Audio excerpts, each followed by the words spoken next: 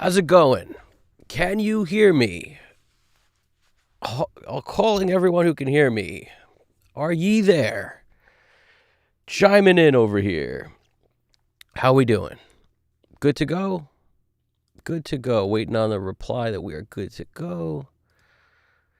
All our chat stuff is going. Should be clean and clear and able to hear the way we like it.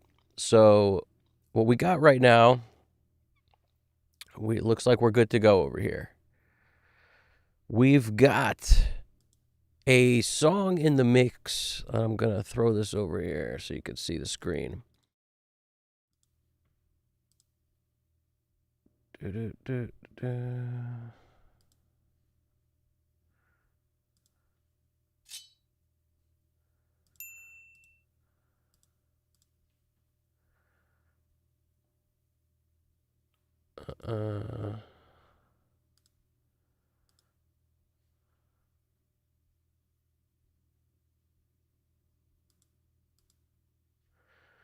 Nope. Every once in a while, this thing bugs out like this. And it basically makes me quit it. But if I quit it, we're going to have a whole nother issue because the thing is broadcasting from here. So bear with me. I'm going to flip this thing off and then turn it back on. There's always something. It's not giving me what I need to over here on the OBS front. But I've dealt with this before. Just give me one sec.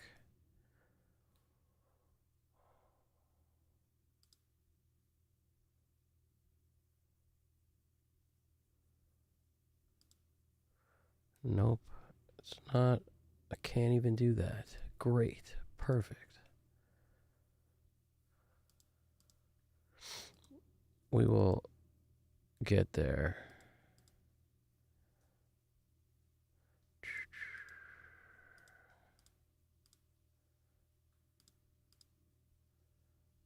That's insane.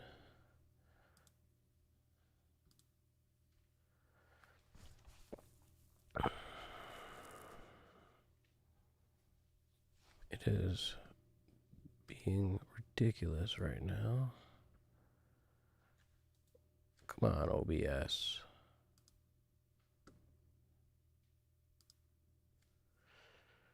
We are basically not showing the Pro Tools screen. It's just showing the freaking background. And the only way that when this happens, I can fix it is by closing down OBS. And then if I do that, it's going to stop the stream. Perfect. So I got to figure out a way not to do it and just hope maybe it doesn't do it. That's the only thing I could think of. Got any other ideas, GDP? What do you think, man? I'm going to have to close this down because it's not going to show the screen otherwise. Toggling the view on and off doesn't seem to be helping. So my thought process here is shut the thing down, and then we will be back in business at least. How annoying.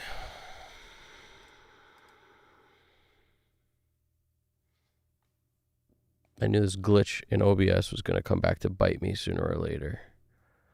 And now it does. Why are you doing that?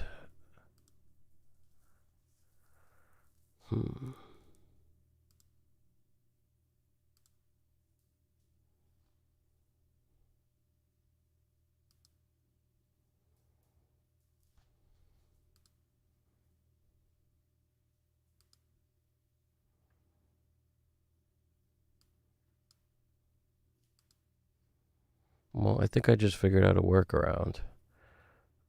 I don't know if it'll work exactly the way we want, but it's close enough. I think I can basically just add the source again. That's what we're going to do. We're going to add the source again.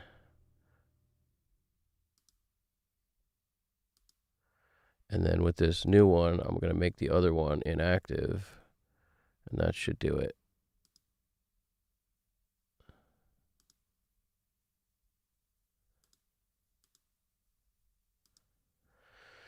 That should do it. It's just a question of do they look the same? Let us figure that out. We're never going to know. But I'm sure it'll be close enough. Close enough for comfort.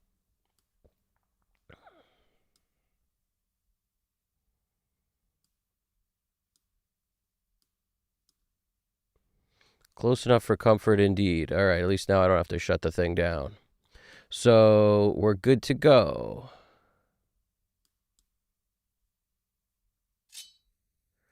All right. At least we're up in business. You should be able to see my screen now.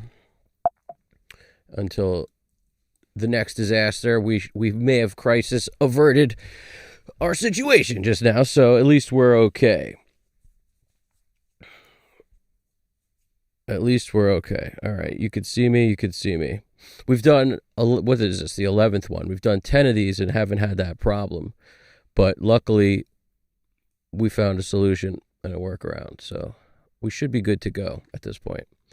So let us check this out. Where are we? We have, let's play this song from the jump.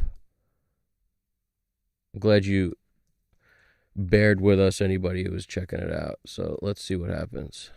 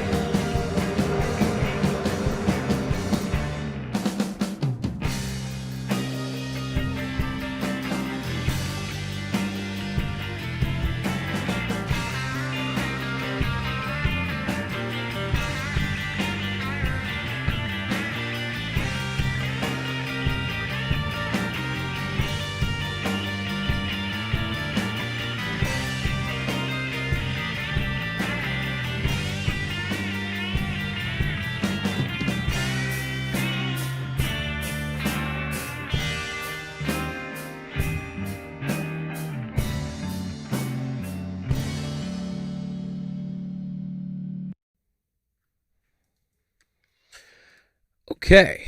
That kind of gives us an idea of what we're going to be dealing with. There's a couple percussive elements that were done like on that same roll-in thing I used to play stuff on all the time. That was like a way to get an 808 sound, electric hi-hat sound, that kind of thing. So there's a bunch of these jams like this,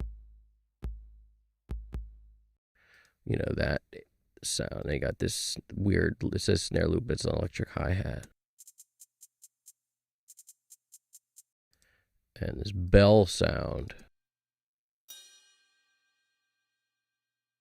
So it's like some of this stuff in combination, this stuff with real drums is cool to me. So that's why I did this a bunch of times.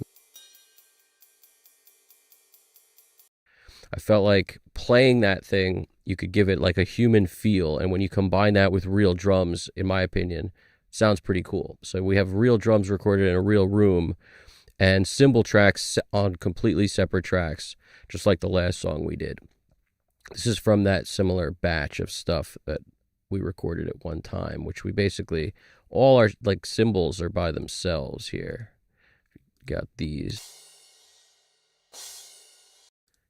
bunch of cymbal tracks. Now, how I did that was room mics and overheads, basically everything on a drum kit except for the close mics for the skins.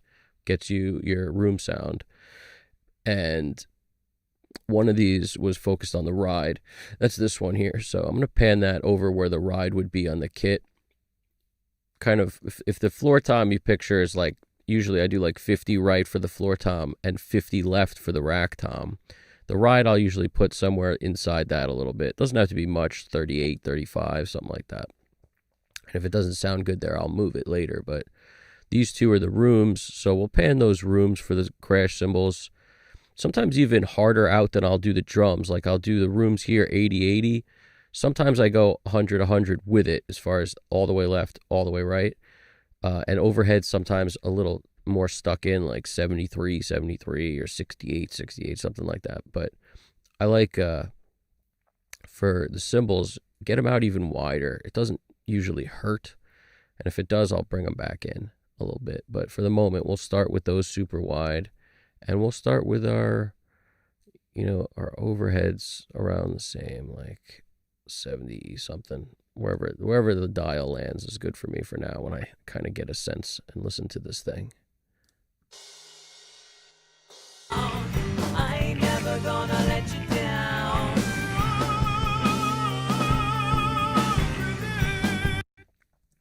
So just want to thank everyone for joining, and we are about to tackle this song, and we haven't put anything on yet, no EQs or nothing. This is from scratch with the exception of bringing in my template, throwing auto align on to get the phase rocking, because we all know, as far as I'm concerned, that's the absolute most important thing before you start working on a song.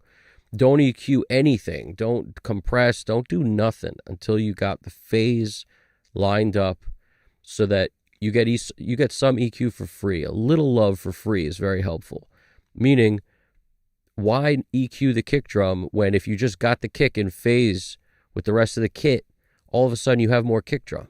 So your moves will be totally wrong unless you do that first from jump. And nobody does math as good as a computer does math. And that's really essentially what it is. It's just measuring the distance between the different waveforms and creating the best of, a compromise that makes everything in phase as much as it possibly can. That's always going to be a computer's job to do the math, essentially. It's not an opinion, it's math. And that's how I look at it, which is why I think auto align is a perfect tool, honestly. It's really, really helpful. So before I do anything, I'll throw auto align on and run it through. And if we look over here, you can see what's happening. Like the snare track is at 0 and everything else moves around so that the entire drum set's in phase. And if I were to take that out, even without mixing anything, there'd be a huge difference. And I've done that many times on almost every stream. Other than that, there's one guitar that has 3 mics on it. The rest of the guitars are all individual performances. So even though there's a lot of guitars in this song, they're not multi-mic'd. So you don't have to think about phase for that. When it comes to the bass, there's 3 mics on a bass, is like a DI and 2 other mics. SM7 and like a Shure 48, I think at the time was used, which is a very cheap end Shure mic. It's like cheaper than a 48. I'm not sure where it came out in the spectrum and scheme of things. It might have been an earlier release than the 48, but I'm not really sure. It could have been after it in terms of like when they made it.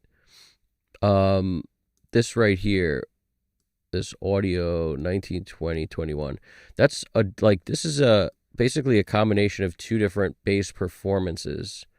And depending on if mics are moved and stuff like that, you might actually, that's why I didn't comp them. If you look at this, right, you see 3 tracks. These are bass. And then down here is bass. These 3. So this is one performance. This is one performance. The reason I didn't comp them is because they were performed at 2 different times. And it's very possible mics may have gotten bumped or moved or any combination of things. The computer may have been being maybe taxed more, or the interface was taxed more. So it might change the amount of time certain things take to process, in which case there would be a different alignment required to get these in phase as opposed to get these in phase. So that's why I kind of keep them both in the session when I have that, and I'll align them both separately. This performance was one performance, so I align that. And then this is another performance, so I align that. It's not always going to be the same where you should comp them, because then you could use auto. You only have 3 tracks. Yeah, it'd be easier to look at, but the auto align wouldn't be able to work properly because it's not fluid. It doesn't. The auto align doesn't change from part to part. It finds like the best common denominator of what will work. And if you put them together, it's not going to know how to deal with that as well as having them separate. So that's the logic there. And then when we get to guitars, you can see there's a bunch of guitars, but these top 3 are the only ones that it's one performance. I go through and, pan one left, one right, try to pick out little differences to determine if it's a multiple performance. The best way to do that is to look for weird anomalies. Like if I'm listening to this guitar and I hear some weird little bit of feedback on one section, or where maybe 2 notes kind of ring together like in a weird way, you see if that's on the other track. In other words, those weird anomalies won't be on both sides if it's 2 different performances. If it's the same performance, you'll hear the same weird anomaly on both sides. So you basically can determine this. That's why I always do it this way. Pan one left and one right. And it'll also, if it's one performance, it'll feel kind of hollow in the middle. That's why I don't ever do that. I don't really ever take one performance of the guitar with 2 mics on it and pan one left and one right. I don't do that because it feels hollow to me. It's like this weird pseudo fake stereo that feels hollow. You're supposed to basically, in my opinion, take those 2 mics and move them together wherever you move them, not one left and one right. So as soon as you make it one left and one right, if you still can't tell, that's what I'm saying, then you look for those weird anomalies. And if you can't find it in the other side, then it's a second performance. So if you didn't record it or you're trying to get stuff going on, that's the way to check it as far as I'm concerned, because you can't always tell. Like sometimes if the guitar's played super tight, it's really hard to tell what a double is or what a double isn't if it's smack dead on all the time. But those weird anomalies are going to happen. The string may slightly bottom out or something at one point, and you'll kind of hear that, like where you push the fret, it's a little closer to the frets, you hear a little fret noise in one. It's like, just look for the weird anomalies. It's the best way to do it. Find it in one and then see if it repeats on the other side. Now, as I went through, nothing was the same performance, I realized, even though they look really close. They're doubles. The guitar was played twice. It wasn't, and I knew that based on those anomalies. So as we go through, it's just a bunch of guitar tracks. This at the end here is a very cool, like washy kind of beachy solo, like beached out, Beach Boys is how I refer to it. It's kind of like, I don't know, I'll show you what I mean. This thing. Everything about if I'm gonna make it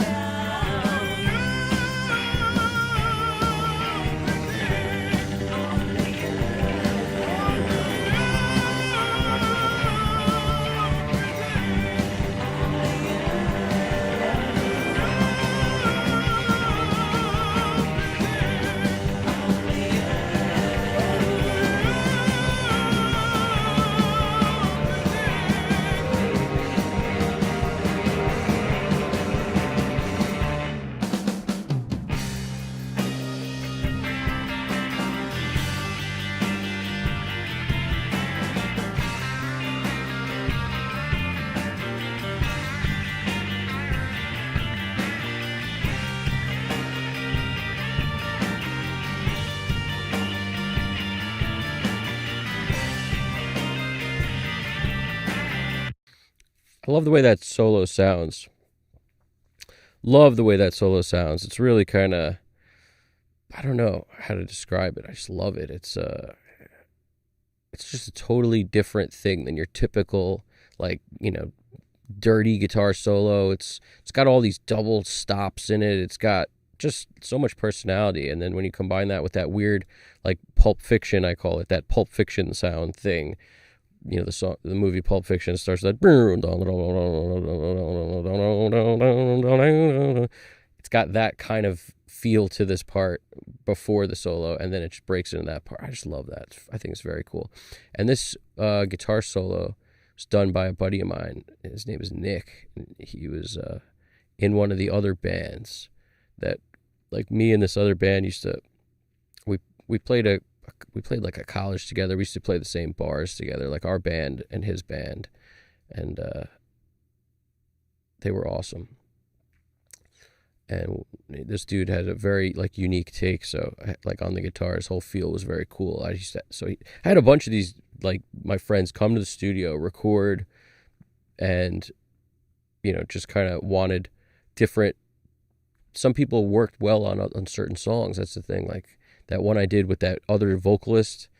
His name was Harris. He had a very interesting voice. He fit that dark kind of eerie song really well, and I felt like Nick felt this as a part really well. So it's just, in my head, I'd be like, you would work really well in this song. So I had him come in and do a bunch of stuff. I would recommend everybody do that. Like, whoever that's very talented and in any way, shape, or form. I'm sure there's some project you're working on at some point. If you're an engineer and you record a bunch of stuff where one of these guys could fit on your stuff, and you should definitely have them come through.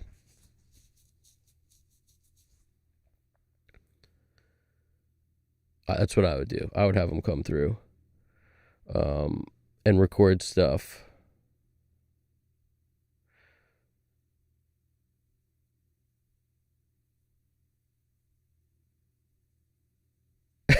What's going on, Alex Christoph?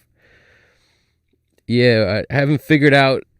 Me and GDP were experimenting with this thing, and we haven't truly figured out how to dial it in yet. I wish there was a way I could just speak commands at it and have it do what I say, but it I don't. That's funny. I don't know. Yeah, I don't know. The bot is definitely going rogue at this point. That was the one thing we were worried about. We're like, how do we make it where we're not apologizing for this freaking robot, man? That's the problem, I think. But it just has a problem with caps, and I wish I could take that off, but I can't do it now, but I have no idea. Like, I don't know the thing well enough, so we just kind of threw it on there. We're like, let's see what happens, and hopefully, they hate caps. They do. We actually talked about that. Me and GDP, we said, how do we make the limit like no limit for caps? Because who cares? Sometimes you got to type in caps, but we couldn't get that sorted out in time. But at least I know it's working, so that's a positive. But yeah, we got I gotta put that back because I don't like how it's deleting messages either. And I don't like how it's timing people out. I'm sure it'll go away, but it's like, what is that? GDP, I hope it can't time you out because you're the managing dude. There's no way that could time you out, but who knows, man? This thing's it's gone rogue already. It's been like 2 minutes. I kind of find it funny a little bit. I mean, how do you not? You got to laugh at these things. I bet you, real quick, I bet you there's a way. Let me just see something. I'll probably regret this. But let me just see. Let me just see something. Real quick, I'm just going to check and see if I can take that off. Because I'm in it. We're in it. We're in the dashboard. We're there. Moderation. Get rid of caps. Excess caps enabled. Off. Disabled. Aha. What else? Excess symbols. No, get rid of that too. Excess emotes. Get rid of that. I'm sure we'll have to adjust this later. I'm just getting rid of a bunch of stuff. We'll leave that one on.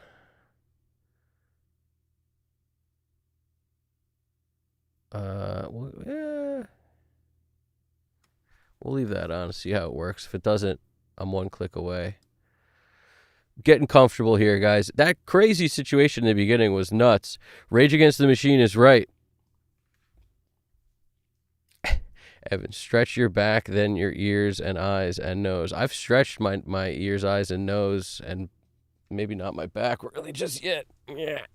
I gotta do something. That's for sure. Gotta do something. Gots to do it. Ooh, yeah.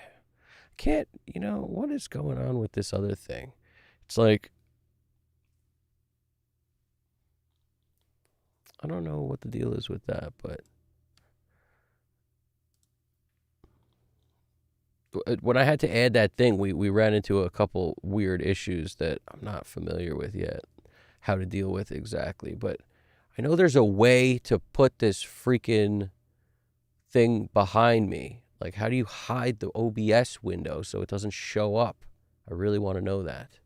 Because I remember there's like a way where like you can make it where it's always invisible. I cannot figure that out. We're getting there. Don't worry. It's like, where is this? It should be right here. But I don't know. GDP, when you figure that out, let me know. Because I don't want to see this OBS window. And it looks like I can see it now. And it wasn't that way before I had to do some crazy last-minute technician stuff to get this freaking screen working. See, you can see that OBS window when I do that. You shouldn't be able to. So tell me how to fix that when you can. I appreciate it. All right, so let's go through this thing. Let us see what can go down here. And hopefully everything stays the way it should be. And we will be good to go.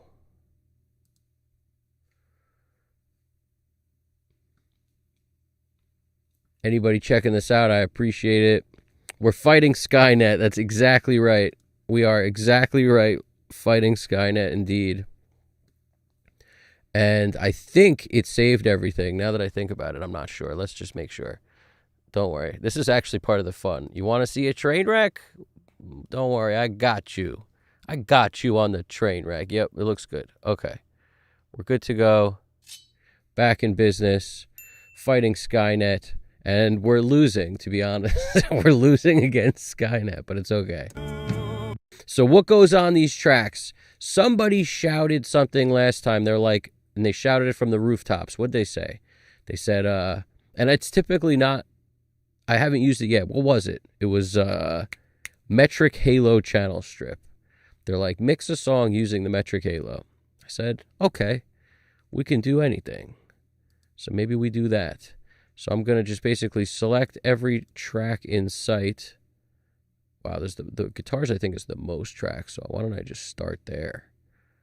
Let's just start here. So I just clicked. It's easy to click and then unclick the stuff you don't want for me. That's usually how I do. Because there's more stuff that I do want than I don't want. So it's way easier to go in and unclick stuff. And it usually gives you an error if it's working anyway, that it says like, you sure you want to overwrite the whatever the hooch? And I'm like, no, I don't want to overwrite the whatever the hooch.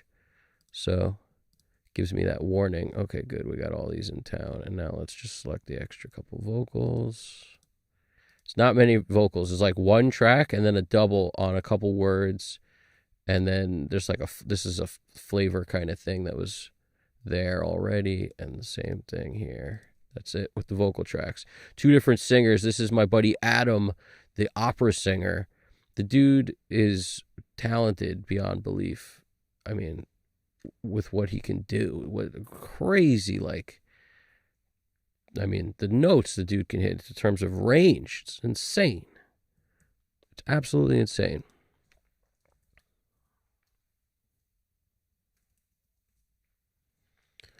If you type metric, it doesn't work. You have to go MH. I know that from experience with it. MH4. Okay, version 4. Here we go. Load her up. GDP, you're testing it, I guess, right? Because that's why you're writing in all caps. I think you're testing it, and it's working now because I disabled that part of it, so we should be okay. So, and what'll be the second deal? Because we always use two. What was it? The one I wanted to use. See, you're back, Alex. I don't know what it deleted, but I wish I could undelete it. There's probably a way to do it, but maybe there isn't. You wrote something totally normal, too. You were just like, I even amazed myself, but it was in caps or something, and it didn't like it. Like, it wasn't anything crazy. It's so funny to me. We'll figure that thing out. Guys, all right, so let's throw in Hitsville as our second choice. Unless somebody shouts something else out, I'm going to go with Hitsville because that's where we're at. And we may have to use something else next time. Where's the Hitsville? Got to type UA. Let me just search for it. Ooh, I just saw something else that's pretty cool.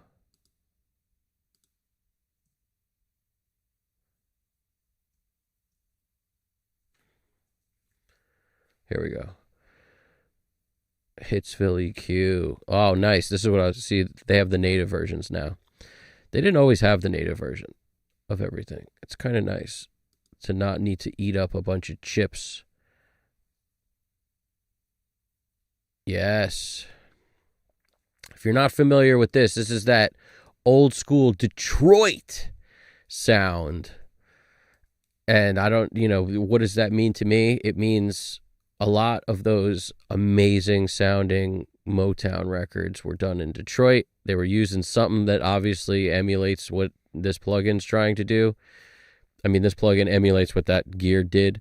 And it's just kind of this, it's hard to describe the way it sounds, other than like gritty and raw. Like, I think everybody kind of knows what Motown sounded like. And this is just obviously this is just one part of that equation, but still a very cool EQ.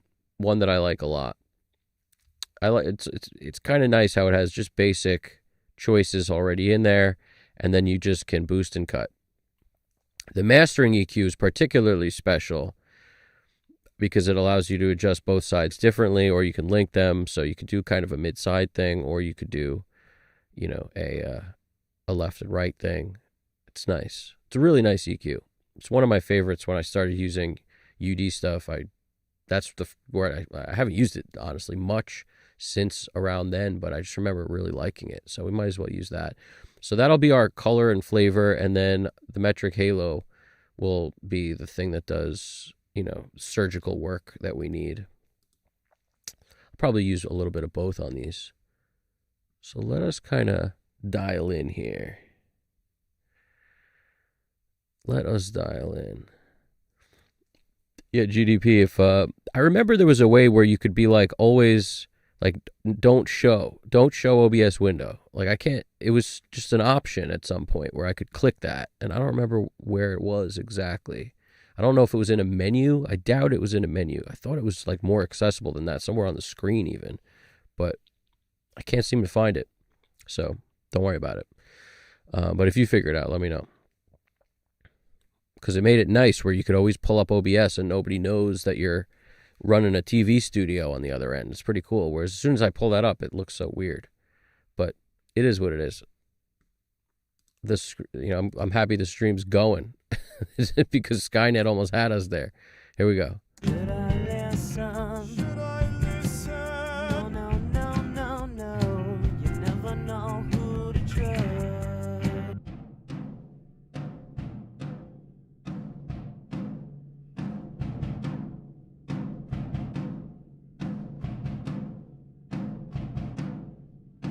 Listen to how the room sounds so good because there's no cymbals in it.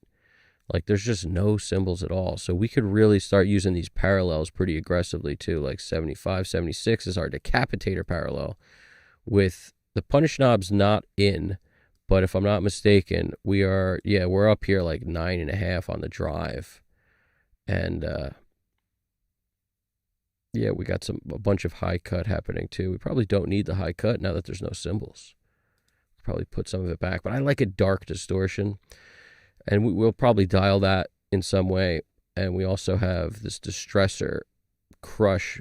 I mean, it's on nuke mode, so we really got the thing doing the slam, and that's 7980. So I might just turn that on from jump. Should I listen? Should I listen? No, no, no, no, no. You never know who to trust.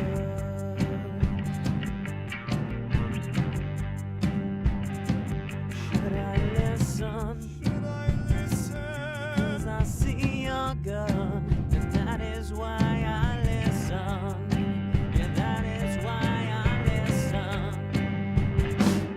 Mr. I ain't never gonna let you down. Never gonna turn around. I ain't never gonna let you down. If I'm gonna make it out, all I ever think about. If I'm gonna make it out.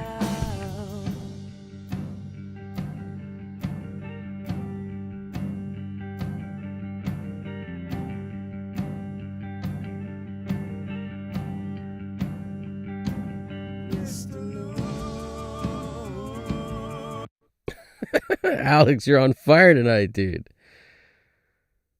Left right EQ is great, but I don't like to let politics get in the way of mixing. I like that, dude. If I'm gonna make it out, all I ever think of.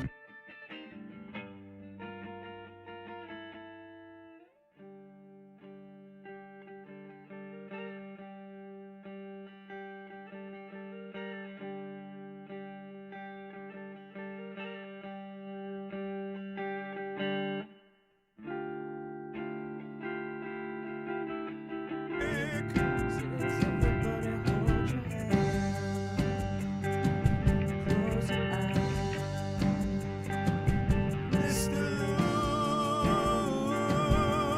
Lunatic says he's got another surprise.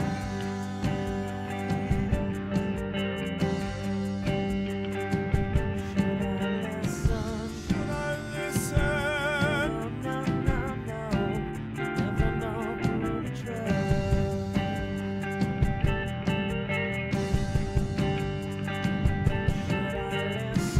Should I listen? You use your gun. That is why I listen.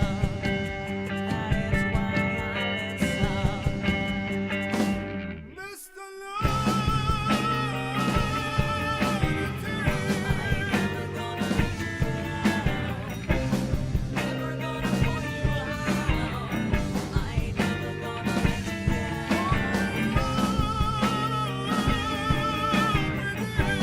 If I'm gonna make it out, all I ever think about. If I'm gonna make it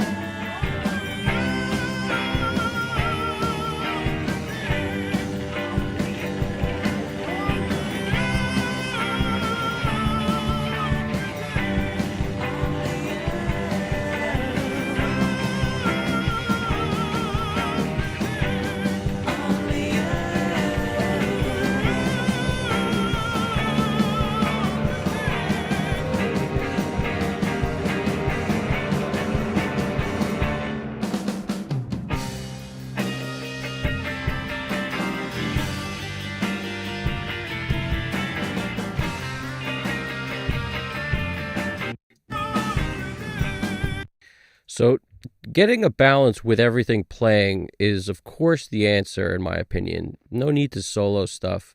Like the drums, I want to feel good while the bass and all the thickness of the track, whatever is in there. 6 guitars, 10 guitars, like whatever it is. I need it to feel good as a whole. So no point to go through solo things. The only reason you might solo stuff is to see what it's actually doing. Then it makes sense, in my opinion. Like, there's really nothing on the rack track. It was already cleaned up ahead of time, which I like. It's just like one little rack fill. This floor tom, sometimes if it's like, if you hear a weird sound, like is that a chair, a drum seat squeaking? Is it the foot pedal? Like, then I might solo something. to see if there's something annoying that I noticed that's on this track or another track, or like where it is. But there's just an example. I didn't actually notice any squeaking or anything.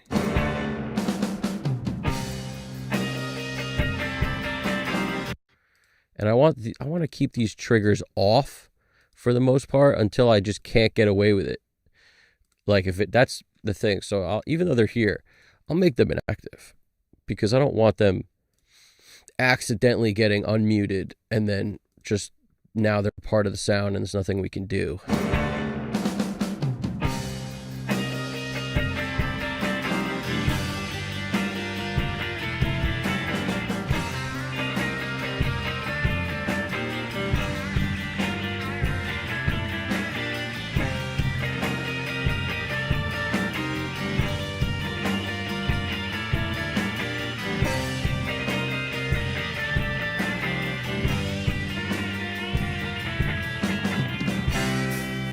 Now, right, it's like my attention will keep getting drawn to different things. And that's also why you'll have to keep lowering the volume on the whole.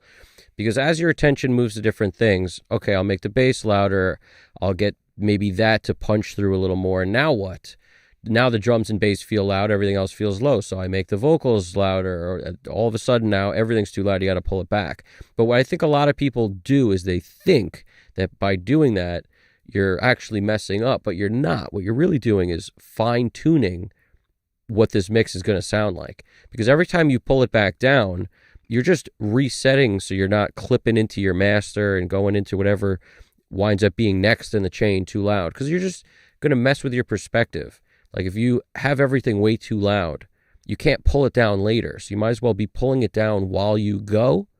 And then as soon as you pull it down later, it'll change the sound. You can absolutely pull it down later, but I pull it down as I go, because if I don't, at the end when I go to pull something down, it will change the way things are interacting and working together a lot.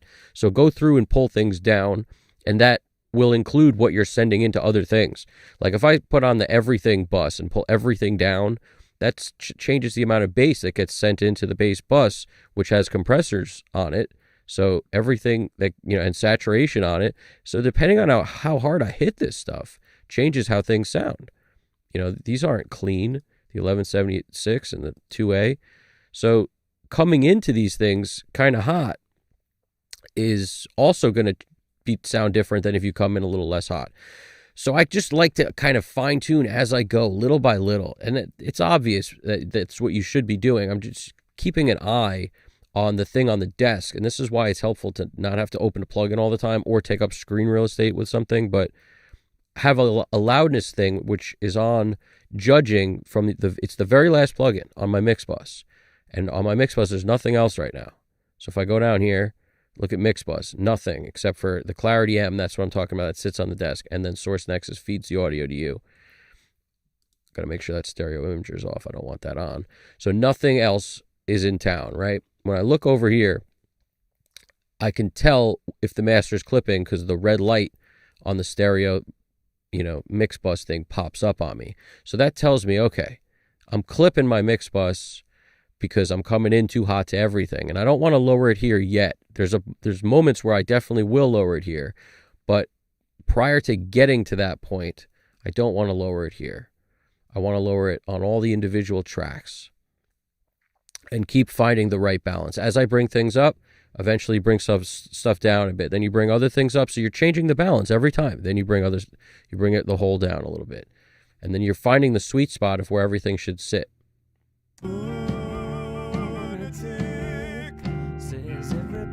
While also flushing out what the song really is supposed to be doing. Like what's going on in the song. You need to kind of listen to it to do that. Some people listen to a song a couple times and then start working. I think it's more valuable to definitely listen to the song at least once before you start twisting any knobs, which is why I always, and I'm not really talking about panning. Panning, you could sort of start to work out on the first listen, but before you start throwing EQs and compression and stuff and actually messing with it, you got to hear the song at least once through. And depending on how well you can focus, maybe only once, but some people need at least one or two or three times, but just be careful. Listen low so you don't start beating your ears up from the beginning, because that's not good either. I ain't never gonna let you down. What's poppin', Braxel? How's it going, man? That's all good, dude. I appreciate you showing up. That's an opera singer is what that is, man. It's a freaking an opera guy. It's like Pavarotti up in here. The Pavarazzi. But it's Pavarotti.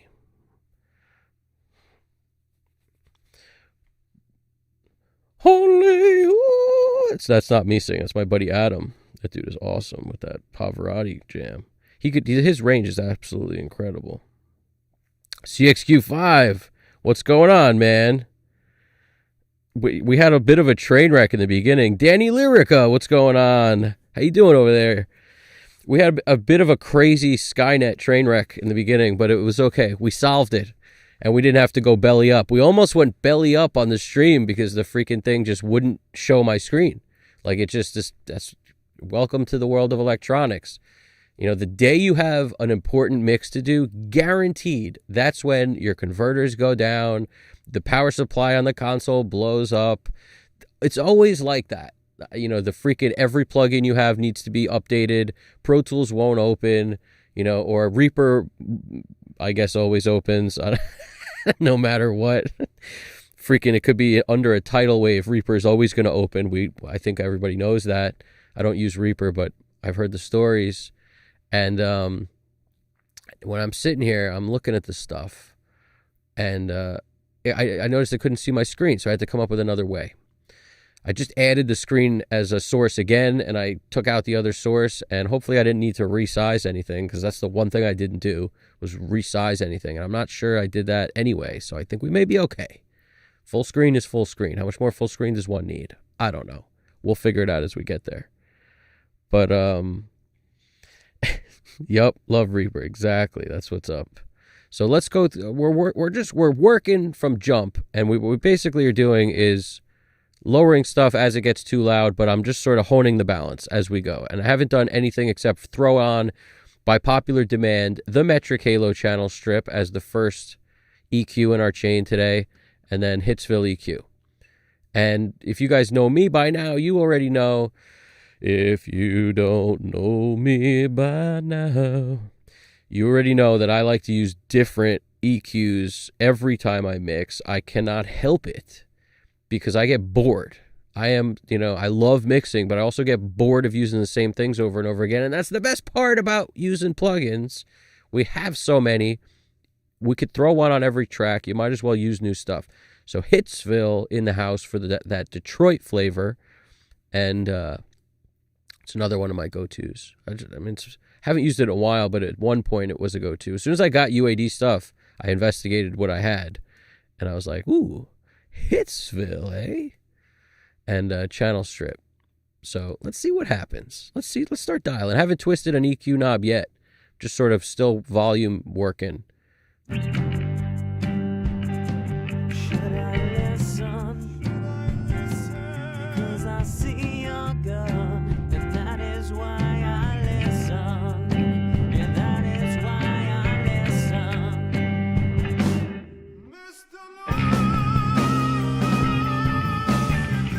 I ain't never gonna let you down. Never gonna turn around. I ain't never gonna let you down.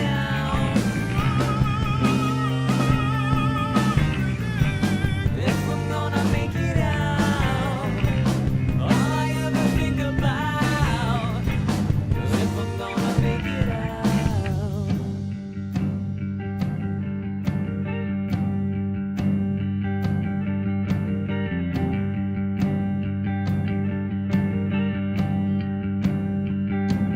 Mr. Lord. I'll tell you something I might do in this one because I loved it so much in the last mix. That CQ by Sound Toys has that amazing drive knob on it. It's that old Siemens EQ. That freaking thing sounds so good on bass that I might actually bring that back for the bass. It just was so good. Like, there might not be a reason to ever use anything else. It was so good. And I don't know, it's just so sweet. It just brought out so many harmonics within the bass. It just got beautiful real quick. in addition to all these saturation stuff that's on there already. 1073 into a Pultec, and on the 73 we're cranking top end, middle 1.6, and 220. And I'm rolling off a bunch of the bottom because of how much I'm cranking. Also getting it out of the way of the kick. I don't always roll off this high, but sometimes I do. Sometimes I do. And the Pultec, bada bing, just a little 100 boost, 100 hertz. Because on the Neve we're at 220 or whatever, so I'm getting under that a little bit too. And then some twin tube. Twin tube on the SPL. Good. I love the twin tube sound because it's bringing out saturation, harmonics. It's just kind of making the bass punch through on smaller speakers. It's doing a lot. And then the Sans amp does a similar thing. I don't have any of the drives cranked up particularly hard. Like the preamp's not really cranked up. The drive is not really cranked up. So this isn't, the buzz is cranked up the most, which is the low end part of the distortion.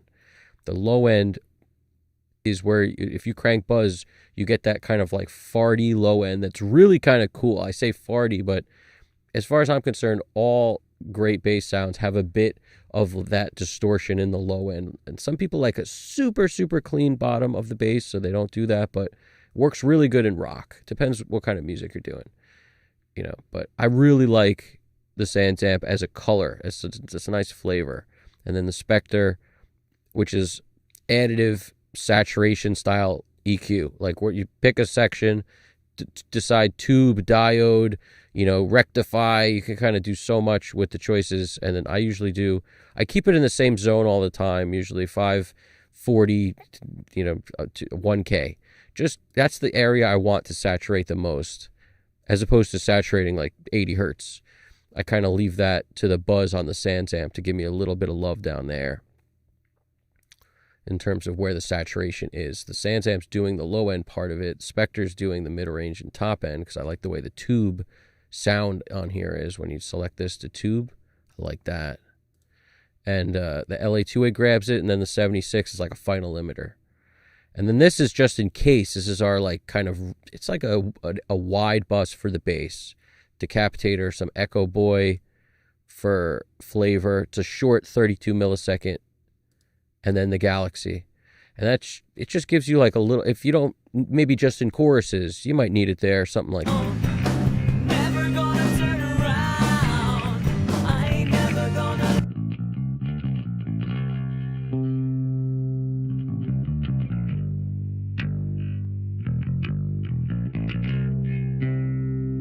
Here, everything just gets wider.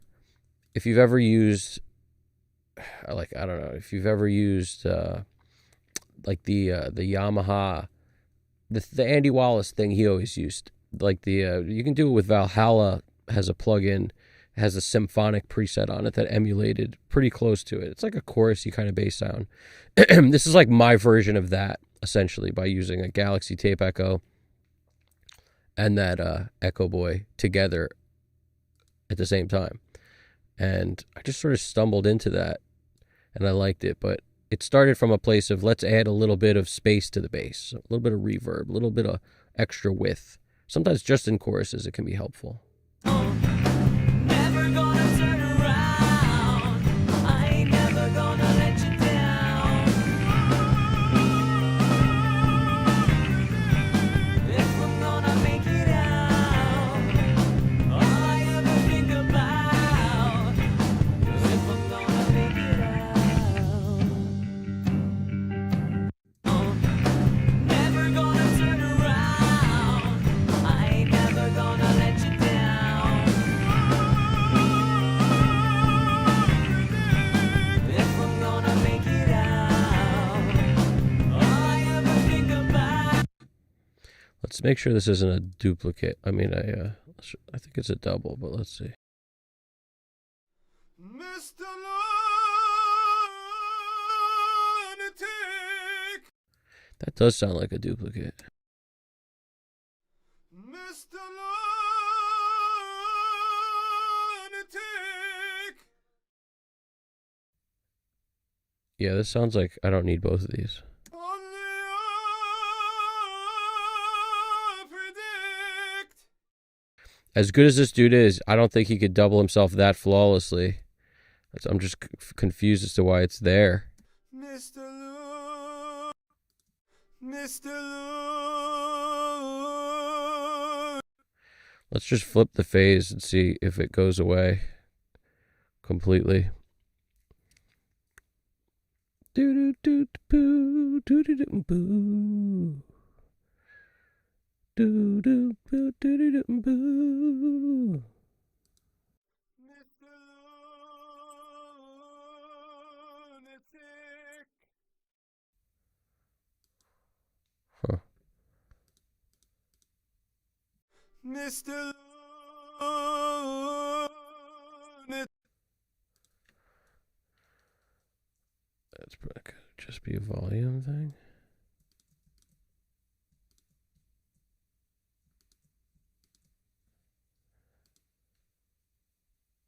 Mr.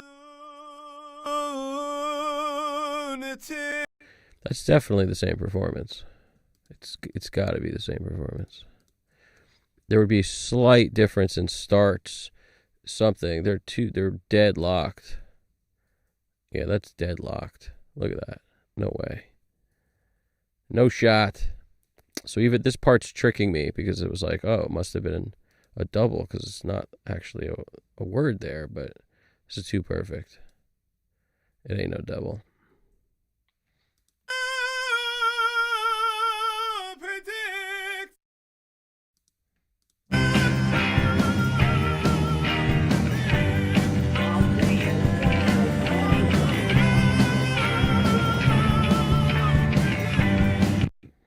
See, this actually says double. The other one doesn't. So I'm leading myself to believe. I ain't never gonna let you down. Clearly, that's two different performances. Okay, so this is just one track that just doesn't, this doesn't even need to be here. So we'll just keep it muted for the moment. I ain't never gonna let you down. Never gonna turn. Mr. Lou.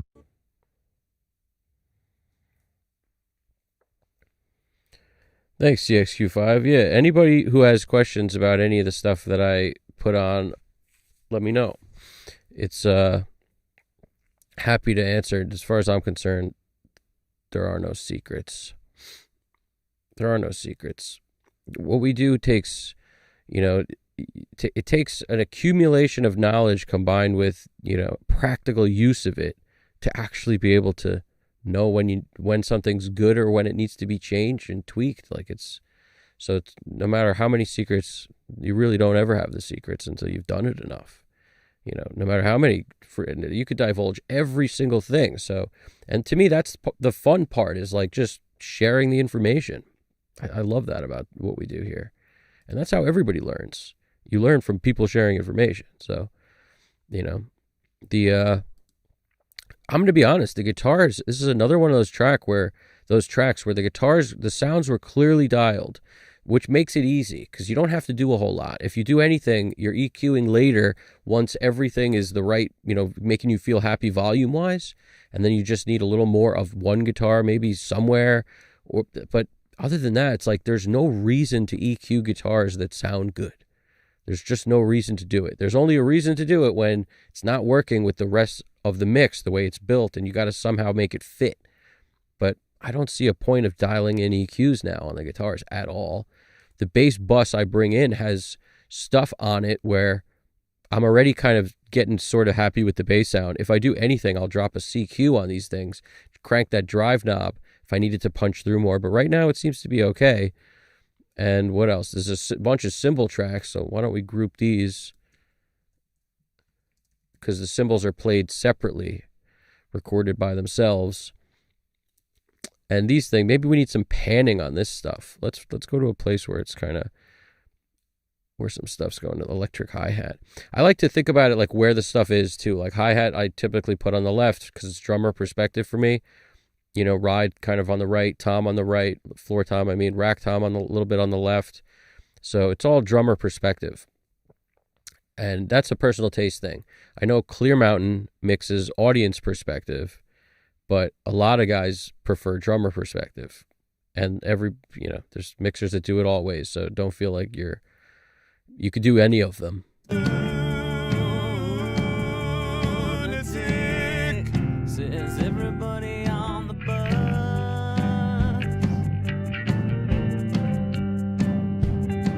Should I listen? Should I listen? Never gonna turn around. I ain't never gonna let you down. If I'm gonna make it out. Now, I don't know what we're going to do with this electric ride just yet, because there's a real ride, and I don't think it's being played. So it's this is the ride mic. That's all the cymbal mics, but yeah, they're just crashing away. Also kind of important to note that when you record crashes separately, the kick that you record on the regular track has to line up with the crash very well. Otherwise, it never is going to sound powerful, and you can't really double the kick. You can't record a kick with those extra crashes, because now you've got kick that's twice as loud every time you hit the crash, which doesn't make sense. So, and you're not going to record all the drums with no kick, but I guess you could. So it becomes this weird battle of like, not every drummer can play it right when you take the cymbals out, which is another reason why it's not the best idea to do that, to like tell a drummer, okay, hey, we're going to not record any cymbals. So play in a way you've never played before. This one day you've been to a studio in however long, like, good luck. It's kind of scary. It's not recommended. Mr. Lunatic, Says everybody hold your hand, close your eyes. Mr. Lunatic, Says he's got another surprise.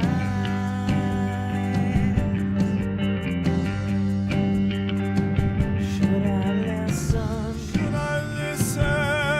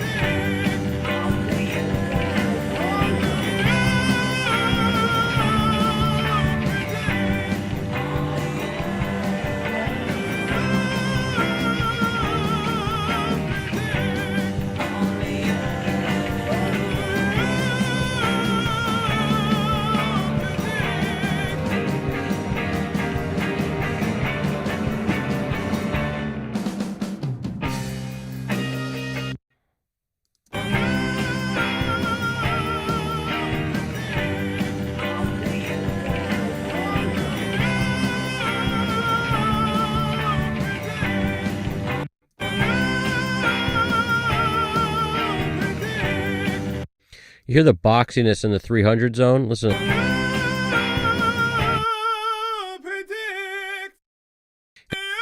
It helps on his voice a little bit because he's hitting like a high, whatever that is. What is that? Does anybody know what that is? What note that is? Anybody have perfect pitch in here? All I could tell you is it's high. So boosting low end on a guy who's way up doesn't actually, like, boosting 100 is not going to do a lot. 320 is going to do a lot more because he's so high up. Mr. Lunatic. Mr. Lunatic. All the body is around this zone. If I had like a 3 and a 500, I may cut this and boost the 5. But since we just have 3 and 8, I'm going to use what I got here. And I might go to the metric for the middle ground, but we'll see. Mr. Lunatic. Interesting thing about this EQ is you can really crank it and it doesn't make you feel like it's doing a lot. Mr. Lunatic. We also need our compressors on these two. So let's slap a compressor on here. And I usually use the same compressors unless I need something else. Like if I want saturation on a voice, and I'm not sure if I want that yet, but like the TLA gives you a controlled saturation in a compression plugin, which is pretty cool. So you can get to pick, do you want low end or kind of top end saturation and its compression. But the Rev A, the blue stripe, always kind of gives me what I need, or it's a good starting point because you just have so many choices. If I need more aggression, I put all buttons in. That's what I did on the last song. The vocals just weren't cutting, so I clicked everything in, but I did it on the AE, the special edition one, which basically is a little cleaner. That's how I look at it. It's just a little cleaner. Because this in combination with the CQ, I felt like was too much. Whereas the AE with the CQ felt a little better. I don't know, some reason it just felt a little better. It also has the 2-to-1 setting and I don't know, so it can be more subtle yet, but we didn't use that. But that's what's kind of nice about the special edition for the AE. Mr. Lunatic. Says everybody on the bus.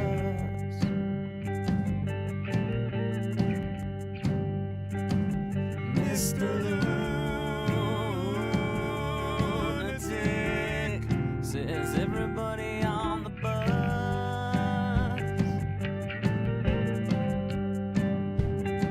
Should I listen? Should I listen? No, no, no, no, no. You never know who to trust.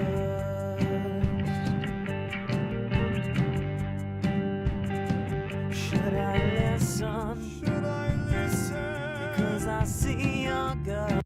GDP, if I click hide OBS, is that going to just hide it forever where I won't ever be able to find it? Or is that the move? Maybe that's the move. Hide OBS. Is that the move? Did you just see what I had right there? Tell me if that's the move. GDP, to hide that freaking OBS screen. Battling Skynet while simultaneously mixing opera. You just can't get it better than that, folks. Should I listen? Should I listen? Cause I see your gun, and that is why I listen. Yeah, that is why I listen. Mr. I ain't never gonna let you down. Never gonna turn around. I ain't never gonna let you down. If I'm gonna make it out. Oh, See, at least now we have some control over this thing. if I'm gonna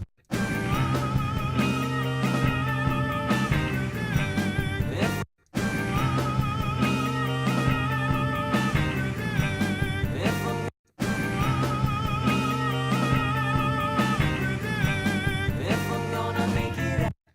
All right, I just had to get this a little closer, and we're close enough for it to move off that for the moment. Lunatic. Says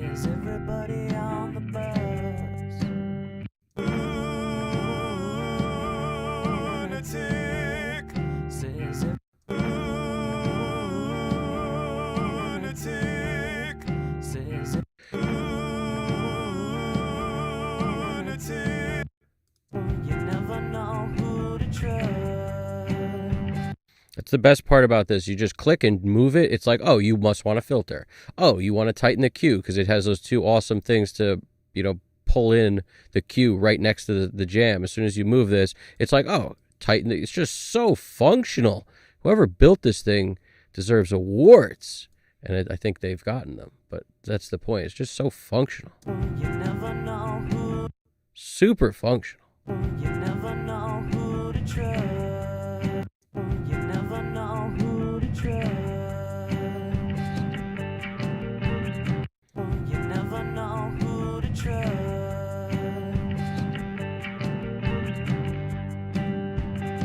Should I listen? Should I listen? 'Cause I see your gun, and that is why I listen. Yeah, that is why I listen. Mr. I ain't never gonna let you down. Never gonna turn around. I ain't never gonna let you down. Warheart Arts. Robot Hammer is right. Absolutely. I appreciate that, CXQ5. That's honestly, that's what I'm getting to. The cinematicness of the thing is the goal here.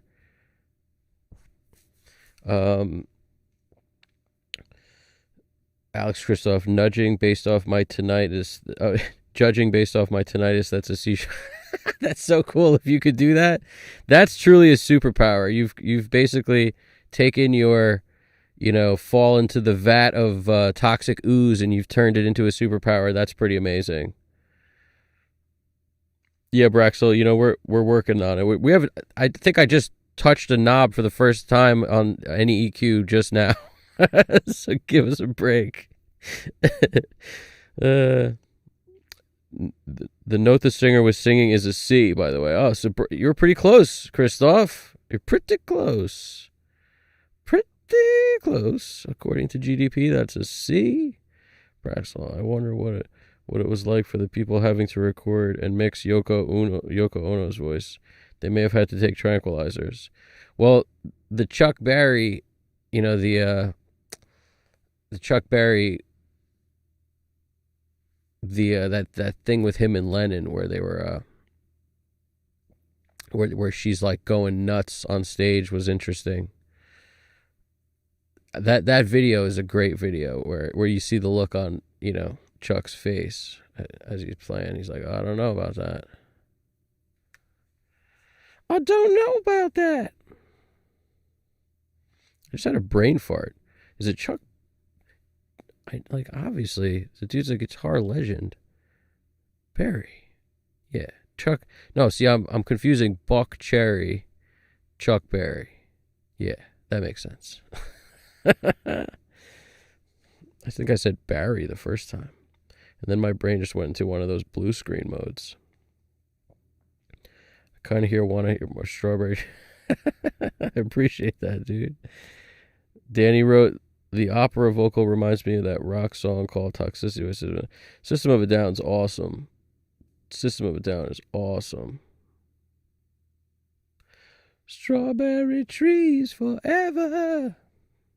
Let me take you down, and I'm going to strawberry trees where nothing is peace and nothing to fart home about. I love that song, man. Strawberry Fields is amazing. Strawberry Fields forever. It's just such a brilliant song. It's freaking amazing, that song. You never know who to trust.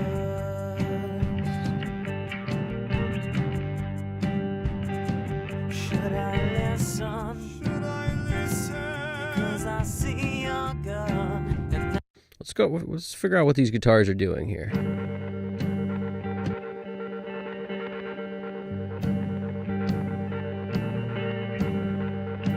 I dig that. We should do something with this. Maybe we don't need to do anything with it, but let's just, my gut tells me slap a delay or something on it to make that even more insane. Let's see what we can get out of like an Echo Boy Jr.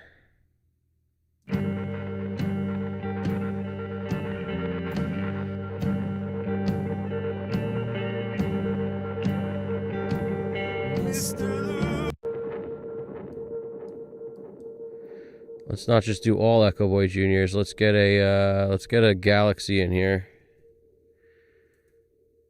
Come to town, Galaxy. Do your thing. Do your thing. Do your thing. Do your thing. Do your thing.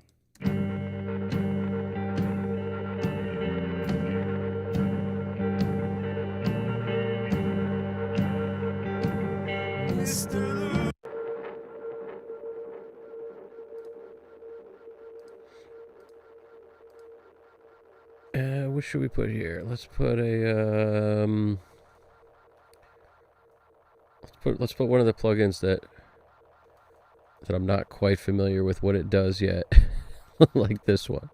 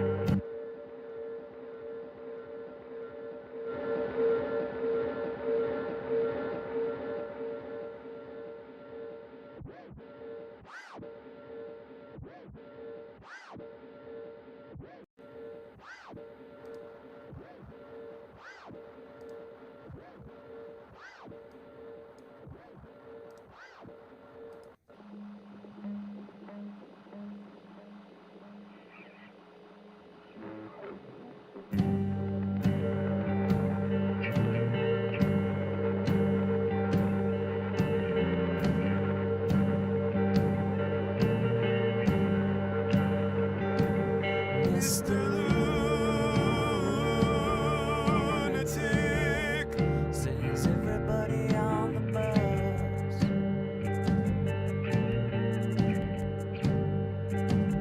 Mr. Lunatic says everybody on the bus.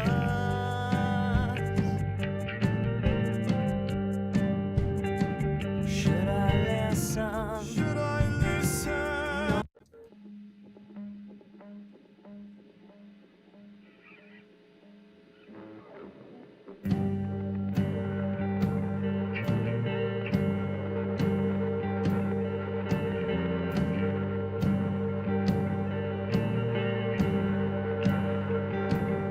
Mr.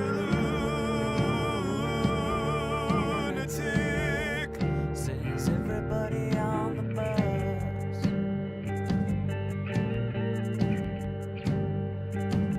Mr. Lunatic Says everybody on the bus.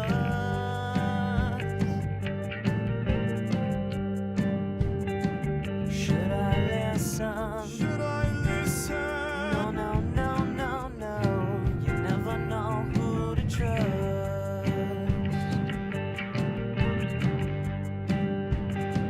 Should I listen? Should I listen?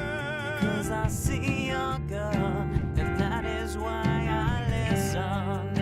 Yeah, that is why I listen. Mr. I ain't never gonna let you down. Never gonna turn around. I ain't never gonna let you down. If I'm gonna make it out, all I ever think about. If I'm gonna make it out.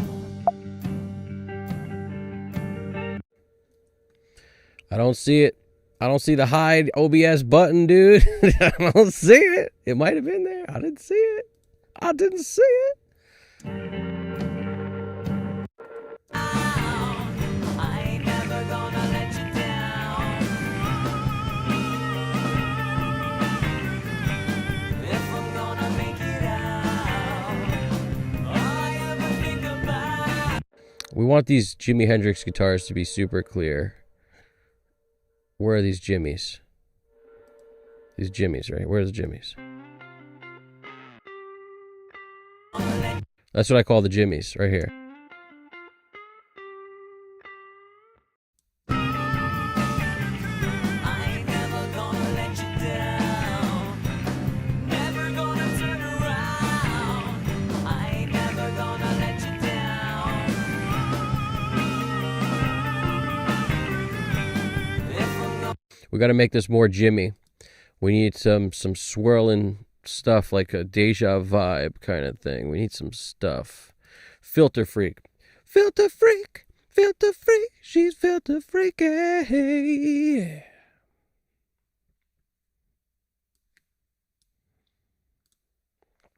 I should have go-to like buttons on a Stream Deck or freaking where every time I open the same plugins I always open, it has a little theme song. A little 5-second theme song. Where's the thing I like? The this Univibe. Yeah. What do we got? I ain't never gonna let you turn around. I ain't never gonna let you down. If I'm gonna make it out, all I ever think about. If I'm gonna make it out, I ain't never gonna let you down. Never gonna turn around. I ain't never gonna let you down. If I'm gonna make it out, all I ever think about. If I'm gonna make it out, I ain't never gonna let you down. Never gonna turn around. I ain't never gonna let you down. If I'm gonna make it out, all I ever think about. If I'm gonna make it out, I ain't never gonna let you down. Never gonna turn around. I ain't never gonna let you down. If I'm gonna make it out, all I ever think about. If I'm gonna make it out.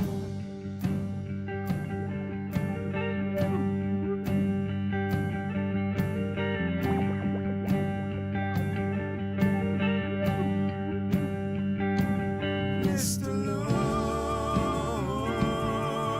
Lunatic. Says everybody hold your hand. That's certainly an interesting sound. Ain't never gonna let you down. Never gonna pull you out. I ain't never gonna let you down. If I'm gonna make it out, all I ever think about. If I'm gonna make it out. I kind of like that. It's kind of subtle. It's just every once in a while it has a little bit of that wah effect on the bottom of it. I don't mind that. Let's see. Let's kind of roll with that. It sounds like there's a double of this. If I mute this, do we still hear it? Never gonna let you down. There is no double of that. Okay. Never gonna let you down.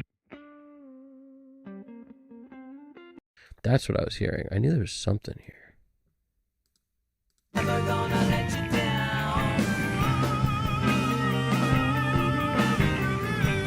If I'm gonna make it out, all I ever think about. If I'm gonna make it out, never gonna let you down. If I'm I don't know if this will work on all of them, but I'm just going to give it a shot because that's what we do. We give things shots. never gonna let you down. If I'm gonna make it out, all I ever think about. If I'm gonna make it out.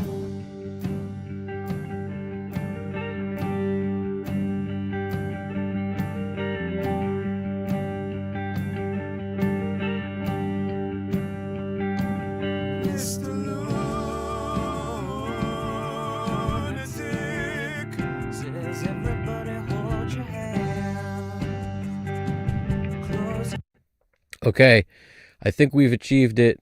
I think that we've achieved it, guys. Let's see. Preferences, general.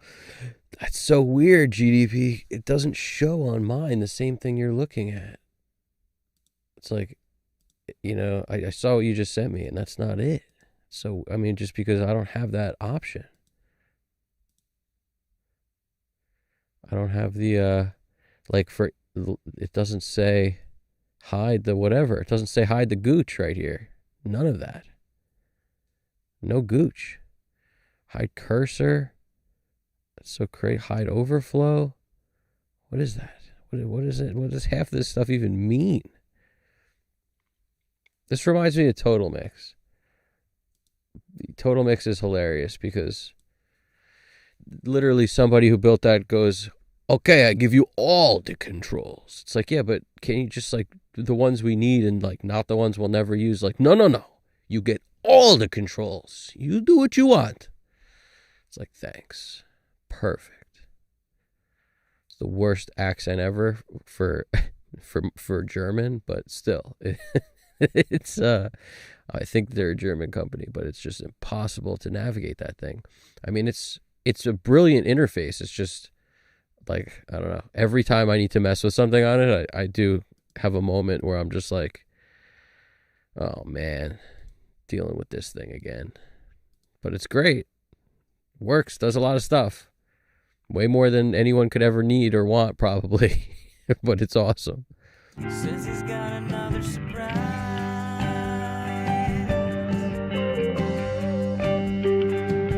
Should I listen? Should I listen? No. You never know who to trust.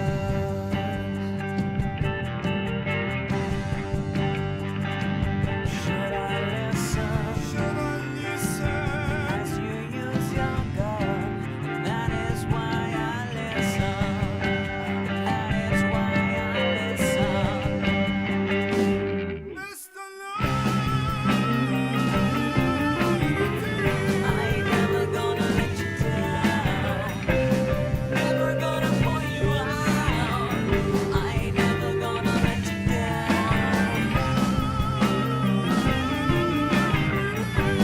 If I'm gonna make it out, all I ever think about. If I'm gonna make it out.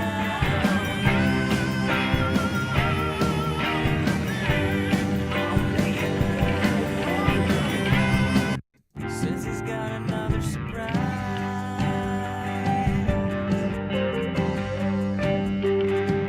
Should I listen? Should I listen? No. You never know who to trust.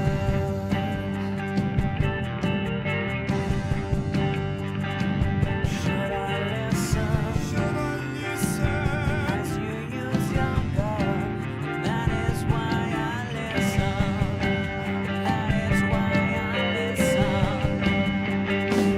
Mr. I ain't never gonna let you down. Never gonna point you out. I ain't never gonna let you down.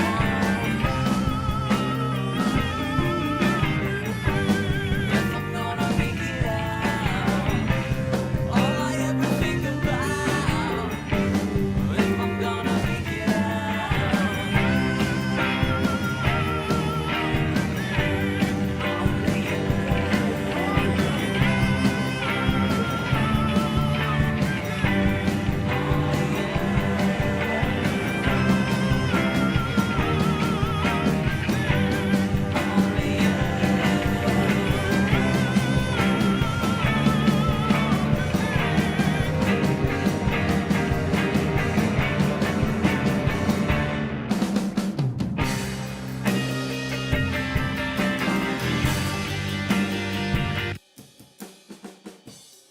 The symbols show up at the end here out of nowhere like a freaking uninvited guest at dinner.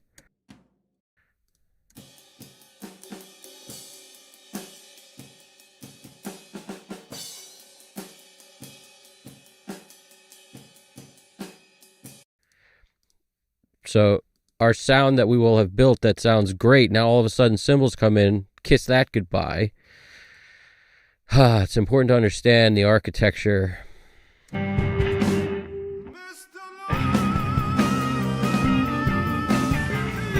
ain't never gonna let you down. Never gonna.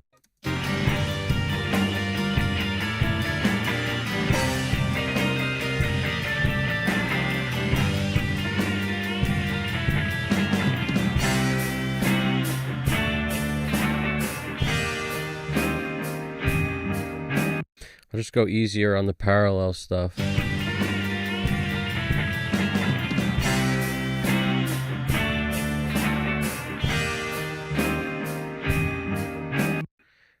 Because we can't really lean on it the way we did on the other track, so I'm going to go easier on it. It'll still work as long as I don't hit it too hard.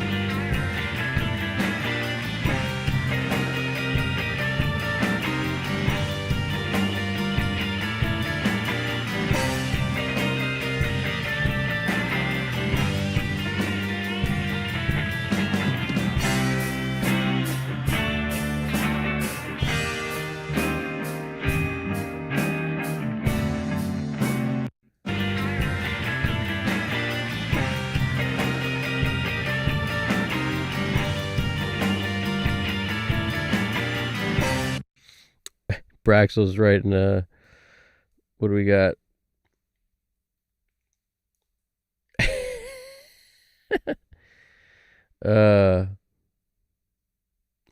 Braxel's writing Yoko's not yeah. Everyone has their own feelings on Yoko's singing. I think I mentioned mine before, but yep, it's no bueno for me. But that doesn't mean that it's bad. It's just my opinion. But Braxel agrees with me. I've shown. I didn't know Yoko had an All I Want for Christmas. That's pretty cool. I bet after. Yep, I did. People do funny things for love, Braxel. They do funny things for love. You know, if you love someone, you might automatically think their singing voice is much better than it is. Or you just, you know, it's like a train and you can't stop it one way or the other. Danny Lyrica, that Rick James theme. I'm wondering how Uncle Rick is doing today. Facts. No way. If you're asking about him, he gone? Has he always been gone? Every time we mention him, has he always been gone? Maybe he gone. Sorry to hear that if he gone. All control. That's exactly how that is. Total Mix is an all control situation. Shortcuts. Well, I'll tell you, the only thing that's my friend on Total Mix thus far is the snapshot window. And I think that might be what you mean by shortcuts. I know the snapshots are the best because then you can kind of, whenever I'm not sure, I just save whatever it is as a snapshot, and I know I can just go ham and touch everything in sight to figure out whatever I'm trying to figure out. And then if it all goes bad, I just go back to the old snapshot. That's definitely the best part about it for sure. You don't need to rely on an undo button. You have like snapshot city and undo buttons.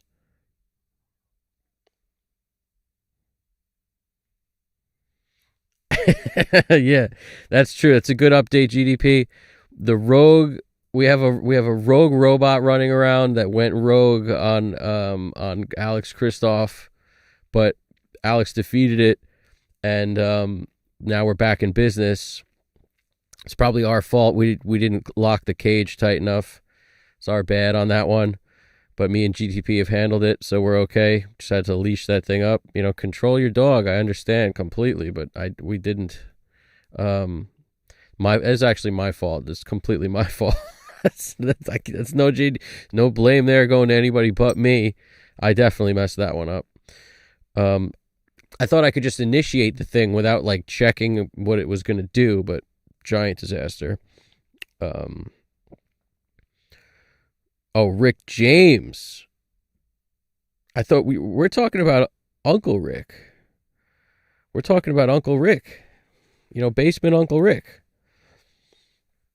Yeah, Braxel. Total Mix is a funny. It's a beast in and of itself. Every time I watch videos on anybody explaining Total Mix, I know less about it when they're done than when I start the videos. It's like there's like a magic to it, where the more you learn, the less you know. And knowing is half the battle. G.I. Joe. It's just one of those weird things where I feel like it might take 3 years to start like being comfortable with it, and I'm only 2 years into it. So Total Mix is a kind of insane tool. But it is helpful in some ways. Like that's how I'm able to route certain things in and out easier. But I hardly use it now in this moment. But there's always things I need to do. Like when I'm doing a video and doing a screen capture and I want to route the audio internally to somewhere else, like you could do super complex, weird routing stuff, which is really funky. But yeah, there's always a price to pay.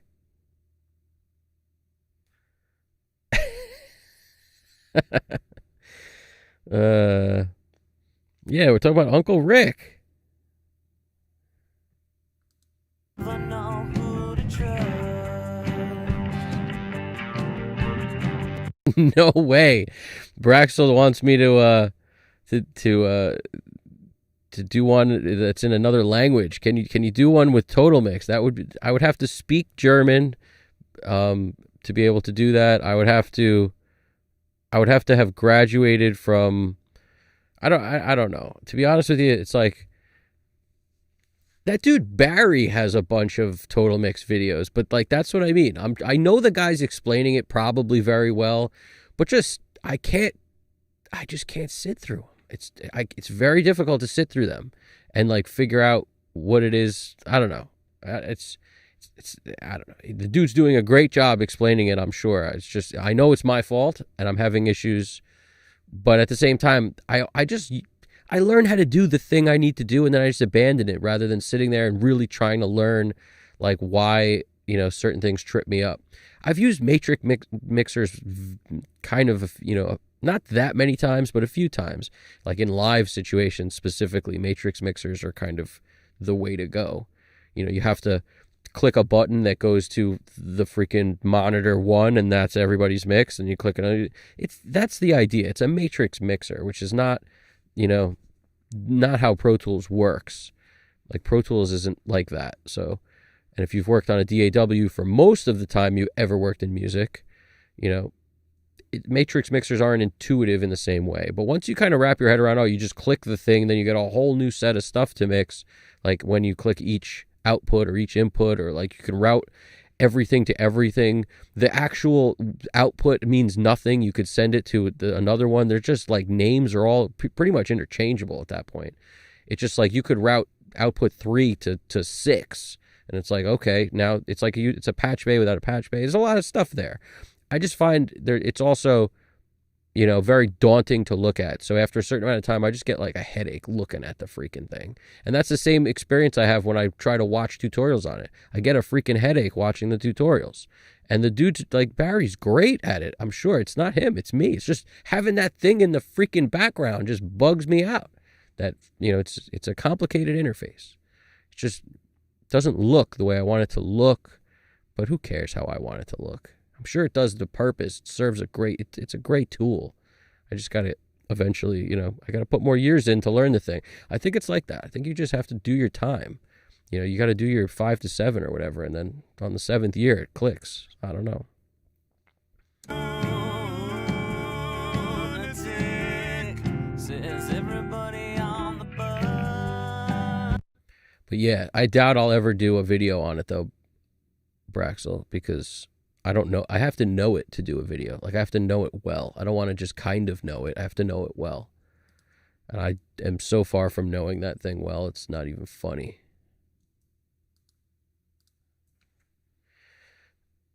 Like for me, I would have to know every part of it. I don't want to just know like how to use one part of it.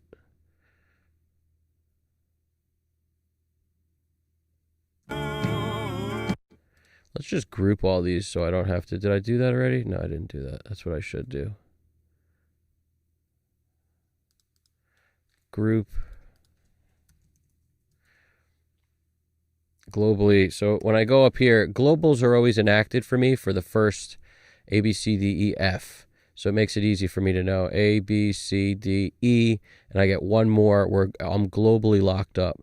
So that's why I'll typically, if I keep things in the same place every time. Like if you've seen enough of my streams, you realize there's a benefit to putting like a gap in the first spot, because that's where auto align always goes. The second slot is one EQ, the third slot's another EQ. Then, if I have to put something else here, like a different EQ, I leave room for it. And then CQ is where saturation kind of starts, like this, and here could be saturation. But I keep those in the early slots, and if I want something to not be globally grouped, I'll put it down here. That way I don't have to keep going into the menu and changing how the globals are working. I know if I have the group on and I twist a knob here, it's going to work on all of them. See, like that was that one, but it's on all of them, see? So to me, that's hugely helpful, globally grouping stuff in terms of the controls.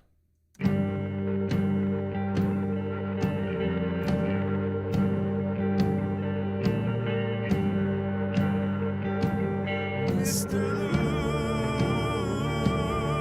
Lunatic. Says everybody on the bus. Mr.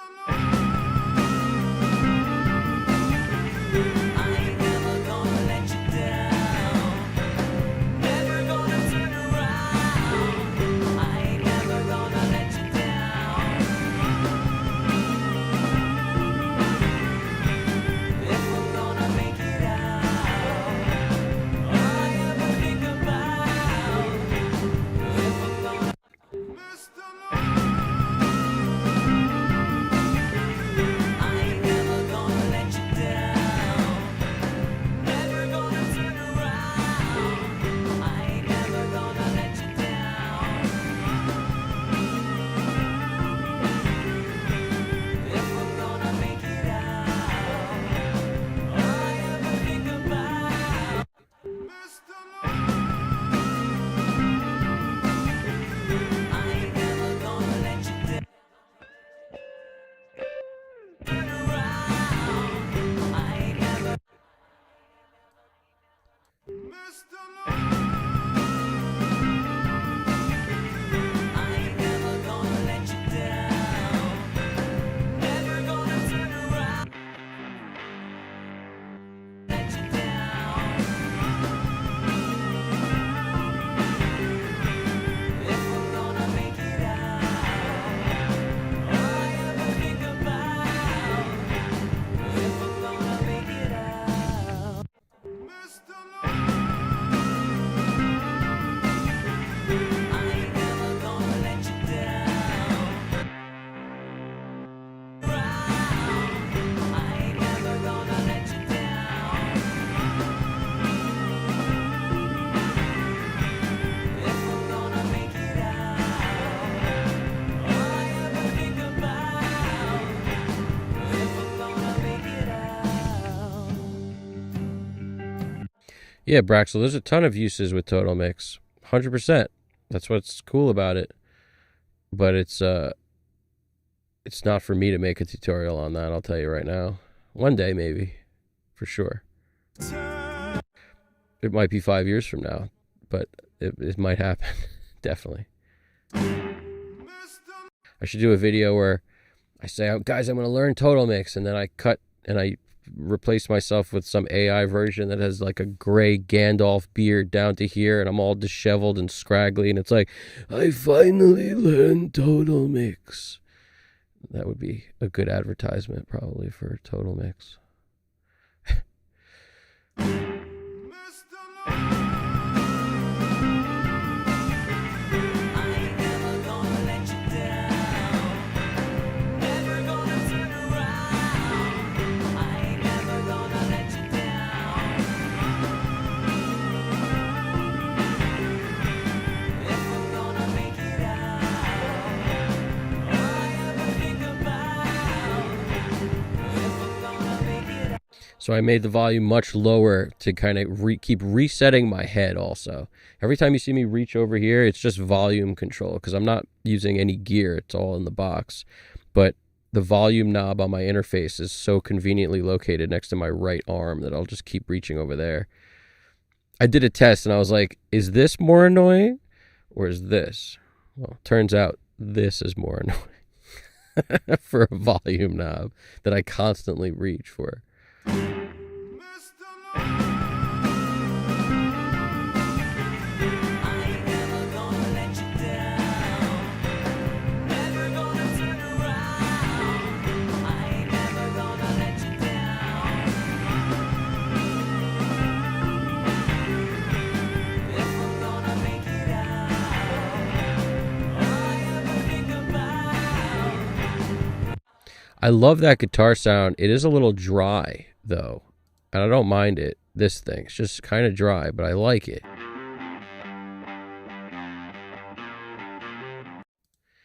I may throw in one of these guys sitting over here for good measure. You see these Rev guitar, I have a wide bus for guitars. I got a bunch of stuff. The J Rev, the Rev meaning reverb, obviously. I may just throw one of them over here. It's a Cooper Time Cube on one and a Tape Echo on another. Let's see how this goes. And instead of putting them both in one, because you could, I mean, they are like the same kind of guitar. You could put them in the same effect. I think I'm going to put one in the J and one in the other one, like one in Cooper Time Cube and one in the other one. Because if I do that, so 7, 8, and 11, 12. So let us bus 7 and 8. I always leave a little headroom on these things too. I find it just makes them work a little better. Like a little headroom on the send, and then follow main pan if you have stuff panned is always a good bet. So we're hitting the tape echo, and we're on the right side here, and this effect, sometimes I'll put this on the left now. Now on this one we're on the left, so we'll put this effect on the right. Cooper's real short on the milliseconds for the echo A and B. I like them kind of stacked on top of each other too, like pushed to one direction. See, they're both pan one way, and it's like 40 millisecond and 60 at the same time. Sometimes I turn one off, but sometimes I like that effect of having them both on. This is similar, like 80 milliseconds on the other side.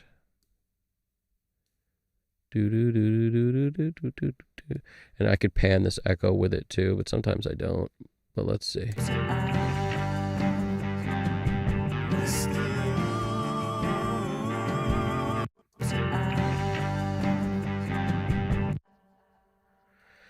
What is this? This is supposed to be 11 and 12.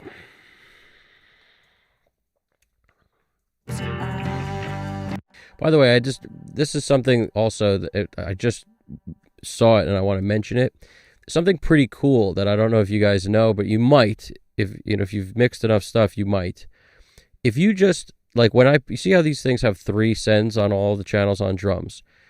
When you pull up one of them, like this one, and I set it to negative 10 dB and then follow main pan, it's cool that if you wanted to, let's say, set up another one for some other place, if you just copy any of these, like let's say you just had one on the track, what I do is I copy this to another channel on the room, and then I change it.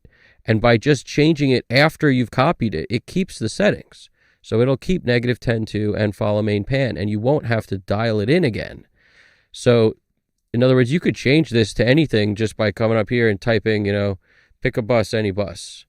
Doesn't matter. Bus 13, 14. So I'd select that, and it would keep the same settings.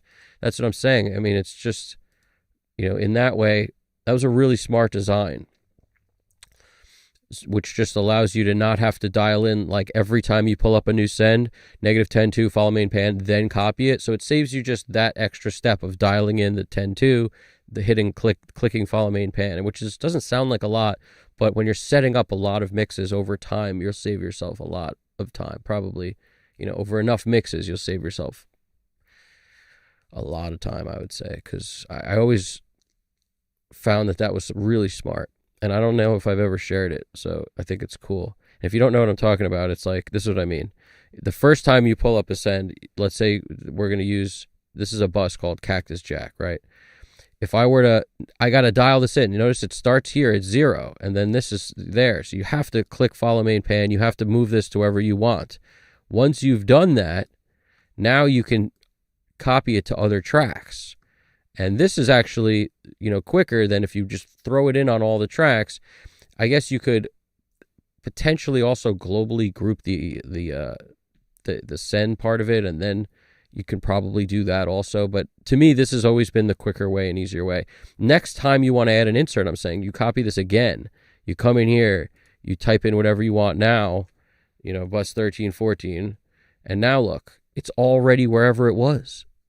It's already the same as this, because so what I'm saying is it just saves you that extra time of dialing each one in. I find it helpful. I hope you guys do too.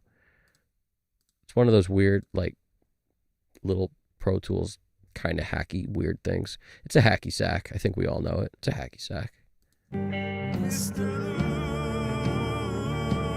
Lunatic, Says everybody on the bus.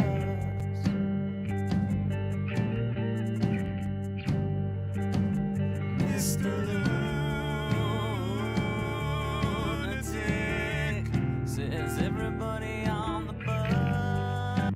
When I look at something like this, super, non-compressed, I could tell this was not recorded with a compressor. So a lot of dynamics in it, which is good.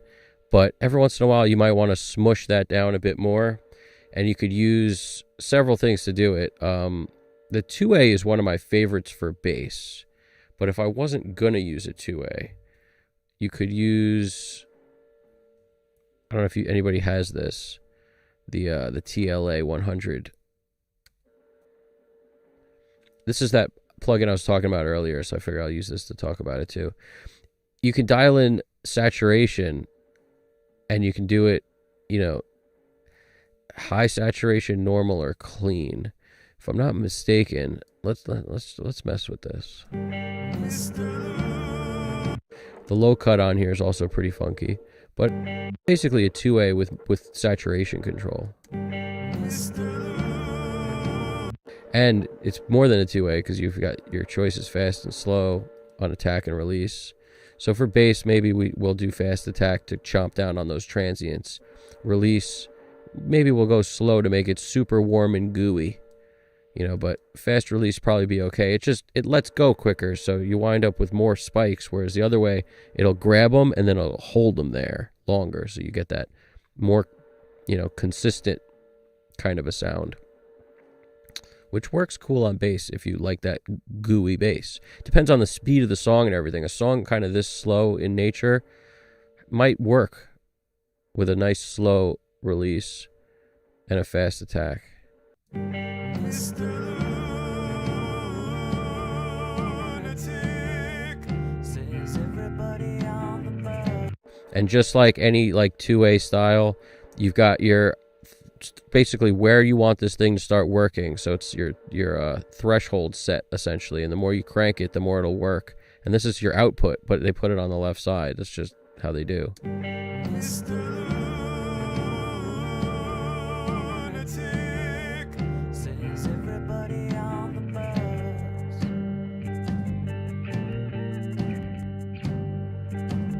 Mr.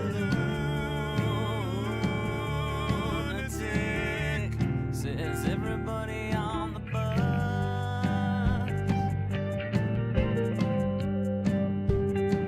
Should I listen? should I listen?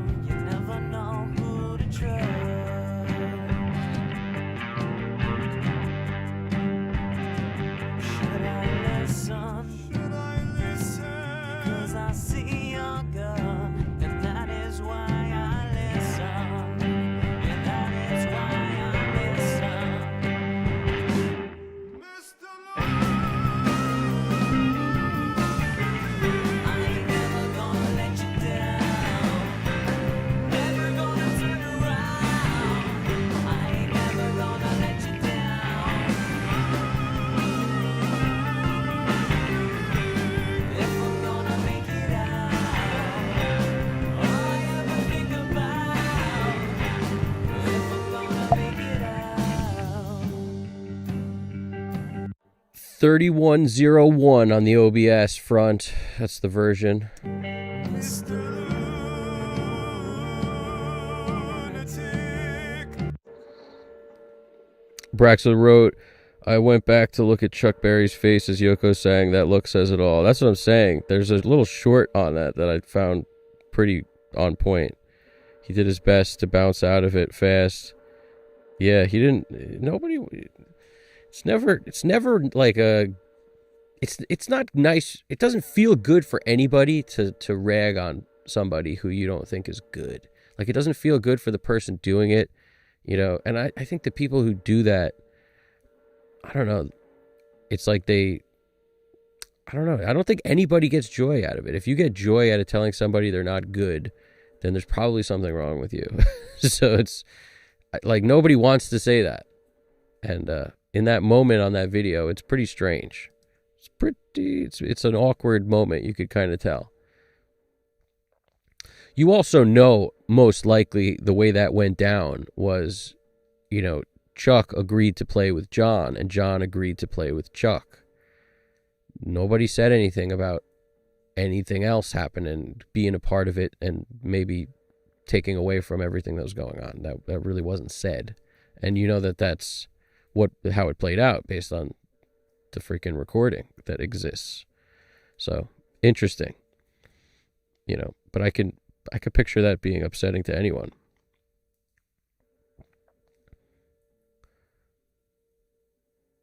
Yeah, you could tell he did want to get off that stage quick, Braxel. Good call.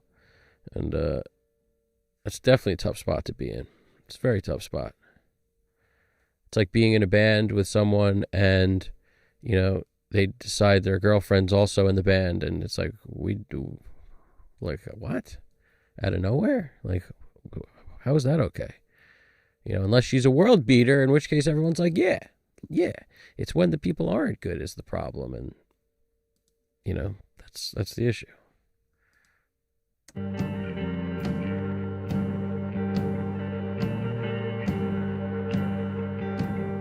Mr.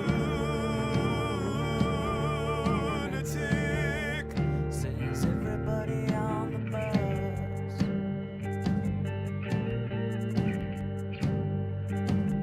Mr. Lunatic. Says Mr. I ain't never gonna let you down. Never gonna turn around.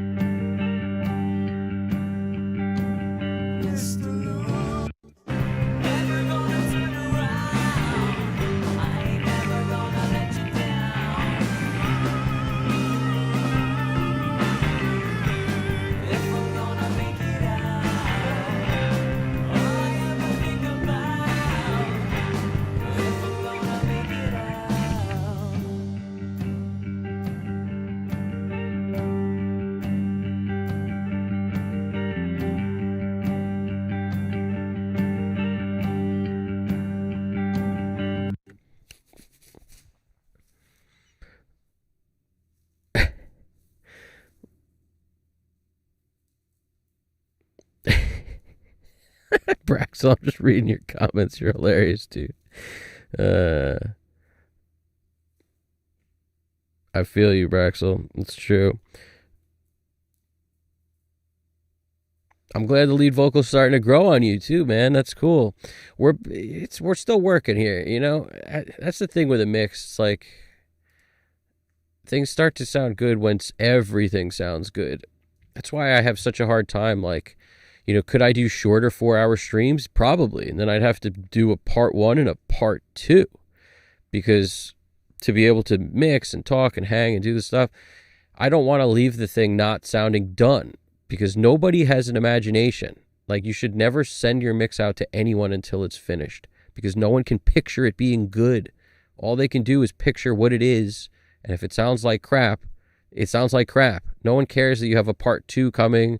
No one cares that you have another freaking song that, like, you know, it'll be better. Don't worry. Like, no one cares. Like, oh, I have a couple more hours in the mix. Is all this is going to happen? They can't visualize you flying in the puzzle pieces and making everything fit where it works. They just hear what they hear, and they make their decision at that point. So you really just gotta. You never show anybody anything until it's done. Bottom line, that's how I look at it. No matter what they say, you show them when it's done.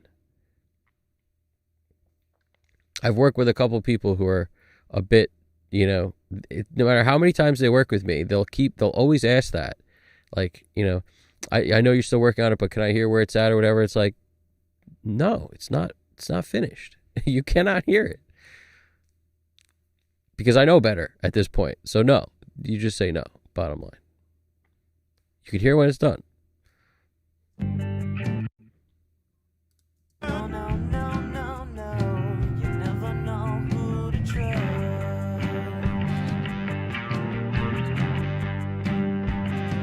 Should I listen? Should I listen? 'Cause I see your gun, and that is why I listen. And that is why I listen. Mr. I ain't never gonna let you down. Never gonna turn around. I ain't never gonna let you down.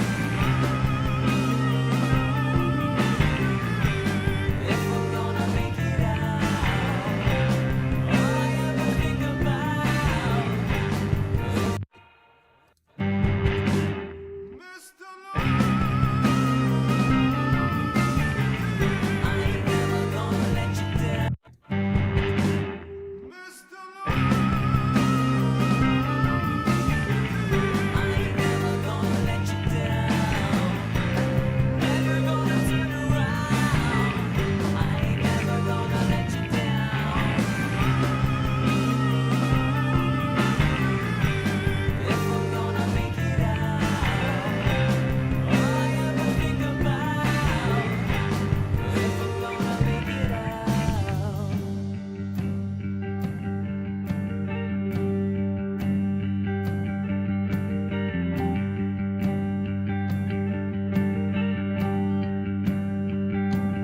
Mr. Lunatic.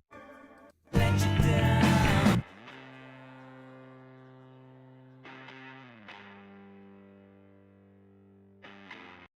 For me, it's all about getting these guitars next to each other too, that should be next to each other. Like, this is very similar to this main lick, it's called, I guess, this part.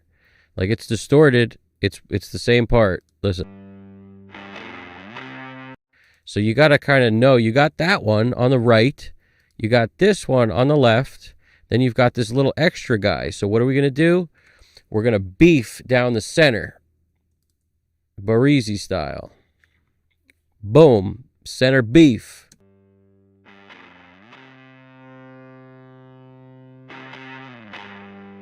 Gonna let you down. If we're gonna See, that would have been panned all messed up had I not figured out that these go together. You know, so it's really main lick center is what it should be called. It should be main lick center. let you down. Never gonna turn around. I ain't never gonna let you down.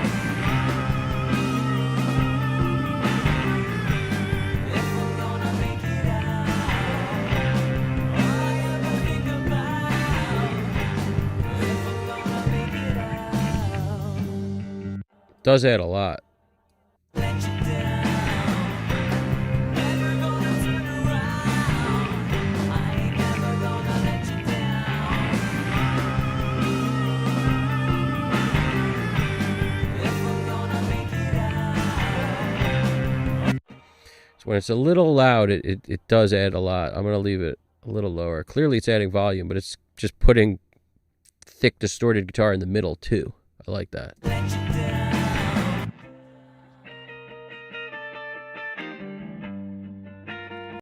Now these are 3 mics on one guitar performance.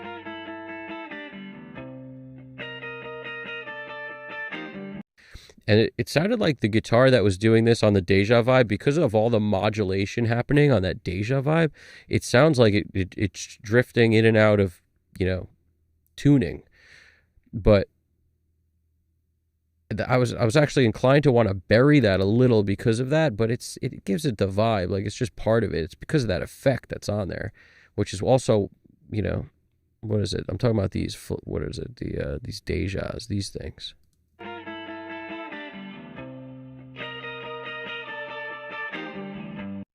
So it's making me like, these are actually way more in tune.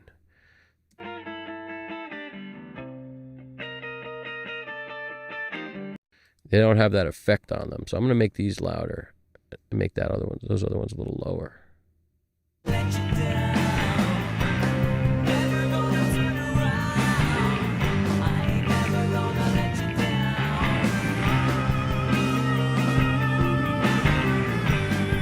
I'm gonna make it out, all I ever think about. If I'm gonna make it out,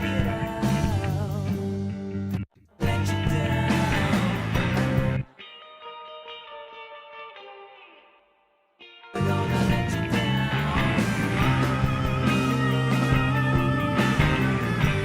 If I'm gonna make it out, all I ever think about.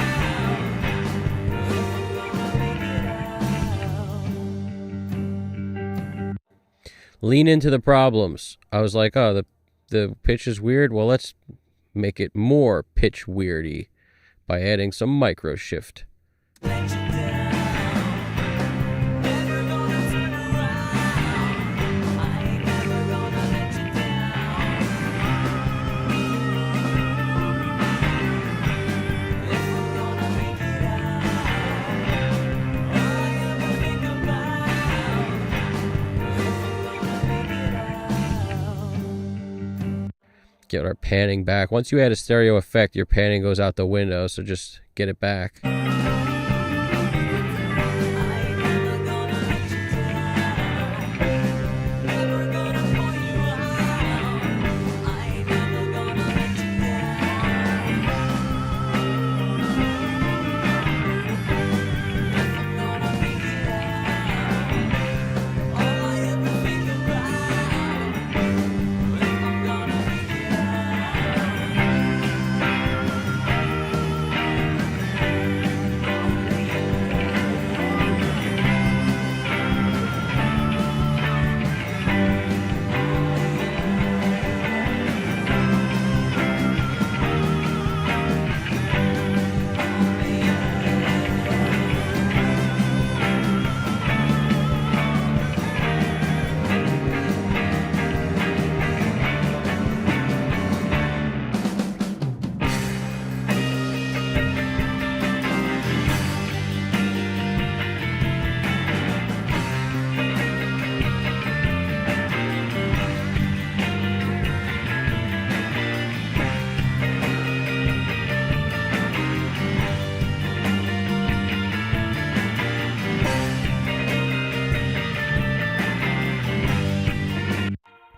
That's normal for anyone else who's feeling that way. Braxel, what you're writing about, Braxel saying, many mixes he does never, many mixes I do, I never satisfied until listening to it well after it's done. Yeah, it's because you probably burned yourself out on them. How many of those mixes did you put a deadline on the amount of time you were going to work on them and actually kind of create a pro environment, so to speak, in order to be able to be happy with it? As soon as you get burnt out on it because it took you too long, you're no longer satisfied until you forget about that and you forget how long it took, or at least you do other things. And then you come back to it a while later with a clean head. You're like, oh, this is great. It's just hard to like things when we know that we, spent way more time than we should on it, so to speak. So there's definitely something to be said for it. And I'm telling you, it's like usually when you do songs, 20 revisions, and you go for a month or whatever, a couple weeks to get it done, you go to the car 100 times, the second version you did is the best. Usually the first or second version, it was either you nailed it the first time, or when you heard something the second time, when you made the first revision you made that time, it was good. It's never the 50th time. I think too many people think that it is because they think that that's what mixing is, when it's totally not. It's your gut instincts on how things should sound, and that combines with the skills that you've created to be able to achieve what you hear in your head. As you're hearing it, you're solving problems when they come up. You're not looking for problems. You're just basically going through, and you hear something that doesn't work for you. How do you make it work? How many tools do you have in your toolbox to make that happen? That's really it. And after a fixed amount of time, like, Serban don't sit on a mix for a week. Like he'll, I mean, who knows what his schedule is like and stuff, but that's not what I mean. I mean, when he starts working, he knows approximately when he's going to be done based on all the other songs he's done. And it's sort of a thing on the pro level. You got to be done with a mix in a day or two. Like that's it. You don't really have the luxury of sitting on it for so long. So you may look at it like, well, he's great, so he can do that. Well, I'm telling you is forcing yourself to do that will make you great. It's a combination. It's, you have to hone your instincts. Nobody gets better from working on the same mix for 3 weeks. That's not how you improve. Now, let me give you one caveat to that real quick. The only way that something like that helps is during testing phases, testing and learning phases of mixing. In other words, if you need to go to the car 6 times so that you can hear the difference between basic stuff that you're not sure what it does or whether you like or not, or then I can understand like making a mix with, this thing on the mix bus, and then you make another one with the other thing, you level match, and you want to go to the car to hear the difference. So that required 2 trips to the car to listen to each one and then to listen to the 2 of them together. And maybe you want to make 3 or 4. Like there's reasons that you might want to do that, especially if you don't know your room and you're trying to learn your room, learn your speakers. But after a certain point, you got to cut all that out and trust what you're hearing and trust what the learning process that you've kind of accomplished. In my opinion, you don't want to keep going down that route. That route's only okay to either learn new tools or learn new speakers, new room, new way you have something set up, like because you're relying on another place to give you more information that you can't get in your studio. I can understand that at a certain point, but there's just no way to work in a professional manner and also go to the car 30 times. It just doesn't work that way. You can't possibly do it. So I wouldn't recommend it. Work the way that you want to actually work at some point. Like force yourself. You'll get better that way. But you can't get better that way if you're guessing all the time. So if you don't know what things are doing, do all the tests necessary. Take a whole day and go to the car all day, 20 times, however many times you need to figure out something so that you don't have to go to the car again tomorrow and the next day after that for other songs. Like figure out whatever it is you don't know. And that's the tough thing for guys who are learning is like, how do I know what I don't know? You have to figure that out. You really have to figure out based on your setup and your ears, what it is you're missing, and you could absolutely call in people to help you that are more professional. You could absolutely ask for tips and stuff like that. But ultimately it comes down to you making the realization about something that you really have a gap in your understanding on, and then figuring out what the deal is with that. Like if you don't know parallel compression, you've never used it, you don't know how much to use it or whatever, make a mix without it, then make a mix with it. You can do parallel compression 100 different ways. Pick one way or 2 ways and know what those are. Then go and listen to the results of that. See if you like it or not. That will teach you, oh, this is what it sounds like when I do that. And that's compared to a mix that doesn't have it at all. So that would make sense as a learning process. And that might require a whole day of car trips. But don't confuse that with mixing. That's not mixing. That's like learning how to mix. It's learning how to hear. It's learning how to know your room, learning how to know your speakers. Very different thing. It's part of, if you don't know that, you can't mix, but that's not like the process of mixing. So you shouldn't count that in the hours. You should almost mix the song again completely after you've done that with a fresh head in 2 weeks, 3 weeks after you're totally, mix it again. Once you've made the decision on whatever you needed to learn, once you realize you've learned it, now you can actually mix, and you do it in that same fast, streamlined fashion, 1 to 2 days like we're talking about.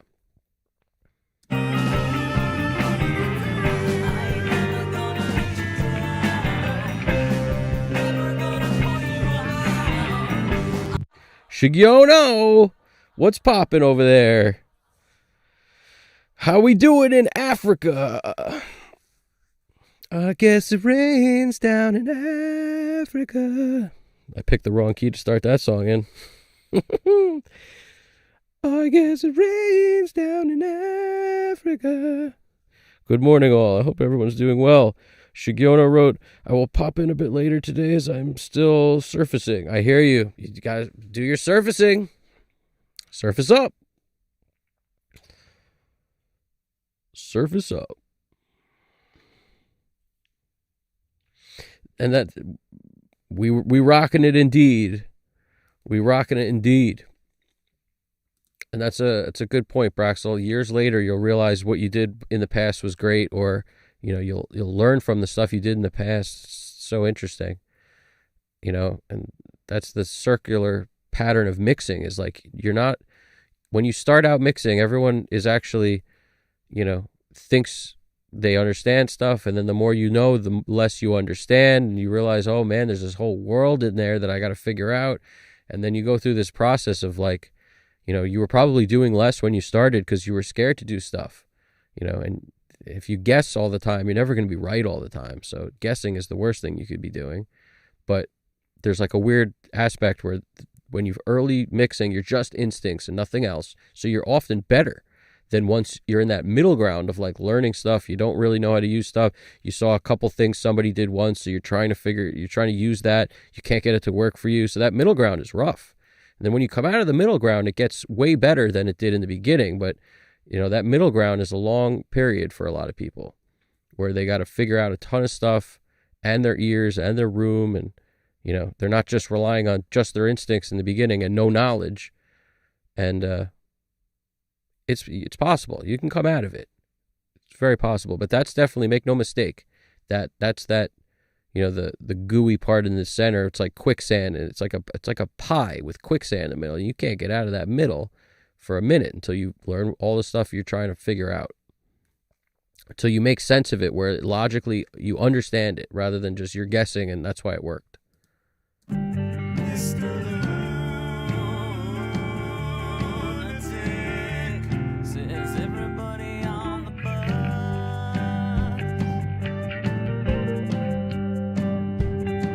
Should I listen? Should I listen? No, no, no, no, no. You never know who to trust.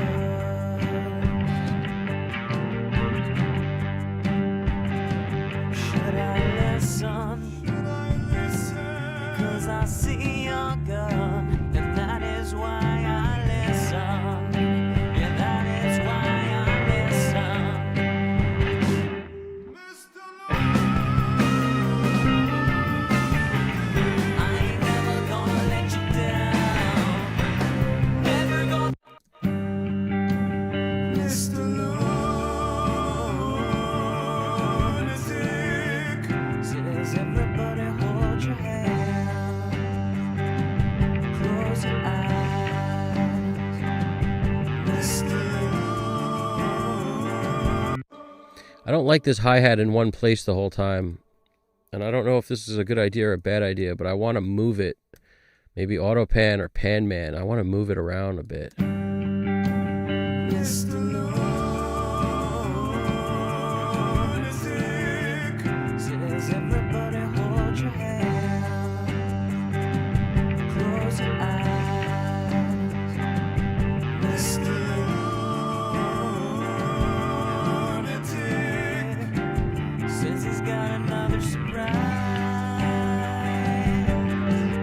it was making me dizzy, so I had to slow it down a bit. And the thing is, when it's moving, you don't need to make it as loud. So it's like a benefit, because as soon as it moves, it's more interesting to our ears, so we hear it. So you can lower the volume a lot on something that moves.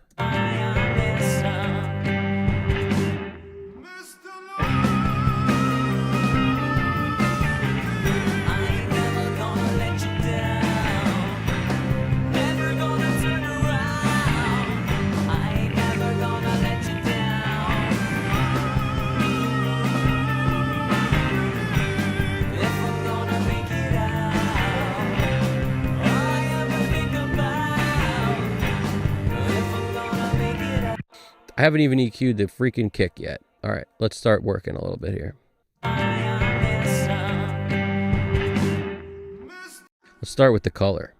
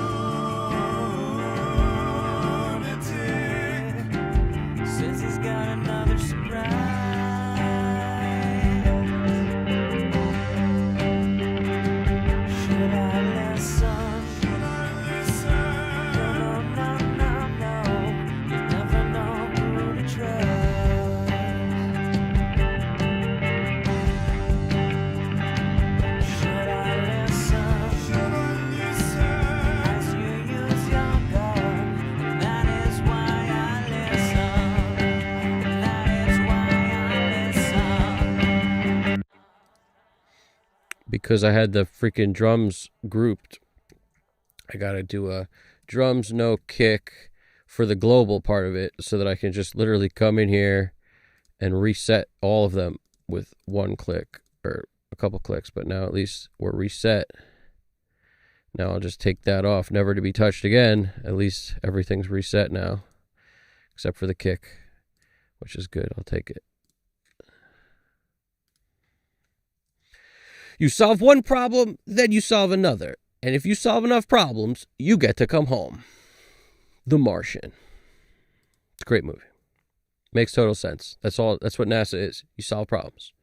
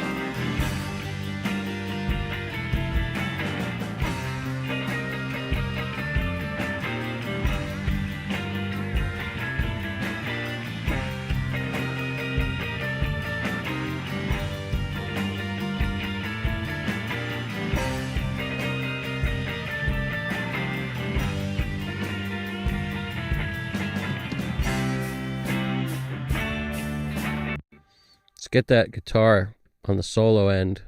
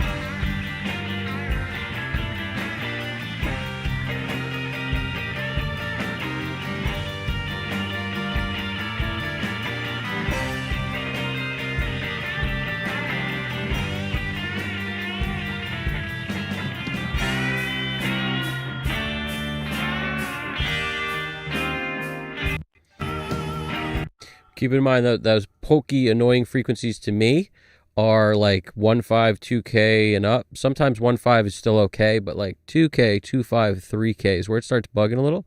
So if I bring this up, a guitar that already sounds kind of annoying in the nose will get worse. So I got to be super careful around 2K. That's good. What about this?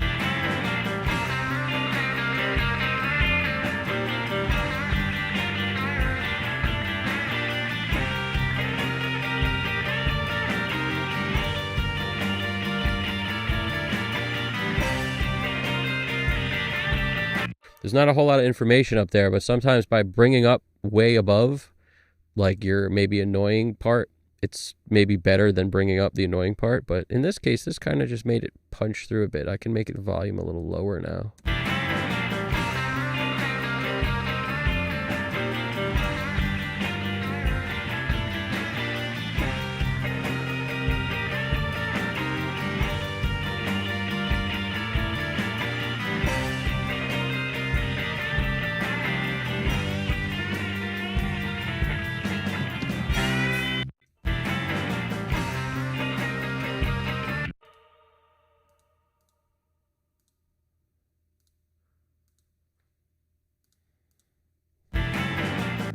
If you're asking why I did that, because I'm boosting so much on the frequency range. When I look over here, I'm too hot. So I'm just constantly monitoring the level in and out. Could I take this down? Sure, but I'm doing it on the clip level, so I don't have to touch the gain.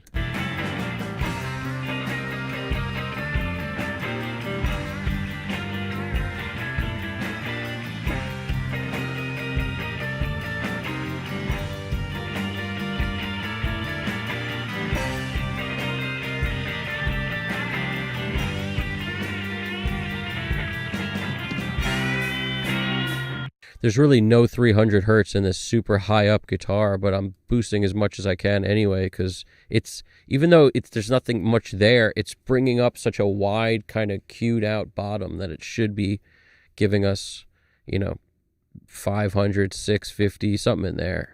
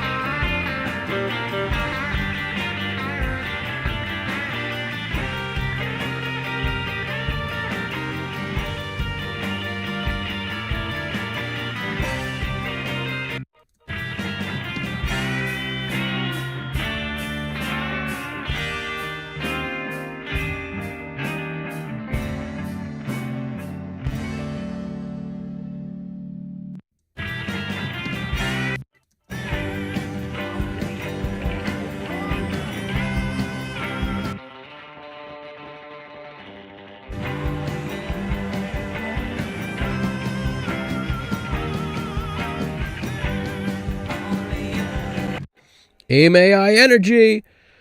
What's going on? I'm glad it looks like the move, GDP, is to definitely turn off the crazy weird filters that thing does, because the Skynet deal is like that amount of emojis would have probably been a problem. You know what I'm saying? But it's not a problem in real life. It's not a problem for anybody who's not part of Skynet. How's it going, AIM AI? How we doing? How we doing over there? You using Reaper? You using Pro Tools? Or you using Luna? What are you using over there? Are you using Ableton? What are you using? You using Total Mix? Imagine if you could just do everything in Total Mix. You might be able to. I don't know.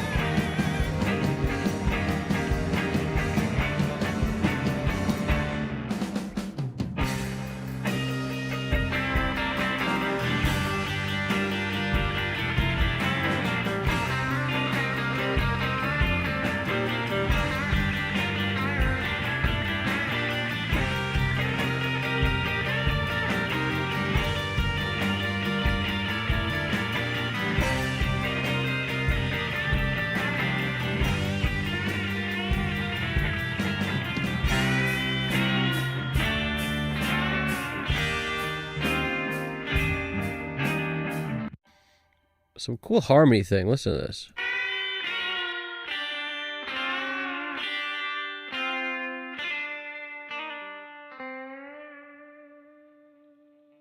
Very cool. Very cool on the harmony guitar front. It's my boy Nick holding it down with this good stuff.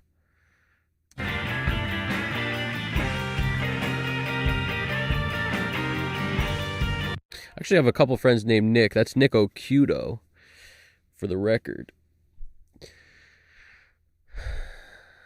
They all play guitars. So interesting, too.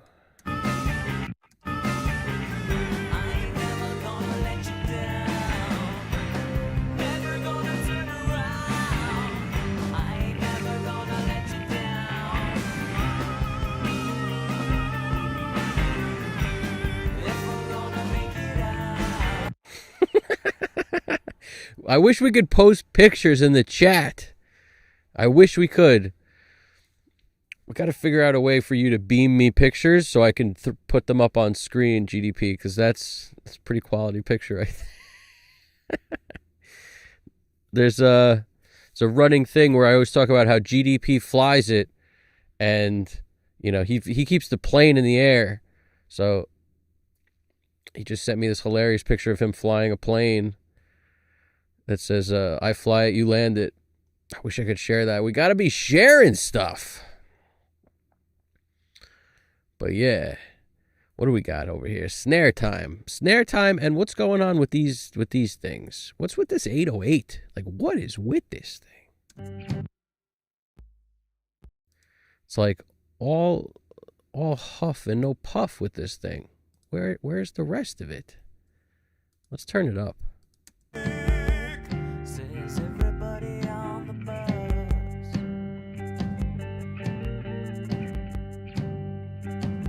Mr. Lunatic. Says everybody on the bus. Let's give it all the puff.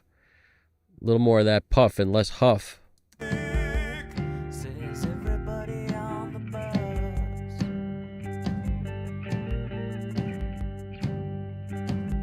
Mr. Lunatic. Says everybody on the bus.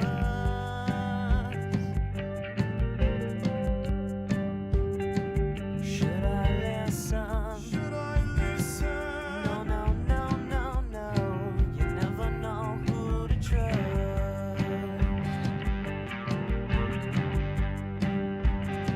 Should I listen? Should I listen?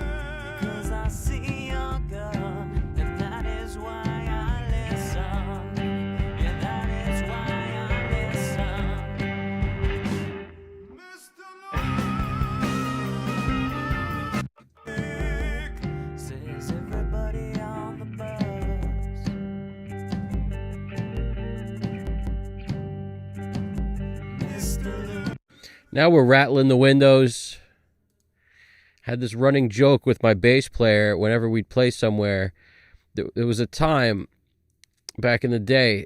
It's actually one of the funniest things my dad ever said. He was at one of the shows, and it was a small little place in Brooklyn, like one of the original first places my band played back in the day.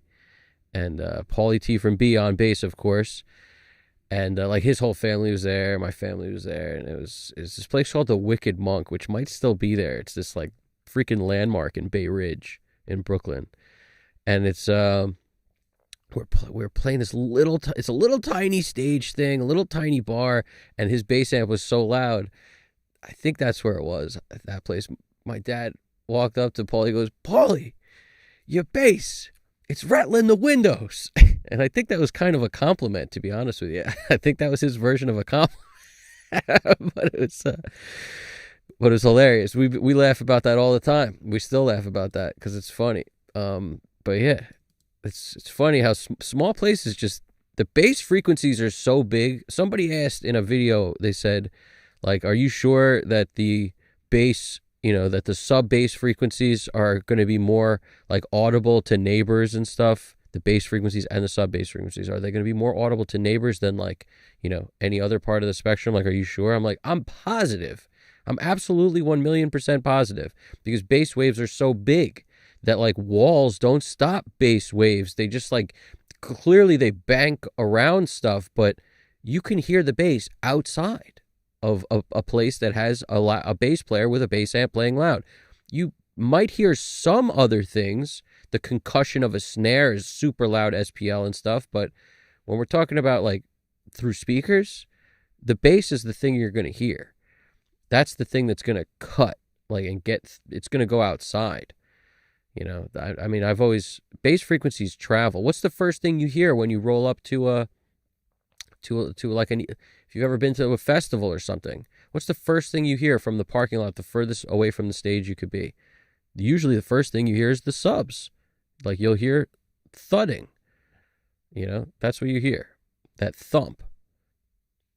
Close your eyes, Mr. Lunatic says he's got another surprise. So point being, if you're not trying to disturb your neighbors or whoever else is, nearby, you got other apartments near you, you got close to other houses, or whatever your situation is, the louder your sub, that's the thing that's going to be the most audible. 100%. Because you'll go deaf before you could sit in front of like super loud mid-range and high-end. You'll just be, at that point, you'll just go deaf. Whereas the other stuff at a lower volume, it'll go through the walls. It'll vibrate the room, and in which it'll make the sound travel. Once it vibrates the room, it's also heard in the next room. The vibrations can be felt. They'll make pictures shake and stuff. You don't get that same thing from mid-range and high-end. It's just not like that. The other one shakes the foundation. Should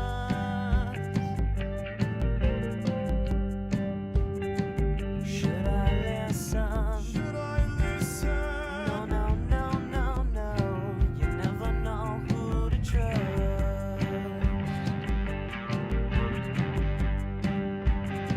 Should I listen? Should I listen? 'Cause I see your gun, and that is why I listen. Yeah, that is why I listen. Mr. I ain't never gonna let you down. Never gonna turn around. GDP, that's so interesting, man. And I know you've told me that before, but I don't remember that part about the test thing. But you definitely told me this, though, that I know you were a pilot, but that's crazy that they busted you cheating on the AVPO restricted to daytime flight only. Wow. Then you want a Pro Tools license. Yeah, well, I hear you, man. That's interesting. That's it's like the color vision thing is super important for pilots. I remember, funny reference, but I remember the movie. I know Your Life's Not a Movie, right? But the movie, this is, what is it? Little Miss Sunshine. Great movie. that was the reason the kid got all pissed off. The dude from There Will Be Blood, what's his name? Was it Paul Thomas Anderson or something? What's his name? I don't know. I forget that guy's name. Is that his name? It might be his name. But I know his name was Paul in There Will Be Blood. Anyway, that dude gets pissed, I think, because he couldn't fly because he realized he was colorblind. That's interesting. I didn't realize that's such a... I mean, it makes sense. Until that movie, I didn't realize how important it would be to be able to judge the terrain and stuff. Makes sense, kind of. Says everybody on the bus. I think more interesting question would be, how did you pull off the cheating for as long as you did? Probably. Like, how'd you pull that off? That would be an interesting subject to go into, probably. I don't know if anybody else is curious. I'm kind of curious.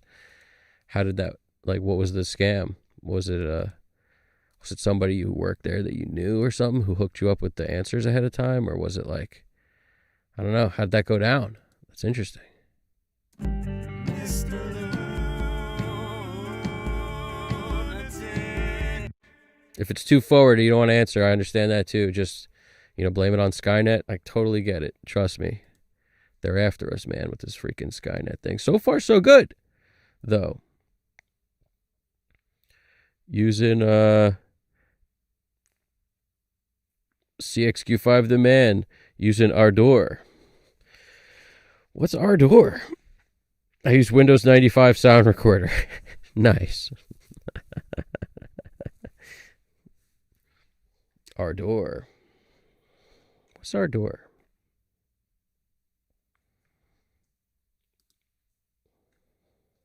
To cheat the color vision test, I memorized the whole Ishihara vision test. That's crazy. That's insane. Does everybody hold your hand? Close your eyes. Mr. Lunatic says he's got another surprise.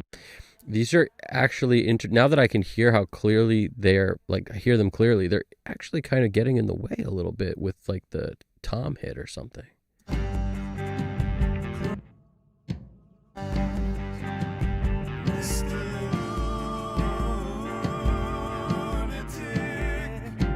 Says he's got another surprise.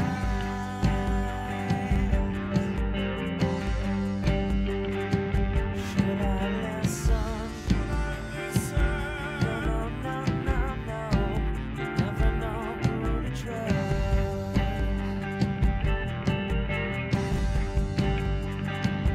Should I listen? You guys haven't seen this one yet. One of my favorite plugins of all time, and it just occurred to me I haven't used it on stream yet. The Auto Biscuit. I don't know, it's like 8-bit effects. It reminds me of this little keychain I used to play with. Like, every time I'd roll to Chinatown, you'd get one of these, like, $1 keychains that had 16, like 2 rows of 8 effects on this little thing you put on your keys. And it reminds me of these sounds. It was all like these 8-bit effect sounds. It's like the original first pocket sampler. Not really a sampler, but you know what I'm saying. Close your eyes.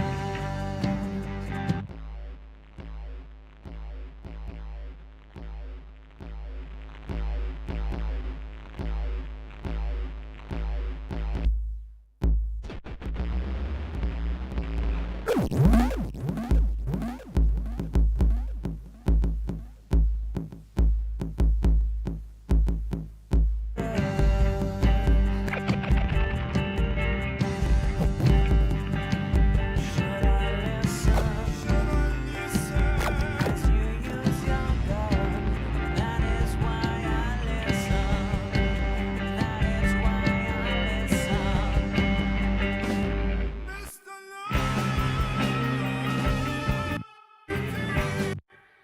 We might have to use this. That is why I listen. That is why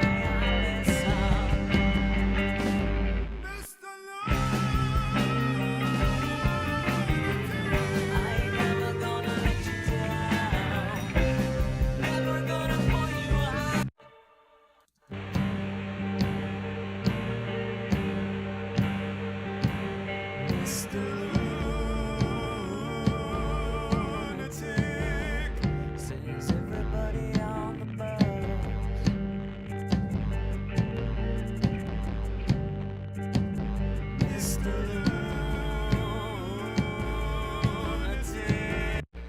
Sounds like the game Contra.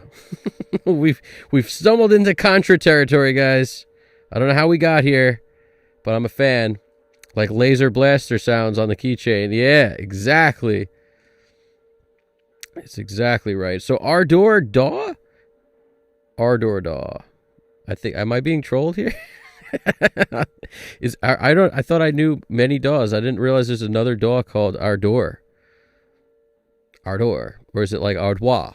Is it Ardois? Is it French? It's about time the French make it. Is it Daw? Is it croissant? Is it Daw? Is it... I don't know.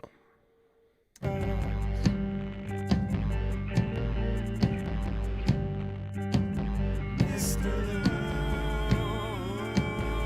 Lunatic says everybody on the bus.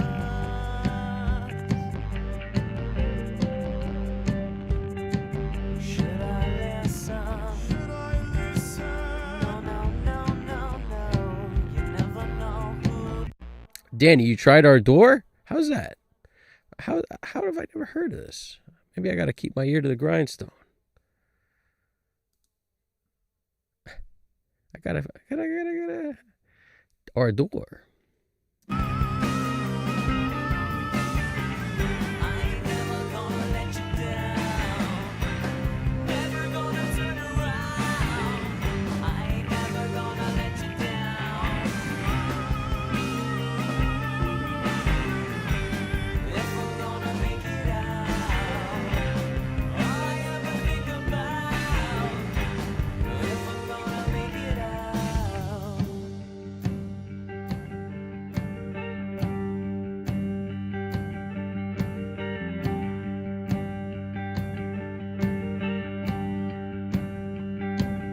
Mr. Lunatic. See, the reason I don't go to Metric Halo first is because I like the limitation of frequencies right in front of me. If I can't get what I need out of there, that's the beauty of Metric Halo, but I like the limitation.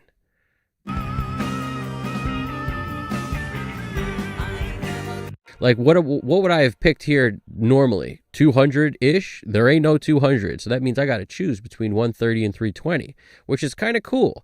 And if you do build your mix with a lot of the same EQ on everything, you're forced into a place that has to work in a way, because like you can't boost the kick drum at 130 and the bass at 130, so you probably cut a little 130 on the kick, you probably boost 130 on the snare drum, and maybe you want your guitar low end to live at 320, or maybe you boost the snare all the way up at 320. I don't know. We're gonna see. It's Detroit, Motown. You do what you can do. I ain't never gonna let you down. Never gonna turn around. I ain't never gonna let you down. If I'm gonna make it out, all I ever think about. If I'm gonna make it out.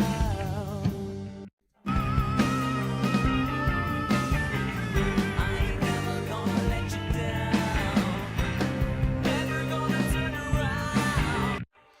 Boosting a lot of stuff on the snare, because the snare just sounds very soft to me. I don't like soft snares. I ain't never gonna let you down. Never gonna turn around. I ain't never gonna let you down. If I'm gonna make it out, all I ever think about.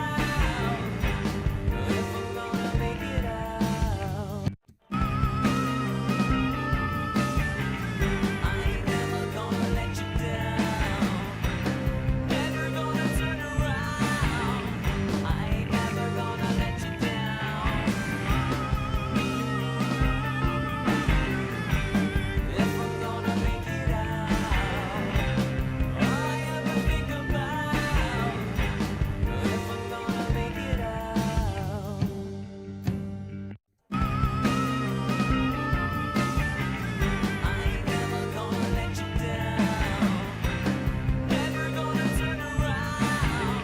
Boy, do I like 200 boost on the snare. It doesn't even have to be much. Couple dB is just so, it's so nice. I almost had to give it to that snare right there. I ain't never gonna let you down. Never gonna turn around. I ain't never gonna let you down. If I'm gonna make it out, all I ever think about.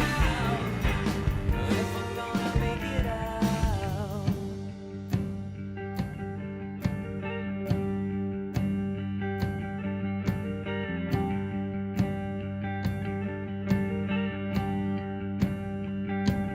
Mr.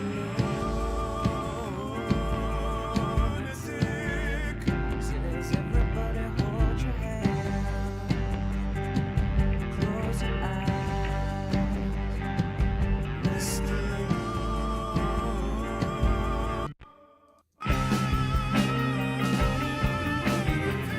I ain't never gonna let you down, never gonna pull you out.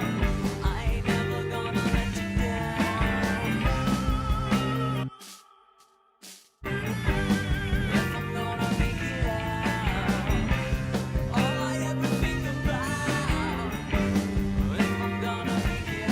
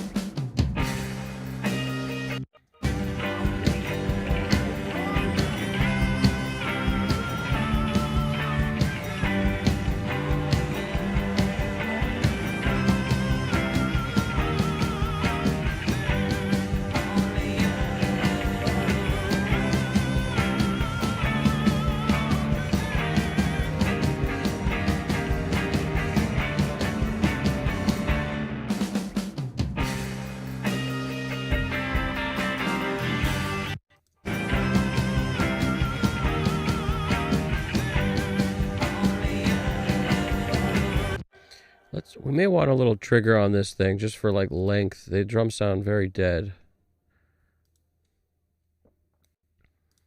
So that's why I bring it up when it's just a question of the tone isn't there, and I can't add length really to this more so than I'm doing. You could do it with distortion sometimes. I could put like a reverb on it, but I don't like to do that necessarily. Just on a little bit of a sample blended in might do the trick.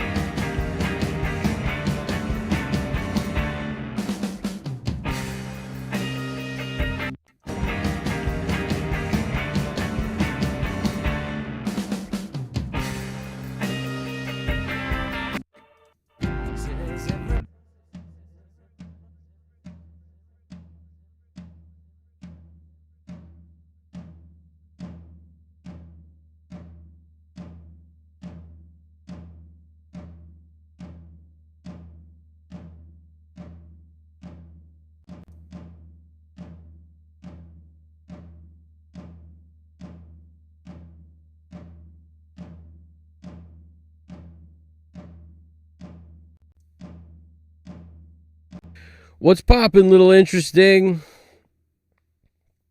My uncle in Mexico sounds like that in the shower. That's what I'm talking about. Some classic Latin, you know, some of that. Sounds like a ghost in a poorly made haunted house. That's what we need right there. My uncle in Mexico sounds like that in the shower. I hope you're not, in there in the shower watching the dude. No, I'm just kidding. I'm sure that's what he's got one of those reflective bathrooms. Bathrooms, everybody's first reverb is your bathroom. I think if you're not comfortable singing in a bathroom, like that's the first place everyone gets comfortable singing. It has to be because of the natural reverb. I recorded vocals when I used this mini disc 4-track, had no effects. It was all self-contained, my first earliest recordings. Let's go in the bathroom. Set a mic up. Later I realized if I put a mic, in vocal position, but then also mic like the corner of the room, you could really get a lot of reverb by blending the two together, But there's, I think everybody's first experimentation when it comes to sound is always reverb in the bathroom. 100%. Most houses in Mexico are haunted and poorly made. Laugh out loud. I lived there for a year. Love the hell out of every second. A little interesting. I hear you 100%. 100%. Braxel wrote, I love the DBX 160 DBX on the snare bottom. Yeah. Well, compression, every compressor has a flavor. The DBX is really snappy, and that snappiness makes people like it. Yeah, it's definitely a cool compressor. I like the DBX 160. There's what do you call it? What's the 120 or whatever? The subharmonic one. Putting a subharmonic synth on things like snare and stuff could also be cool, especially when you can kind of dial in the low mids, like the VOG plugin I always use. Has like a low mid, you can crank up where it gives you that extra oomph and push. And if you turn it to the low mid section, it could really beef up a snare that's too flat or thin. But this snare has a lot of body and presence, so I'm not too worried about it. But like R-Bass is another good one that a lot of people use on snare kind of under the table. It's a cool plugin. R-Bass, but like any of the subharmonic synths. But when you said DBX, every time I see DBX, that's usually what I think of. I think of the compressor that was used with Dave Grohl. I can't remember anything right now. My brain is pulling blue screen modes all day. Maybe it's water. Hold on. Water plug-in, guys. Water plug-in.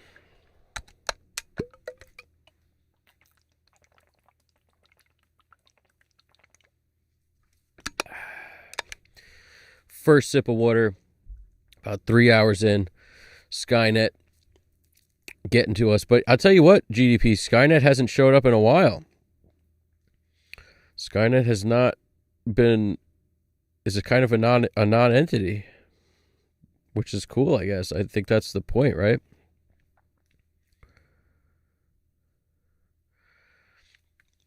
CXQ5, that's awesome, though. If you're using Ardour and you don't need to pay for plugins because of that, then that's pretty sweet.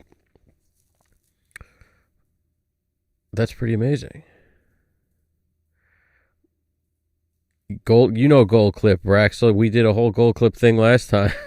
At everyone's dismay, we went into a lot of detail on the gold clip. And you discovered that button I never even knew was there, the low pass filter thing. Who even knew that little tiny hidden button was even there? Nobody. Nobody knew that was there.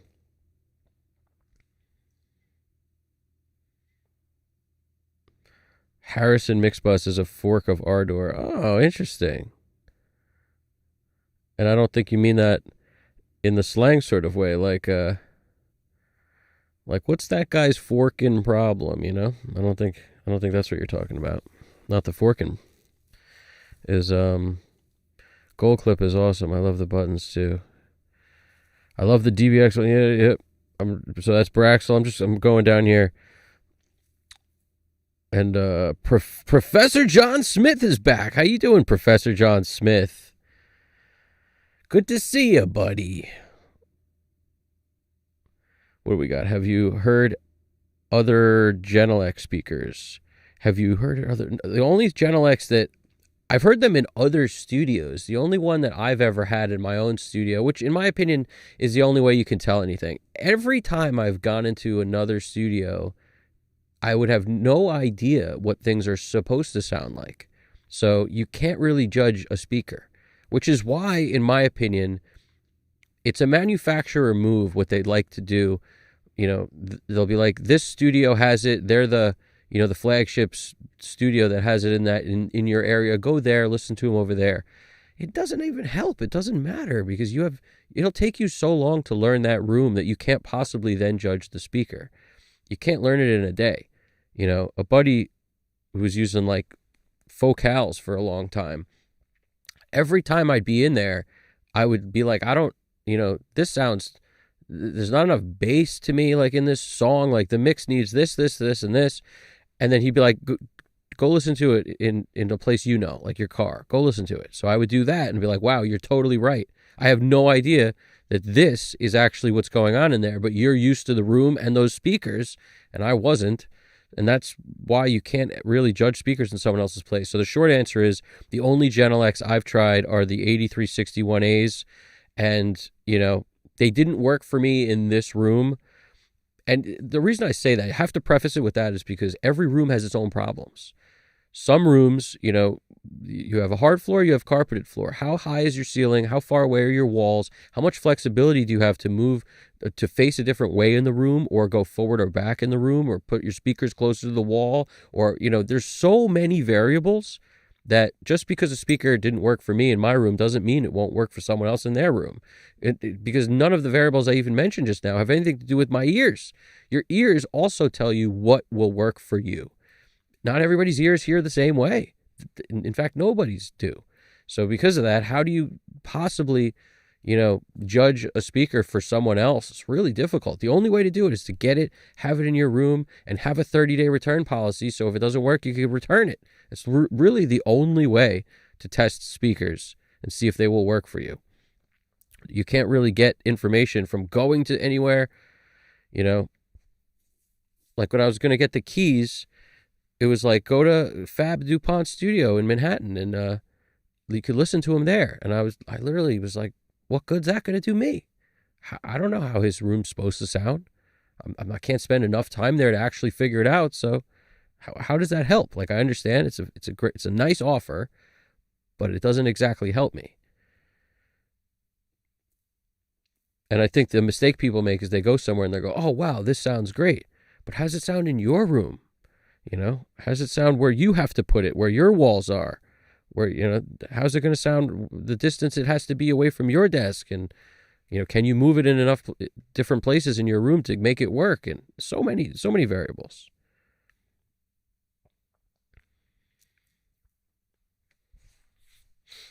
But it's good to see you, Professor John Smith. And we got Braxel. Yes, I cannot type.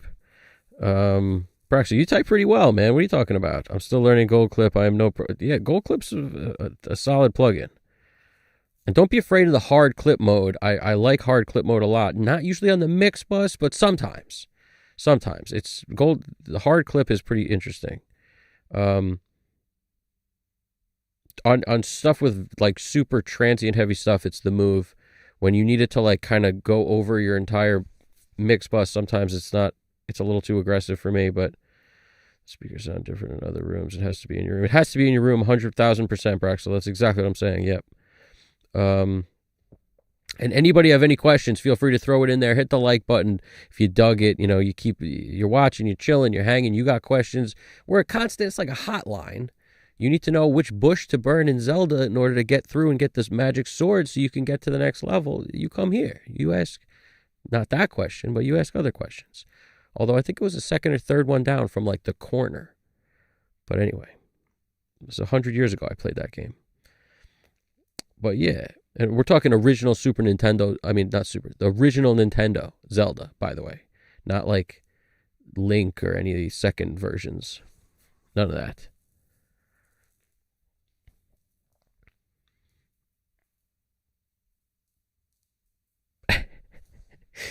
Braxel, I forgive your typing problems and typos. No big deal.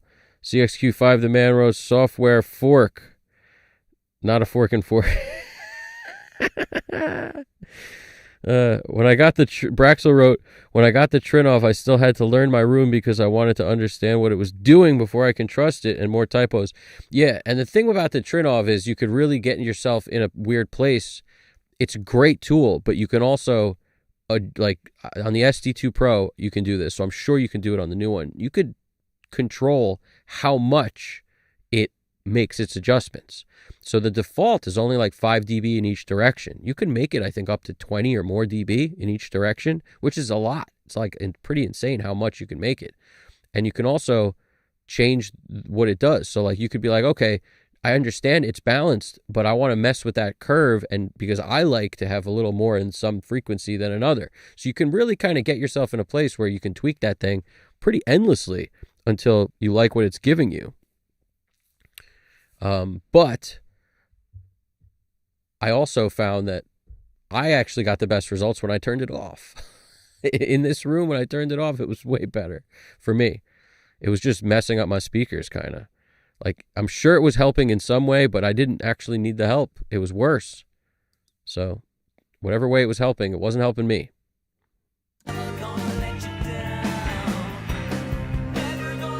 And I always, like, it's still connected through my setup, so I should probably pull it at some point.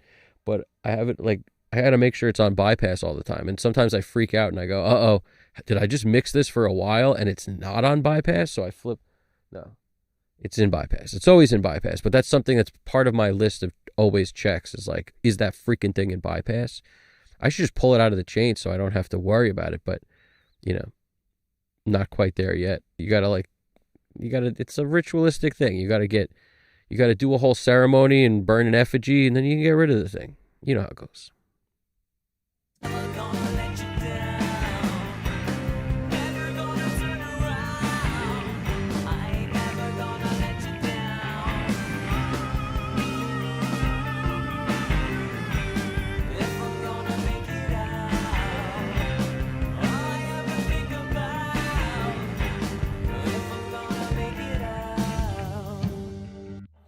Yeah, I spoke with Trinov. It's not that. Like, I determined that, yeah, Trinov it can be helpful to people on the whatever, the emails, the back and forth, but trust me, I was like, nothing I did was better. I don't know if you could tell how I'm fairly meticulous when it comes to getting stuff dialed in terms of the room, in terms of the speaker height. Like, I know you probably saw those videos. I remember, you know, there's a good amount of comments and stuff on a lot of those. And the bottom line is I didn't skimp on it. I tried everything. And it was, the best answer was actually turning it off, which is insane. But it's also the speakers. Like, these speakers are better without it. And when you add something like that to a speaker that doesn't need it, it gets worse. Whereas when it goes the other way, when you have, like, when the speaker needs help flattening out or leveling or balancing itself between low end, mid range, and high end, when it needs something, it's helpful, because it was very helpful with my other speakers. So when I say other room that it was helpful in, I was using other speakers in that other room. The Barefoots needed it. But when I came in here, I felt like it's making the speaker worse. Like, no matter what I do, sure, I can make it have anything, more low end, more mid, whatever, but it was like not what the speaker wanted. The speaker was like, man, it's like you're painting, you have this beautiful sports car out there, and you're slapping some freaking, like, you know, a magnet, you're putting stickers on it, is how it felt. It's like, you have this beautiful sports car. Why are you destroying it with nonsense? And that's kind of how it felt. It's, you know, not that thing is nonsense. It's just like, that's what I mean. It's like, the thing was beautiful already. Why you have a freaking jet plane? You're putting some ridiculous wrap on it that you'd put on a Honda Civic or something. It just didn't make any sense. It was crazy.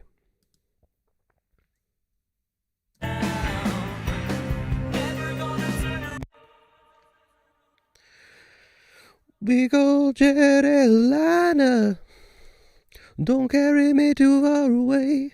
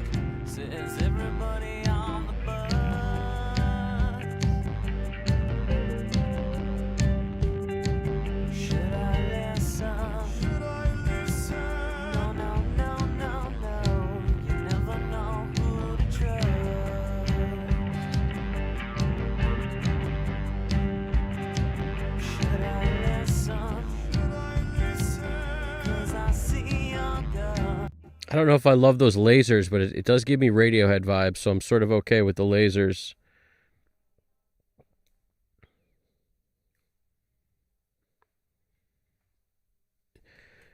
GDP wrote, it fascinates me how no matter how many studios I go to, even ones with the same monitors, I use the sound. Oh, even ones with the same monitors, I use the sounds end up being completely different. By the way, you're doing great multitasking. Yeah, that's GDP talking to Braxel. And I totally 1,000% agree with you, GDP. That's exactly my experience with that, And we can't be the only ones who feel that way, but it's like I never know what anything sounds like until I get out of that room and into a room that I know. It's not going to help, unless you learn the room. And how long you think it took the engineer who's working in there to learn it? Probably a while. And that's why I have a lot of respect for guys who can go into different studios and churn out great work, because until you know what the room's supposed to sound like, I don't know how anybody does it. I know a lot of guys used to take their speakers with them to accomplish this. They would take NS10s, they take tannoys. Andrew Sheps loves his tannoys. Like, I feel like people bringing, no matter how big they are, speakers with you, it's kind of a common thing. Or at least picking a place to work in that has that, because at least that's one variable. Like, even if it's like, at least you got the speakers sorted out, you're still not going to know the room, but at least it's one variable. It's just too many variables.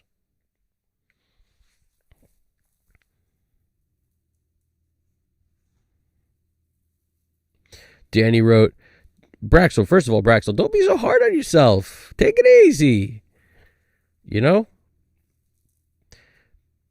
People are going to say negative things. You don't need to say negative things about yourself. You're okay. You're doing well. It's better than picture yourself back in the day. We'd have had this freaking put a message on a pigeon's foot and send it out. At least now we can type back and forth. Who cares if your fingers stumble over stuff? You know how often that happens with me when I'm working here? That's why every time I go to type something, it comes out like dreams instead of drums, or like, it's because it's what happens. Fingers working is tough. Danny Lyrica. Danny wrote, dude, I've been hard at work mixing a lot of songs, and I'm finding myself sort of procrastinating on the last 2 songs. Got a couple of days I haven't hit the DAW. Sometimes you need a little reset. I think it's hard to like put into words the kind of mental focus it takes to work on, to do something like mix, or I don't know. There's probably a lot of different fields that have a similar thing where it doesn't seem like you're doing a lot, but to have the amount of concentration required for the amount of time required is definitely draining. So even though you're not doing physical activity, the idea that like you could, bang out 1 song a day for 10 days straight, that's true for some people, but other people would definitely do better if they could put a day in between, at least to kind of give their head a little bit of breathing room. To not be hyper focused on stuff, because that's what it is. Like while I'm doing this, my focus it jumps around. It focuses on something, and then I consciously have to be like zoom out, and then focus on the big picture, and something big picture, something that zoom in and out, in and out, in and out constantly, and the attention to detail it takes. It's really like, it's like planning. I mean, I've never planned a wedding, but I know how crazy everyone gets when weddings happen, especially women. And, but whoever's the one dealing with most of the planning of it, because of the attention to detail and how many things they got to orchestrate to get to all play out. That's kind of like what you're doing. You're doing that. You're like, oh man, I gotta go check in on the bass guy to make sure he shows up on time and and he's actually, what happens if he's late or whatever? Okay, we got to go check in on the guitar guy to make sure that the freaking ornaments are in the whatever. We got to go over there with what's going on with the freaking bridesmaids' dresses on the percussion front. Like, it's just, I don't know. I'm sure there's a lot of stuff like that where it's just so much of this back and forth. That what happened? The band canceled? The kick drum has freaking woof on it? Well, we got to de-woof it. You know what I'm saying? That's kind of how I look at these things. You're planning weddings over here. What do you think? You just plan a wedding every day? You can't do that. I mean, maybe you can. I don't know.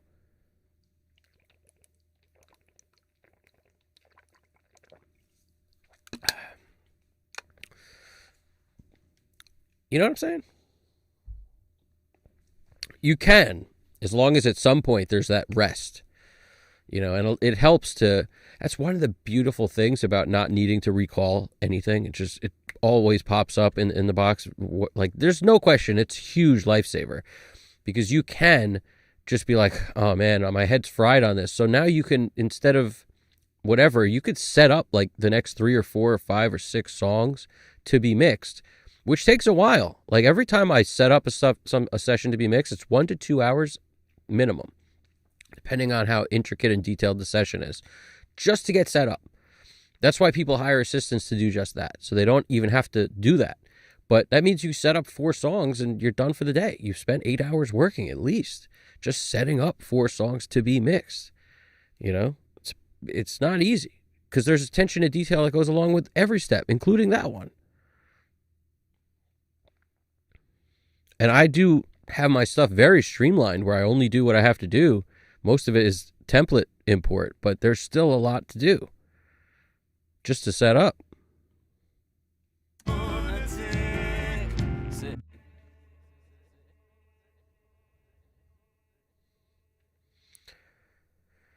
You'll get there, Danny. I'm telling you, don't worry about it. It'll get done. You'll get it done. Put those time limits on for the day you do the mix, where you'll only mix for this day or whatever, and then you'll do one check the next day, and then based on that one listen, you'll make notes if you have to, but one listen, and you make those changes, and then you call it done. You don't even need to make a third version. You don't need to make another set of revisions and another set. Just avoid all that. Because I'm telling you also, 9 times out of 10, you don't need that. And the better you get, you really won't need it. But 9 times out of 10, it'll be worse the 3rd, 4th, 5th revision. It'll be way worse than it was on number 2. Or the first one if you nailed it the first day. That's always possible.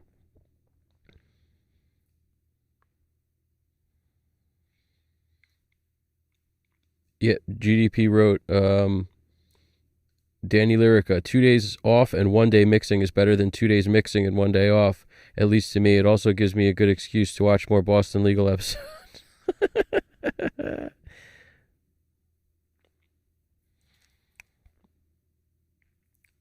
Yeah, Braxel, I like Gold Clip a lot. I'm going to use a standard clip more and more also, because before I had Gold Clip, that's all I used for a clipper was standard clip. And it's also, if I'm not mistaken, it was like $50. It was very affordable and a super useful plugin, because it does almost everything that Gold Clip does, just sounds different. And they're both good for different things. I like the what do you call standard on kick a lot, even though today I went the other way, but I do always, I tend to reach for it for kick.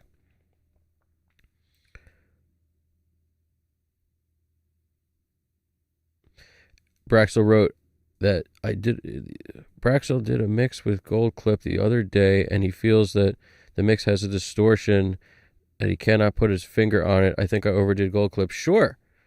Yeah, always look at that stuff. It's, if you put Gold Clip on your mix bus, it's super easy to overdo it. That's why, I don't even trust the metering. Like, when the meter tells me half a dB is being clipped the bulk of the time, and then every once in a while a drum fill or something goes over it, like, that's okay to me. But when it starts to clip like 1 or 2 or 3 dB while the song plays through, and you see it's staying there, where it's clipping that the whole time, that's, in my opinion, dangerous territory where I don't like the sound.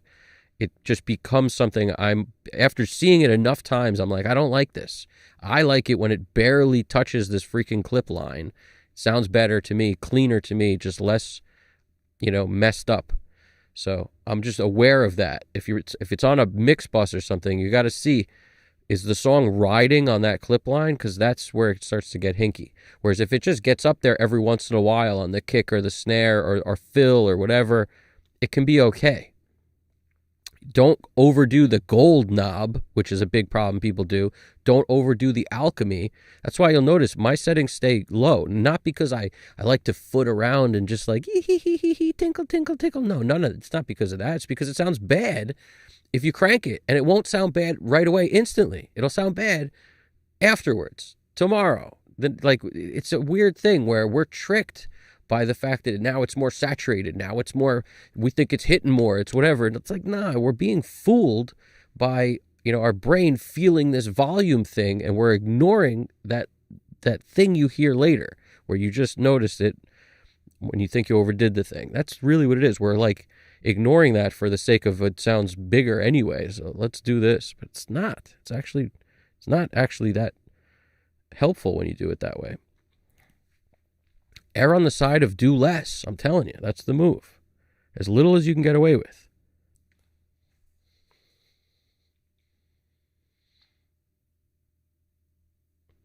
Danny Lyrica wrote, yeah, that's good. And he's been taking that approach lately, and it seemed working until he started thinking about the finished product, probably fueling my laid backness. Yeah, don't think about the end. There is no end. It's like the other day, I think somebody asked me, like, when will the album be, like, how many tracks are going to be on the album before I'll go to mastering and call it done or whatever. To be honest with you, that's not really a problem most people have when they have a set amount of songs on a given album or whatever.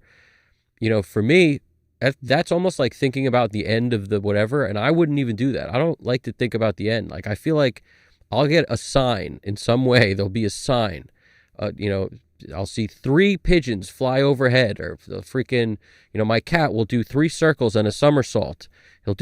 Somebody will do something in which I'll know the album is complete. And until then, I don't even like to think about it. Don't even think. You got to ignore the end. It's almost better if you do 2 extra songs and then realize, no, they're not part of this. And then it's already done. You're okay. We've done all the songs. Overshoot it in a way, because people put so much emphasis and pressure, I think, on themselves when it's like, oh, this is the last song I'm going to do. It has to be great. It has to be the best one. It's like, well, if you thought you had 3 more, you would just do it. Your instincts would take over. You wouldn't be thinking it's the last one or it's the first one. Those first ones and the last ones are the toughest mixes for most people.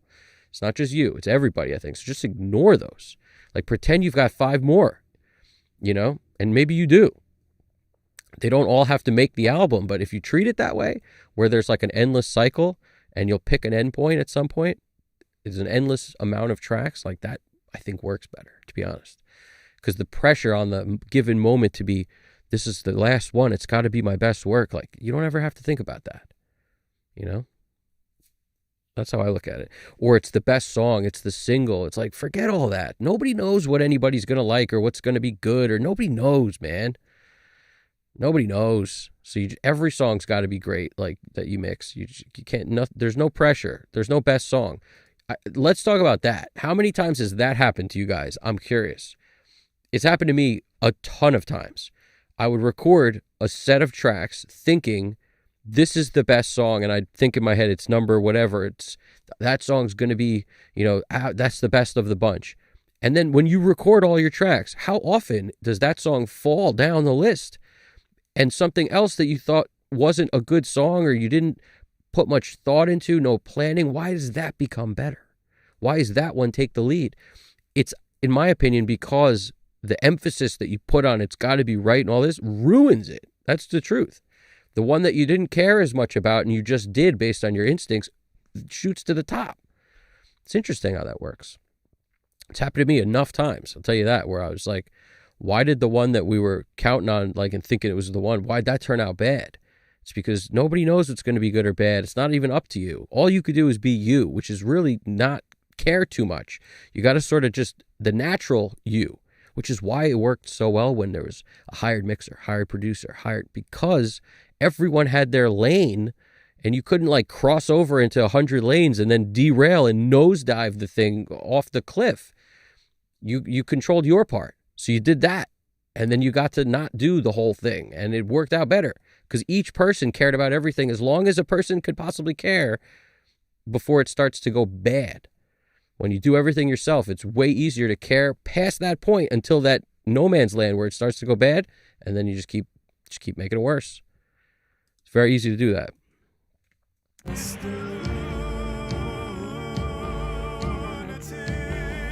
Says everybody on the bus.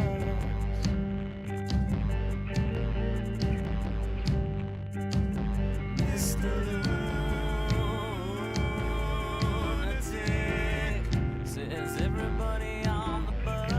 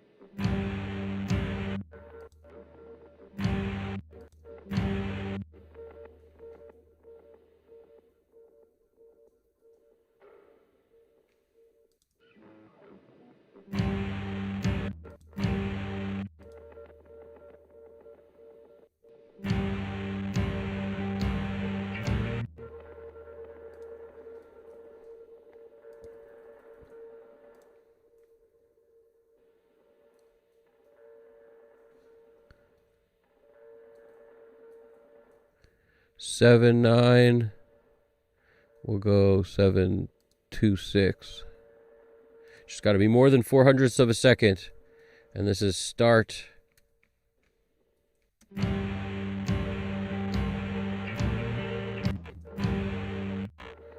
Even pull that back a smidge.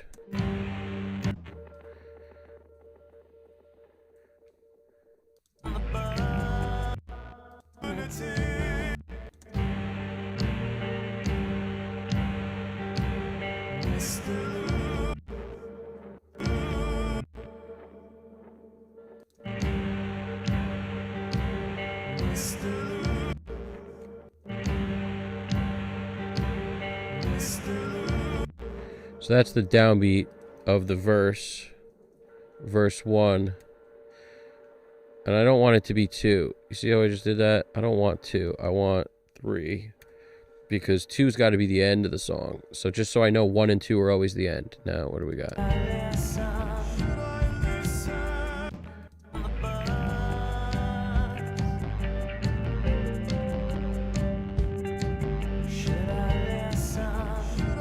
There's really no pre-chorus in this song, kind of, I would say. It's just, you know, verse, chorus, which is easy to do these now.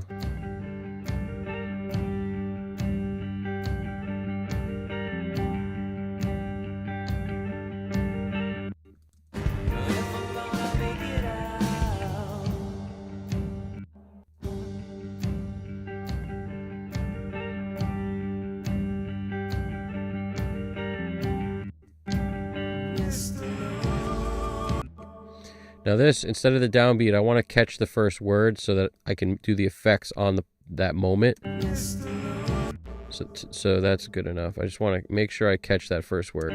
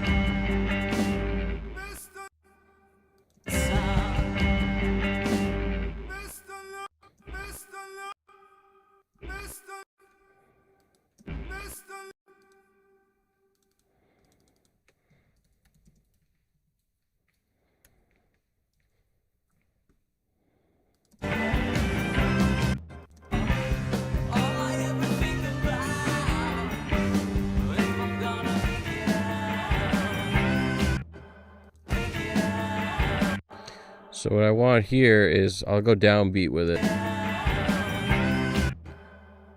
Bridge 7. Then it's going to be solo. Solo is the outro, so just wherever the solo starts.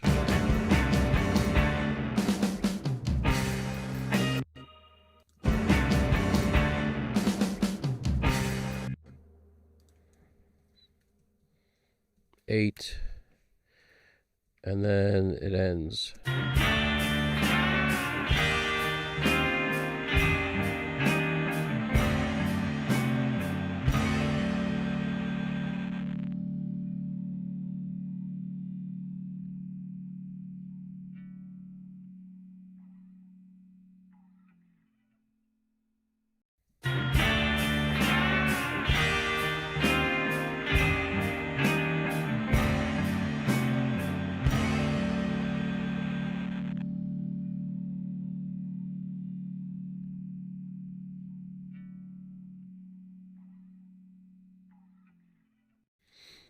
Somebody's going to be like, there's this weird farting at the end. It's like, yeah, I know. We put that there. We put the fart in the freaking heart of this thing.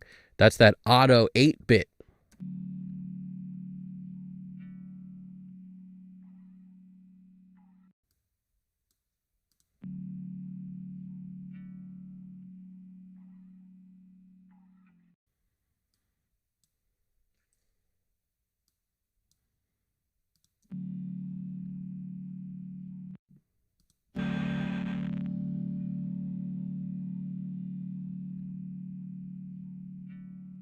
I like a long fade. I don't know about you guys. I'm a long fade kind of guy.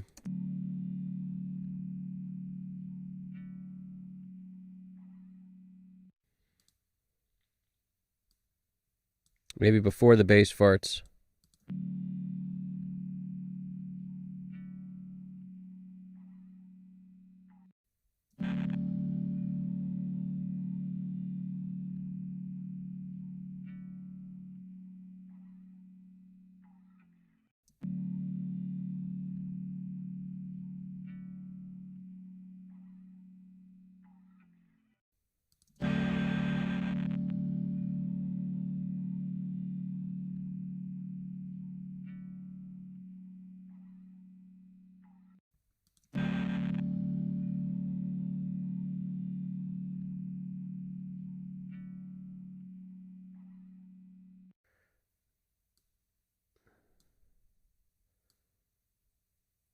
This is going to work fine. Meticulous about this stuff because that's so important. You want it to fade out sweetly.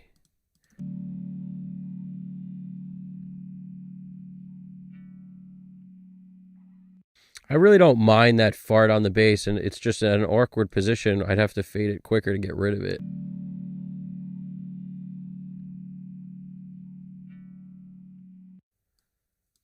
Which I don't like.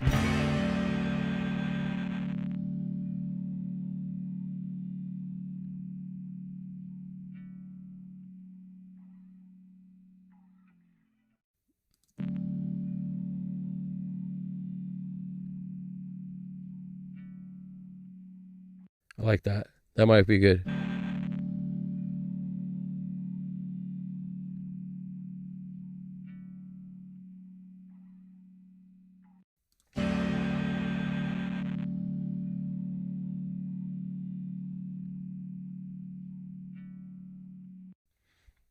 To me, that's the sweet stuff right there. We've nailed it.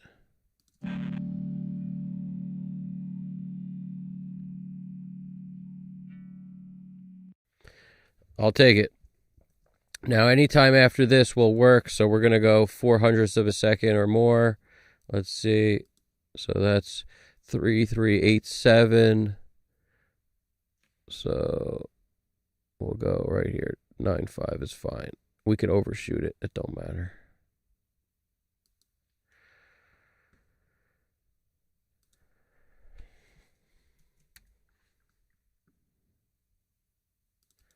And usually it gives you that option for the earlier marker. See, it knows I want the marker there.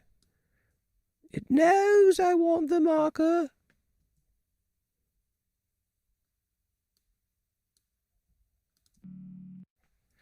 Okay. Good to go. So this is just super down. Good to go. All right, now let's go into vocal effect city a little bit. I made it like a million dB, this thing.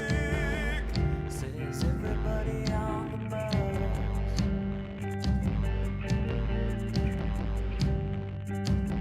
Mr. Lunatic. Says everybody on the bus.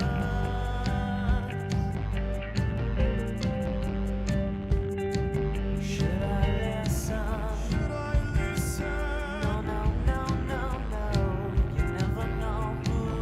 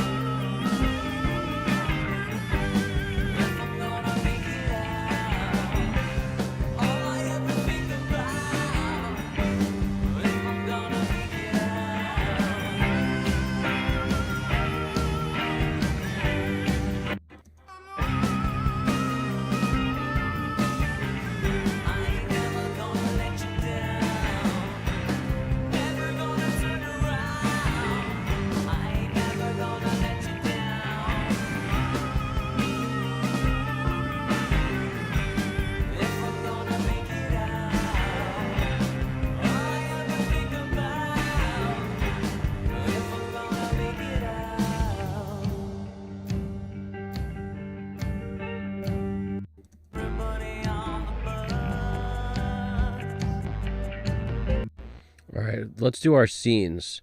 My thought process is verse 1.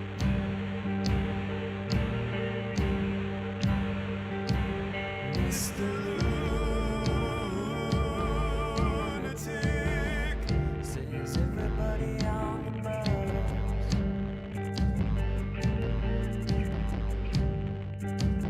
Mr.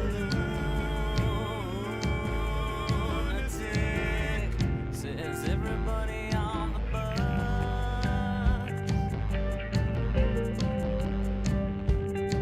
Should I listen?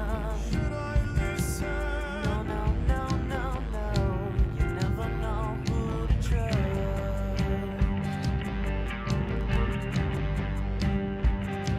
Should I listen? Should I listen? 'Cause I see your gun, and that is why I listen. Yeah, that is why I listen.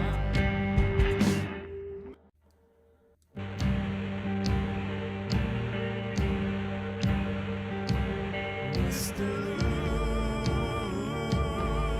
Lunatic, Says everybody on the bus.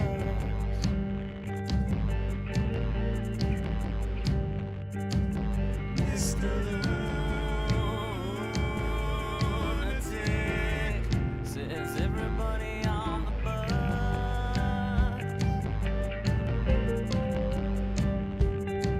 Should I listen? should I listen? No, no, no, no, no. You never know who to trust.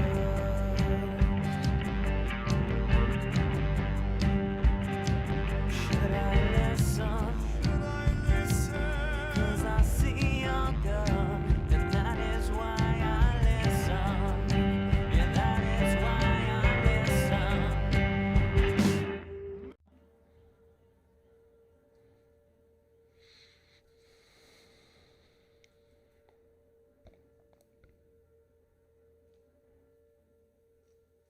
Unborn chicken voices are the worst. GDP, I get that.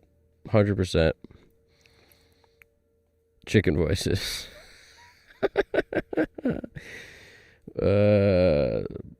Braxel going to bed, man. I appreciate you coming through. I will never overdo Gold Clip. I learned my lesson on that when I first got the plugin. Definitely. I appreciate you coming through, hanging out. You're the man.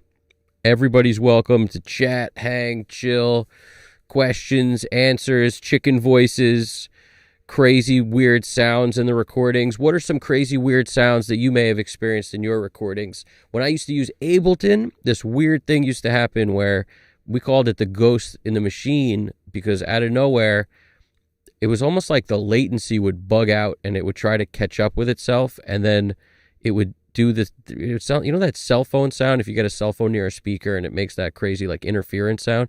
It was like that, but there was no cell phones in sight. I turned everything off. Nothing was causing that, but it was something kind of like that sounded ghost-like. We would just have to wait it out, and it would ruin the record. It would ruin the take. So it was like when that would happen, it'd be like, okay, 20 more seconds of like, it was like a 10-second thing that you just have to sit through, and then it would go away. And I remember thinking, this has got to be an Ableton problem. So I just, abandoned Ableton shortly after that. But there was a lot of weird stuff like that, latency related, was going on when I used Ableton back in the day. So I think they probably fixed most of that since then. This was years ago, but they had this ridiculous slider where you could dial in the amount of samples, and it was just terrible trying to deal with how to make that thing work. Didn't work. Not for what I was doing. Not for live instruments, like 12 tracks of drums at a time. Like, it just wasn't working. It was a disaster.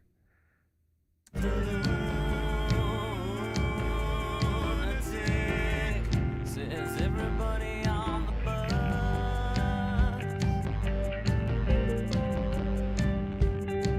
Should I listen? should I listen?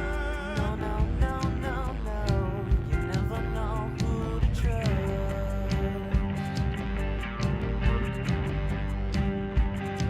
Should I listen? Should I listen?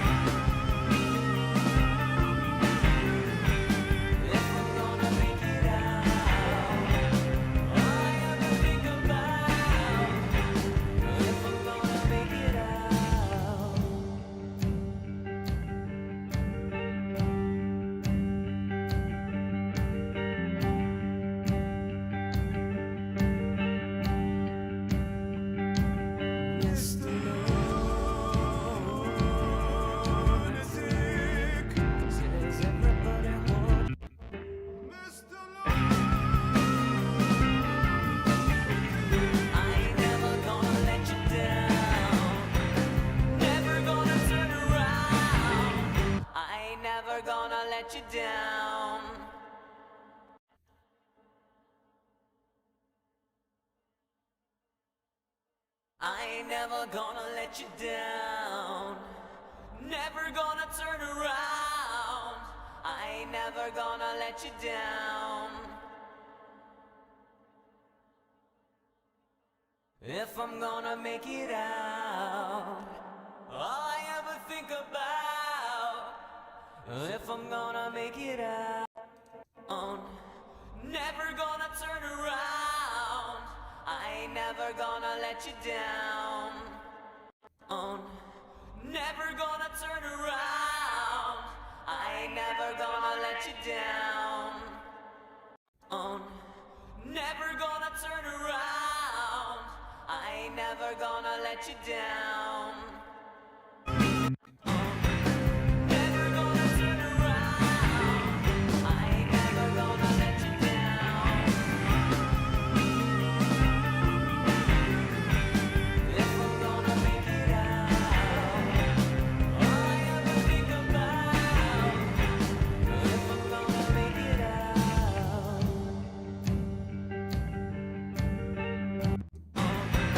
never gonna turn around.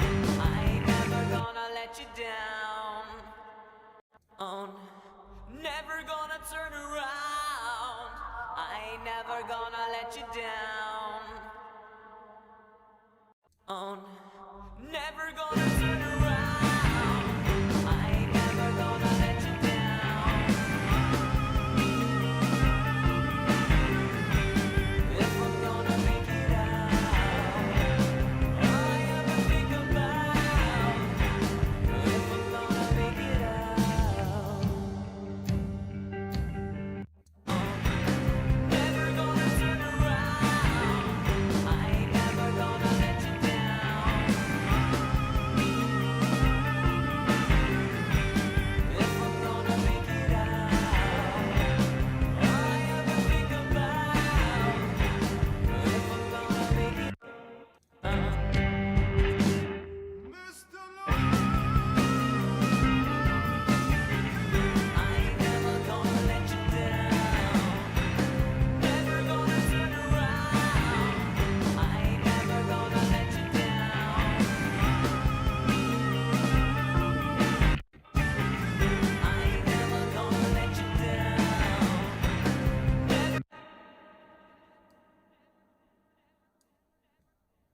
I ain't never gonna let you down. Never gonna turn around. I ain't never gonna let you down. I ain't never gonna let you down. Never gonna turn around. I ain't never gonna let you down. Turn around. I ain't never gonna let you down.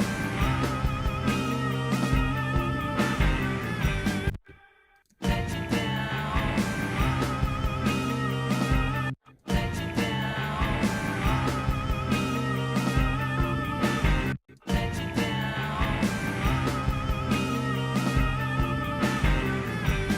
Let you down.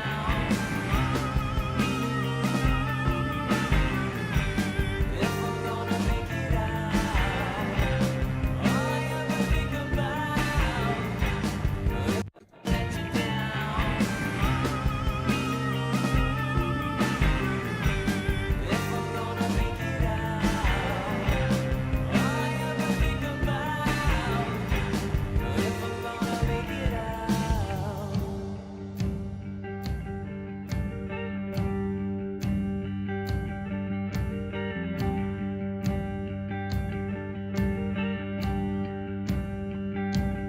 Mr.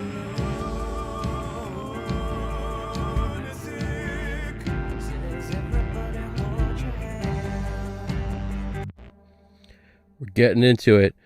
GDP wrote something here. What'd you write? 20 years ago during an acoustic guitar take, I captured an EVP for real. Really? It was that 20 years ago. Was that before Japan? Is that what that was? That's insane.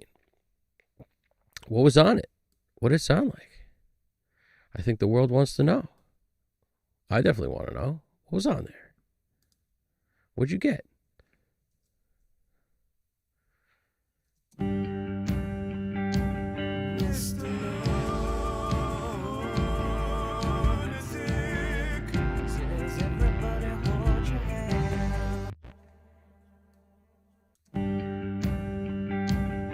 Mr.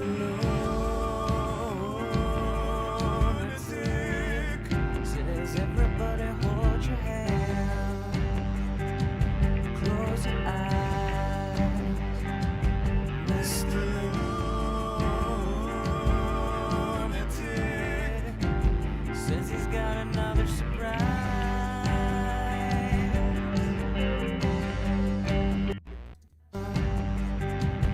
Close your eyes.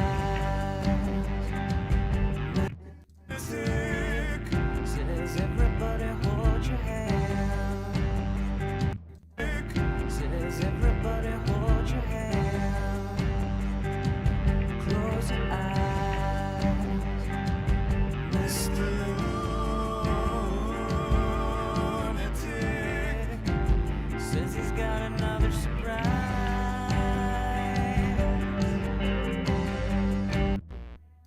Says he's got another surprise. Got another surprise.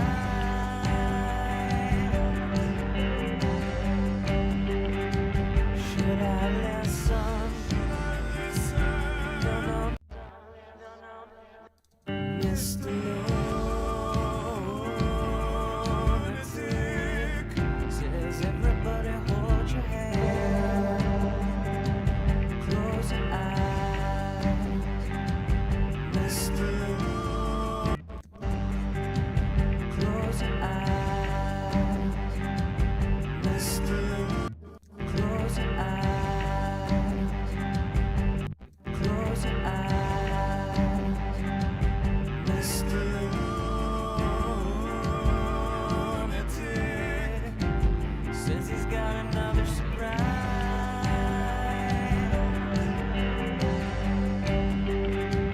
Another surprise.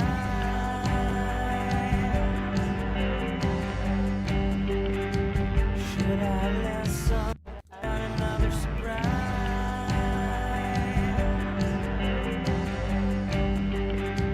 Should I listen? No, no, no, no, no.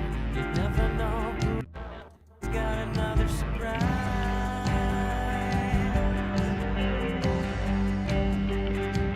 Should I listen? No, no, no, no, no. You never know who to trust. Never know who to trust.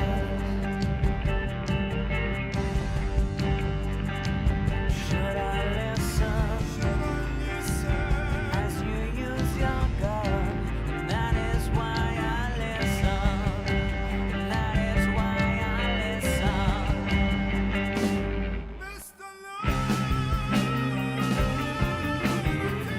I ain't never gonna let you down. And that is why I listen.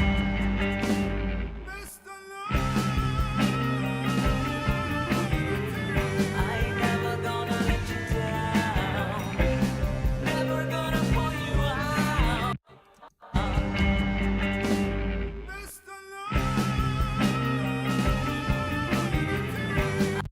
I like to fade out reverbs and things like that before the next part happens. So before the chorus, I fade stuff out because if the tail of the reverb kind of carries you into the chorus, it could lose impact on the next part. So that's the reasoning. It's not always something I do, but I do like to do it.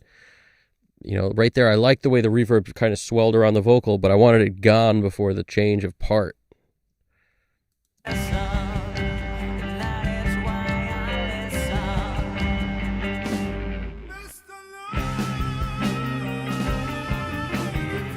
I ain't never gonna let you down. Never gonna pull you out. I ain't never gonna let you down. I ain't never gonna let you down.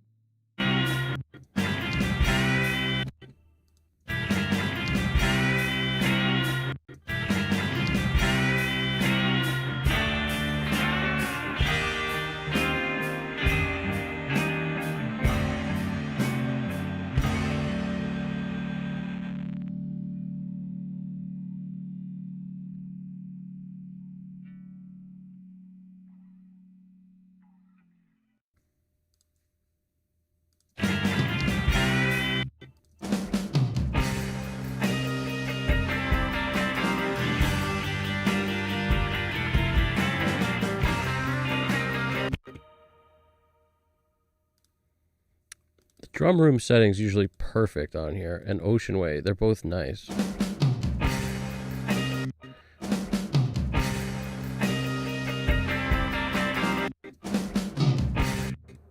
Phil Collins, anyone?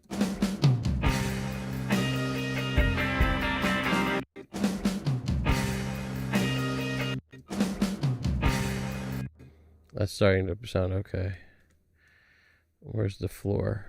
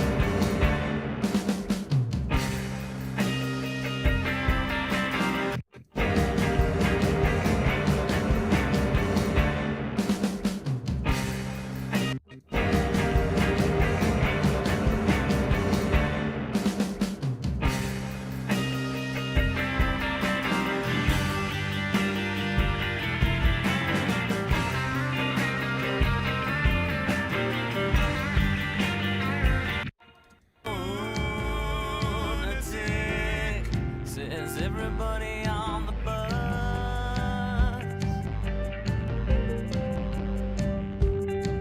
Should I listen? Should I listen? No, no, no, no, no. You never know who to trust.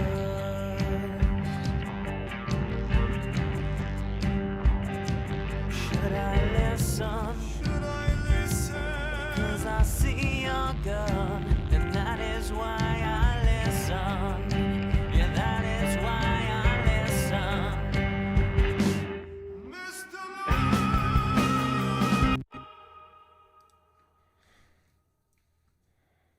Mr. Lunatic, Says everybody on the bus.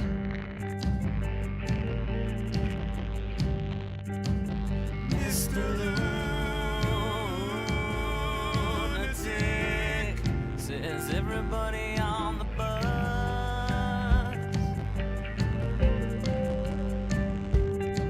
Should I listen? should I listen? No, no, no, no, no. You never know who to trust.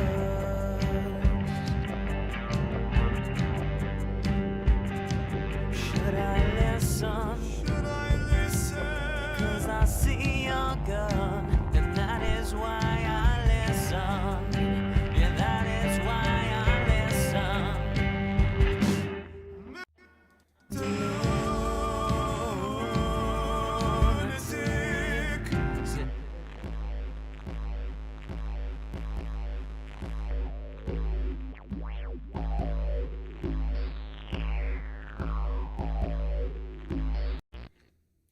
So where we're at right now, I'm just dialing in this ridiculous sound and determining it was like too constant, so I added this filter thing to it. But we are at a point in the mix right now where we've already gone through drums and we're fairly dialed in terms of everything before VCA. So the way I look at it is maybe some tweaks will happen, but my VCAs are automation time. And I'm sort of getting comfy with it, getting a little happy with it, and probably play with some of these flavor tracks a little bit too.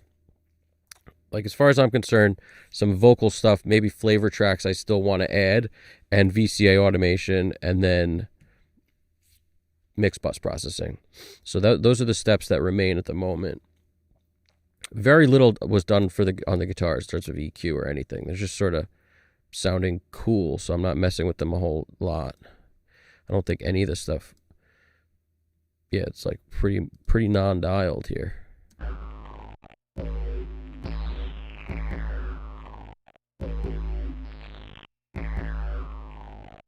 That filter freak making it move is interesting. Without it, it's this.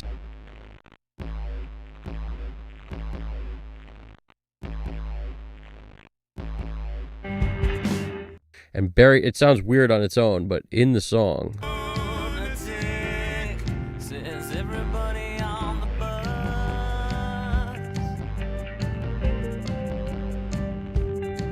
Should I listen? Should I listen? No, no, no, no, no. You never know who to trust.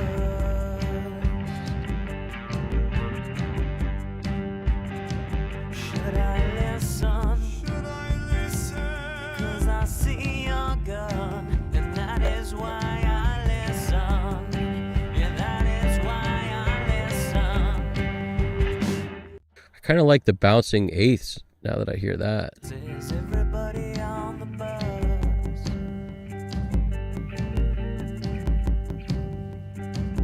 Mr. Lunatic, says everybody on the bus.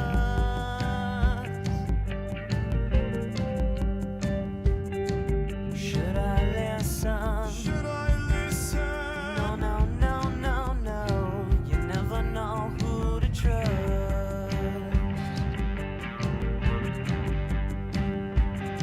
Should I listen? Should I listen? 'Cause I see your gun, and that is why I listen. Yeah, that is why I listen.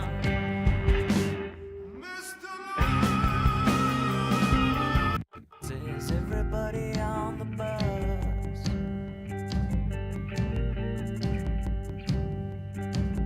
Mr. It's kind of a big no-no moving low end around and to the left and right speaker. Well, that's insane. Yes, that's why I like it, because it's insanity. Also, keeping it kind of not moving very much with this minor movement thing, but it's better than just staying in the same place all the time.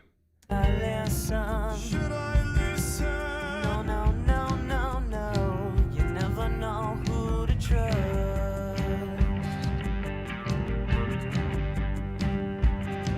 Should I listen? Should I listen? 'Cause I see your gun, and that is why I listen.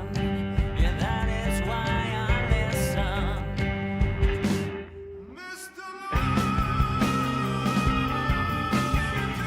I ain't never gonna let you down. Never gonna turn around. I ain't never gonna let you down. If I'm gonna make it out, all I ever think about. If I'm gonna make it out. So these are my spacey flavor track things. These are the buses. So in case I don't want to build my own flavor track, which I would do like this, just duplicate this and now come in here, get rid of that, and now we can pretty much play around. I'll make this a different color so that I know it's a flavor track. And then I might grab something, throw it down here, hit it with some Audio Suite stuff. Like in this part of the song, this intro.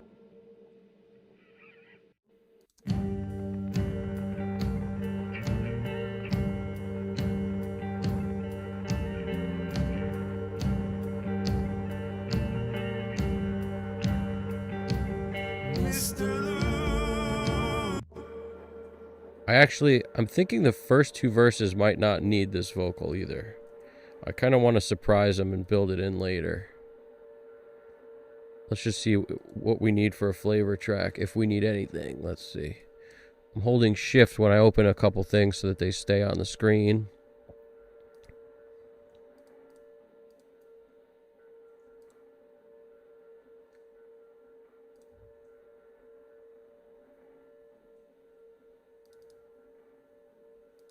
My favorite presets are by far the extreme section. Love that extreme section, yeah. All right. So now we have this. First, I flipped it backwards. Then I grabbed more space so I could print a reverb into a large amount of space. Then I have to flip it backwards again so that it ramps up. And we've got this.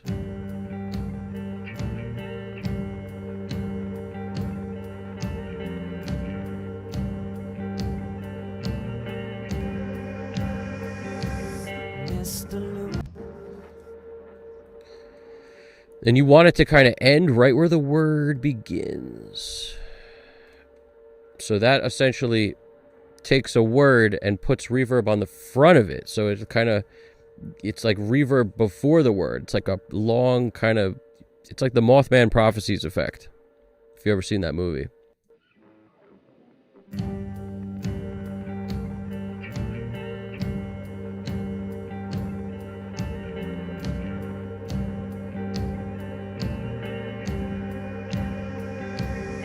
Mr.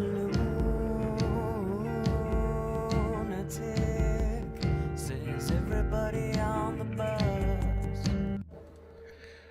Buzz, buzz, buzz, buzz, buzz, buzz, buzz, buzz, buzz, buzz, buzz, buzz.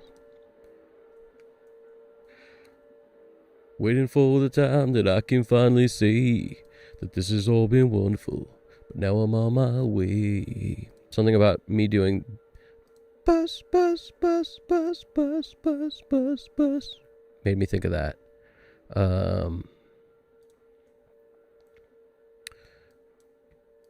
Memory Man. Memory Man, why do you come into here?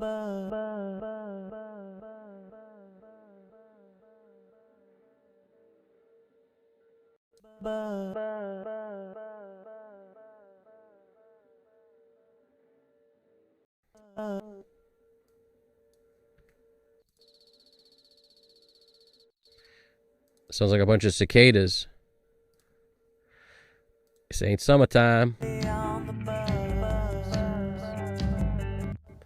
Now, what we have to do is, we could do this one of two ways. I like to sometimes create another track that has like a filter sound on it, so I don't have to filter as much each time, in which case we would be like this, duplicate this flavor track, and get rid of this thing on the front. And now we have two tracks to play with at least, and one of them will have this filter on them. Now you could do this with CLA Vocals, has a filter plugin. You could just do it on an EQ also and just filter out most of the stuff. You could do it on a channel strip, but I just love doing it on this because it's so easy. And it sounds exactly the way I want it. Like, you could do this for a while and tweak it, and it'll never sound this good of a filter. It's just so clean. It's like a little distortion, a little compression, filtering out the top and bottom. There's a little de-essing on it. Like, there's just so much built into that plugin. I don't know why I closed it, though. Oh, I didn't close it. It's right here. Okay, good. You can control the volume on the clip, so you don't have to deal with, automating the volume here at the moment.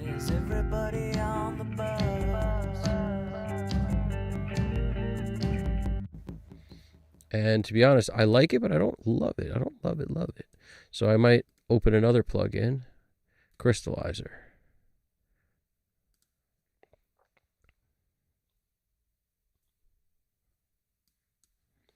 And on Crystallizer, the dull echoes is by far my favorite. Dull 23. Where is it? Here we go. It's just like...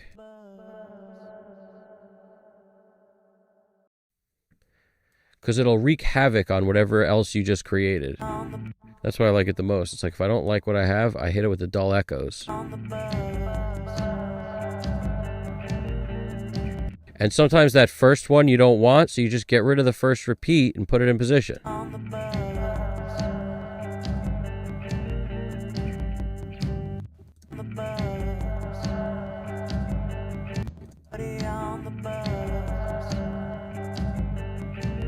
It's all about the placement of it.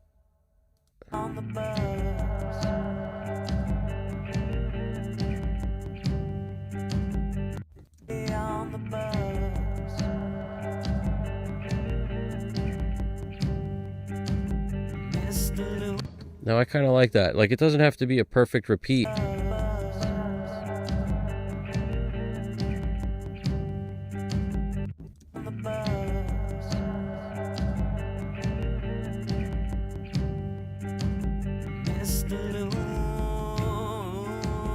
Lunatic says everybody on the bus. Sound like I took shut?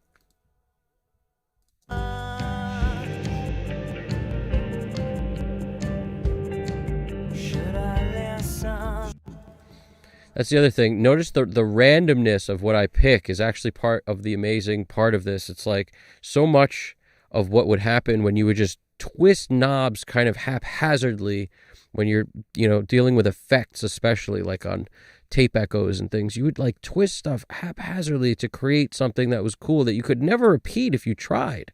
And I try to take that with me into the DAW workflow, where just like try things, experiment, never feel like you have to, that you're going to mess something up or hurt it. You'll never break it. Like, just mess around, Should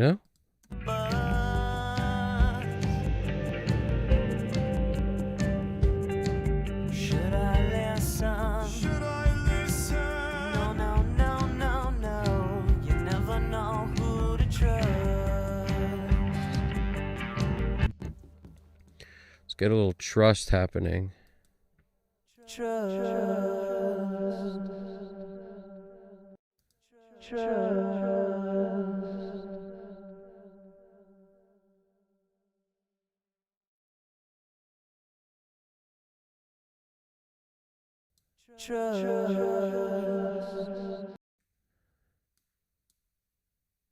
And we'll hit it with some little plate just to soften it, because it's just super platey, like wet reverb.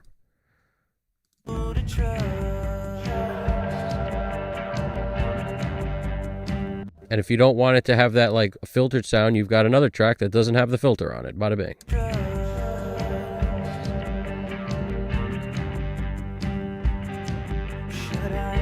If you didn't like the little plate, then forget the little plate. I just hit undo like 3 times, and we'll come back over here and we'll bada bing.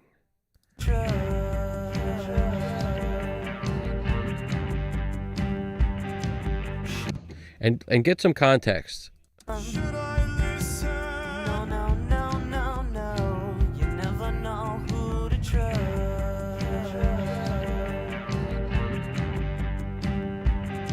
Should I listen? Should I listen?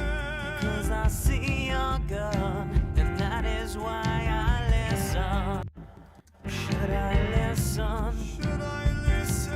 'Cause I see your gun, and that is why I listen. Maybe we need a repeat on that word, potentially.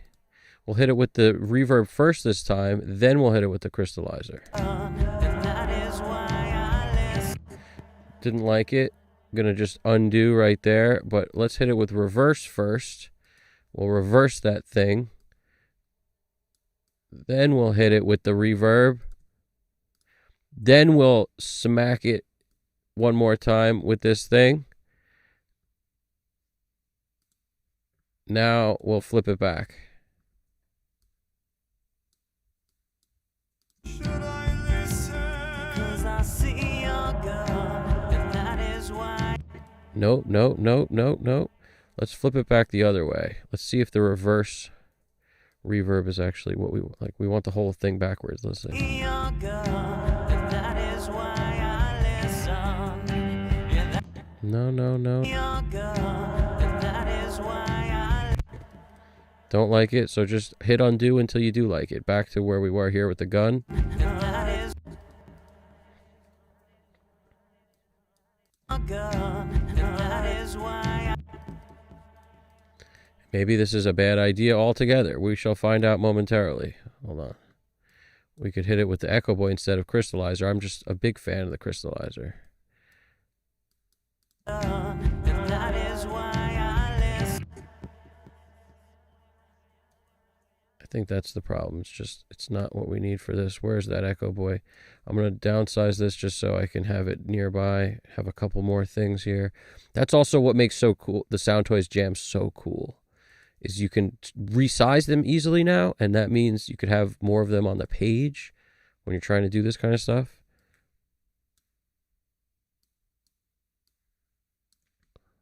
And that is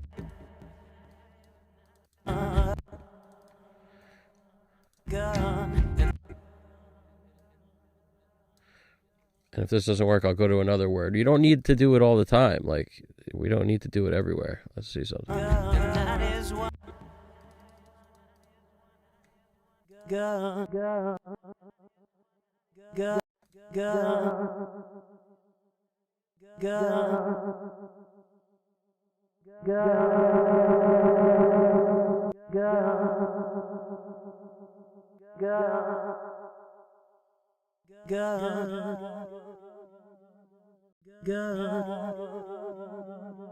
gun,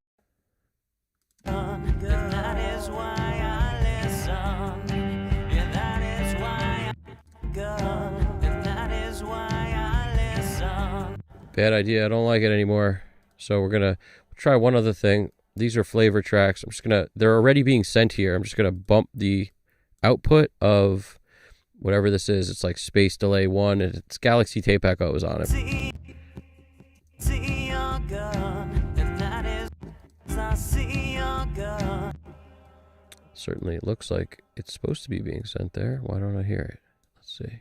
I see your gun, and I see your gun, and that is Nope, it's not doing any.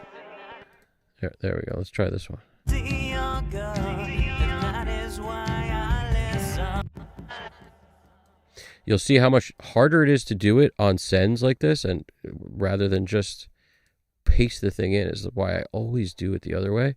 But sometimes I like this for just another option. Your gun, and that is why I listen. Yeah, that is why I listen.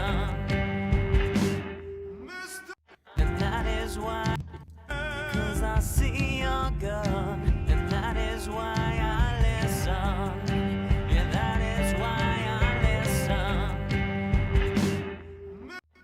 And that is why I listen. And that is your gun, and that is why I listen. Your gun, and that is why I listen. Yeah, that is why I listen. Listen. And I don't love to do it on words with S's, because then you're like doing an echo, delay, repeat on an S, which to me is an awful way to go about it. What's going on, Niles? We got Niles Pichet, 1734. How you doing over there? I was recently talking to another singer/mixer about hearing voices in the mix that definitely weren't there before. I like that. Yep. Voices in the, like, you mean the ghosts, the EVPs, the GDP EVPs. That's what you're talking about. Like GDP experience. I hear you. I don't know what that is. I'll tell you, one time I had a weird experience like that where I heard a melody because of like the overtones created by a couple guitars that were like doing a lead thing. I heard this melody that was like, I was like, I got to sing that. And then when I went to go to do it, I was like, play that part of the song again. And then it wasn't there. So I was like, what happened? You muted something, or, to the engineer guy. And he's like, yeah, I took out, the lead guitar part so it wouldn't get in the way of what you're doing. I was like, no, put that back. So he put that back. I was like, weren't there more guitars? He's like, yeah, there was these other two, but like there's just 3 or 4 different leads like on top of each other. I was like, put them all in. And it was like, but it sounds like a soup. I was like, I don't care. I'm not going to leave them all in. I I heard something when they were all in, put them all back. So he put them all back, and then I heard the melody again, some weird overlapping thing that was created by all these, like, by the weirdness, the combination of stuff. So I heard the melody again. Then, I ran into the booth once I had the melody in my head, and I was able to drop it. But it's just amazing how sometimes we hear things that aren't there, because the engineer, like, me and him almost got into a fist fight because he's like, I don't know what you're talking about, man. He's like, I don't hear anything. I was like, it's there. You don't hear that? It's clear. Like, listen. And then I sang the melody. I'm like, you don't hear that? He's like, I don't hear what you're talking about, but that's a cool melody. So it's just so funny. But it was like this combination of stuff that made it like writing on the wall for me. I could hear it, but without the combination, it wasn't there. So it's just some weird like overtones thing. Anyway, that's my story for the day. Niles Bechet. So yeah, maybe you've had a similar experience. I don't know. It's interesting how when music comes together, we all hear what we want to hear, pretty much. We hear whatever we allow ourselves to hear.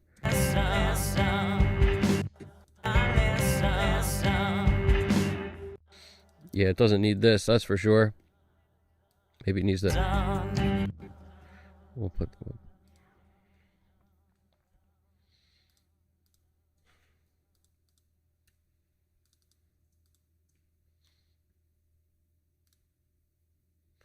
And I could totally tell when I start to do this and it doesn't work. I can feel myself like forcing it, and then I usually abandon ship is my terminology I like to use.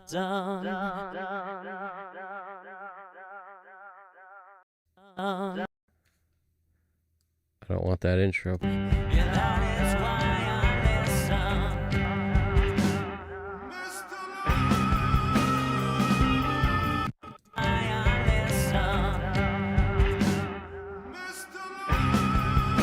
See, it's a cool thing, but I don't want it to be overlapping that space.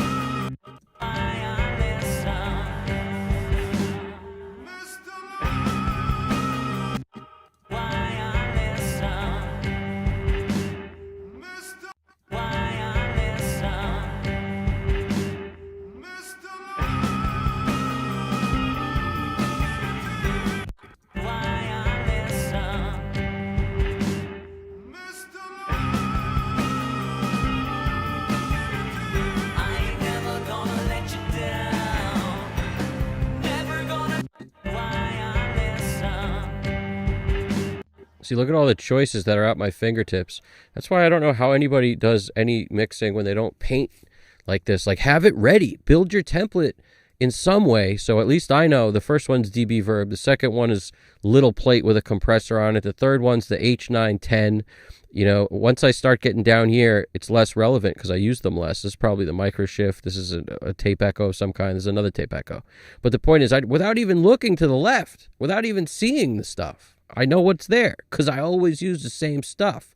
And I think that is helpful. Sure, you could change stuff out here and there if you feel like doing something completely different, but it's helpful.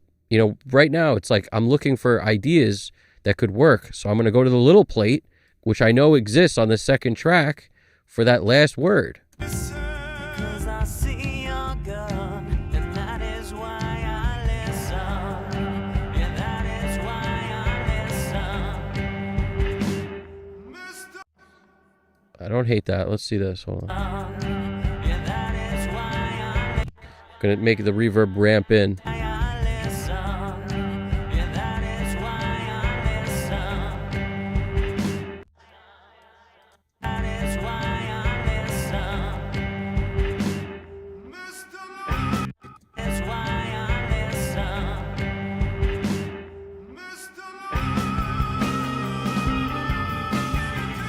I ain't never gonna let you down. That is why I listen.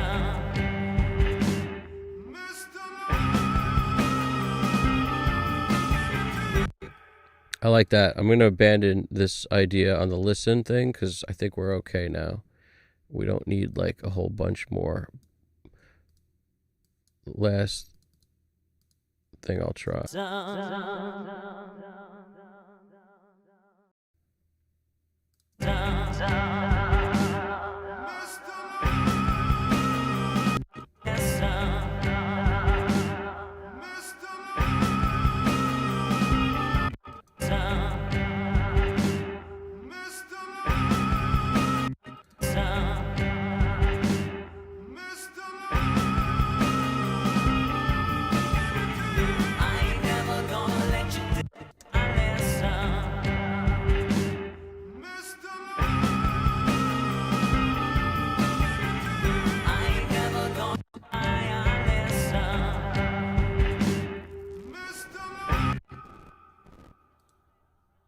Okay.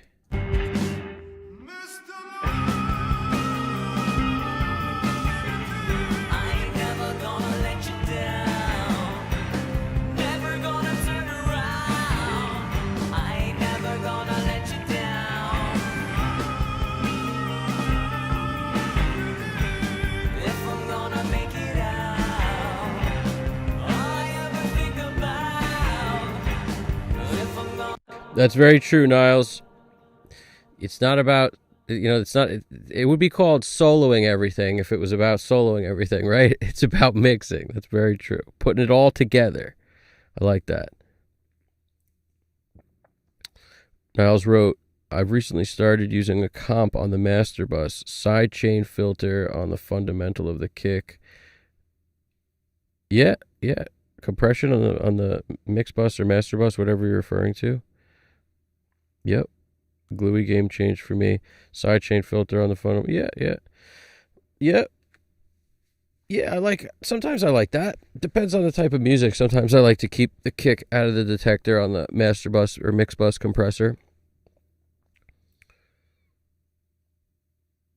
That's awesome. Yeah, no, it's squeezing the stuff in. A little compression is helpful. That's why, I found a true love in that freaking sidecar. It's such a good plugin because it just does exactly what I wanted it to do. Just a little bit of compression, a little bit of EQ in one plugin. It always kind of sounds gentle if you don't hit it too hard. It's never squeezing too much, but it squeezes a little bit. It's nice.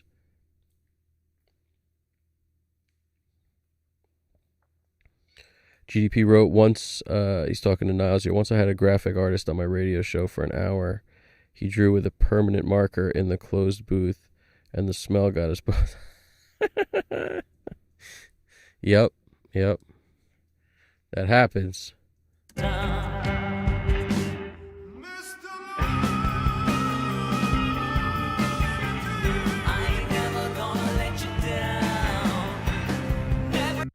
I hear just on now we're at the chorus, so there's something here that makes sense. A little down.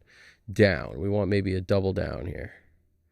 We want a double dose of down. So what are we going to do? Maybe Memory Man. It hasn't been working today for us, but we'll see.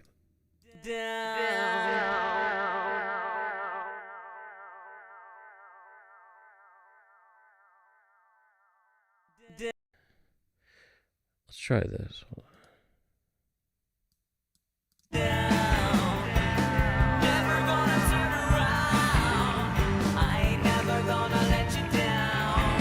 And don't forget, the most important part of this, which I forgot, And I never forget it for long because it always doesn't sound as good to me when I don't do this. Always put on some sort of panner to move this stuff around. You could move it by hand, but trust me, this is the move. You got to do it.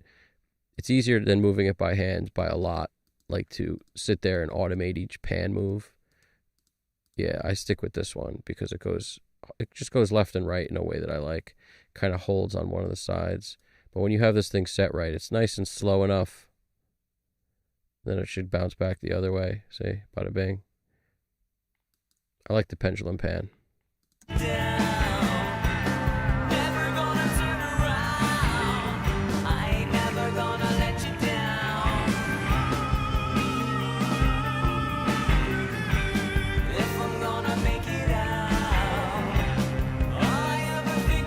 Just be aware not to make it too fast. Sometimes if I don't like the pendulum, the thing, there's a couple others that are cool on there too, but Pan Man, option B, not Pan Man, Auto Pan. But Auto Pan will only show up if you have if the track is mono, which in our case it is mono, but once we add something like in our case Pan Man, if I take this off, it should go back to not mono. See, that was making the track a stereo track, and then you can't put certain other effects on, so we just take that off. Pan Man, or Auto Pan rather. Slow this down. This is the one that comes with Pro Tools. I love this freaking plugin. It's always been the GOAT.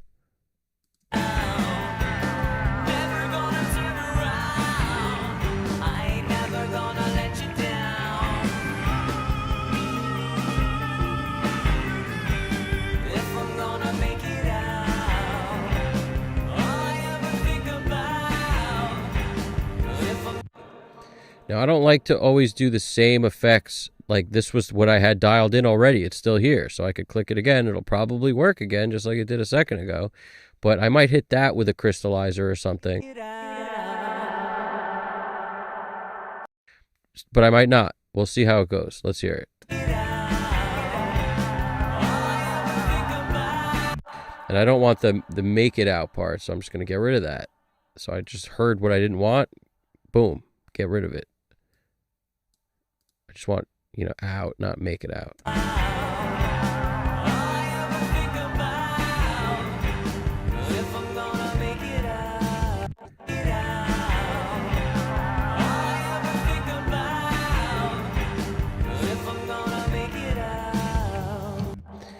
Yeah, Niles, you wrote you're scared of using panning, so you never use it. Pan everything. Panning is the answer for why stuff sounds big and wide and amazing. You got to move it. And the more you move it, the lower it can be. You have to make a volume of something much louder if it's not moving. If it's moving, the volume can be much quieter.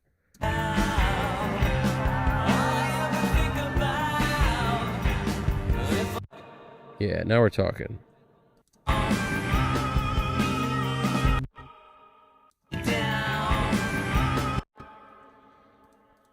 And we may or may not want this, but let's just try it on for size. Turn it way down. Fade in. Fade out.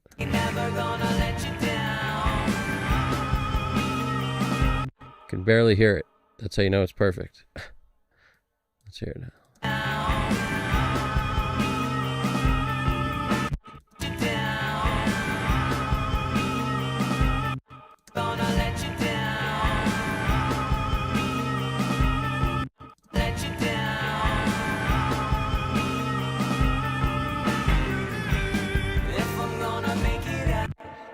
I think that works there too, honestly. We're doing well now.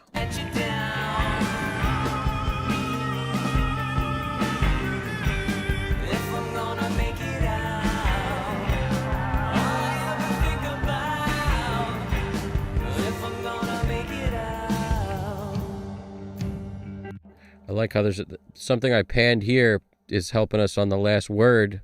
Here in the background, that is like a second one. That's pretty cool. We may not need one here, but we might. We don't want get out, we want out. Let's hear.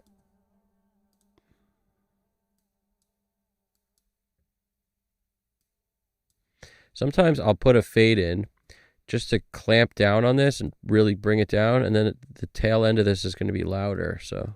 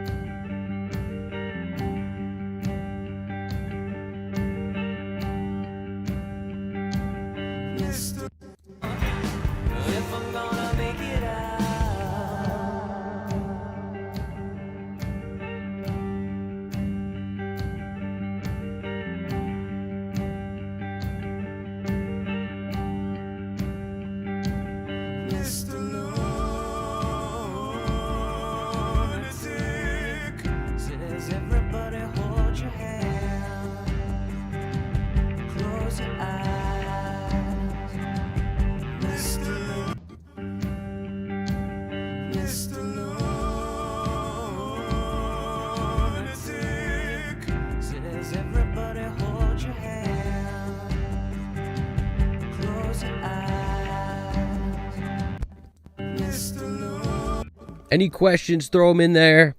I keep looking at the chat. I got the other screen and the desk over here next to me. Hit the like button. Subscribe if you dig it and you haven't seen this yet. We got plenty of these coming at you. We're going to keep rolling here. We're on verse 2. Just about, I like to just at least get through this kind of thing before I move on to something else. But luckily, beyond this, we just have VCA, automation, and mix bus processing. And maybe some tweaks between here and there as we kind of get more and more comfortable. Mr. Lunatic. Says everybody hold your hand, close your eyes. I want to hold your hand right here. I want to hold your hand. Your hand. Go eighth note for this. Your hand. Your hand. Hold your hand. Close your eyes. Everybody hold your hand. Close your eyes. Says everybody hold your hand. Close your eyes. Mr. Lunatic. Mr.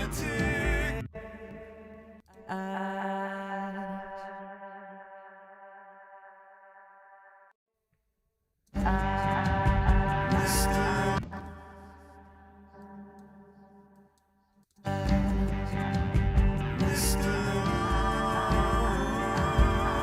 Lunatic. Says he's got to hold your hand. Close your eyes. Mr. Lunatic. Close your eyes. Mr. Lunatic. Close your eyes. Mr. Close your eyes. Mr. Close your eyes. Mr. Close your eyes. Mr. Lunatic. Says he's got another surprise. What's up, Niles? You got a question over here? We got Niles wrote, question, out of curiosity, you know anything about the Octava 219 or 319? Are you kidding? I've got two MK219s. I had one. It was like my first condenser mic ever. I loved it. It's like a dark condenser, which is rare for some condensers, and I really like dark condensers. So I liked that, and I got a second one, so I could basically, that was my first two overhead mics, were two Octava MK219s. Nothing but great things to say about them. They're not like on anybody's wish list of like, this is the perfect, mic, but could not afford AKG 414s at the time. That was an affordable option. So went with it and don't have any regrets. They're still some of my favorite mics because they're like really dark. They're just, I don't know. I have a blue Bluebird. That was an early condenser I used to use a lot too. And the MK219 just kind of, the darkness of it was really helpful. Whereas there's like a lot of fake hype in a lot of those mics. Until you get really expensive mics, you're getting fake hype in a way. Like this fake top it's just like, there's nothing you could do. You could try to roll it off, but it's not better. Whereas there's something real, like kind of very natural sounding about a 219, but it's a dry mic. Some of the vocals I've recorded on some of the stuff you've been seeing were definitely tracked through the 219 also. You just bought a modded one. Super excited. Nice. Yeah, they were never that, like, they weren't crazy expensive. That's what I always liked about them. The clip on the back of them, like, is a weird clip that had a tendency to break, but I remember that was the only thing that ever went wrong with it, so I got another one when one of them broke. The other one never broke.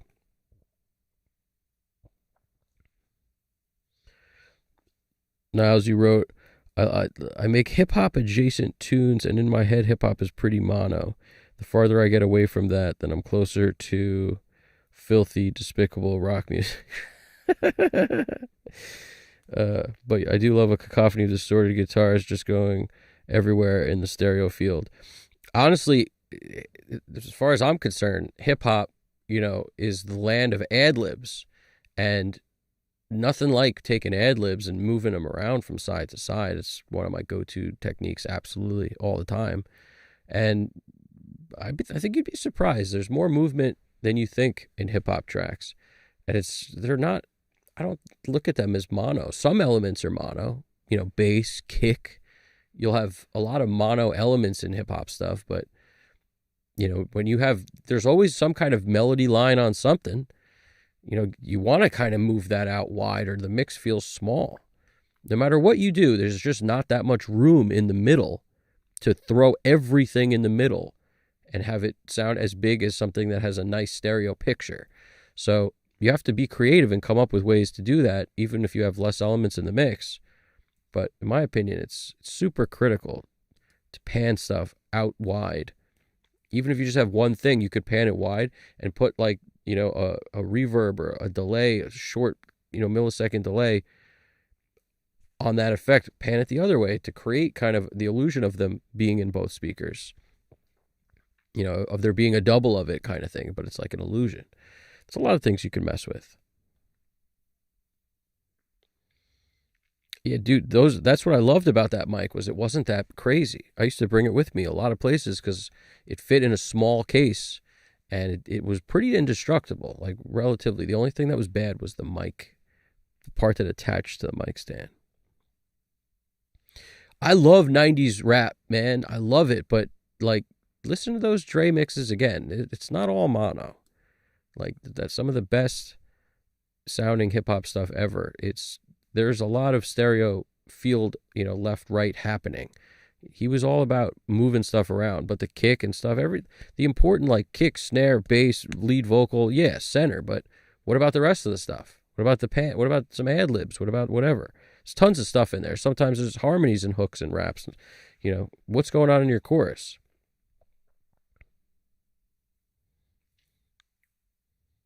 It's a good question, GDP. What's the best DAW you guys think for working with hip hop and with working with loops? Drop your thoughts in the chat. I like that. Yeah, doublers are helpful. That's a good trick. Use a doubler. Take the center channel out of the doubler so it's just out super wide, in a chorus. Pitch shift effects. You can create kind of your own pseudo harmony, just blend it in nice and low under the mix. That often helps a lot.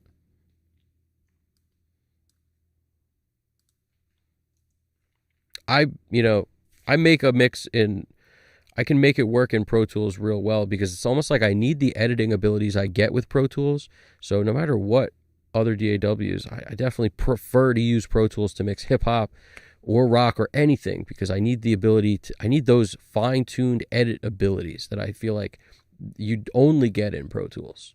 So, creating the loop and stuff, maybe another DAW could be better, and maybe even for mixing it, but just in my opinion, it's not, it's just what I'm comfortable with. I need Pro Tools to edit the best, and when I'm doing stuff like hip-hop, I'm usually cutting up the loop, doing something to make it more interesting, creating drum fills from a static loop that doesn't have any, and I need edit abilities to be able to do that. So that's my opinion on what I would need, but everybody's different.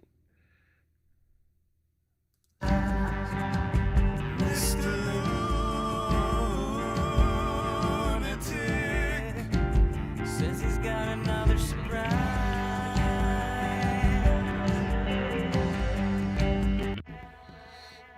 Thanks, Niles. Yeah, there's plenty of crazy ideas out there, man.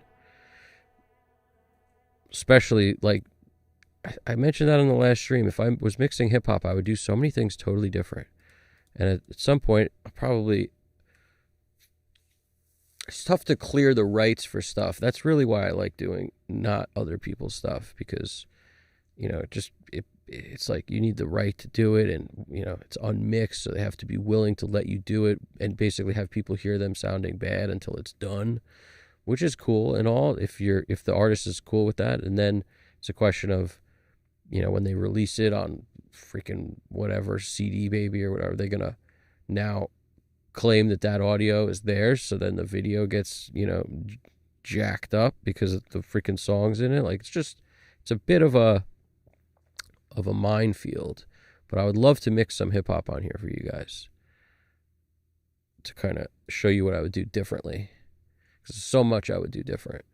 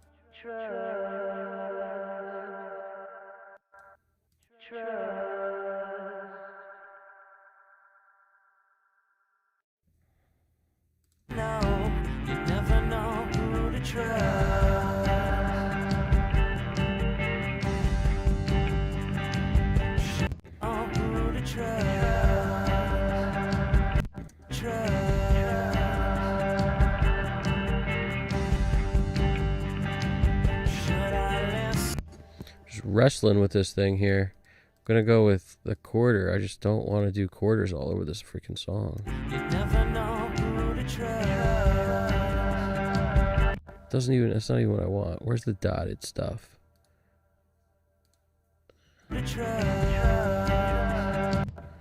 Dotted eighth.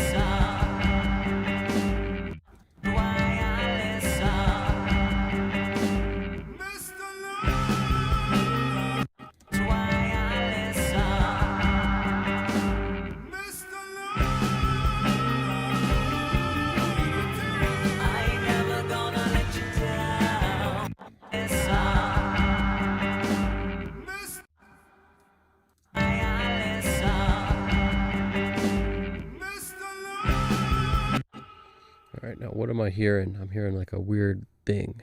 I'm hearing like clickety clackety.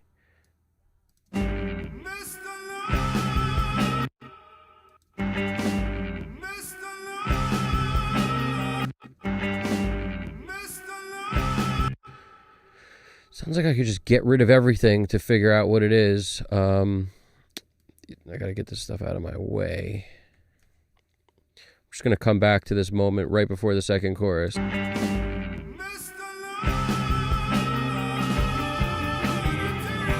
ain't never gonna let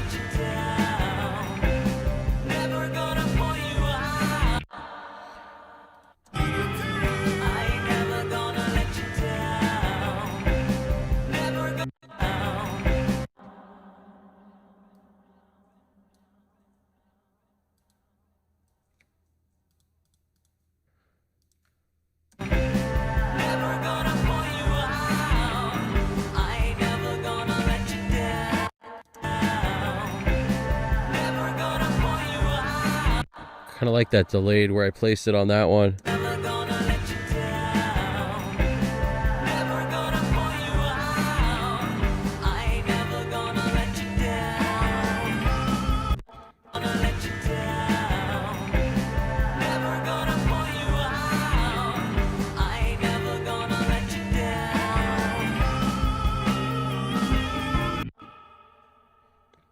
Instead of a dotted 16th, dotted quarter, maybe eighth. Try an eighth here.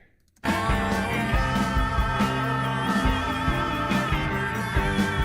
I'm gonna make it out, all I ever.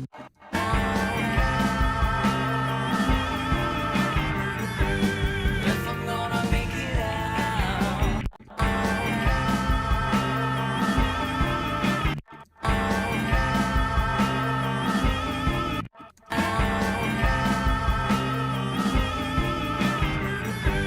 If I'm gonna.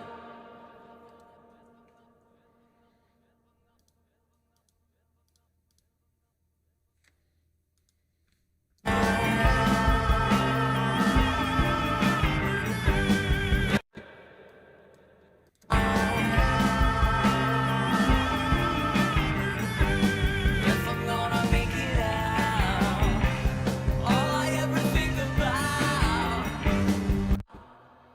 Make it out, all I ever think about.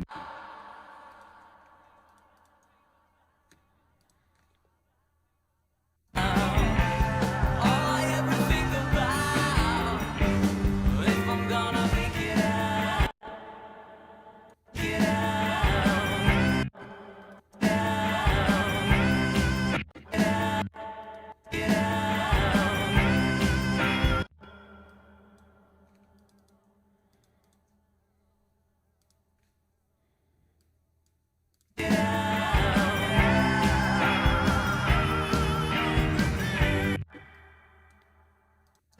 If I'm gonna make it out, if I'm gonna make it out, I'll make it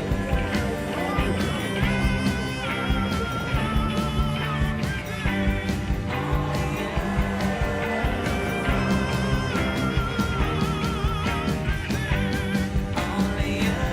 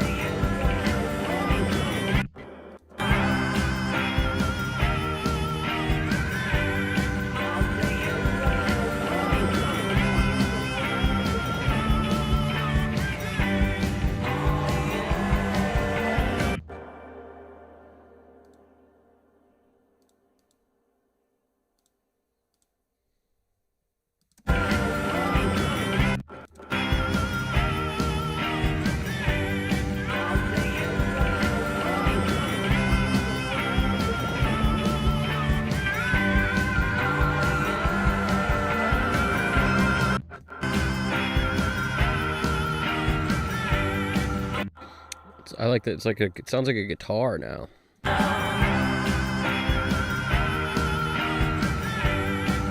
And I never set it on the grid, if you notice. I just drag it around till it feels right.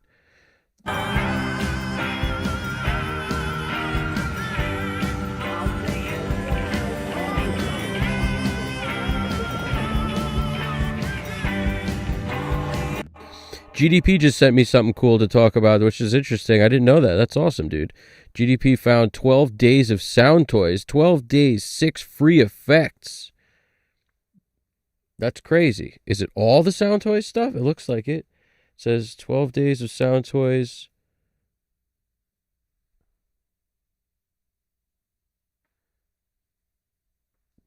That's interesting. I don't understand. It's a 12-day trial? Is that what it is?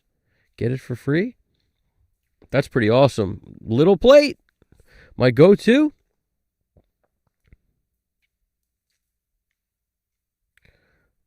Niles. Oh, so Niles, you like the FL, huh? You're an FL guy. Doing hip hop, that sounds about right. I feel like FL has kind of made its bones that way.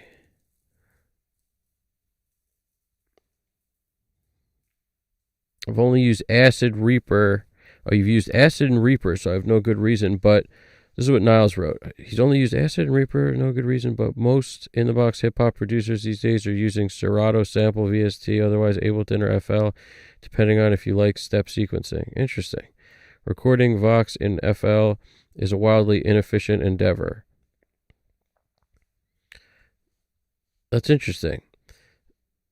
Yeah, it's also important to note what you said here, how you wrote in the box hip hop producers. It's like, hip hop's one of those genres that still not all, but a lot of the guys who produce their own tracks are also mixing their own tracks.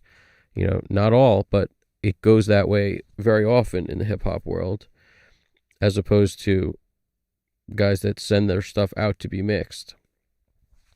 Depends on if you consider yourself the artist or, the guy if you're making the beats. Very often those guys also, think they're the man for the job to mix the stuff. Very often they're wrong, and their stuff could sound way better if they just had someone else mix it, but not always. And if you're like a rap artist, I could understand you not, wanting to learn how to mix all of a sudden just because you want to be a rap artist. So you're definitely having someone come in and mix it for you. And a lot of times I find that's what happens today is guys will make beats, have them available for lease, sale, whatever, and then the artist gets the beat.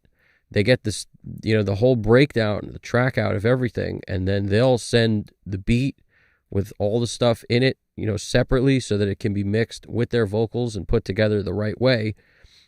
And the guy who produces it is, his hands are washed of it when he leases the beat, or sells it or whatever. So he doesn't care what you do with it. And that's, in my opinion, the way to get the best result is to have your stuff put together to make it where your vocal is meant to be in the track. And like I said, far too often, if it just goes from a beat, like the beat track could just be a loop of, the same loop for the whole verse or the same loop for the whole chorus. Like they don't build the way songs, in my opinion, need to. So it's really up to the guy mixing to act as a producer in a way, because you got to create moments that weren't there, create more excitement in what's going on to make it match what the vocalist does. The beat probably sounds pretty decent to start with, or the artist wouldn't have picked it, but it's a very different thing to make it fit what the artist is doing than to just, slap a vocal on top of a 2-track. It's totally different.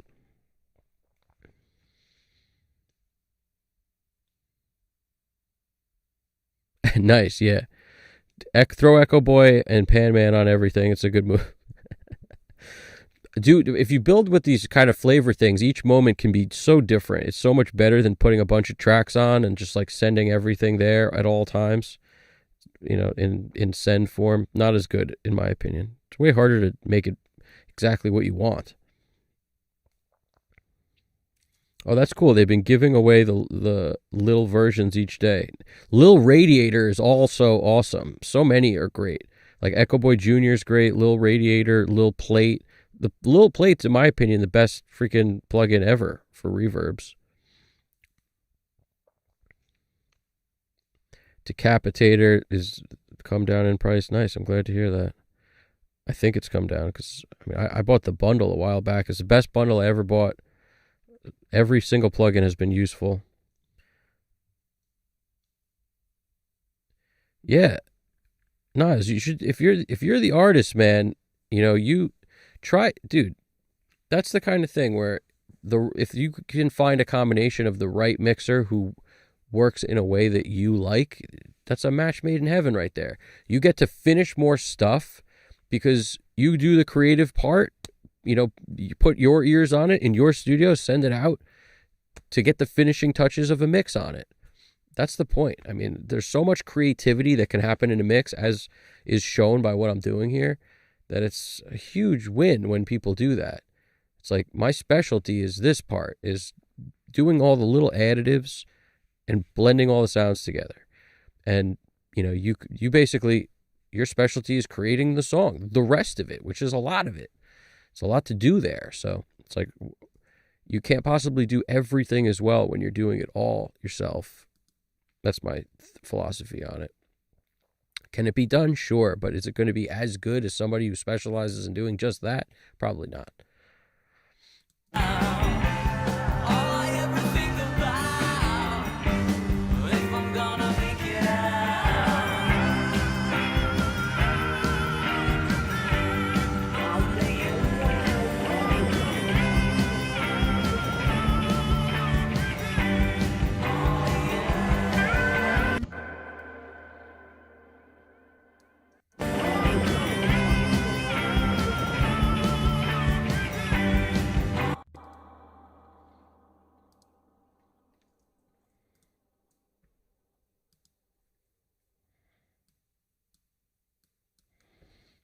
Let's also throw another option on here. Tremolator. Where does that sit? I think it sits in here. Tremolator is the other Sound Toys plugin that I love. I can never find it though. That's actually why I don't use it as much, because it's always in a weird place. Okay.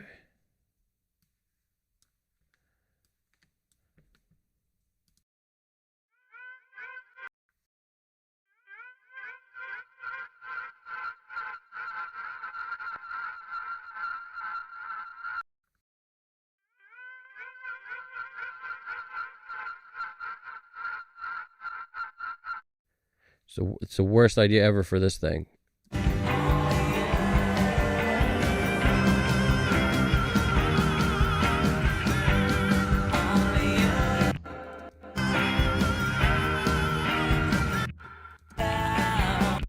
I'm gonna make it out.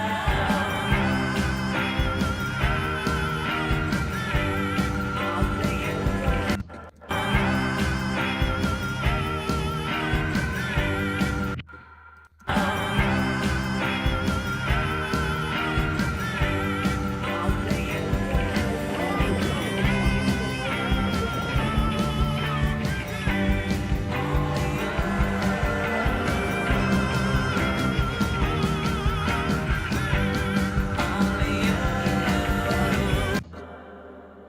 I'm going to leave a little space between these, just do every other.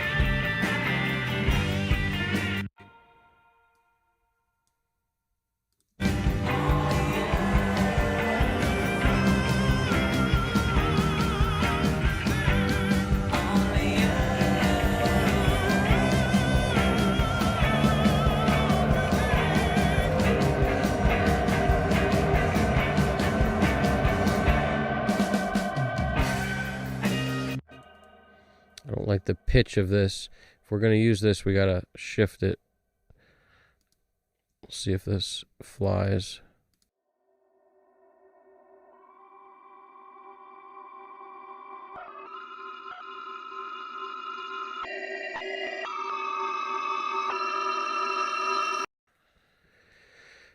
I'm also going to move it up to this track here where it's a little cleaner because there's no Butch Vig on there.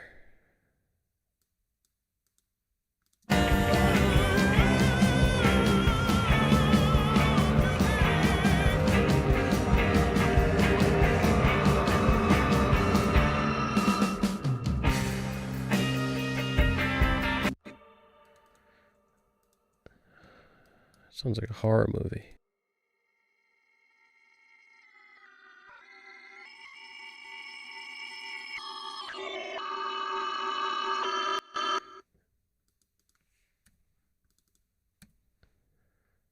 Only you.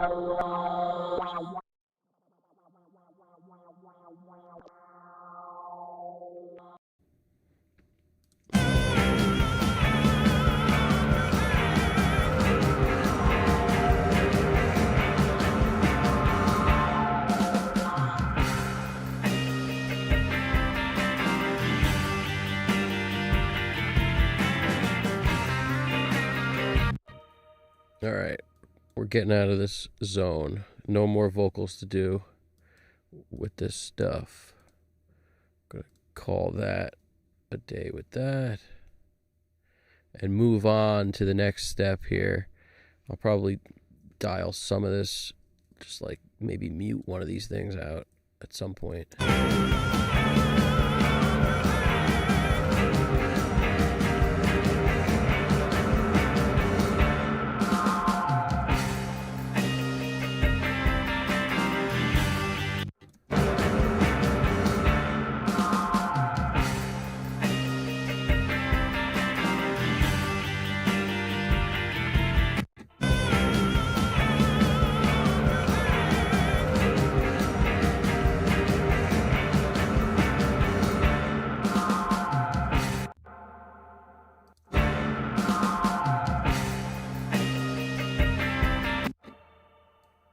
Kind of like where that's at the moment.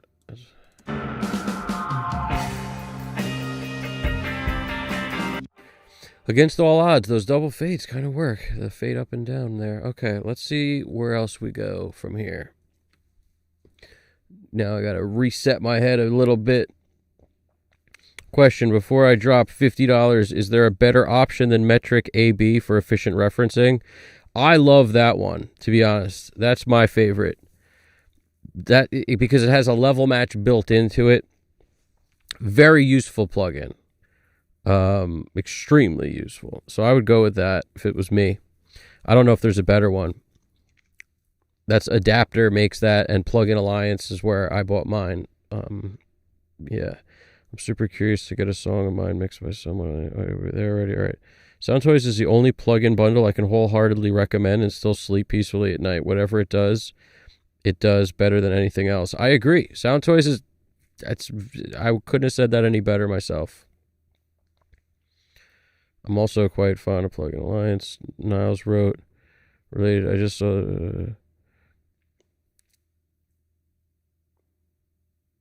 yeah, it's all related.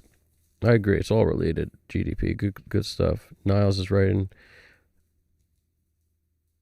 Yeah, no, it's the best, man. Honestly, metric AB is super helpful. I wouldn't trade it. That's the thing I like the most for that referencing.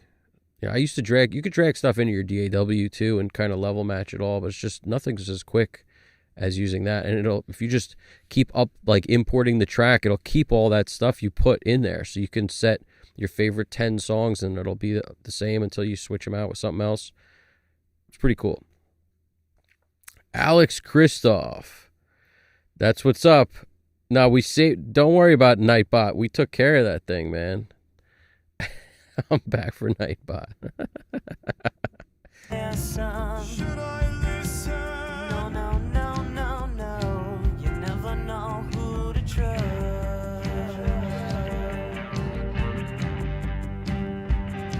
Should I listen? Should I listen?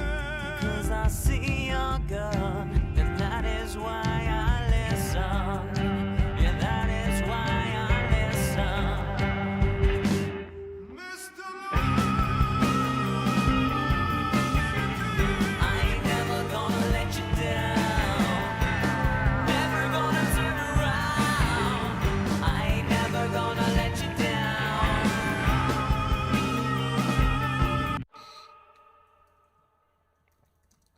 Dumping that stuff into VCAs, that's where we're at the moment. Kick VCA, kick VCA. Snare VCA. Doesn't look like we need any triggers in this song, so I'm just avoiding the triggers. Snare VCA. And I could probably just hide these to make it like a little less of a annoying session here. Let's get rid of these. Snare, snare. And maybe I'll turn the verb on. We'll see. I don't think we need it. The room is so big on the drums that we really don't need a whole lot. Snare VCA.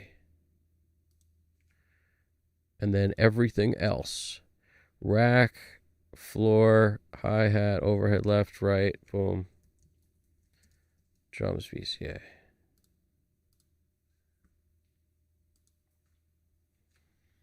Now, let's see what is left. Oh, we didn't put the cymbals in there. My bad. Cymbal time. So the drums one is going to go. It's just easier than modifying it to me. So we're going rack all the way down through here, and then cymbal city. Cymbal, cymbal, cymbal, cymbal, cymbal.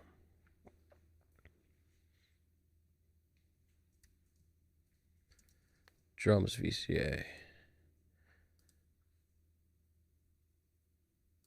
Now what we're going to do with this is put this in other. These like, it's like small percussion or whatever. I'm just going to put that in other.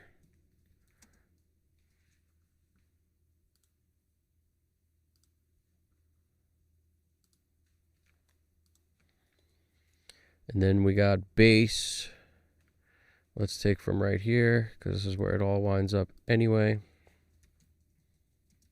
Bass VCA. Bass VCA. Guitar. Let's take all the guitar except for these reverbs.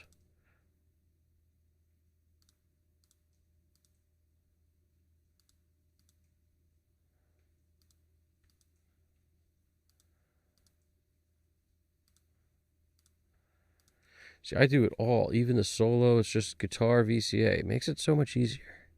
At first, you're going to be reluctant to want to do that, but trust me, it helps. It helps more than you realize. Once you've got the blend good, it'll sound great. That's the point. Why work on the blend again just because you want to bring the guitars up a little? You want to bring them all up, most likely. All right, we're leaving the space stuff alone. We'll put these on their own flavor tracks, but for the vocals, 1, 2, 3. So 1, 2, 3, 1, 2. Voc VCA. And then flavor. And this one is doing nothing, so we might as well get rid of that.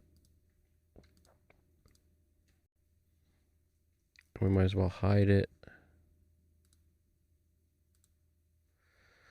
And Flavor Town. Flavor Town. Happy Trails. Flav VCA. Okay. Now we're in business. We really don't need any of these. These are sort of all on our way. I'll get rid of those later. Just go to automation.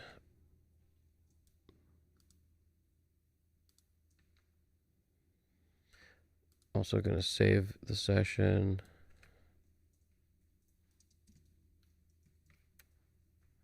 Should I listen? No, no, no, no, no. You never know who to trust.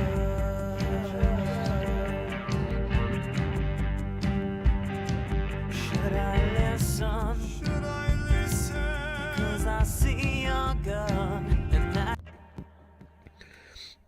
Niles is writing stuff here. What's up?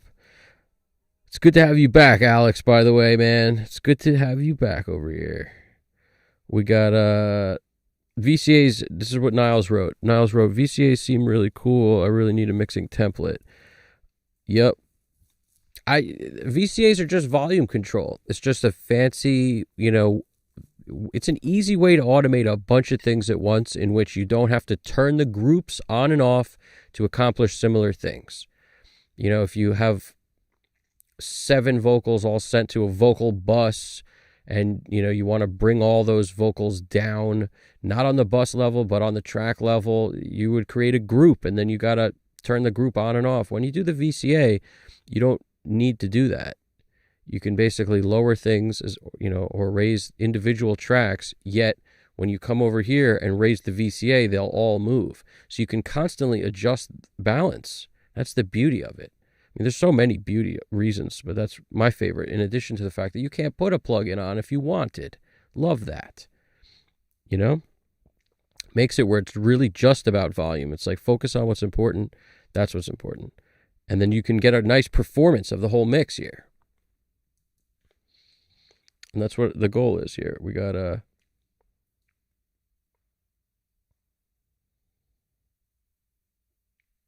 it's the opposite of what you're saying, Niles.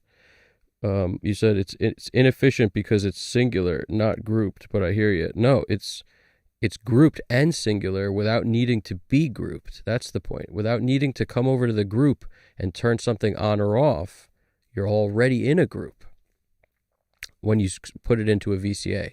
So in other words, let's say I have 3 kick mics. I could make this louder or lower, and it moves every kick mic, however many I sent to this VCA. But if I decide I want more of the kick in, one of the 3, I could go up here without taking anything on or off. Go up here and just make the kick a little bit louder. That's the beauty of it, is that once you're working with the VCA part, you don't really need any groups. You could turn all these off, and then you never have to touch them. Moving this moves all of them. Moving this down moves all of them. However, you can always readjust the balance without needing to turn anything on or off from your group section. It's way more efficient. That's the beauty of it. Yep, you're missing stuff. That's the difference there. It's a difference. There's a bunch of differences, but mainly the bus you can put stuff onto. That's another big difference.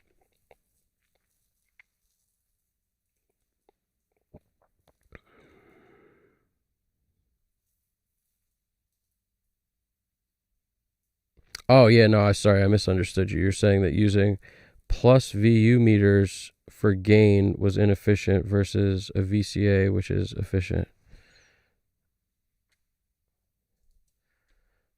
Yeah, I guess. Using plus VU meters for gain staging.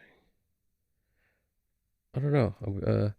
I wouldn't, worry about the meticulous gain staging. I don't know what DAW you're in, but gain staging meticulously is what I call everything has to hit a certain dB or be between it. Like, to me, that's a little crazy. I like, if you look at a VU and it just gives you a rough estimate of the same thing I'm looking at here, which is basically halfway to 3/4 of the way up, lets me know I still have headroom. If you can, get used to using a VU that tells you a similar thing, then it's all the same. Then you're good. But like, I need to know that, and I'll pull the clip down until it shows me approximately what I want. But it's very approximate, and I never go in and figure out like what the average RMS is, or like I never go deeper to figure out what anything is. I just look at it visually, and that's enough, to gain stage properly as far as I'm concerned. A lot of people get crazy with the meticulous gain staging nonsense. It's just nonsense. It always has to hit -6 or whatever, like some nonsense. It's just nonsense.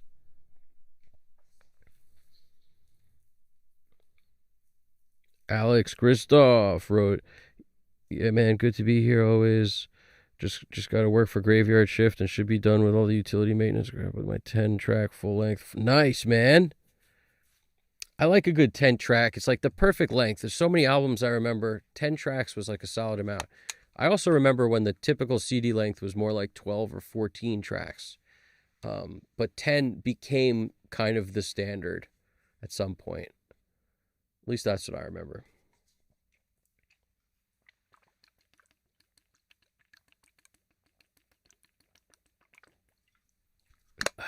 Okay, let us rock and roll here. Yes, son. Should I listen? No, no, no, no, no. You never know who to trust.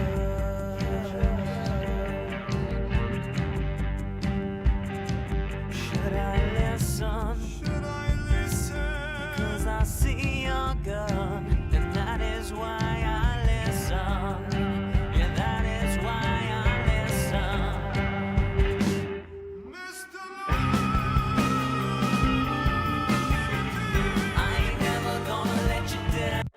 I agree that with that. How many tracks do you guys think is the minimum to make up an album? In a world where albums are less meaningful, I think it's even more important to drop albums. Nobody's doing it. That's why you should be doing it. Set yourself apart from this sea of stuff out there. And 10 tracks is definitely, in my opinion, 10 tracks is probably, that's the least amount of tracks on an LP. I agree with you. If it's 9 or 8, that sounds EP to me. It still reads as EP. It feels EP, even though standard EP, 5, 6 tracks, kind of typical EP, maybe even 7, but 10 is LP. We all know it. But if you can go 10 or 12, then that's all good too. Like, as far as I'm concerned, I feel like I'm getting the most out of a CD when I get 12. But, these days, all bets are off because no one's doing it at all anymore. Or it's rare, I should say. It's just rare. 10 is nice. It's a nice number. I could be satisfied with 10 tracks. Here we go. I'm also curious, any thoughts of releasing cassette instead of CD? That's my thing. It's like, is everyone just going digital or go cassette? And, being a small percentage of people with cassettes out there, a little bit of nostalgia, and arguably, pretty cool sound. Cassettes are pretty. I've never had a record pressed to cassette, and I kind of want one. So that might be what I do.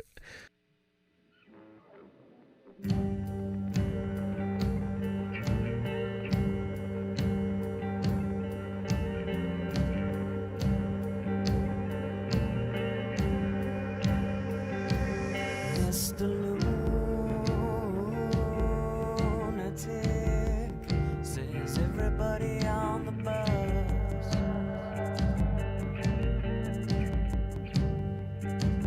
Mr. Lunatic says everybody on the bus.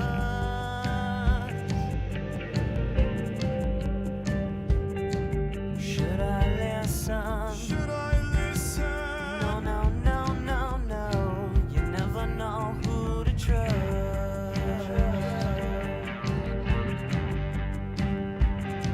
Should I listen? Should I listen? 'Cause I see your gun, and that is why I listen. Yeah, that is why I listen. Mr. Yeah, I already feel the volumes on our verse are pretty solid. Like, I'm not going to need to do much. Maybe just a little guitar riding. Very little, though.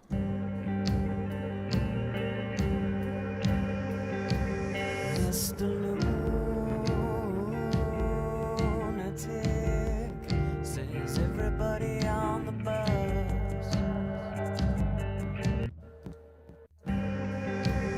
Mr. Lunatic says everybody on. Mr. Lunatic says everybody on the bus. Keep dropping this vocal. Lunatic says everybody on the bus. Says everybody. Lunatic says everybody on the bus. Lunatic says everybody on the bus.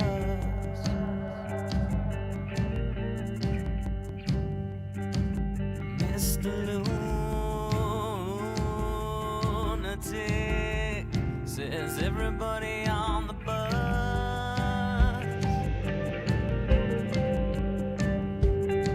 Should I listen? Should I listen? No, no, no, no, no. You never know who to trust.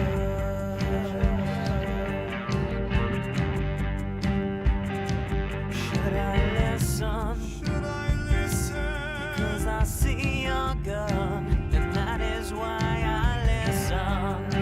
Yeah,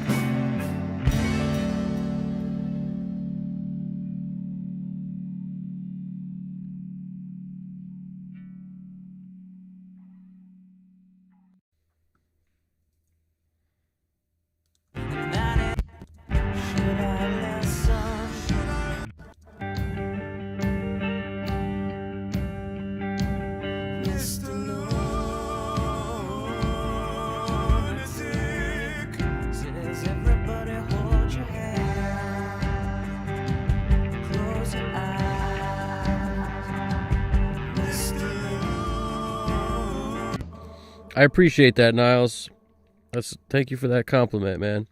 It's interesting. I do this part until it makes me feel good, and that could mean I keep going back and forth over little parts of time, but that happened to be like a pretty decent pass, so it didn't take a whole lot of time to get this part, but little moves, a little bit up and down, little bits make a huge difference, and if it starts quieter than it ends, that's kind of intentional. You want the roller coaster to kind of get its biggest right before the end. In this case, this ramps down at the very end a little bit. But yeah, I appreciate that. I appreciate the thank you. That's awesome, man. I hope everything goes super well with your tracks, and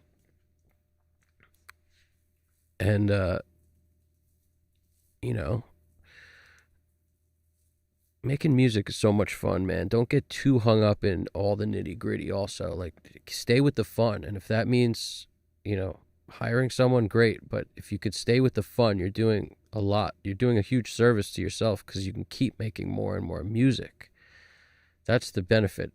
The more beat down you get every time you make a release, it wears on you. Eventually, you don't want to release as much stuff. You dread it in a way. If it keeps beating you down every time, to get something to the point where you're happy with the way it sounds at the end.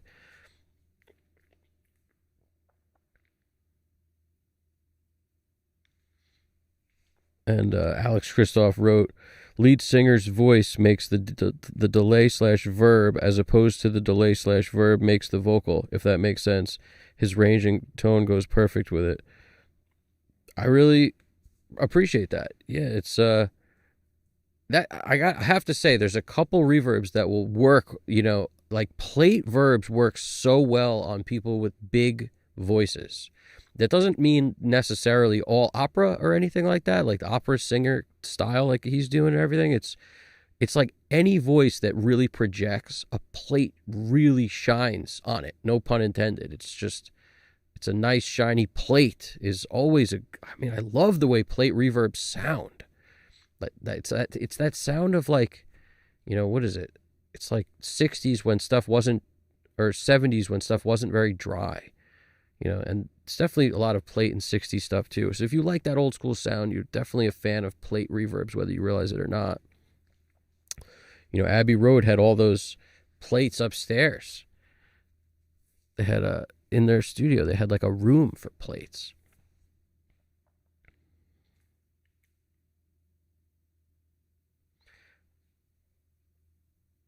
I'm glad you were picking up what I was laying down there, Niles. I appreciate that. Anybody who's checking it out and you dig it, hit the like button. Questions, throw them in there. All questions are welcome. Keep in mind, every question is welcome. Doesn't matter what we're talking about. If it's about this mix or another mix or something else you're doing, let me know. All good. Alex wrote, I only remixed it 4 times this year. You have no idea how many days total accumulated spent just on snare reverb. Quite literally the focal point of the album. Well, snare is a very important sound, so I can understand you putting a lot of emphasis into the snare. It makes sense. Like, don't get down on yourself, It's the snare sound defines the era. Absolutely. And I like to kind of play tricks on that a little bit. Like, nobody wants to make their stuff sound like everything else of that era. At least, I shouldn't say nobody does. I don't want that. I don't want my stuff to sound the way everyone else's stuff sounds. You hope the music in and of itself, the writing of it is different enough. You hope the ideas that were recorded were different enough that it doesn't bring you to something else. Like, you hope it's unique. And that comes right down to the snare sound and all the nitty gritty stuff too, in my opinion. Not the opera guy, the normal singer, but the opera stuff's cool. I appreciate that. The normal, but it, like, even, I kind of consider that a big voice, even though it's kind of like chill. It's still a big voice. Like, it's not an airy voice. It's not a, like a please don't stay. And even, I don't know what that was, but even stuff that's like quiet and like doesn't have a lot of power behind it, like, it's plates are just so nice. And I think the trick for me to how to get a good vocal sound, in my opinion, is to have a few choices. So you'll have your DB verb, which is its own choice. And I could always change these up when something doesn't work. But, this is a blend of a small, medium, large, and extra large room, all in one reverb, which is a cool reverb for that reason. And then I combine little plate, and depending on what's where, will change the scenery. And then you got your H910, your eventide, which is basically kind of like a weird pseudo, I don't even know what you'd call it, chorusy type sound. Like it's on the doubler, so it's giving you like the illusion of having a chorus effect, or, a doubled vocal when you don't have one, and then some kind of a slap. And it doesn't have to be on, like this is 26 dB down, but this is a 16th note slap. Every once in a while, I'll feature that more prominently. And, some other stuff, some fun stuff like tape echoes. Tape echoes, their unpredictability is very cool. So this is set at 500 milliseconds. And then the galaxies on the other one, set. They're not tempo synced. I usually keep it off tempo sync. I don't love tempo sync. A lot of people, I think that's their biggest mistake, but it's genre dependent too. Lots of hip hop guys like whatever delays and reverbs to be right on the grid. Whereas in my opinion, rock is super cool because there's the grid when you don't play to a click. Like even if you do play to a click, this was recorded to a click, but putting that the reverb or the repeat dead on the grid is not always necessary.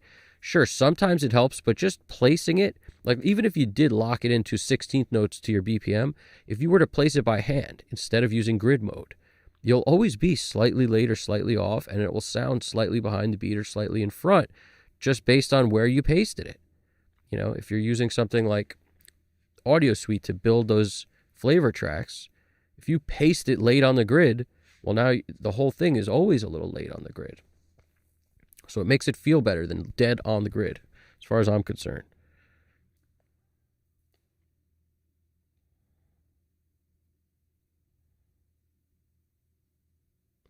Niles is writing, I don't know if the same holds true in rock, but the hip-hop notion is that your snare almost solely determines the character/color of the song. Yeah, kind of. In my opinion, in hip-hop, the kick is just as important or more important than the snare. Your kick and your bass sound. Like whatever's, you could have no bass in a hip-hop track, but the kick, the way the kick, it's either, is it a clicky kick? Because it'll sound old school if it is. If it sounds more like a real drum, it's usually an old school rap song of some kind. If it's an 808 is your kick, and it's just, tons of low end and not a whole lot of real drum sounding, whatever you would call that, it dates it also. So there's something about the way the kick sounds in hip hop to me that's actually sometimes more important, but at least as important as the snare, definitely. Yeah, I think they're both kind of always critical in everything. You have to be able to hear the kick the whole time. That was actually why when I'm doing this right now, my focus right now, I'm going to transition to this. The focus is going to be to go to this kick and make sure it's clearly audible in every part of the song. The vocal, that's usually my focal, is make sure the vocal is clearly audible in every part of the song. So this is your checklist when you do VCA automation or any kind of automation. Is the vocal audible in every part of the song? Or are we missing words here and there? And is it not like the kind of thing that's just meant to be not heard? If it's meant to be heard, we got to be able to hear all the vocals, especially true in hip hop. You got to be able to hear every word. So I use way less effects for reverbs and things usually in hip hop because the vocal could be so percussive. It's like a drum set. Every little tail, decay of reverb, all that stuff.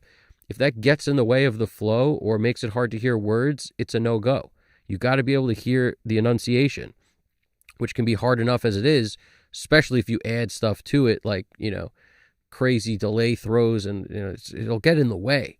So you really got to pick your spots, but make sure you can hear the vocal at all times, the kick at all times, the snare at all times, and the power of the song. If your snare is too low in the mix, it sounds weak. If you have a part where there's, some tom stuff happening or whatever, and it sounds super low in the mix, it's going to sound weak. So I make sure that every fill is automated up. If there's a drum fill, automate up with my drum fader, and sometimes also the snare fader, because they're all, even the kick fader, they're all involved in the drum fill. So it could just be drum fader, but it could be snare or kick fader. And then, similar things for bass. Every bass fill, you got to come up with that. And that's another thing. I wanted a little more bass while I was listening to this. And it's just I love freaking bass. So I might just want to bring up the bass track, leave the VCA doing what it's doing. Let's just bring up the bass track like, 0.9, which is 1 dB essentially. And then maybe we'll add this to the choruses because I needed more bass.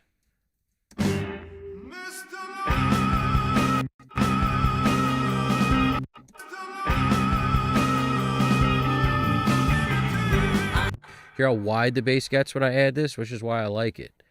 It's the combination of Echo Boy and Galaxy Tape Echo. It's giving me this super wide action. I ain't never gonna let you down. Never gonna turn around. I ain't never gonna let you down. If I'm gonna make it out, all I ever think about.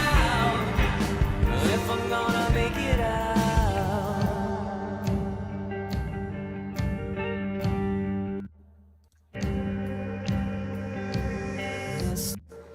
And just like that, that's enough. Like I wouldn't bug it out too much. Let's see what else we got here. I ain't never gonna let you down.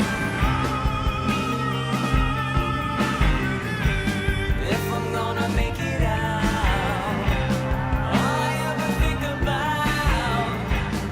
If I'm gonna make it out.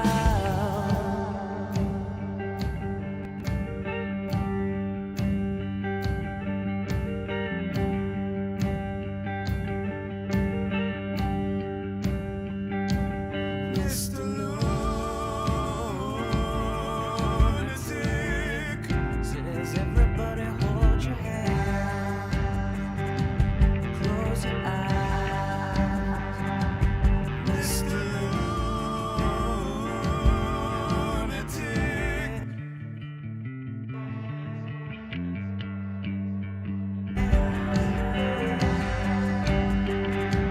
Should I listen? Should I listen?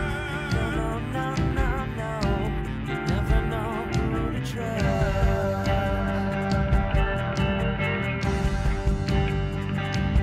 Should I listen? Should I listen?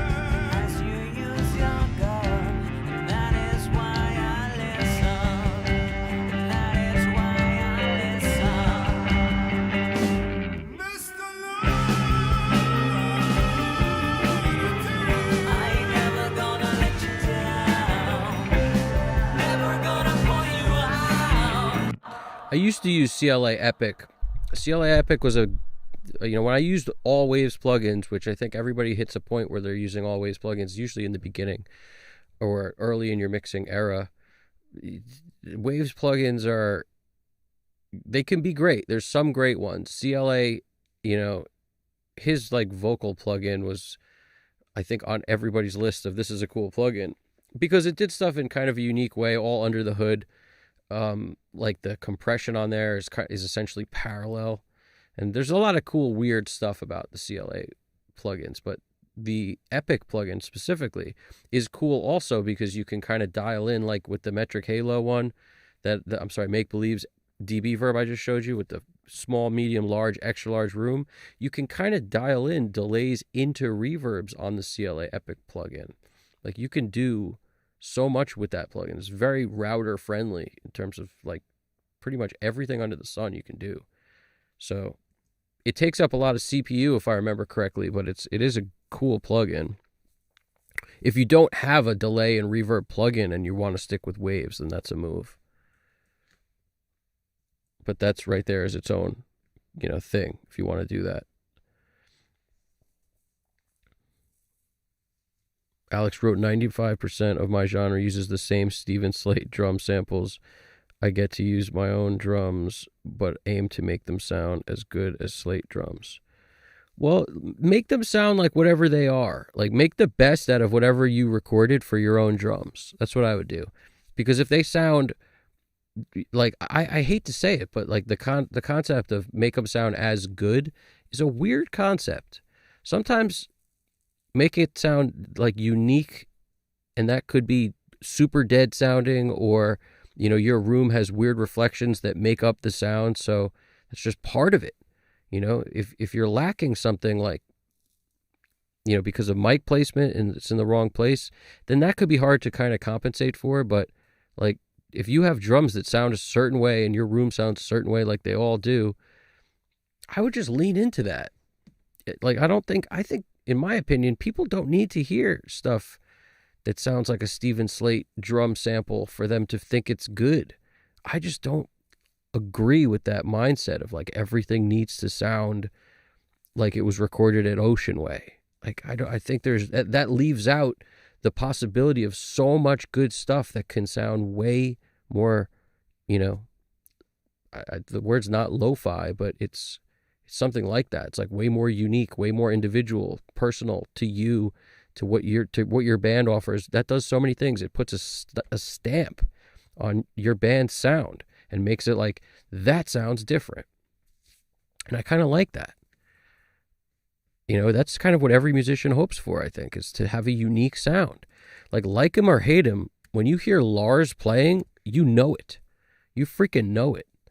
Call that what you will. But the point is, like, his drums, you could tell it's Lars. It's the way he plays, it's his style, it's just a lot to do with it, right? And I'm not even talking about the sonics of it, but some of my favorite albums have kind of like questionable sounding sonics. And I don't think it matters.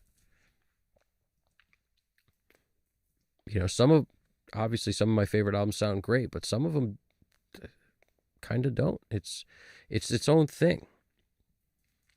I remember finding an album from like a relatively obscure band called the Magic Markers back when they used to have like CD stores, and you'd like listen to something and then just, if they had a couple things on the display, and I grabbed it. And I remember it was such a DIY type of CD, and it just sounded so cool to me that I picked it up, and it almost sounded kind of live, nothing special. The drums were very dead sounding, and it sounded awesome. I took that CD, put it in my car, and it lived there for like 10 years. Never left the car. It was always in the CD player. Like, I just always wanted to hear like 3 songs from a 10-song CD. A couple of them were like amazing to me. So, I don't know. Very weird, unique sounding stuff too. But that's kind of my point, is like nothing has to sound any sort of way, honestly. What's poppin', Dirkhead? Oh, Dirkhead. How we doing? Now, Niles wrote Albini-esque drums for sure. Yeah. Albini, some of his stuff is awesome. Like, I mean, most of his stuff is awesome, to be honest, because it all sounds so real. And that's what his room sounded like, and that's what his room with his mic technique, it just all culminates to that's what he can do. He can make stuff sound supernatural. And I think that is a skill. And that's far too often people try to take that and turn it into Steven Slate drum stuff. And that's what scared me about your comment, Alex. I don't think you meant that. I just mean like you don't need it to sound like it was from a Steven Slate sample pack thing.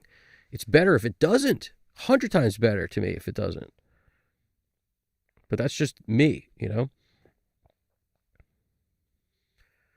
Dirkhead wrote, I think the better the arrangement and performance, the less you got to mix. To a certain degree, yeah. It's arrangement. It's interesting though, right? Because even with great arrangement, it still doesn't really take away from the fact that you have to combine all the sounds. And sometimes choices get made because they're great in one aspect, but that doesn't mean they're great in some other aspect that has to do with the mixing side of it. So it's like yes and no. In this particular case, we didn't EQ a freaking guitar, like not one, because they seemed to work with what else was going on, but if they weren't cutting through enough and weren't punching through, they would have to be EQ'd. I think we EQ'd the solo guitar, like the one doing the solo. And maybe that was pretty much it. But there's like just freaking 14 tracks of guitars or something. So what I'm saying is, it's like, if it's there, you're right. You don't have to spend the time EQing it necessarily, but you'll still have to figure out where it should all be panned, what the correct volume is for it, what kind of automation rides you might want to do on it. Is there too much dynamic range? Do you need compression to make it kind of work within the mix, or it doesn't need any compression? There's so many factors to it that don't matter how good the arrangement is, all this stuff, like, you still need to mix. Mixing is still a critical part of it for a great sounding album. But yes, great arrangement, less sonic overlap. That is true, Dirkhead and Niles. Niles, great point. You know, truthfully, the best, to me, a great arrangement means, like, not throwing everything in the kitchen sink into the freaking song. That's what it means. It means, like, don't just record every guitar. Does it help? If it doesn't, leave it out. Don't just record 6 keyboard parts over each other. Does it help? If not, leave it out. It's leaving stuff out. That's the best arrangements, is like, does it help? And if not, cut it out. Mute it. Get rid of it. Like, just because you recorded it doesn't mean you should keep it in the song.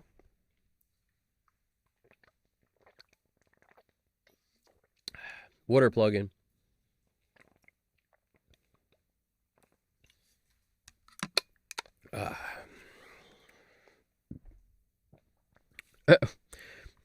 GDP could tell the water plug-in was coming soon. How could you tell?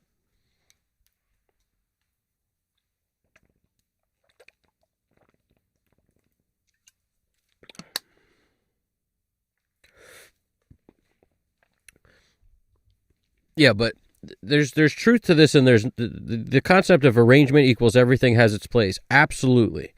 But songs with great arrangements, with the arguably producers and engineers who know how to construct the sonics on the engineering front and the production on the front of nothing stepping on itself, they still all spend time mixing their stuff. It's not like 20 minutes, it's done. But in some cases, it could be relatively quick. It depends on what you got to do. Sometimes everything arranges perfect, but you got to edit vocals, or you want to add Flavor Town, or you want to add, I mean, it could be a million things, right? Or something sounds weird. The drums are played perfectly, but the drummer's seat is freaking squeaking.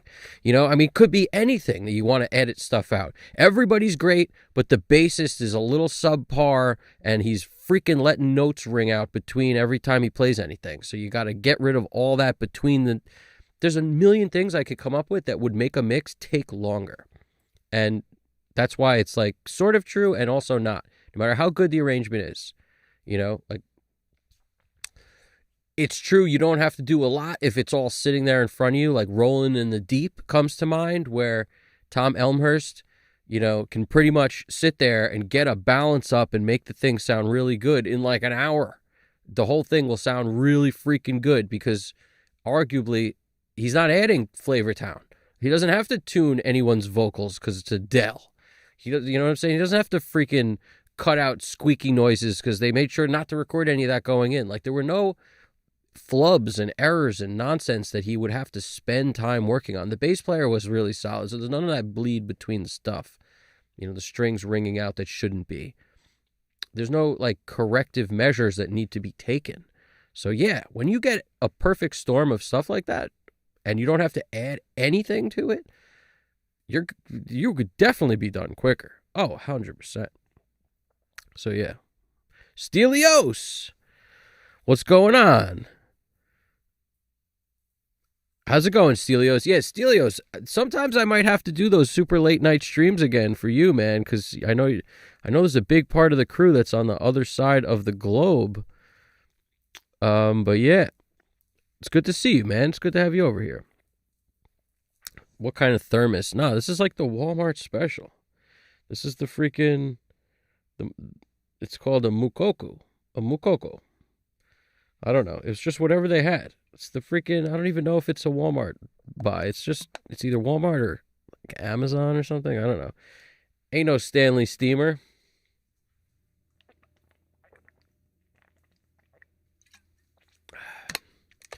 But yeah.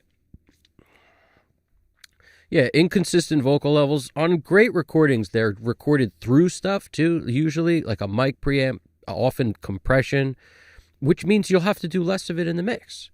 You know, the better it sounds on the way in, yes, less of it in the mix, 100%. But still, stuff needs to be done at all times. It's never just you pull it up and everything's great, but it could be like 55% of the way there when you just get the faders in the right place and they're panned correctly. You could be off to the races if the stuff was really recorded that well and arranged that well.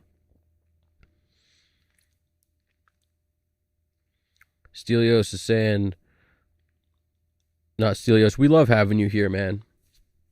You're in Greece. That's why. That's awesome. We got the Greek connection, Greece to Japan. We also got, yeah, Alex, I agree. Inconsistent vocal levels piss me off. Some dudes don't know how to stand in the same spot, moving too close or too far from the mic. Hey, it's a huge problem, I know. Jingle jangly clothing is a big problem. You know, sound like they're wearing a dog leash. In some cases, they might be wearing a dog leash. I mean, who knows? Dyne assist. Now it's saying dyne assist. Jeez Louise, what a time saver. Re-even Vokes.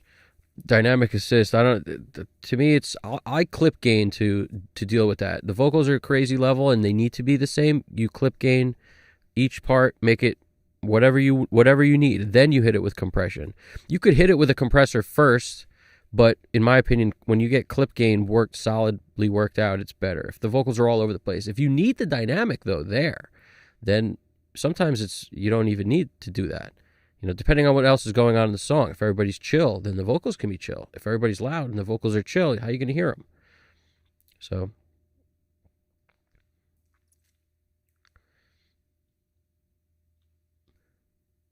pretty good weather still here.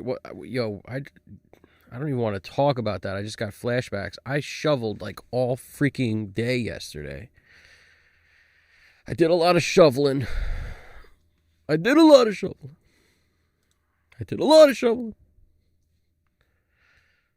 like putting emphasis on different parts of the word. Like, I did a lot of shoveling. Don't ask me why. When it gets to this hour, all bets are off as to how crazy I can be, because that's what we do. We go crazy. We go crazy.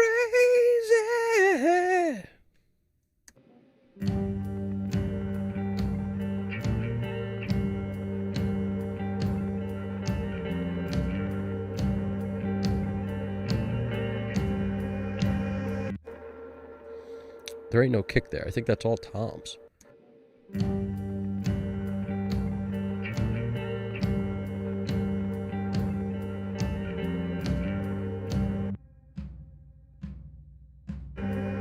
Yeah, that's bleed from the tom mic.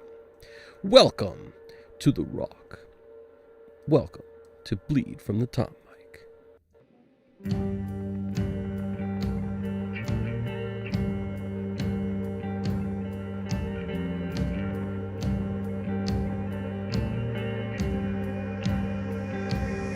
Mr. Lunatic says everybody on the bus.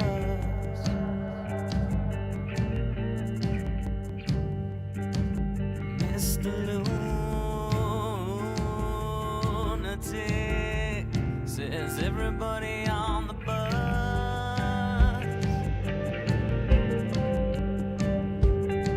Should I listen? Should I listen? No, no, no, no, no. You never know who to trust.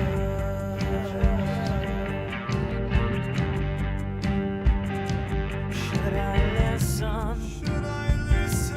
'Cause I see your gun, and that is why I listen. Yeah,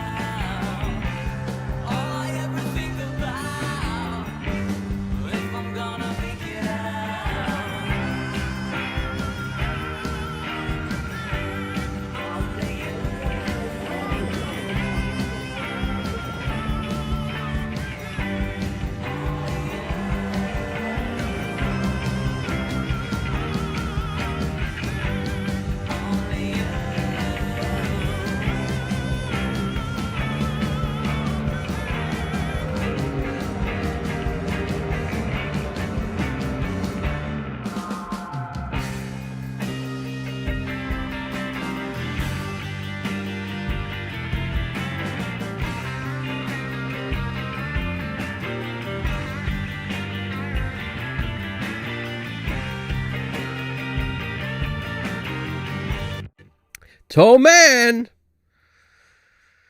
We got Toe Man coming in hot with the I ain't never gonna let you. We got that. We got some Toe Mans. What's popping over there, man?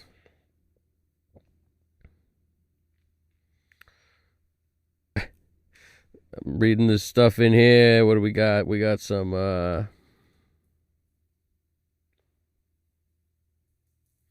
what do we got? What do we got here?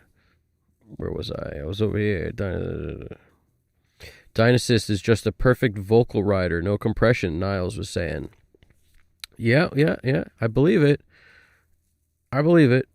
For me, some of that is old dog, new trick stuff where I just been doing it with the clip gain forever. I love how I have control over every little bit of it. And I actually do the vocal ride. That's what I do. I'm a vocal riding freaking jockey. So you get me. But I like that. I like suggestions. I'll check that out, Dynasist. Alex Christoph wrote, OMG jewelry. I have to tell my buddy to take off all the girly satanic rings when he's playing my $2,000 ESP guitar. Gotta look cool. That's crazy. Yeah, no. I don't let anybody who wears like stuff that could damage stuff near my stuff. Zippers are the worst. Like leather jacket. Let me pick up your acoustic with freaking motorcycle jacket, crazy zippers on. It's like, geez, man, what are you doing over there with that? But yeah, I mean, it could happen in all ways. I mean, literally, a person could be wearing a sweatsuit, totally soft everywhere, but their strum hand is like their pick is just like, why are you hitting so hard? Like, what is good with that? Calm that hand down. I had one dude play my guitar once, and the freaking pick was just like, it was a red pick, one of those like Guitar Center freaking comes with the things. It like shed its redness all over the freaking, like all over in front of the pick guard. I was like, what is good? It's insane. Everything that you can imagine happens as, like, if it can happen, it will happen. That's what I was telling GDP today. I was like, oh, we should try this night thing. We should try that thing. And he, and then we realized, like, whatever can go wrong will go wrong. It doesn't matter if we test it or not. Or he wanted to test it. I didn't really want to test it. I just wanted to throw it into the equation and hope it works. And that's what we tried. And then everybody who said hello was getting booted for the first little bit of time. And then Skynet took over and freaking didn't want to show my screen. Oh, it was great times. This has been a fun stream. If you're curious what a train wreck looks like, over here in the beginning of this video, you can get a nice glimpse of just like everything that can go wrong. Murphy's Law, bada bing. These pretzels are making me thirsty.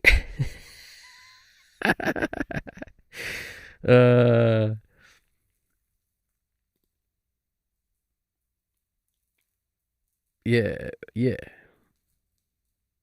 These pretzels are, Niles, I agree. These pretzels are definitely making me thirsty, 100%.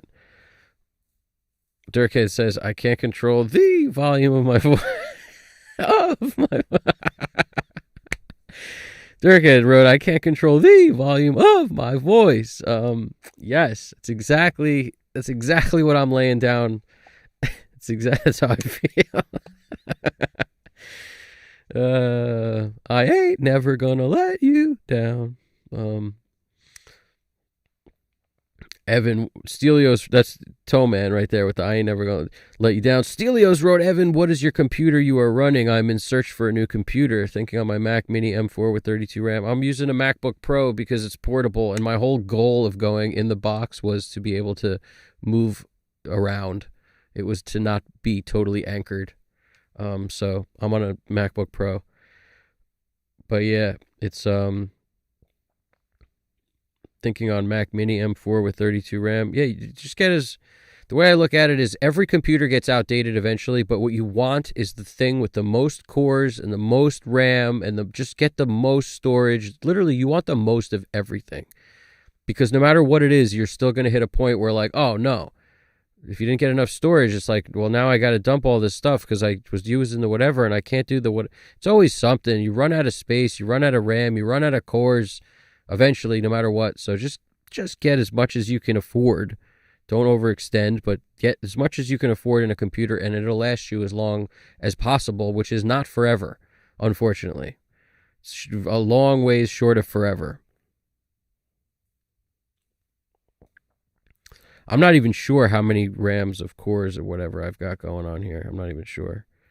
Never going to give you a... It's true. Shigiono. How we doing, Shigiono? I missed Shigiono's message. Anybody know what it was? GDP? What do we got? I missed it. Maybe there's a typo and it's coming back in a second. I don't know. Maybe he's correcting something. Who knows? Niles. LOL. Yep, we're laughing at it loud over here. That's for sure. Alex Christoph wrote, that's why I got myself the Atom D3V monitors. I do most of my work at my job during graveyard shift these days. Yeah. I got to say, those little iLoud little guys, like I'm trying to get, more comfortable with those and try to use them like in place of a Bluetooth speaker and sort of try to get to know them a little bit, because it's really hard to mix on a Bluetooth speaker, but like mixing on two speakers, even if they're small, is way more doable to me. Like a left and a right. I kind of need that. But yeah, those little micro minis or whatever, those IK iLouds, they're not like the best speakers in the world, but it's nice to be portable. Bottom line, they fit in any backpack. Those things will fit in, like literally any backpack. Doesn't matter how small it is. But yeah.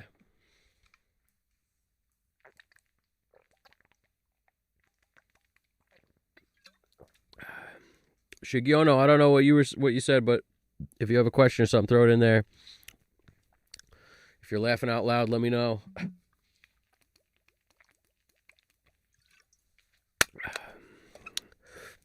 The water plug-in coming in clutch. By the way, I'm sort of digging this 808 thing. I don't know about you guys, but it's growing on me. It's got like a delay on it, which is often risky business territory to be in. It's a little Tom Cruise right here, this risky biz, this thing.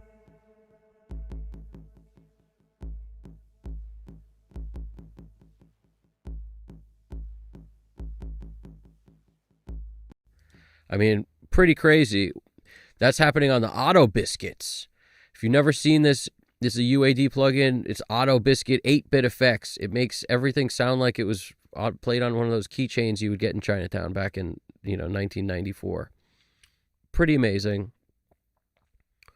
And I have no idea how it works. I know we have like wave shaping, pitch. We have, I think this is, I don't know what step means, but it's probably something to do with the way the wave looks or something. Like a sine wave with the steps or something. I don't know. Delay. I have no idea how this plugin works. All I know is when I mess around with the presets and then I just randomly click these buttons, it changes stuff. See, it says 1 bit, 2. Like these are bits. I don't get it. 1 bit, 2. I have no idea how this thing works, but I love it. It's always shown up well for me. Very cool. Bit 1 on. I don't know nothing about this thing, so nobody asked me because I got no clue. I should do a whole thing on this thing one day. I have no idea. Like, I don't know how it works. It's just awesome.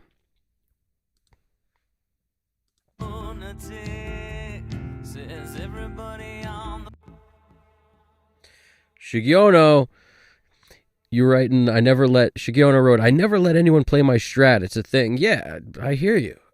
Like, the funny thing is on the pro, like once you get, if you were around somebody who was like a super pro, you would let them because they would know not to be crazy with it. It's like musicians who have expensive equipment know what it means and how to treat someone else's equipment. That's the thing. If I ever picked up someone's guitar to play it, you'd never even know I was touching it. Like nobody would know. There'd be no symptoms of me touching it afterwards.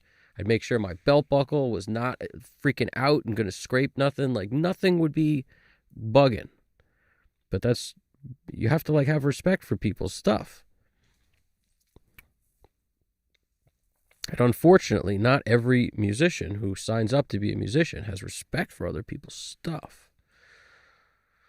None of me to have respect for other people's stuff.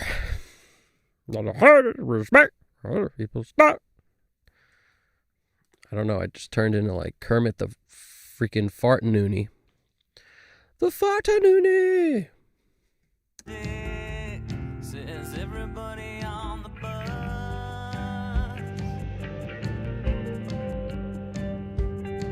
Should I listen? Should I listen? No, no, no, no, no. You never know who to trust.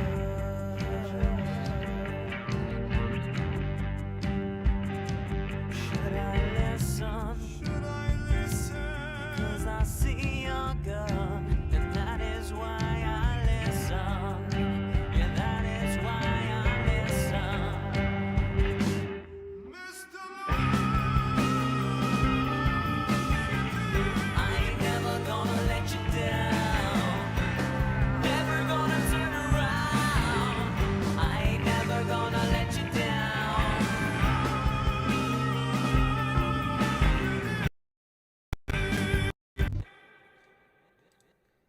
Sorry, every time you turn on the sidecar, it's like, no matter how good your computer is, it's gonna be like, hang on a second.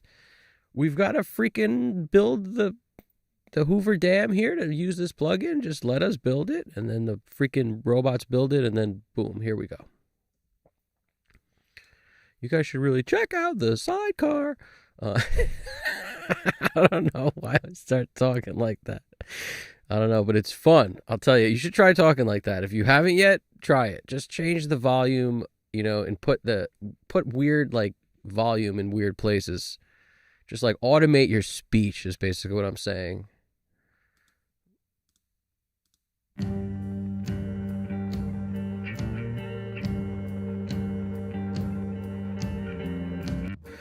Yeah, we need an Aqua H2O plugin that just, you turn it on, it just makes drinking sounds. Or it just runs a faucet, so it makes you have to go to the bathroom. Pro GDP with the coming in clutch here. Pro musicians know how to treat other musicians' equipment. We steal it.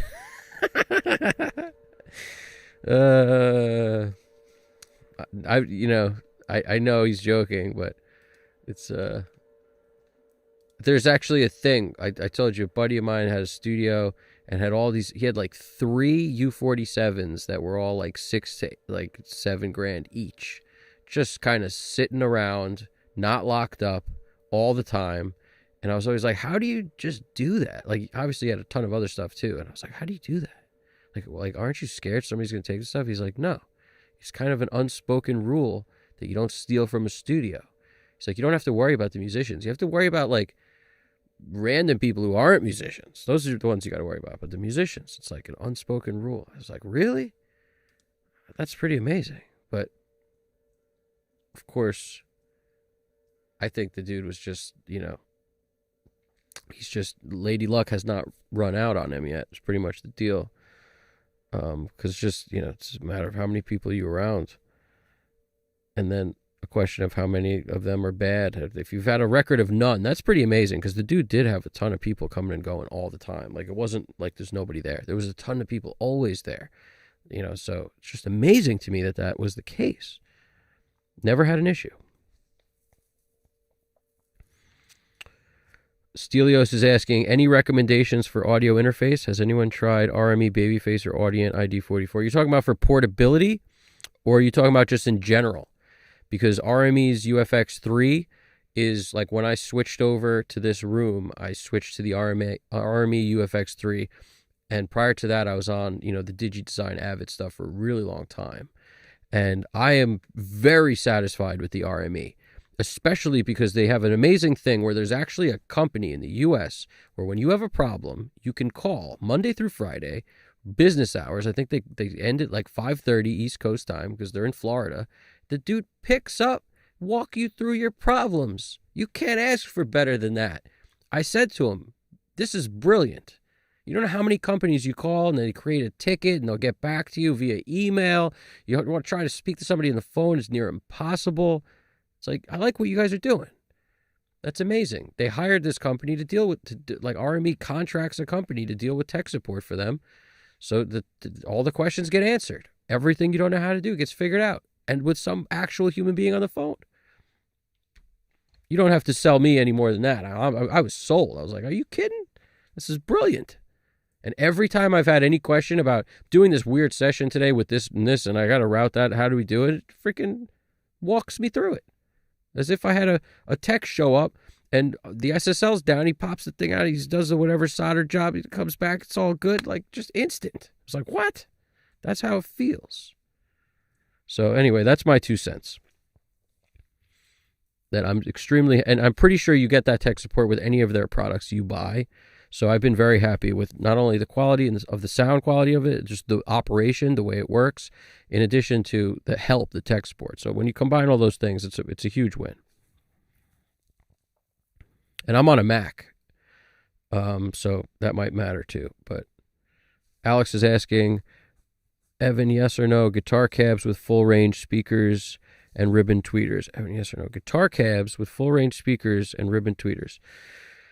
You know, I probably should put more thought into that stuff, but I really don't. Like when I bought years ago a 70s Fender Twin, never like changed out the speakers. They're not blown, and you cannot blow those because you'd have to go deaf first, because you can't crank it up loud enough unless you're playing outside or in a stadium or something. It's just, you're always going to be on like 2 or 3 on that freaking amp.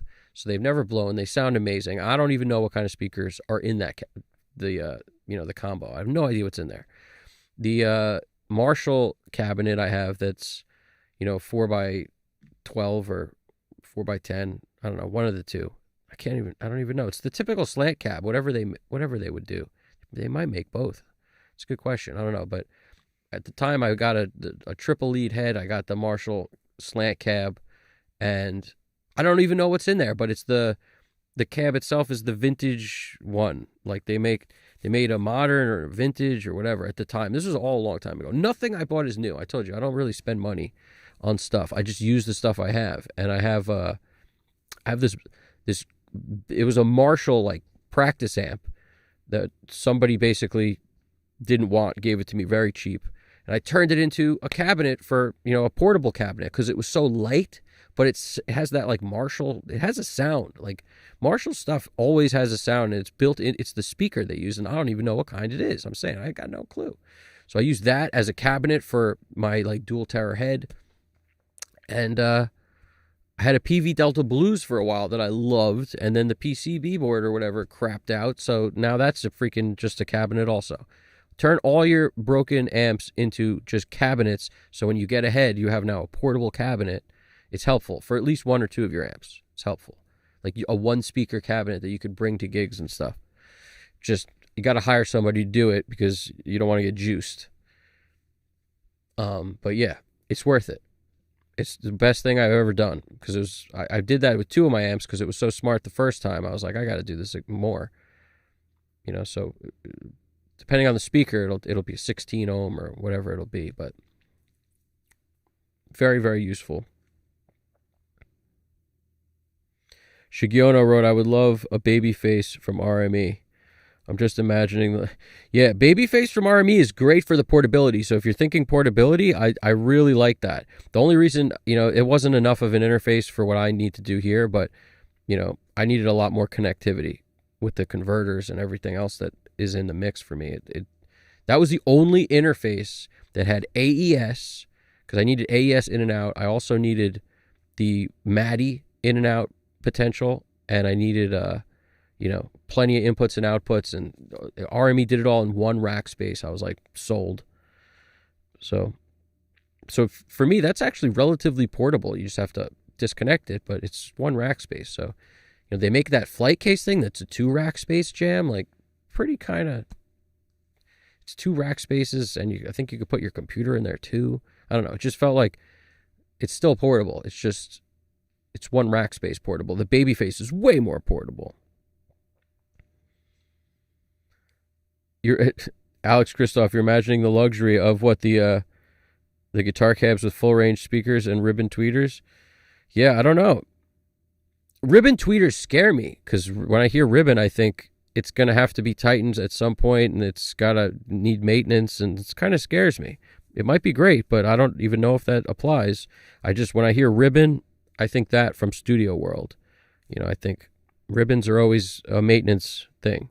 They're great sounding, but usually you need maintenance, especially if you're going to blast SPL through them. Dirkhead said, just stay away from PV Sheffield speakers. Yeah, I don't know.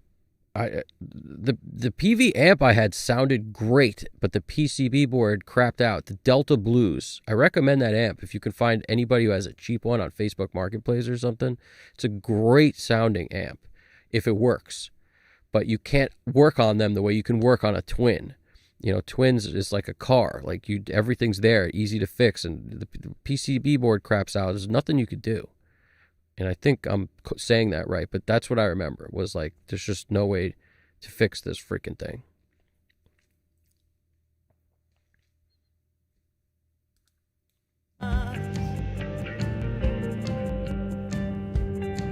Should I listen? Should I listen? No, no, no, no, no. You never know who to trust. So I just turned on all the life. We got the sidecar, the imager, gold clip, and the L2. Let's see where this is hitting us. Says everybody. Should I listen? Should I listen? No, no, no, no, no. You never know who to trust. Mr. Man.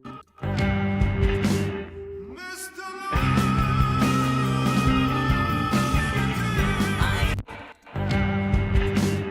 Mr.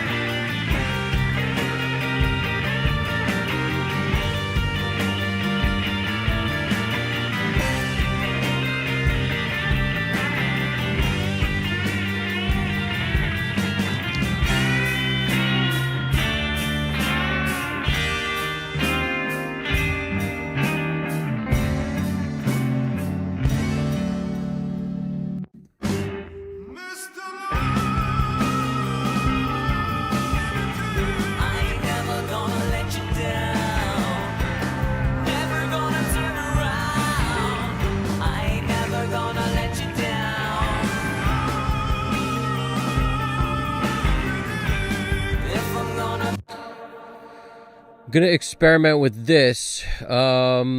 Except for the solo, what we're gonna do is turn our wide bus on. It's something we did in the last track too, and it's set to Cactus Jack. So we're gonna send stuff here. We're gonna put something on, like, it's mainly for the main riff. That's really the one that I want to focus on for this, but I'll just move it after I create it. So Cactus Jack. We're going to come in here. I usually just start with it like 10 dB down. We'll get the fade main pan on. The fade main pan. There we go. I can say words. Let's see what else we got. Maybe this one.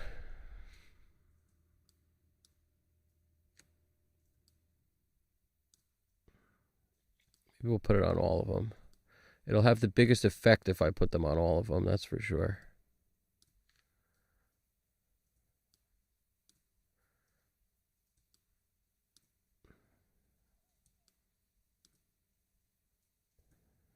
And I may leave it out of this one because this one's in the center.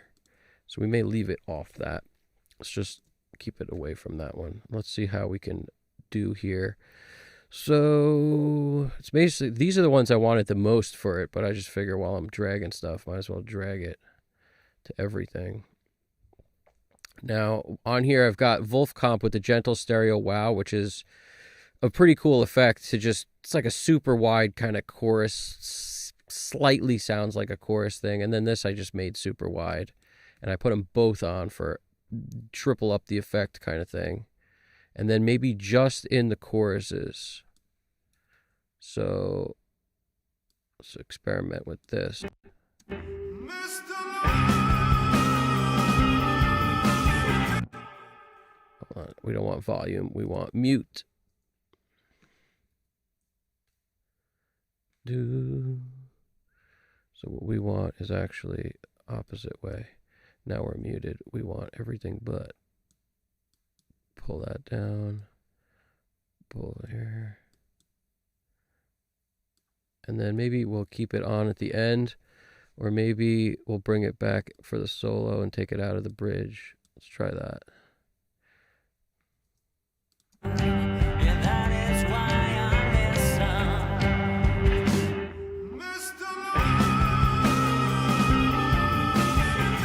I ain't never gonna let you down. Never gonna turn around. I ain't never gonna let you down. If I'm gonna make it out, all I ever think about. If I'm gonna make The way I look at it is just wraps you around, wraps you in a warm hug, so to speak.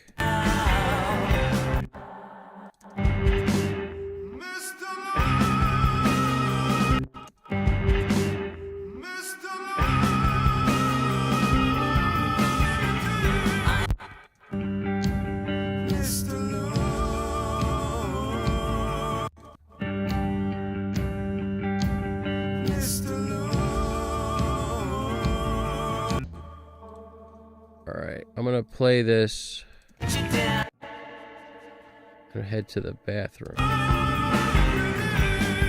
I'm gonna make it out, all I ever think about. If I'm gonna make it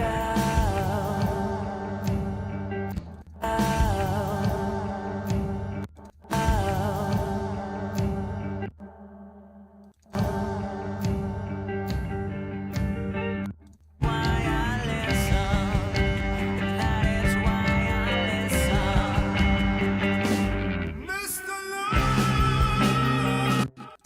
Mr. Love. Chorus 2, there's still something weird there that I'll get rid of it though. It's as soon as that'll be one of the last things I do.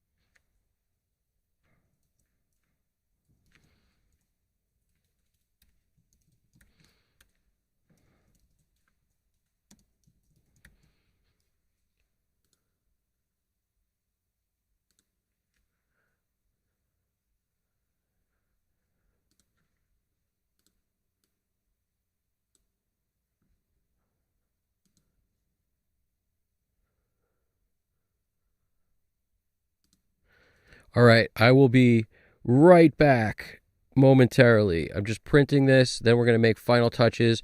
We're also going to look at how some of this is going because I didn't really observe it, and I like to just know what stuff is as far as the way it's all going to play out, how many dBs of gain reduction, clipping, etc. So just got to hit the bathroom real quick, and then I will be right back. So listen to the print of where we're at the moment, and we'll go from there. We're very close to being relatively done with this too, so any questions, get ready, throw them in the chat and stuff. Here we go. Got to turn this mic off. Here we go.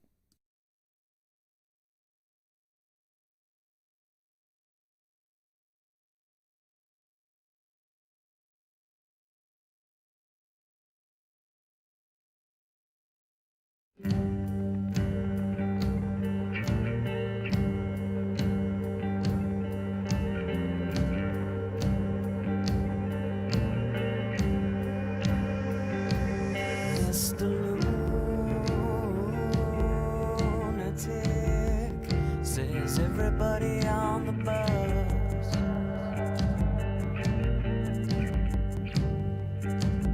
Mr.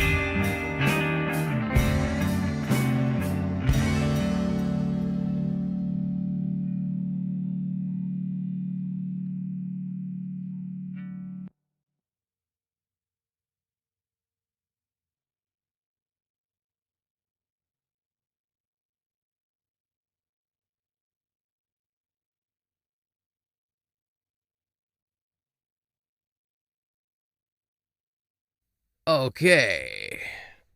I caught the tail of that on the way back in.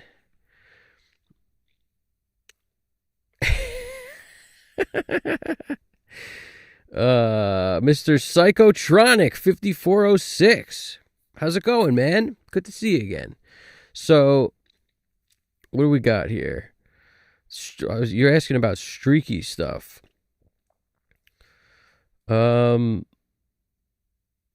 There was a point in time where Streaky reviewed like every speaker ever, and those videos, in my opinion, were the best Streaky stuff.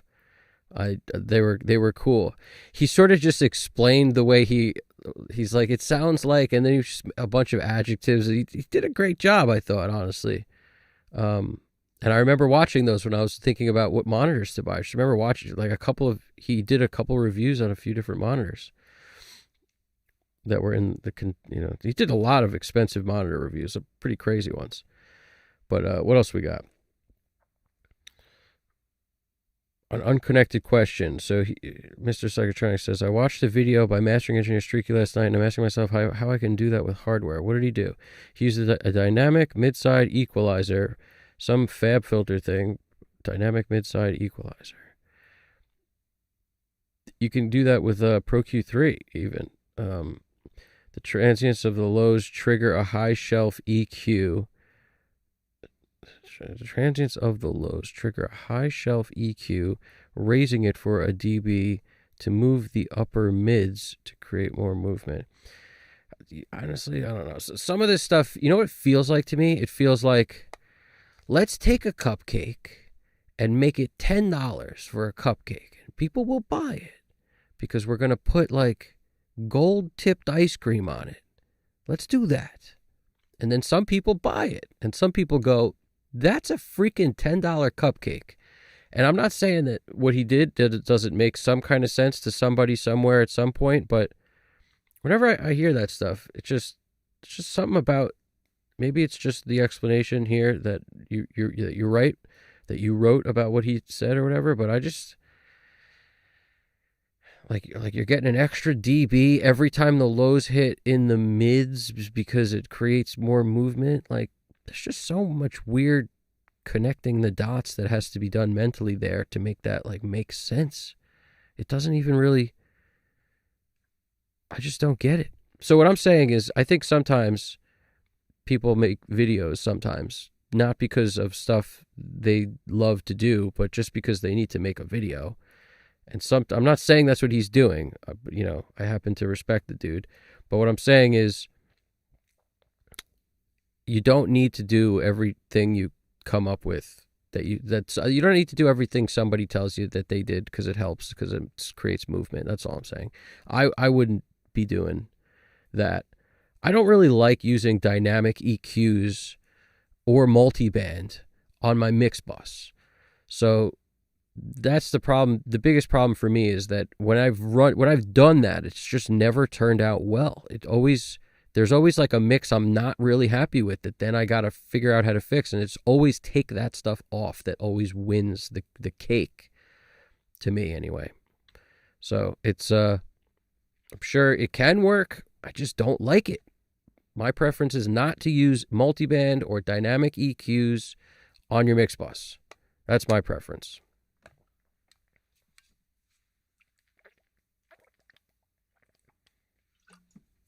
What kind of music are you doing? Because that also may, factor into it a little bit. If the bass is so out of control or something that you need to put a multiband on it, great. There's a lot of those tricks with the ducking that I don't really like or do. Like to duck the band, like duck all the music in the band every time the vocal speaks so that you get the vocals a little bit up over the music. I don't like that as an idea. I feel like even the littlest bit of ducking is audible. Whereas if you get the volumes just right and you just ride a little bit here and there, it's with just volume riding, it's so much more natural. So a lot of what I do is very old school in its approach, even though I'm using modern tools mixing on a DAW. A lot of it stems from, what people did in the old school era and less about like every new weird, ridiculous way somebody can do something that may or may not work, but it was good enough to make a video on because they got to get a video out. You know what I'm saying? I don't know. But yeah, it's did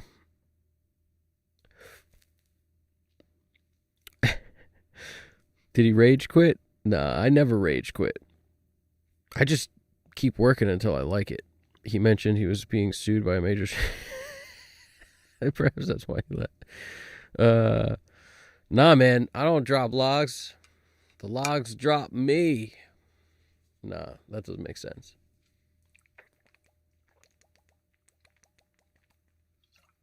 But no, that wasn't a quick log drop, that's for sure. So it was you gotta empty the tank, man. You're sitting here, you're drinking water. Before I start this, I drink water. I mean, I'm drinking water, and I say it like that. I'm drinking water. How do you even say that word? Nobody knows. Nobody knows how you say that word. All right, we're coming in here. Let's see what we got. Lunatic says everybody on the bus.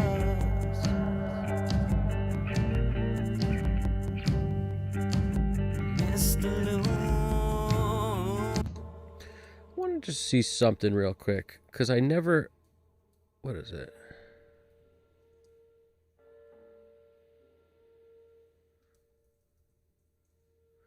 If I was going to use a multiband on the mix bus, it'd probably be this one.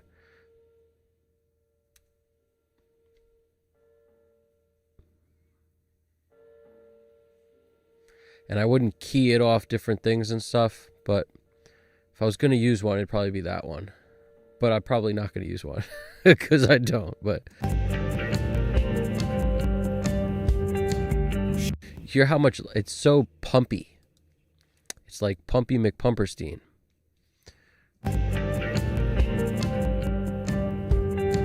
Should I listen? Should I listen? No, no, no, no, no. You never know who to trust.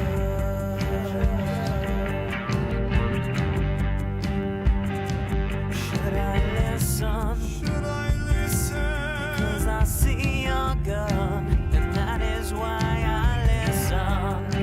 Yeah, that is why I listen. Mr.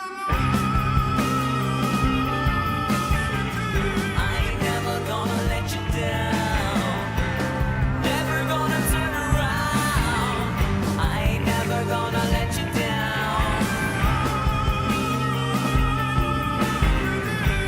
If I'm gonna make it out, all I ever think about. If I'm gonna make it out. We may do something crazy like that and actually try this freaking A-type on here. We may. I mean, it's interesting. It definitely does add, like, the exciter in it is pretty swift. It's pretty nifty. Swift, niftly. Sukun! What's going on?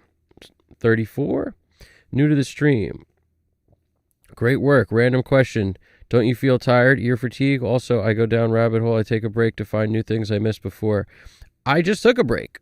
If you didn't catch it, I was being sued by a major streaming company and the litigation went well, so I came back and simultaneously I was dropping logs, even though I didn't really drop the logs, but definitely emptied out the bladder. So that's a whole ear drop break right there.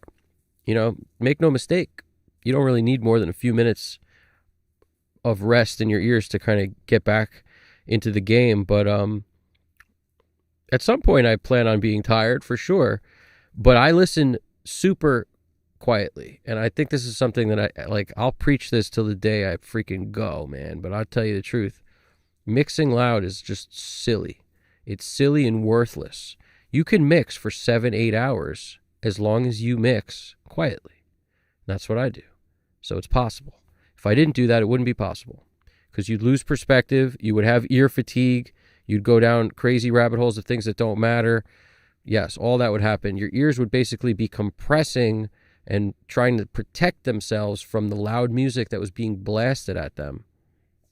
So that's what happens when you listen too loud. But if you listen quietly, you can get a lot more work done. And every time I take a chat break, I'm basically chilling. So it's that is kind of a break to me. But yeah, I appreciate you coming through, man. This is what we do. We start to finish, we mix a whole song from scratch. That's what we did today. There may be a day that shows up that doesn't happen, but so far 11 times. This is the 11th stream, every single time, just top to bottom. And let me just there's a couple things I wanted to, when I was in the bathroom, I was trying to remember.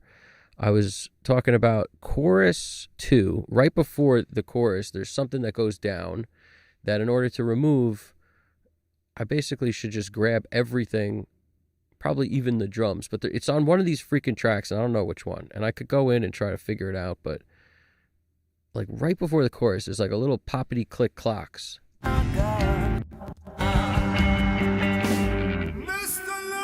You hear that? I hear like click, click. Like, what is that? It's killing me. I don't like that. I think it's on this freaking thing.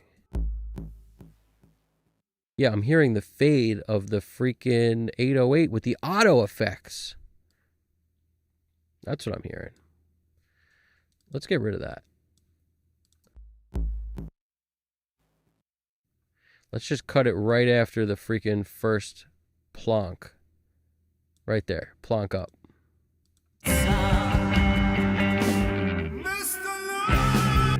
I think we got rid of most of it. There still might be something. Let me see. Maybe is that on the vocal? It's not this, although it looks like it could be, but it's not. Let's get rid of it. Let's just fade that out anyway.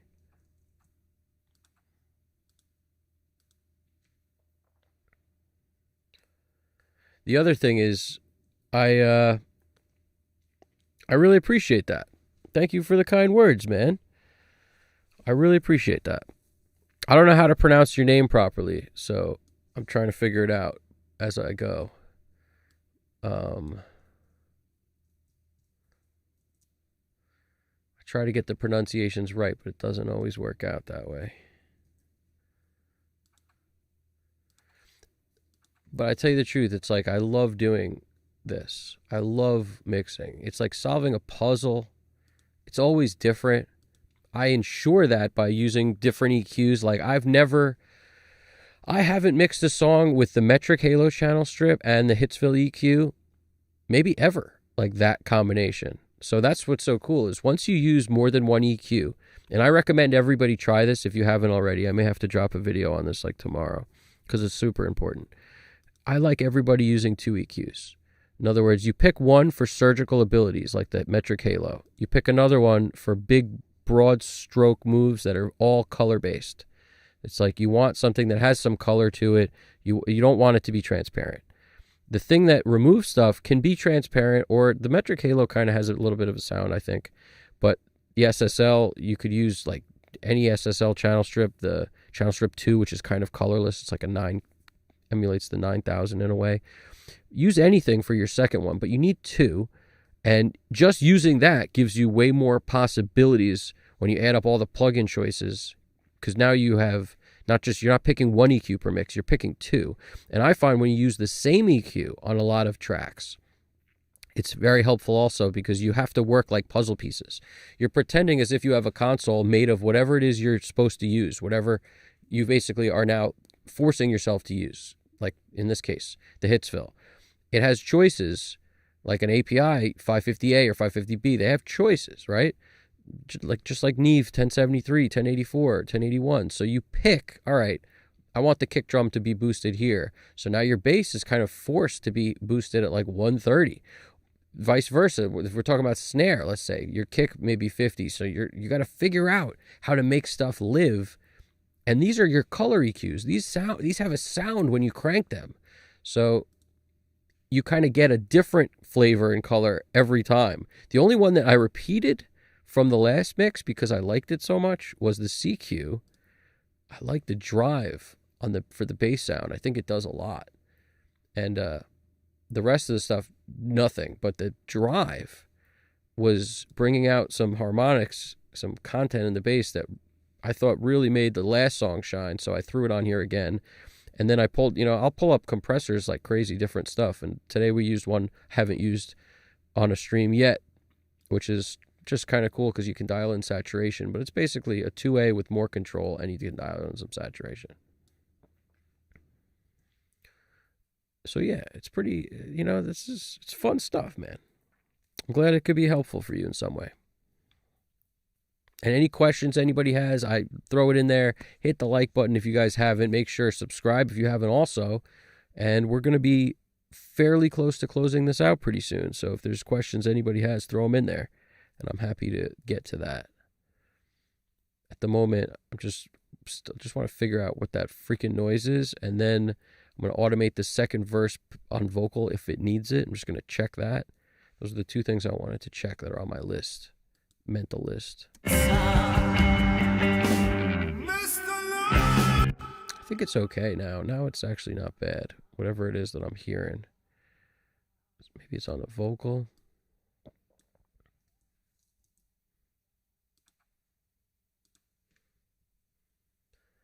If it's on any of these, it won't be in a second. I don't think it is though, but just in case. Let's check out the Atom vocals.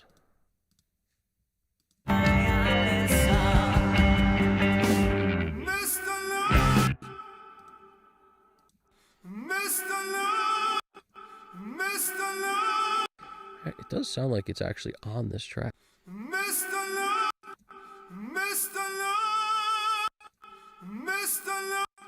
It sounds like it's like somewhere right here. And I might just leave it because it's so subtle. If this hurts the sound at all, I'm going to take it back to where it was. Let's not even be that aggressive with it. I got rid of it. I don't hear it anymore. So it was some weird thing right in there. Okay, that was easy. Sometimes I amaze myself. Hold on.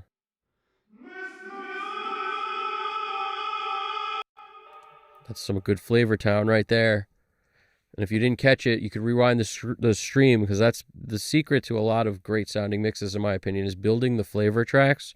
And these dark moments on that other vocal were all basically created to make it have as much emphasis as we need.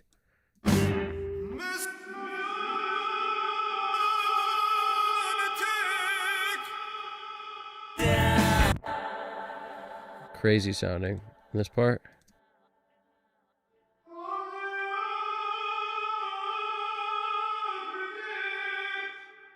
Super dark, but it's essentially just made to be a reverb effect, and we don't want it to compete with the lead. We want it to be behind it and support it. So that's why it's so dark, and this lead vocal is much brighter.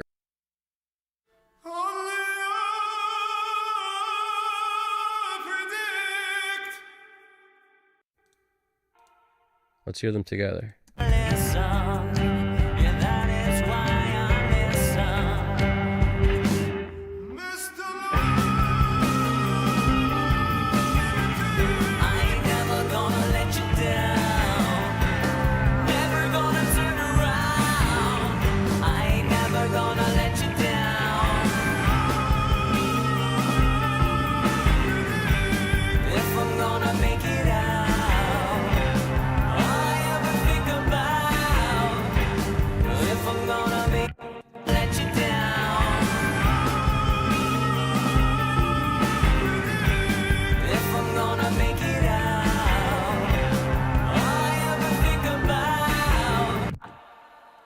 I want his voice to really shine here.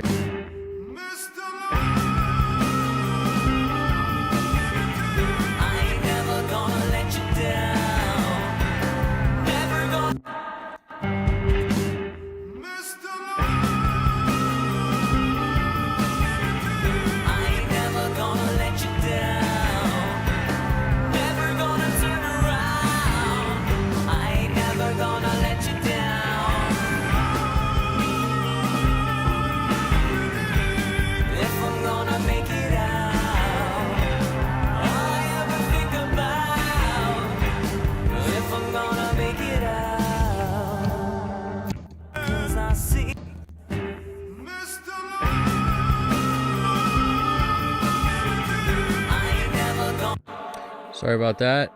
I had to bump that. Mr. I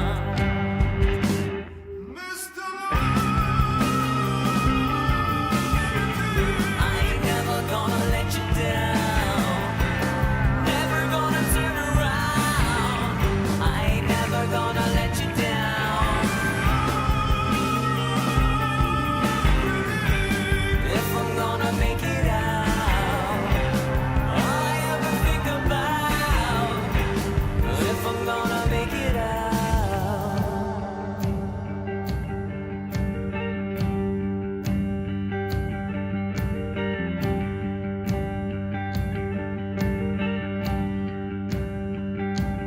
Mr. Lunatic. Says everybody hold your hand. This is our second verse that I was just talking about. Time to automate. I knew that I was going to be a little quiet. Let's go.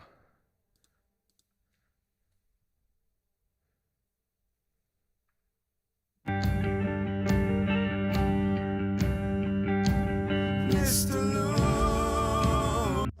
Now this is the thing, right? I'm lowering the volume because where it was sitting was fine for whatever else I was just doing, but not for automation.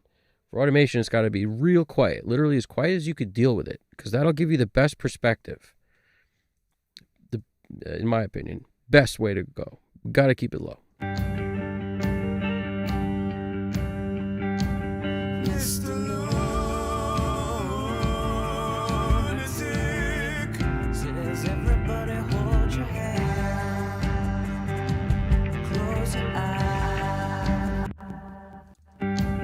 Mr. Lunatic. Says everybody hold.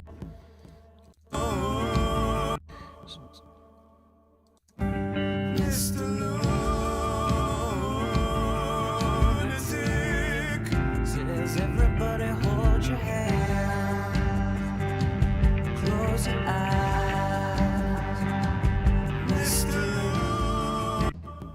Close your eyes. Mr. Lunatic. Says he's got enough. Lunatic. Says he's got another surprise.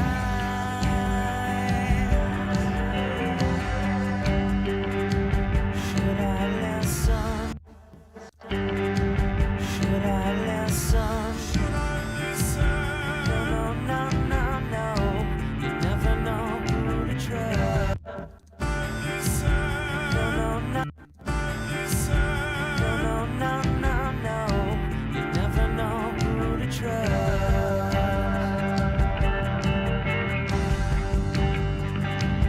Should I listen? Should I listen? As you use your gun, and that is why I listen. And that is why I listen. Mr.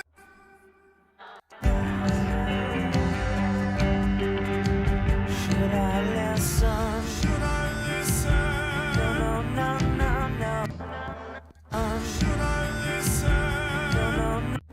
Should I listen? Should I listen? No, no, no, no, no. Should I listen? Should I listen? No, no, no, no, no. You never know who to trust.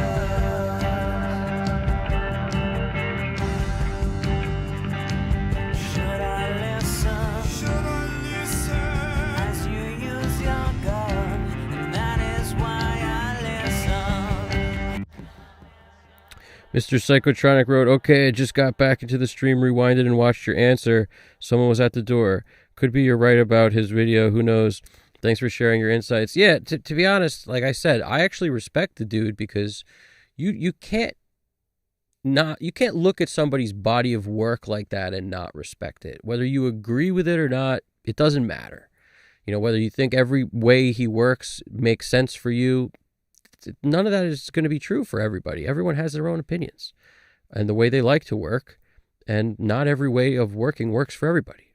So I can't fault the guy for coming up with cool ideas that work for him. That's awesome. And sharing it with people, that's awesome. There's nothing wrong with any of that. It's just the part for me is like, I don't see that working in what I do. That's all. It's just I don't see it being necessary is the other thing. I don't see it. I see it being like a couple moves to put together to get something that I don't see being necessary. I might have to try something like that one day, and maybe I'll feel different. But in the past, when I've done things like duck stuff out, it never really. The ducking was always too noticeable for me. That's the best way to put it. It was just like I rather have volume ride automation than to have like a set ducking situation based on other things in the song, which are usually relatively predictable. Like that, the randomness you can get from automating yourself by hand is always going to be greater than when it's triggered off something else, in my opinion. The randomness is what makes it better. It's like the performance of it, of the volume rides. And that's why I don't like plugins that do it, because no matter how you look at it, they're not going to do it the same way you would do it. And that's the beauty. The human element in the randomness of it is actually better than any sort of dynamic, thing that does it for you, because it will never be your performance of it. Shigiono wrote, I am loving the distortion on the guitars, or is more of overdrive. It's this kind of like fuzz, like a 69 fuzz tone, or it's full tone 69 overdrive. It's like the red pedal. That I use that all the time. I basically used the pedal up. It stopped working, and I had got to try to get it fixed, and then it still kind of fried itself.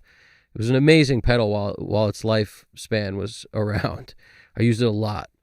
I'm a huge fan of fuzz, and that's what it is. It's kind of like if you're talking about the riff guitar with the distortion one that's like that like riff is definitely got some fuzz on it. Maybe the amp had a little bit of preamp drive also, but fuzz is pretty much the go-to here.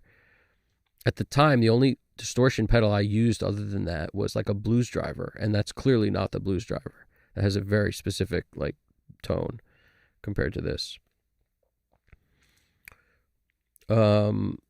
But yeah, those two pedals in combination, one fuzz, one overdrive, and you're pretty much set as a guitarist. Sure, you could have a million more, but that's pretty much what you need to get the job done in almost every circumstance. Mr.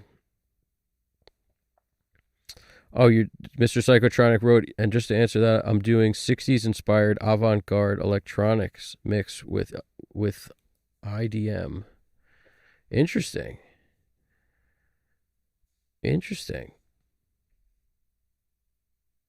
That's cool. That's good stuff, man. That's very good stuff. Yeah. Maybe in that case it might work. I find that the more predictable the instruments are, almost the less those things work when they're like keying off each other, because it's predictable. Like it's a sample. The freaking sound is probably the same for the majority of every time it's played. So that means you're getting a predictable result on the other end. And that's what I'm fighting against. Nobody's arguing against how good movement is within a track, but I think there are better ways to go about it. That's all I'm saying. Focus on automation with volume rides, man. Focus on that rather than keying it to something else to get the middle to come up a little bit. To automate, like I do something kind of similar sometimes, but it's not keying off other things. It's like the wide bus thing is something I love to kind of expand the middle and kind of just do it on the elements that don't have a ton of low end, like guitars. Sometimes you pick the guitars that are good for that, but expand the middle on choruses can make it feel real big. I'll do a similar thing on bass even, where I just automate bass on another track that's kind of got a lot of like room sound with a delay but short milliseconds, or a reverb, or both, or some sort of chorusy sound to get that like uneven left and right thing happening that makes the bass feel wider. You could automate that in certain parts of a song. Like, there's all sorts of ways to go about it that to me make more sense. That's all. Mr.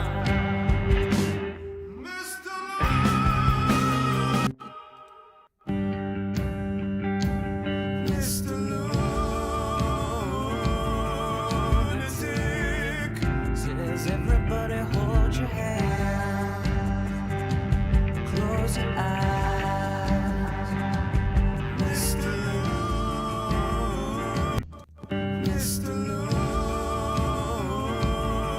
Lunatic.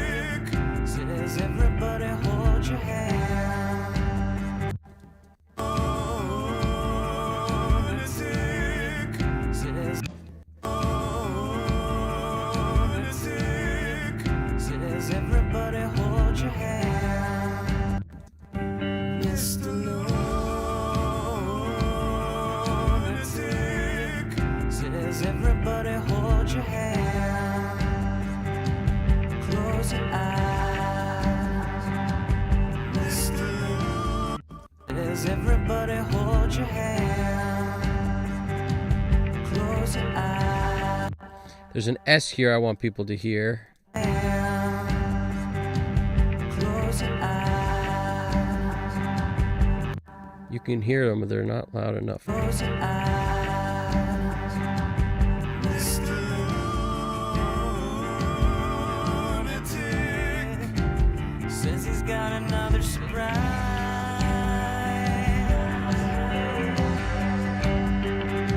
Should I listen? Should I listen? No, no, no, no, no. You never know who to trust. Should I listen? Should I listen? As you use your gun, and that is why I listen. And that is why I listen. Should I listen? Should I listen? As you use your gun, and that is why I listen. Listen. Should I listen? No, no, no, no, no. You never know who to trust. Should I listen? Should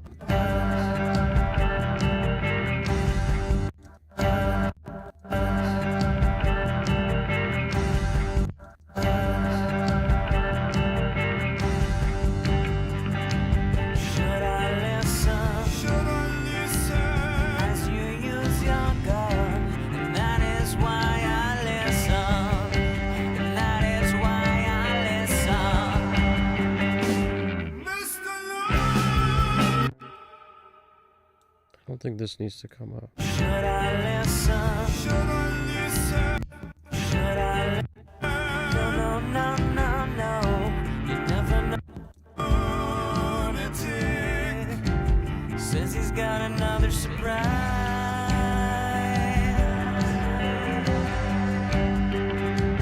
Should I listen? Should I listen? No, no, no, no, no. You never know who to trust. Should I listen? Should I listen? As you use your gun, and that is why I listen. You use your gun. Should I listen?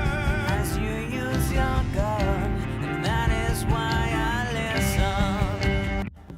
Should I listen? As you use your gun, and that is Should I listen? as you use your gun, and that is why I listen.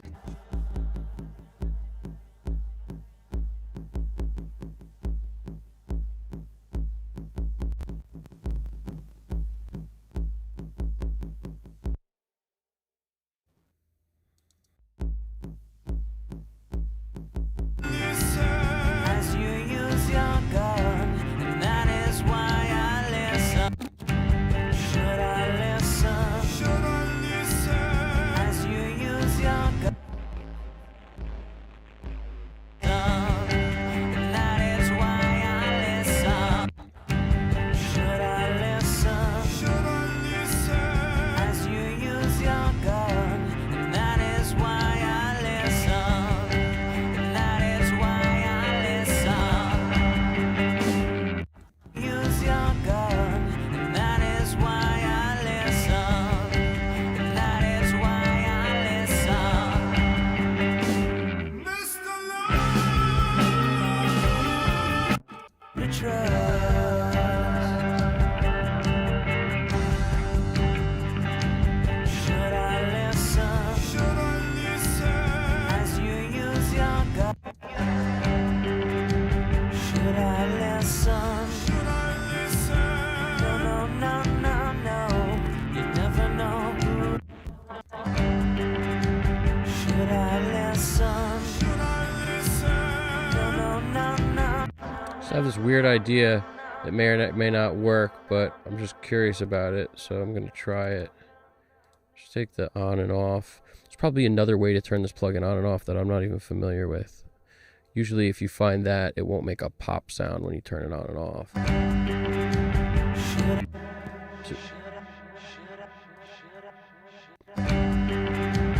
Should I listen? No, no, no, no, no. You never know who to trust. so now in this one spot in the song, this one goes off, which has the delay on it. Says he's got another. And the other one goes on. You never know.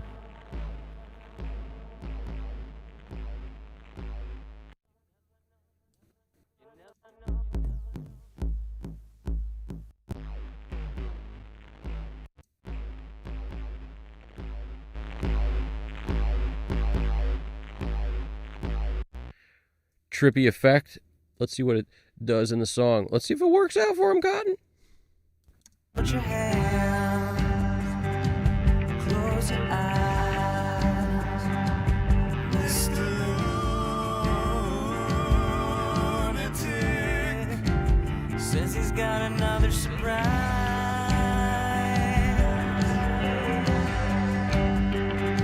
Should I listen? No, no, no, no, no. You never know who to trust.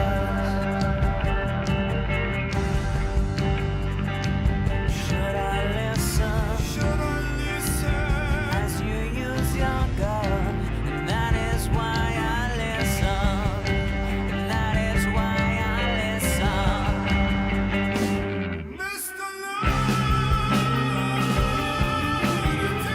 I ain't never gonna let you down.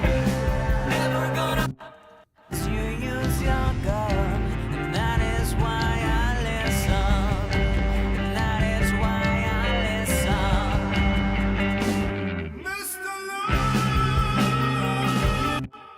As you use your gun, and that is why I listen. And that is why I listen. As you use your gun, and that is why I listen. And that is why I listen.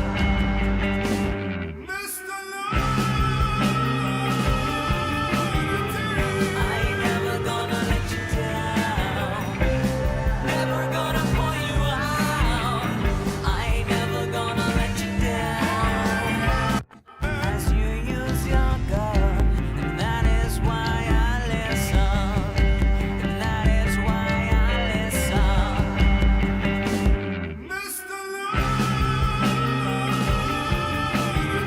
I ain't never gonna let you down. Never gonna pull you out. I ain't never gonna let you down. If I'm gonna make it out, all I ever think about. If I'm gonna make it out, I'll lay it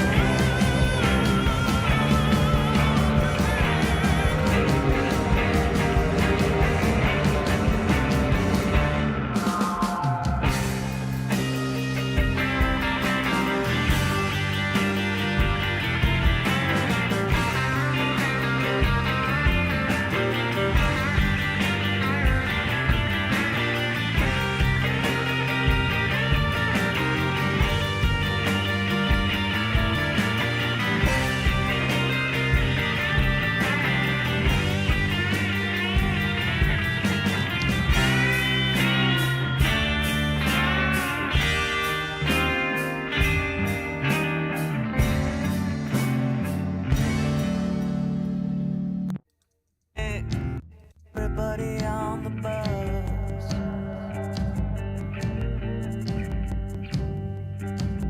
Mr. Lunatic says everybody on the bus.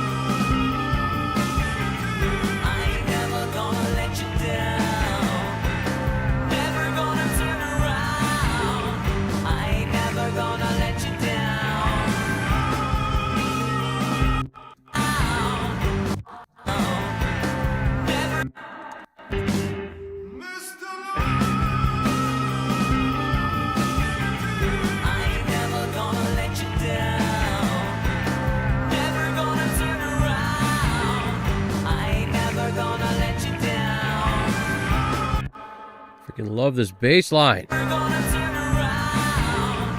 I ain't never gonna turn around. I ain't never gonna let you down.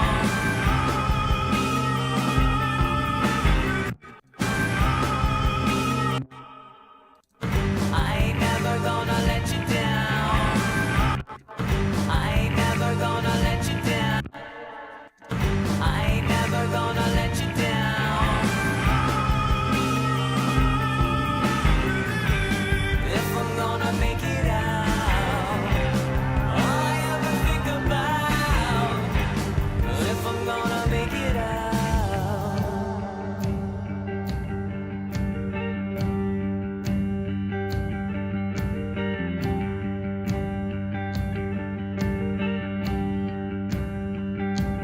Mr. Lunatic says everybody hold your hand, close your eyes. Mr. Lunatic says everybody hold your hand, close your eyes. Mr. Lunatic says he's got another surprise.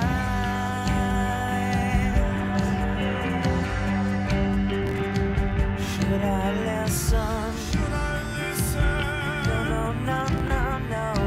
You never know who to trust. Should I listen? Should I listen? As you use your gun, and that is why I listen. And that is why I listen. Mr. I ain't never gonna let you down. Never gonna pull you out. I ain't never gonna let you down.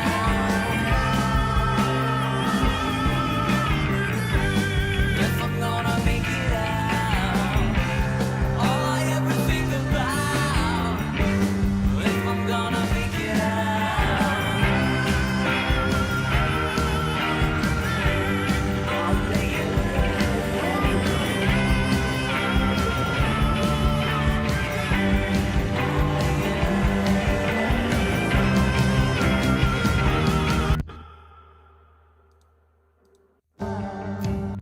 Ain't never gonna let you down. Never gonna pull you out. I ain't never gonna let you down.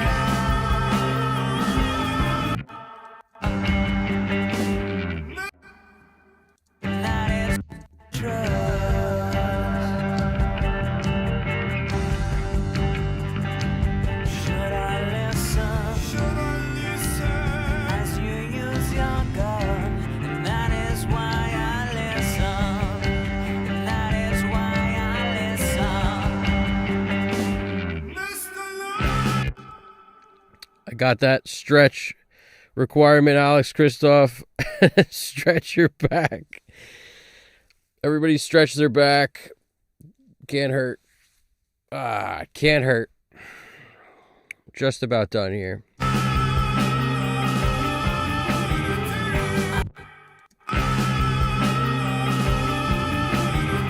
I ain't never gonna let you down. Never gonna pull you out. I ain't never gonna let you down. If I'm gonna make it out, all I ever think about, if I'm gonna make it out, I'll lay it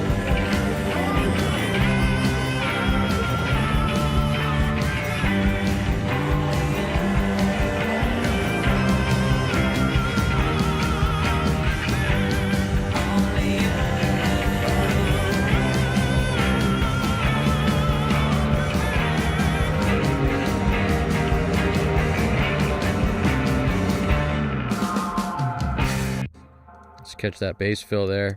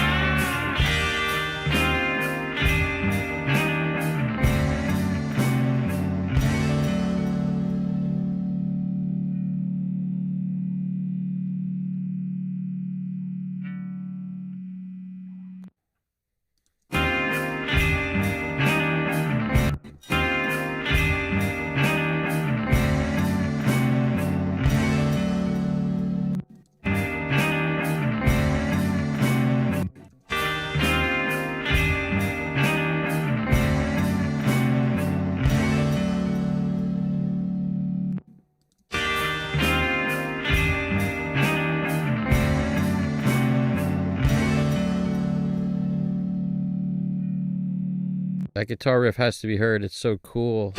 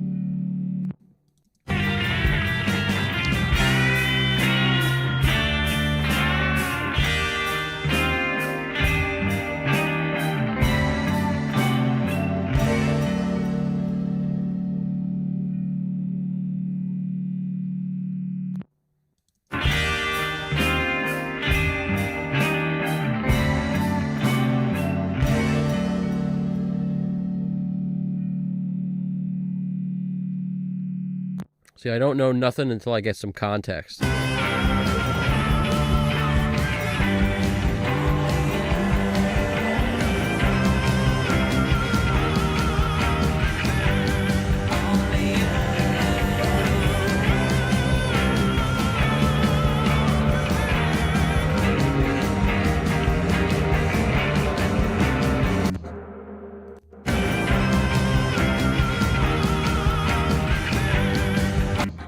Gonna make it out.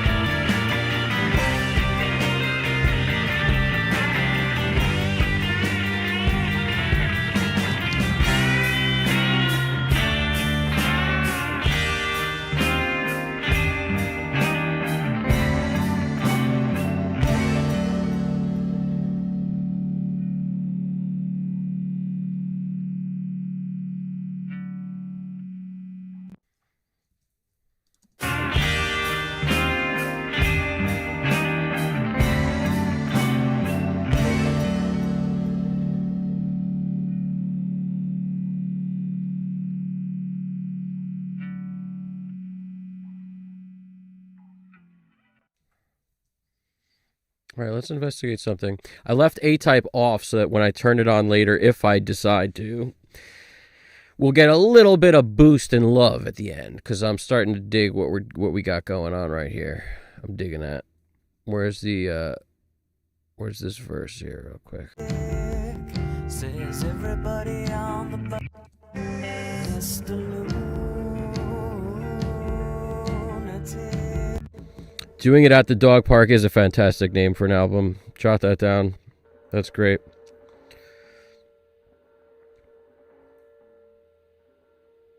Oh, the TLA always on my bass and horns. TLA 100 is a great tool. I do like it a lot.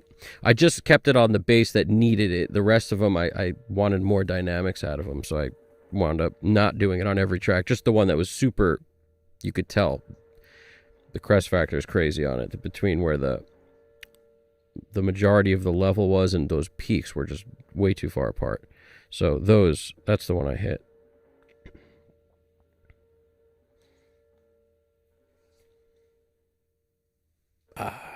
So we're just dialing in the final touches here. Lunatic says everybody on the bus. Mr. Lunatic says everybody on the bus.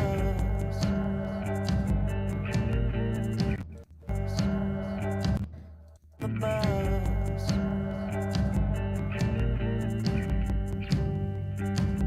Mr. Lunatic says everybody on the bus.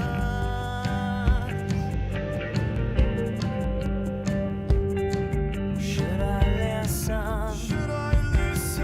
No, no, no, no, no. You never know who to trust.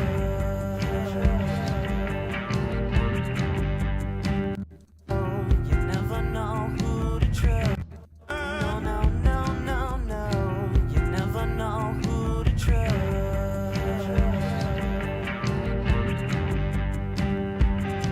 Should I listen? Should I listen? Should I listen? Should I listen? 'Cause I see your gun, and that is why I listen. Yeah, that is why I listen. Your gun, and that Listen. 'cause I see your gun, and that is why I listen. 'Cause I see your, I listen. 'cause I see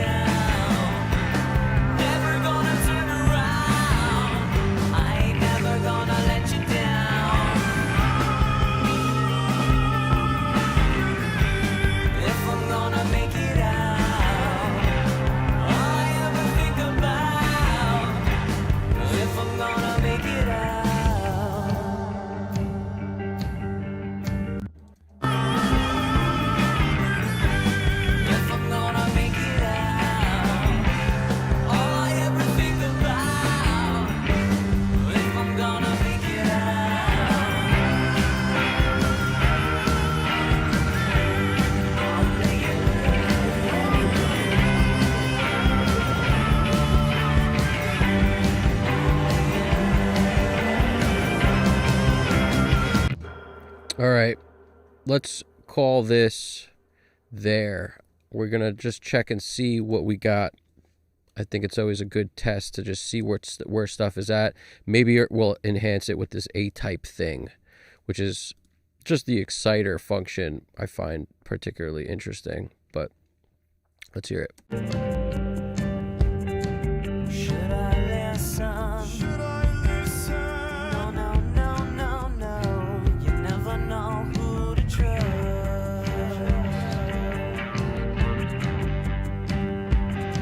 Should I listen? Let's go to the louder part of the song. Gonna let you down.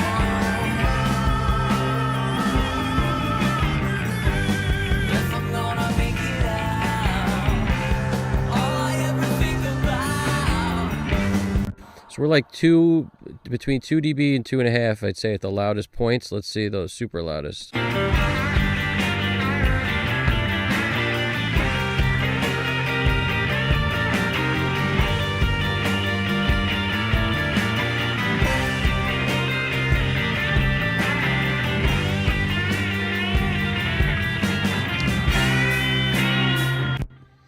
Let's see our clipping meter here.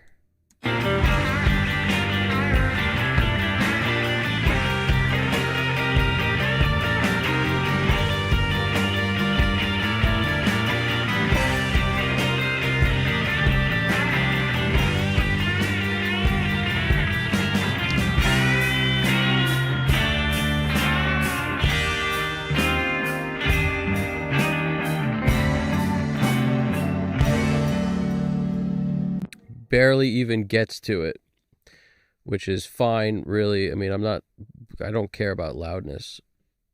So let's hear about this.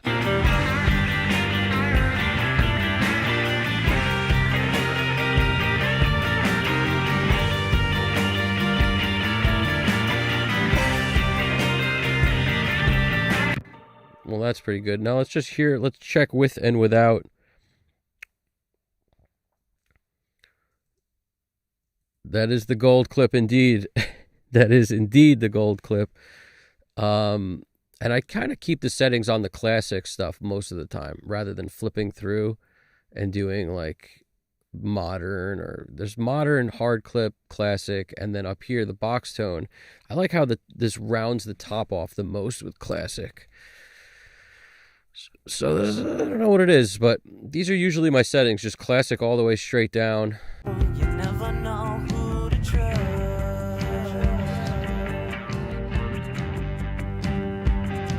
Should I listen? Should I listen? Listen to that A-type. If I hit the A-type, watch the gain reduction structure's got to change. There's probably gold clip's going to be doing half a dB to 1 dB at the moment, which would be okay. It's sort of like built in the room for it. So let's see what we got. Is everybody on the bus?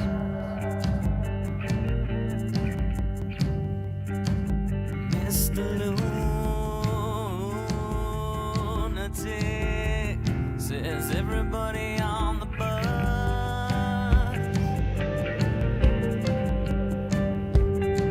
Should I listen? Should I listen? No, no, no, no, no. You never know who to trust.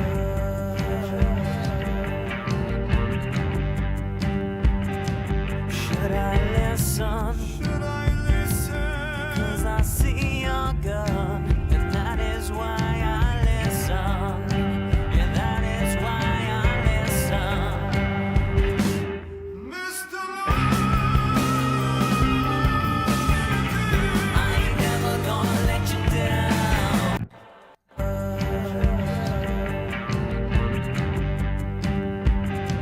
Should I listen? Should I listen? 'Cause I see your gun, and that is why I listen. Yeah, that is why I listen. I'm going to give this more level in the front of this thing. Yeah, that is why I listen. At least now it's going to do the similar amount of compression on here. Let's hear that. Yeah, that is why I listen. Mr.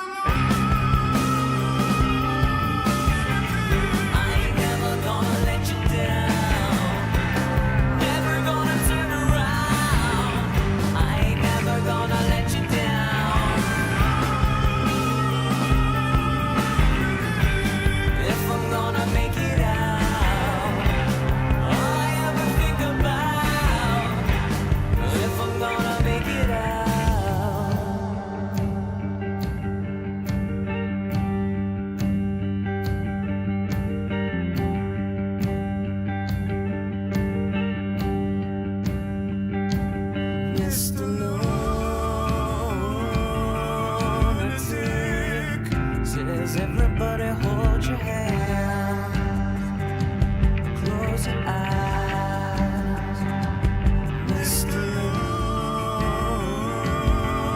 Lunatic says he's got another surprise.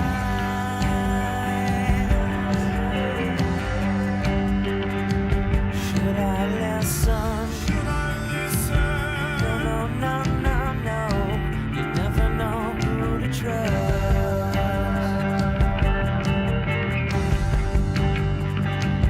Should I listen? Should I listen? As you use your gun, and that is why I listen.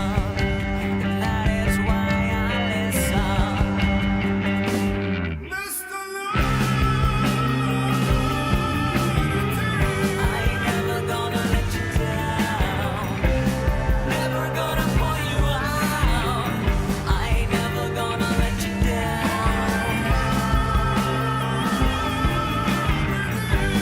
If I'm gonna make it out, all I ever think about. If I'm gonna make it out,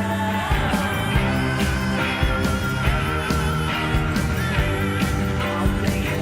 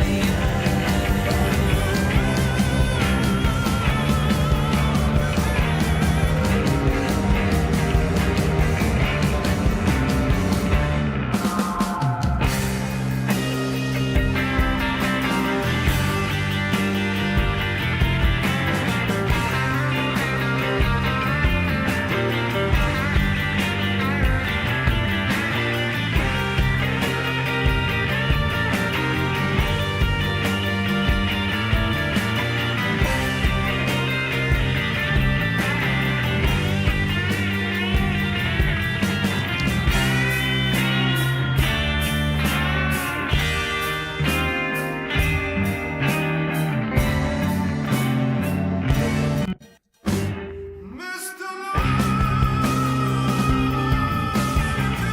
I ain't never gonna let you down. Never gonna turn around. I ain't never gonna let you down. If I'm gonna make it out, all I ever think about. If I'm gonna make it out. Mr. I ain't never. Thank you, Shigiono. I really appreciate that. And we're just about hitting the end of what we're going to do here. This is like my final last minute what still bugs me tweaks. And as we all know, I plan on one fresh listen in the morning or in 3 mornings from now. Clear head, whenever that is. One clear listen. Make any notes in my head as far as what do I need. And where do I do the listen, by the way? Usually in the same space, this room. I may flip back and forth from this and the Bluetooth speaker while I'm doing it. But I try to get it all done in one listen. And sometimes the headphones serve as the second option instead of flipping to a Bluetooth. And then make any tweaks necessary after the one listen. But at this point, after 8 hours or so in, was it like 8.5 hours? I'm definitely feeling the fatigue starts to set in for me. As soon as I hit around the 8-hour mark, I can feel myself, drifting into that land where I know I probably got an hour left or so before I'm done with making good decisions. Sometimes, we went 11 hours once, but a lot of that becomes chat time. So talking, hanging, chilling, answering questions. It's not all the mixing end, but when that happens, I feel like, 11 hours in, you can definitely beat yourself up, even at a low volume. But I think we've been able to do some pretty good work. I'm pretty satisfied with what this has become with just the metric Halo channel strip and the Hitsville as our EQs for the day. Never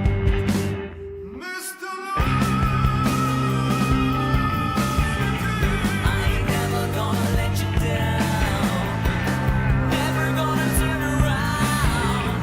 I ain't never gonna let you down.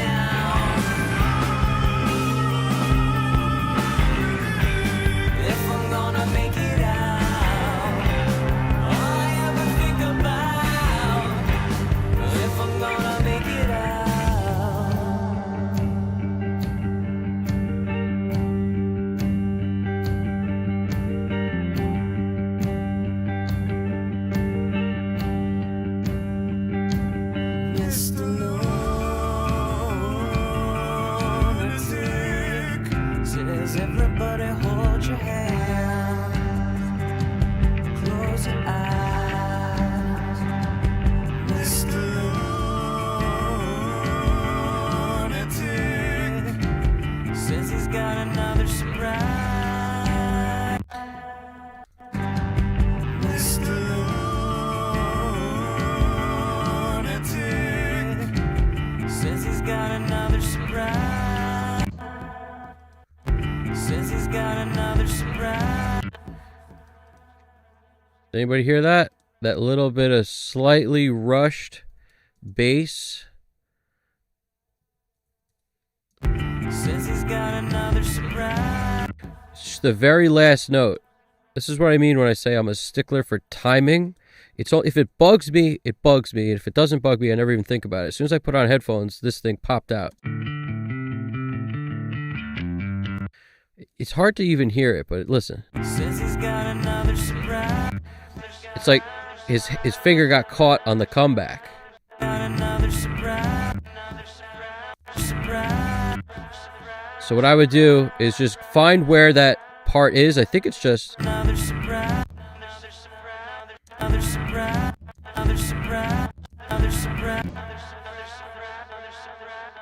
I'm just going to leave some end space because I think the note, like based on what I'm hearing, if I just slide this over a little bit, we might have the money.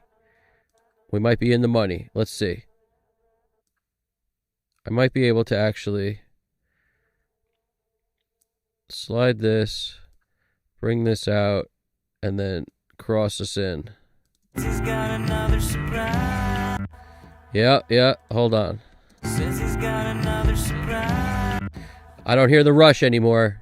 You heard that rush before, though, right? I'm not crazy. See, once that stuff like that happens, it's like, man, maybe I'm not tired.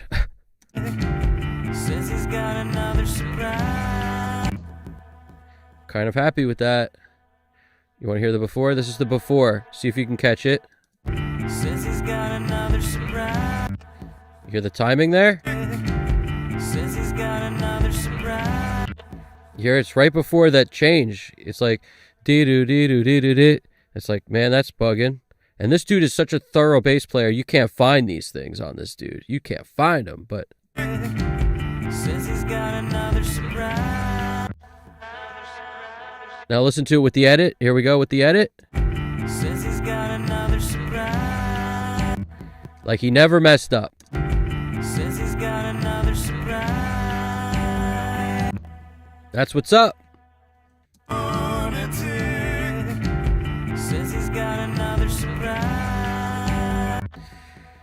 I think I split the difference. You know, like, could I push it a little more? Maybe, but I don't think so. Also, like, maybe I can stretch it. It was kind of in the right spot, but I don't know if it needs any more. Let's see. Says he's got another surprise. Might be a little better. Says he's got another surprise. Says he's got another surprise. I'm going to hit undo. So we could, let's try it this way. Says he's got another surprise. First time was the charm. I'm keeping it. I like the first one the best. Okay. Bada bing. So stuff like that, man. Just, you could make people sound really good because this dude is so thorough. Pro bass player by every stretch of the imagination. Every once in a while, we're human. There's a finger glitch. No problem. No problem at all. Jimmy Quail. How we doing, Jimmy Quail 1? Good morning to you as well. Bass sitting better now. Yeah, the bass is, I appreciate that, Shigiono. I was really kind of trying to get dialed there. The 2A and the 76 combination is really my thing. But I was able to boost more level out of it as soon as I made the attack super quick. So this is the new settings when I just did a little bit of tweaking on it. I'm also at 8-1 instead of 12-1, which changes the knee of the compressor, not only the ratio. Says he's got another surprise.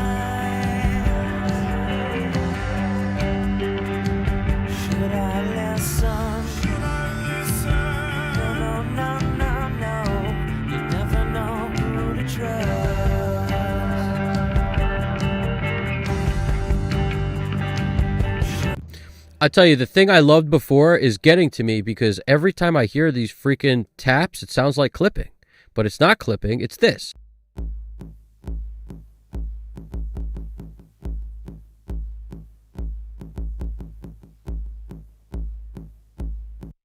That piercing attack of this thing is getting to me. So I may just bypass it. Let's see.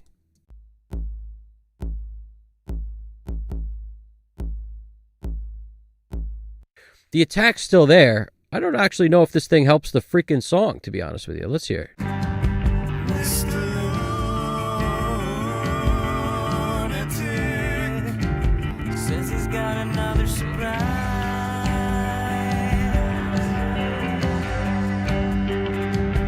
Should I listen?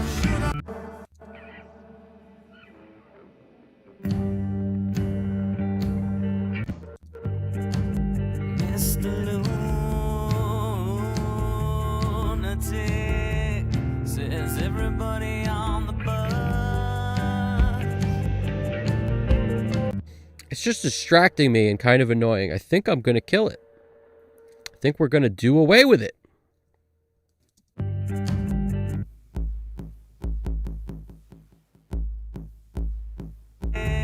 Says everybody on the bus.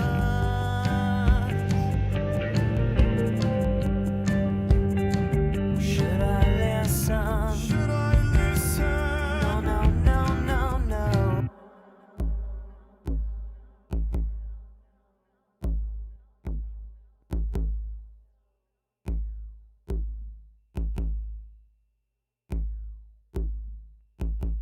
Let me just try one last thing. I'm going to put a freaking transient designer and take that attack out of there.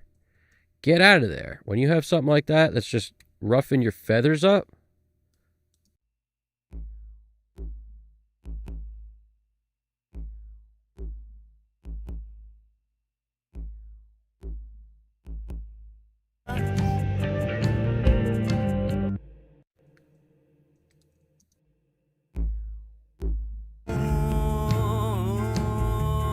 Lunatic says everybody on the bus.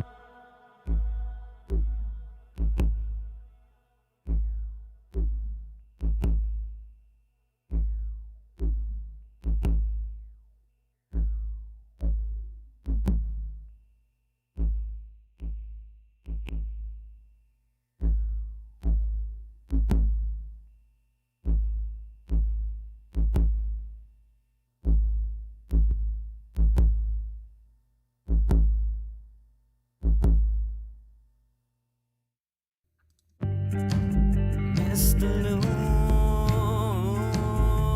Lunatic says everybody on the bus.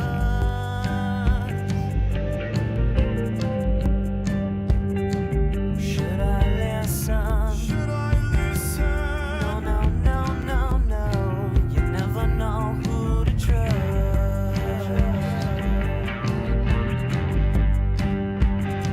Should I listen? Should I listen?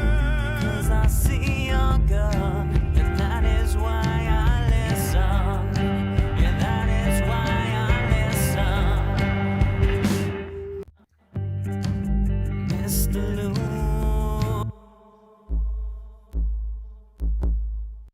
That freaking pokey front end of this thing is it's just terrible. It's killing us.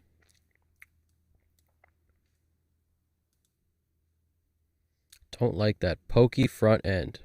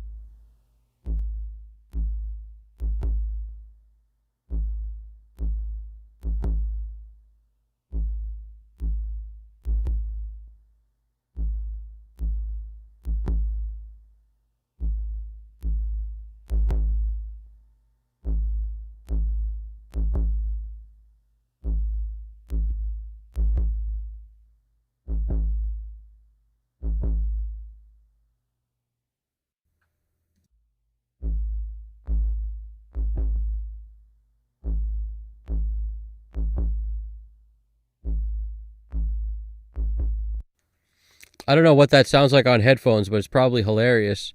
It's probably very hard to hear. I don't know, but or if you're listening on your phone, I mean. But that freaking front end at least isn't bothering me anymore. The bus.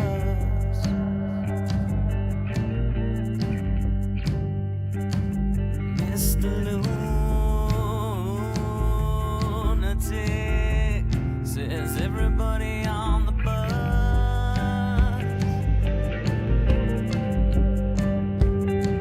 Should I listen? Should I listen? No, no, no, no, no. You never know who to trust.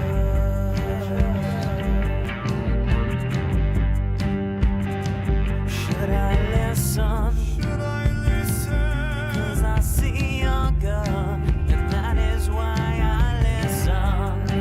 Yeah,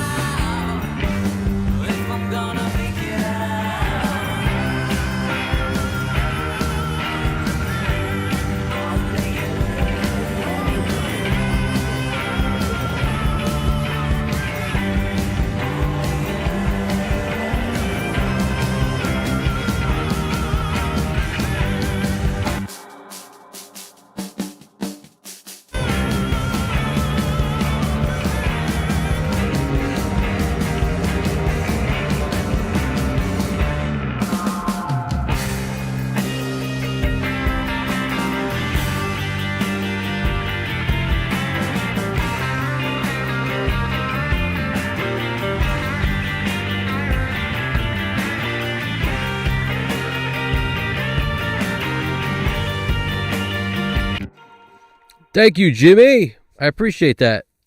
Jimmy, I remember you were in the comments. Me and you had a nice back and forth going on a couple videos, man. I remember your name it sticks in my head, Jimmy Quail. That's a cool name. And I appreciate the love, man. Thank you. I appreciate that. Shigiono, that's a good suggestion. Put a de-esser on the pokey bit, maybe. It's a good thought. I went with the old faithful, just roll off all the freaking top end on it until it stops clicking at me. You know, it's the same thing I would do with anything kind of aggressive. It's like my first thought was tame it with compression. By the way, that trick with the glasses is so that I get a nice seal of the headphones, which gives me the closest thing I can get to like judging the amount of bass that's really there. As soon as you lift the headphone off your head with glasses a little, even that little bit, you're all messed up. You don't get the same amount of bass. So if anybody wears glasses, keep that in mind. But you know, rolling off the whole top of it was the solution that worked. I originally was like, I'll saturate it to flatten it out. That didn't work. I'll use the SPL Transient Designer to remove the attack. That didn't work. Let's use the fast attack on the laser fast, 1176 fastest attack. That didn't work.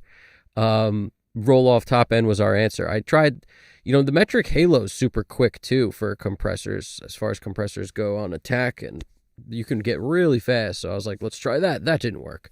So in the space of, 10 minutes, I just tried 20 different things and then settled with just rolling all the top off. In my opinion, it's better like that anyway. I'm not even sure the song really needs that thing, but at least now it's not hurting the sonics with an abrasive clickety-clackety. Lunatic, says everybody on the bus.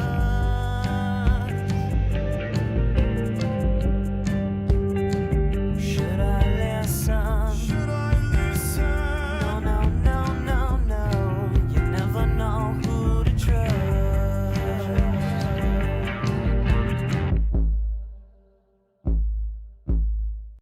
The only other thing I'm thinking right now I might want to try real quick, and I'll just see how it goes, is whatchamahoosit. I want to maybe tune that 808 with Vocal Bender, because it's a little annoying where in the tone it's hitting. Like it's not the key of the song, or it just feels wrong. It's just the best way to put it. Hold on.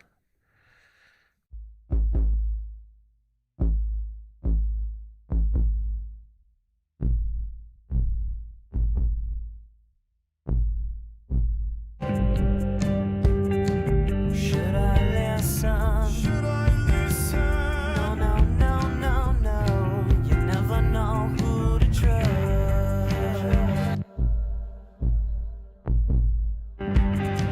Should I listen? Should I listen? 'Cause I see your gut.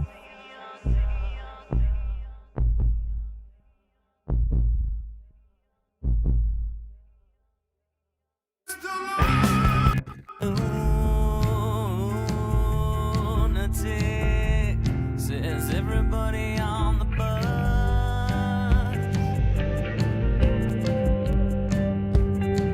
Should I listen? Should I listen?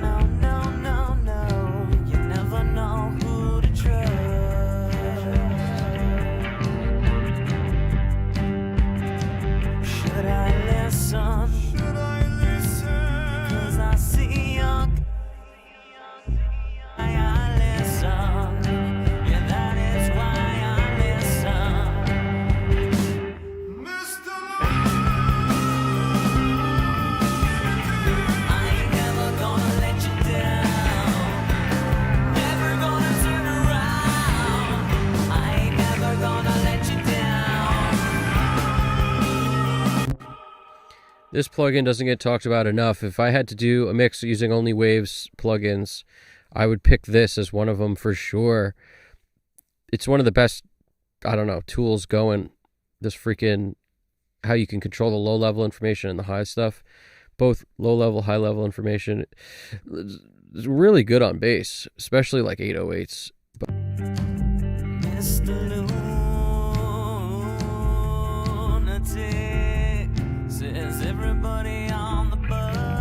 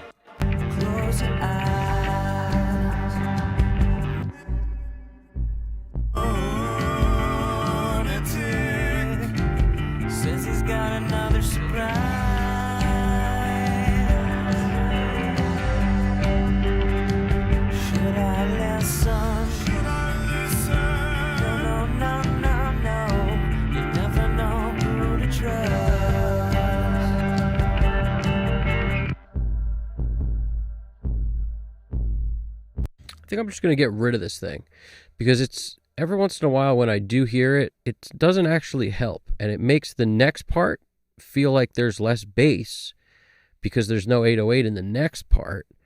So it's a weird kind of compromise where like it's too low and then you can barely hear it, but you can tell it's sort of muddying the waters. And then when the next part happens, it always feels light because of this freaking thing. So it's just like, get rid of this, solve all our problems, essentially. It won't feel light in the caboose when the next part happens. Should I listen? Like I made sure that kick was nice and round, and that's this. You're hearing this. This kick is nice and round. So that's what you're hearing. It's not an 808, it's that.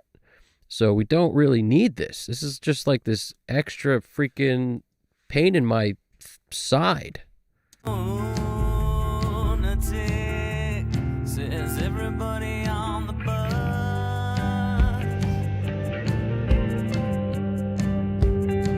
Should I listen? Should I listen? No, no, no, no, no. You never know who to trust.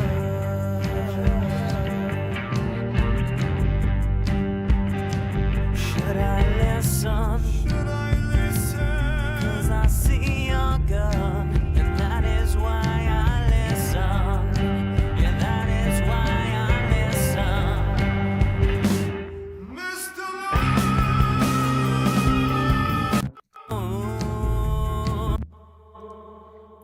We're focused just on this 808, and this is the last thorn in my side for this mix.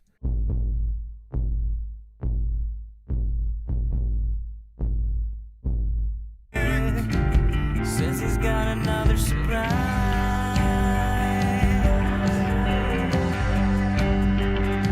Should I listen? Should I listen? No, no, no, no, no. You never know who to trust.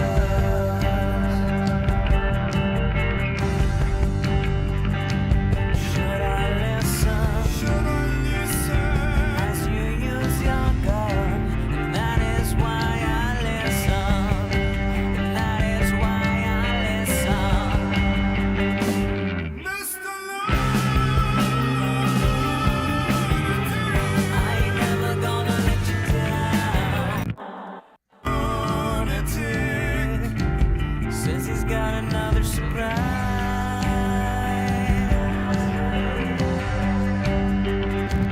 Should I listen? Should I listen? No, no, no, no, no.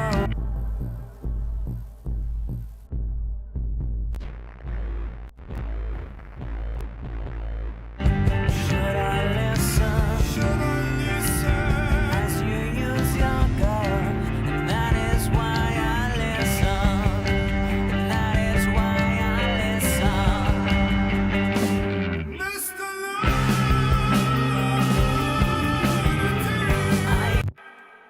Believe it or not, it is adding something. In headphones, I can clearly hear it, but with the volume super low, it's not super apparent on those speakers. But in headphones, it's clear. It does add something, I guess. Lunatic says everybody on the bus.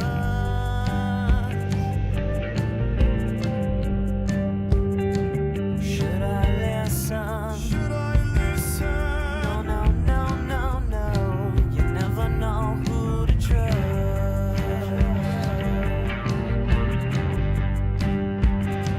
Should I listen? Should I listen? 'Cause I see your gun,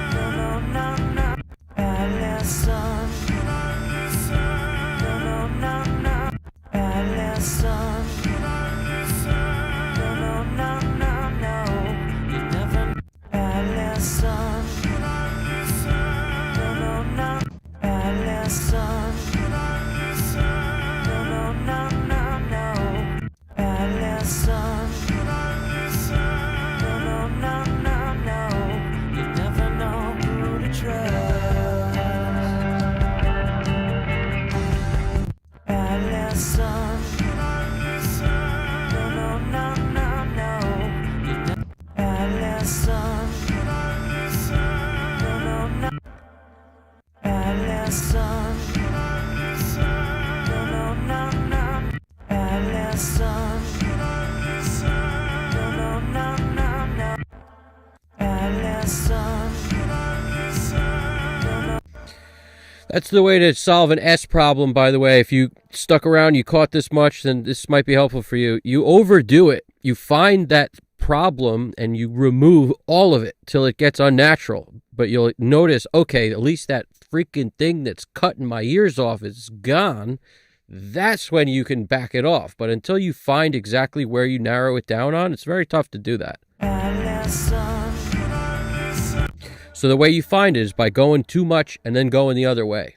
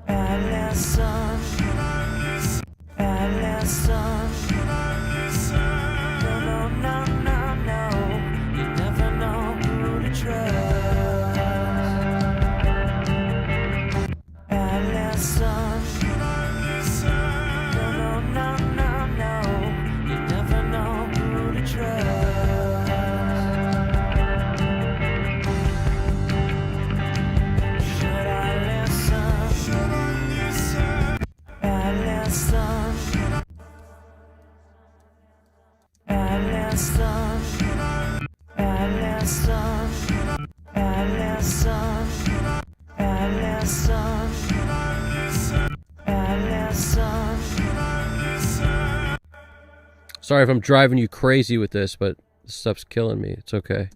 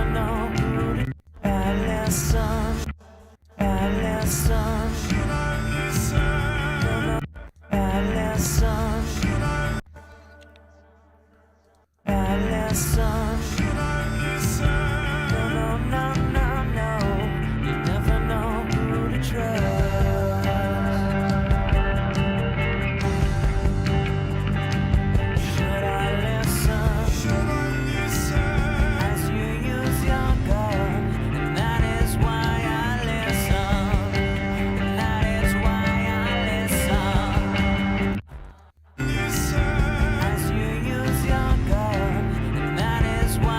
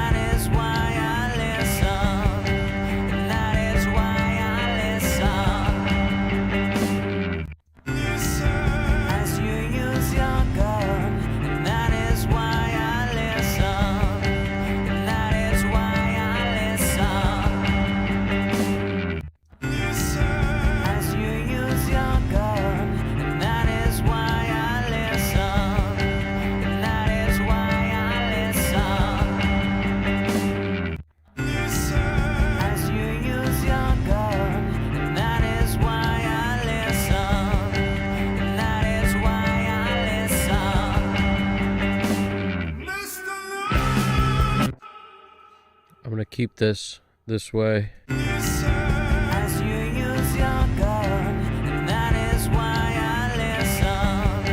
And that is why I listen. Mr. And that is why I listen. And that is listen. And that is why I listen. Mr.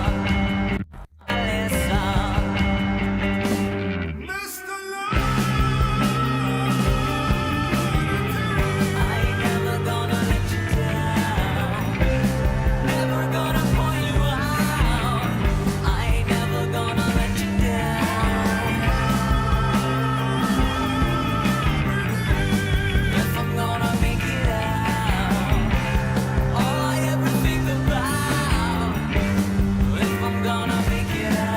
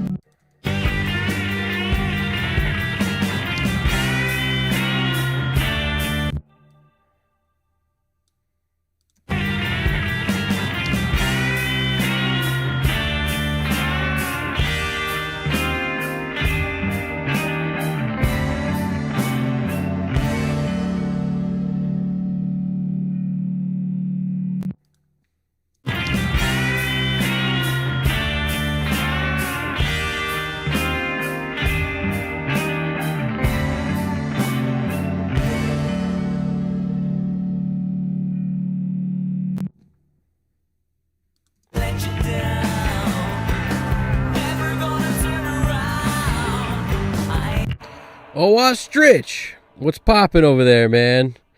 Great session. Just about to close out. So if you got any crazy questions, let me know. And also, Sound Toys, something about free stuff. GDP knows the deets.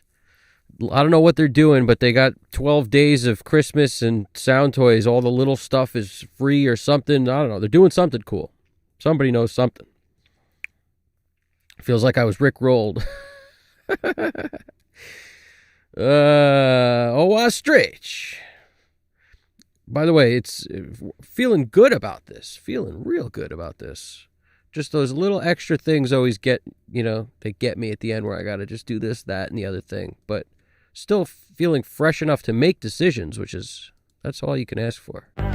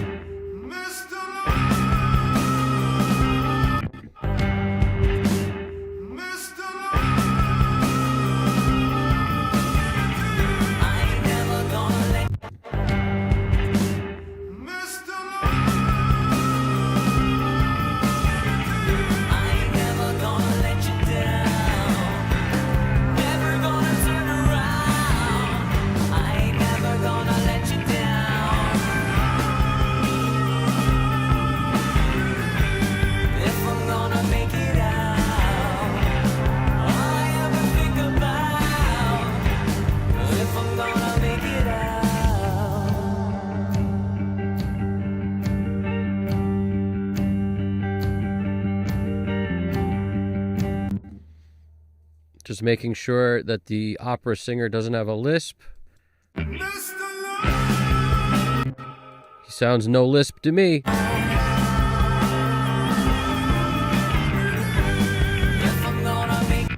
Sounds pretty operatic.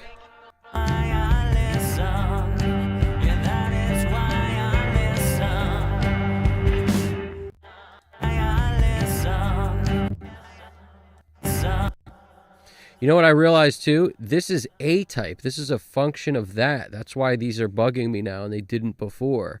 It's the exciter on A-type.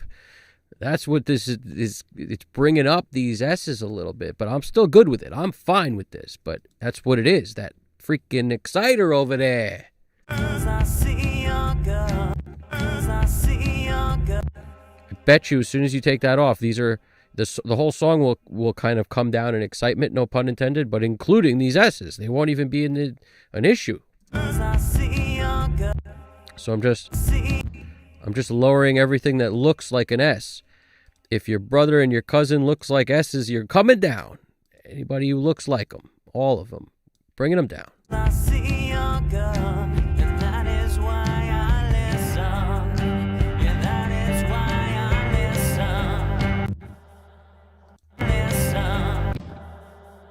And now that I brought your attention to it, I'm sure you'll hear them. But if I didn't, you wouldn't have. Let's be real. You wouldn't have.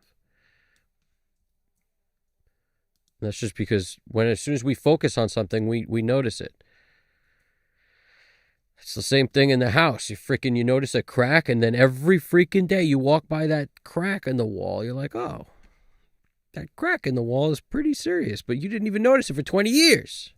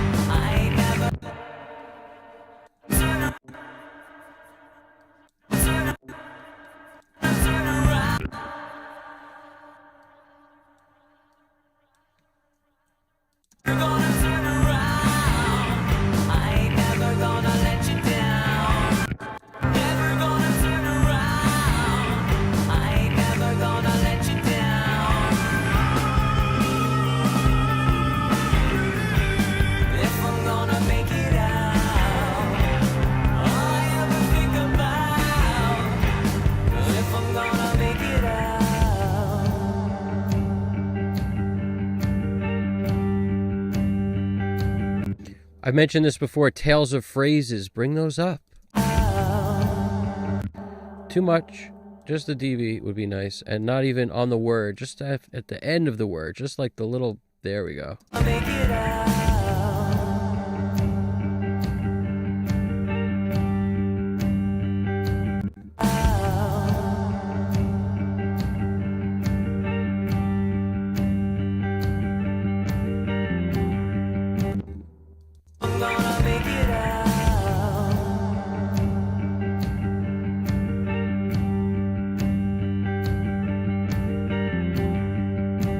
Little personality right there. I appreciate you guys tuning in and hanging with us. GDP took the words right out of my mouth. You took the words right out of my mouth. Oh, it must have been what you... Lunatic, says everybody on the bus. Mr.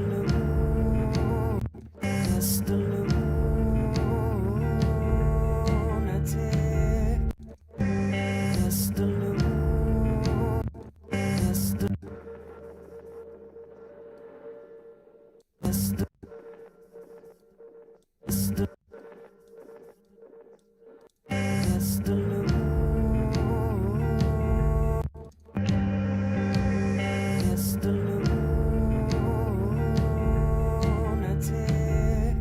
Says everybody on the bus. Says everybody on the bus. Says everybody on the bus. Says everybody on the bus. Says everybody on the bus.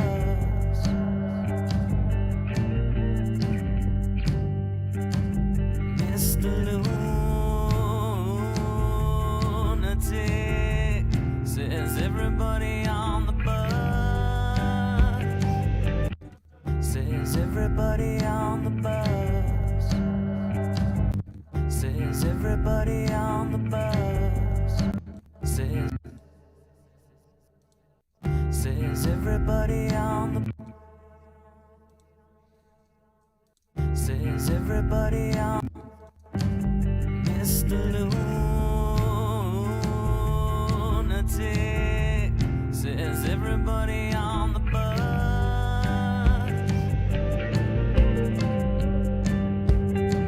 Should I listen? Should I listen? No.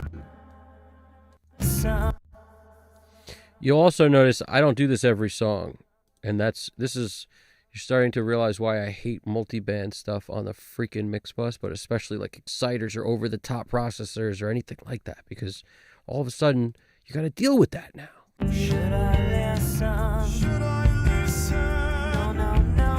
No. You never know who to trust. No. You never know who to trust.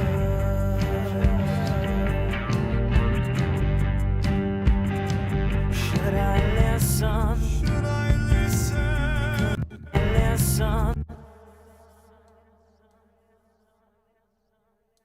Taking it down like 2.5, 3 dB, Listen. Should I listen? maybe more. Listen. Should I listen? It's case-by-case basis. You need a little context to judge it. Should I listen? Should I listen? 'Cause I see. That's right. When it gets past a certain time, I start singing the craziest stuff, and I start talking with the emphasis on the wrong syllable when I talk. So now we have Evan singing Meatloaf. Stuff like that. Start just going nuts. Listen. Should I listen? 'Cause I see your gun, and that is why I listen. Yeah, that is why I listen. Mr. I ain't never gonna let you down. Never gonna turn around. I ain't never gonna let you down. I ain't never gonna let you down. Never gonna turn around. I ain't never gonna let you down. If I'm gonna make it out, all I ever think about. If I'm gonna make it out.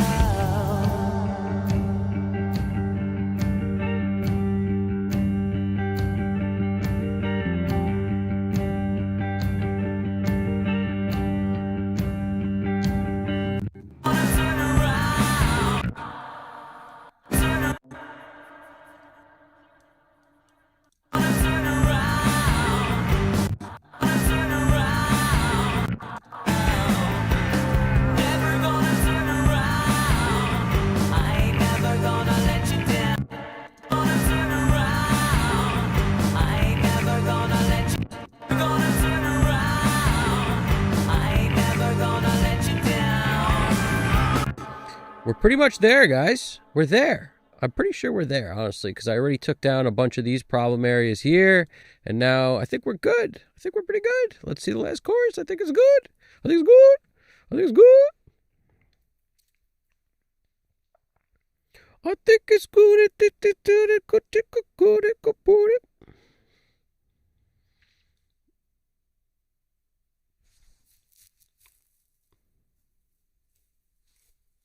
I don't think most people know. Ostrich, I'm not sure most people know. The voice is a distant relative of Uncle Rick. Definitely. Now I see the question. Oh, ostrich. The voice sounds familiar. Yeah, it's familiar. That's for sure. It's familiar.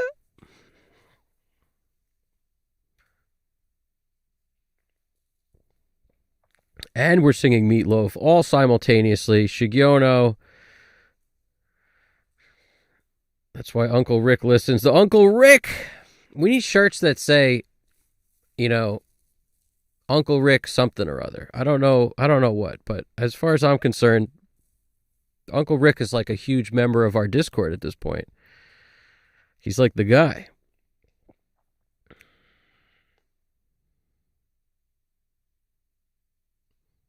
I appreciate that, Jimmy Quail. Yeah, and bottom line, you know, we're about there. I feel like we really beat the thing up and we got it all done and it's sounding solid. It took us a minute to get here as usual and we had a nice back and forth going on.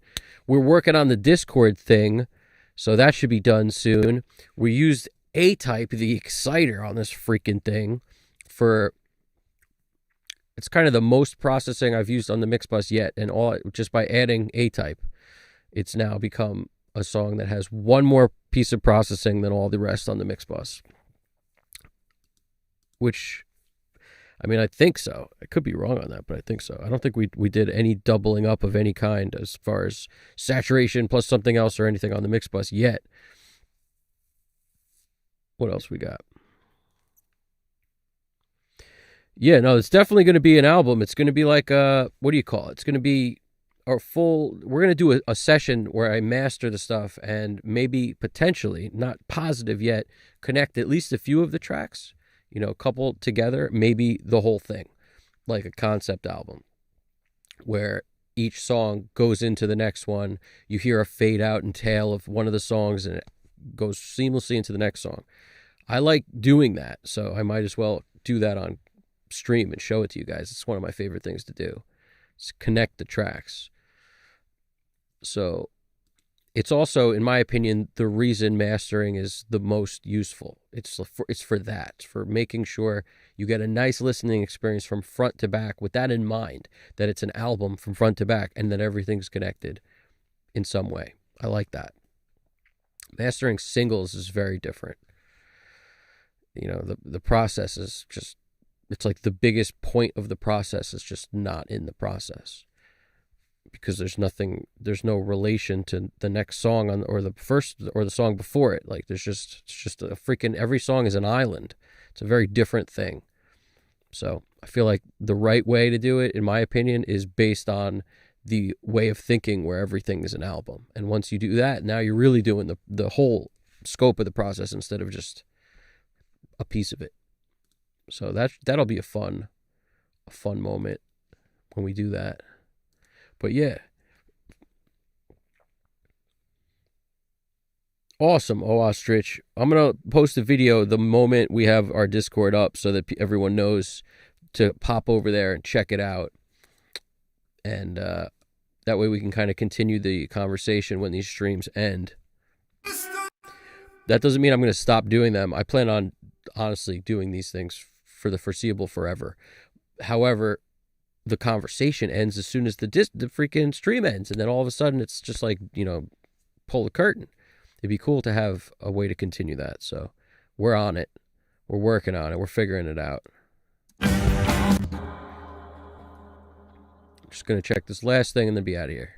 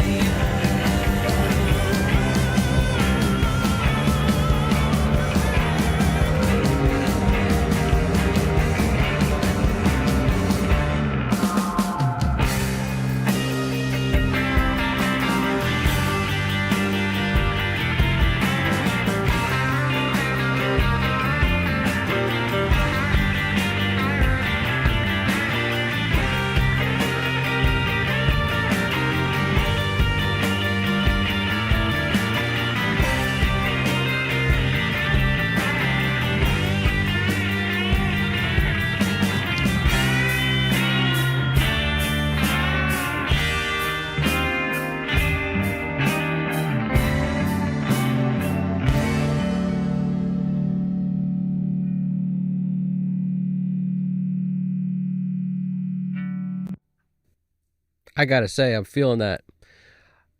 I'm feeling alive, doo-ba-doop-doop-doop-doop. I'm feeling alive, down I want no feeling alive, doo-ba-doop-doop-doop-doop, ba-ba-doo-da-doo-doo-doo.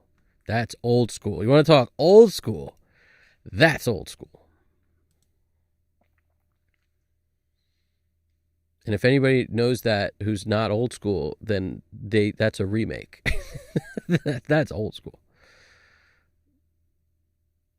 I'm going to hit it with the CG2 also, which we probably don't need, but we've thrown it on the other tracks, so we're going to throw it on this one too. Because that thing, when you hit it light like this, super light, then you're chilling. You just got the light. Super light. Super light.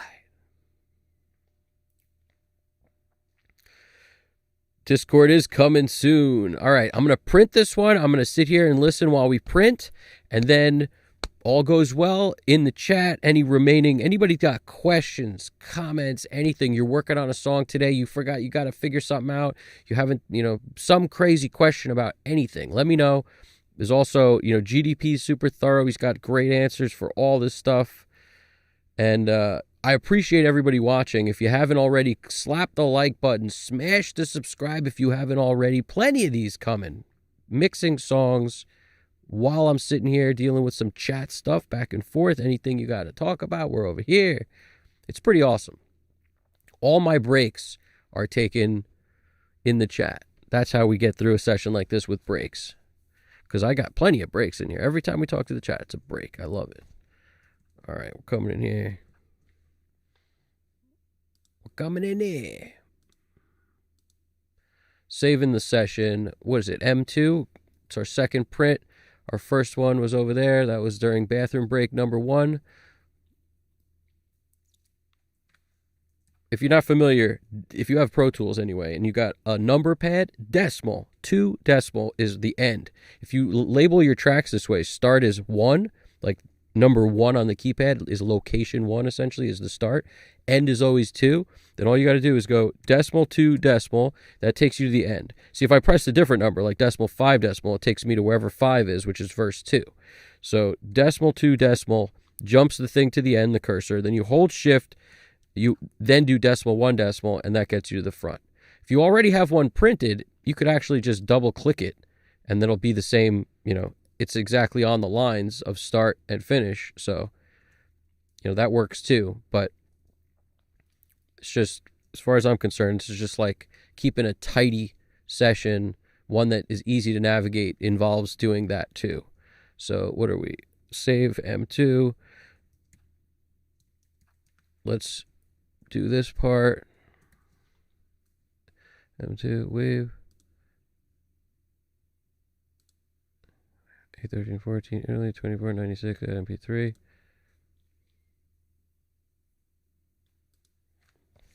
Interleave 2496 add MP3. Import after bounce directories good. Lunatic boom, boom, good. Okay, I'm gonna turn this thing off. I'm gonna print one of these while I sit here. So if you haven't checked it out, check it out, and then we will be calling this thing. We will be rapping.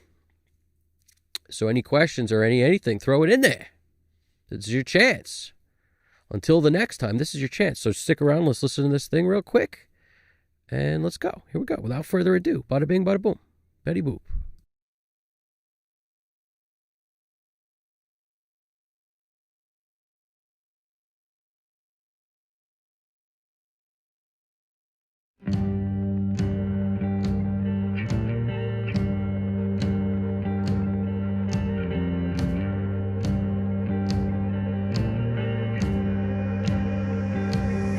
Mr. Lunatic says everybody on the bus.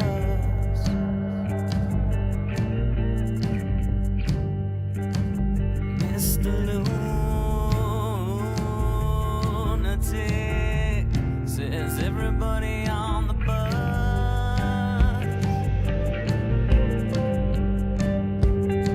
Should I listen? Should I listen? No, no, no, no, no. You never know who to trust.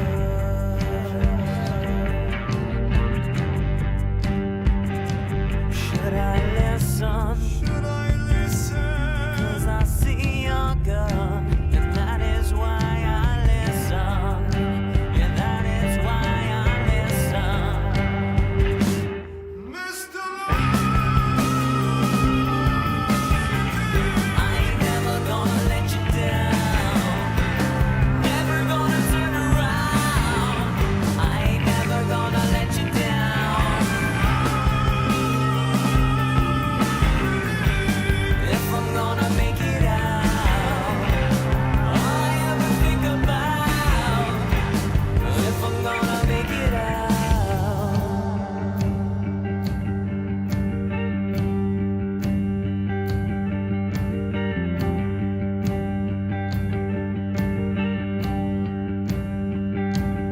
Mr. Lunatic says everybody hold your hand, close your eyes. Mr. Lunatic says he's got another surprise.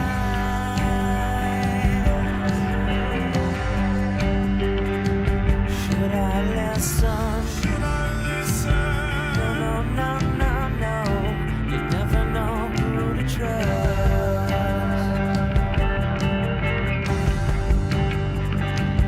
Should I listen? Should I listen? As you use your gun, and that is why I listen. And that is why I listen. Mr. Lunatic. I ain't never gonna let you down. Never gonna pull you out. I ain't never gonna let you down.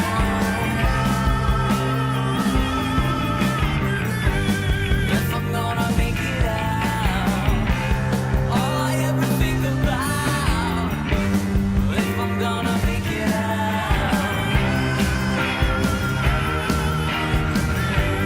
I'll make it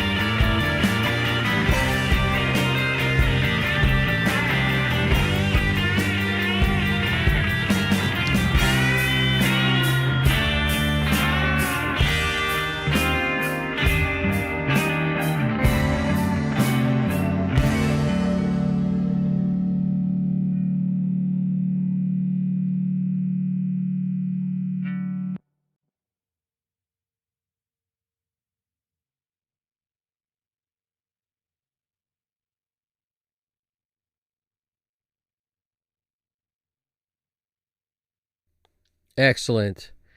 And we're back. So I'm stoked on that. We're going to keep that. Super stoked on it. And I'm going to save one more for after the stream. I already know what I'm planning. What I'm planning is I'm going to bring the guitar solo down 0.8 dB because now with a little more of a fresh head, it feels like just almost a dB too loud. The rest, it's just the perfectionist attitude. And I'll print one after the stream's over with that. And really, only when the opera singer goes into that part in the end where he's singing, "Only you predict," I want to hear that 1 dB louder also. So I'm going to go a dB lower on the guitar, a dB louder on the predict thing where he's doing that bridge part. I'm going to call it a day because at the moment I'm feeling it. When I listen to this with fresh ears, I might know more, but we're there. I'm very stoked on the way this turned out. So it's giving me some of the goosebumps in here. I don't know if you could tell. I got feeling a little bit. So now that we're over here, we're gonna just mute that. If there's any stuff right here, Mr. Psychotronic, I appreciate the applause, man. Thank you. I appreciate that. And Jimmy Quayle. Kind of feels like the song "Live and Let Die." That's a great song, man. That's the compliment. That's a huge compliment. I'm a huge fan of the Beatles. I'm a huge fan of Guns N' Roses' version of that. Also, it's both great. I remember hearing that for the first time. When I heard the cover of it, I was like, "That's pretty amazing." Knowing it was a Beatles track, but also being like, "Wow, that's amazing." I like their version of it's really good if you haven't heard it, but it's pretty awesome. That's a huge compliment. Thank you. But you know, talking about my idols right there in terms of people that are truly songs that really changed my life. I mean, both bands, Guns N' Roses and the Beatles, played a huge part in shaping the way I see music. I'm happy you guys dug it. Let me throw in the throw over the chat zone.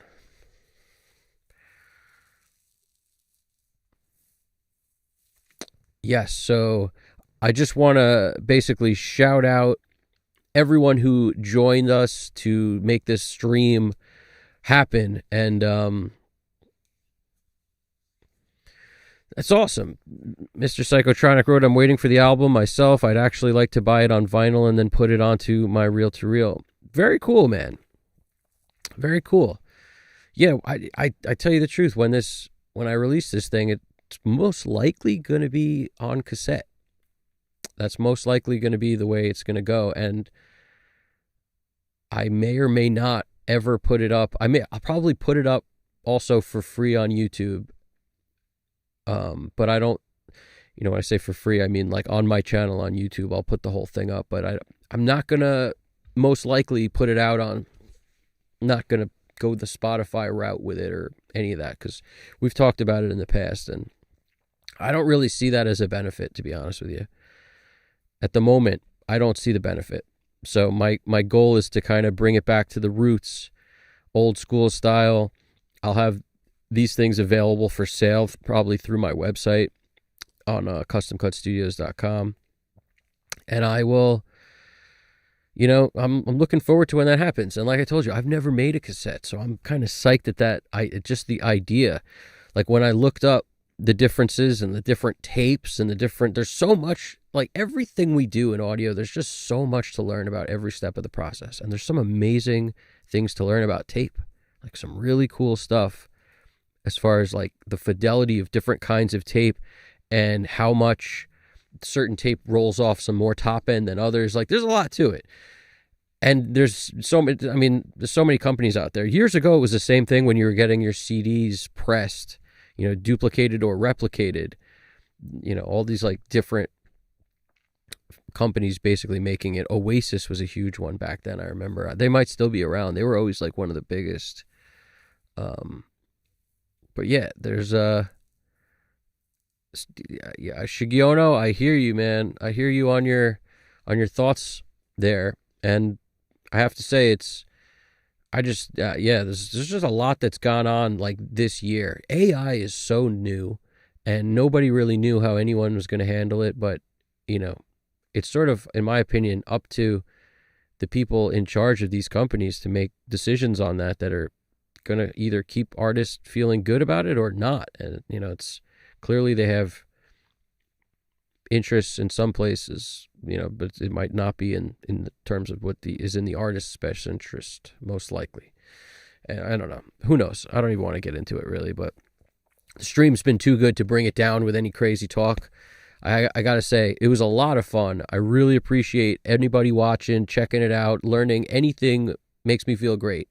You guys, I learned from you guys in the comments and in the chat, and we have a nice back and forth. Some of your suggestions were really great suggestions too, and I'm just always amazed at the community we have that's going to continue to grow, because this is never going to stop. And as soon as we get our Discord up, I will make sure to make a notice for that. Mr. Psychotronic wrote, cassette is also fine. I have an old BASF 9100 I refurbished. I dig the effort. I also dig the listening experience. Stream is too flux, too much in the background. Yeah, honestly, it's almost like it's a ritualistic process putting an album that's completed on a freaking piece of machinery and hitting play and listening to it. It's a ritualistic process. And there's like that has an impact on how much you like it. Also on how much attention you spend on it, and how much value you put on it. And as far as I'm concerned, all these things total up to make it where music's not worth as much to most people. There's plenty of us out there who feel differently, and we know what it's like to do that process and look at the liner notes and, all that. And some people I feel bad for the ones that never got that experience. Some people are digital age from the moment they were born. And it is what it is. So some people will never get it, but for us, I think we all know what it means to do that. And it definitely means a lot more. You know, whether you love it or not, you have a connection to it that is deeper and will transcend that minute and that moment, that fleeting thought process until the next freaking thing we swipe up or click on. It's a whole different thing.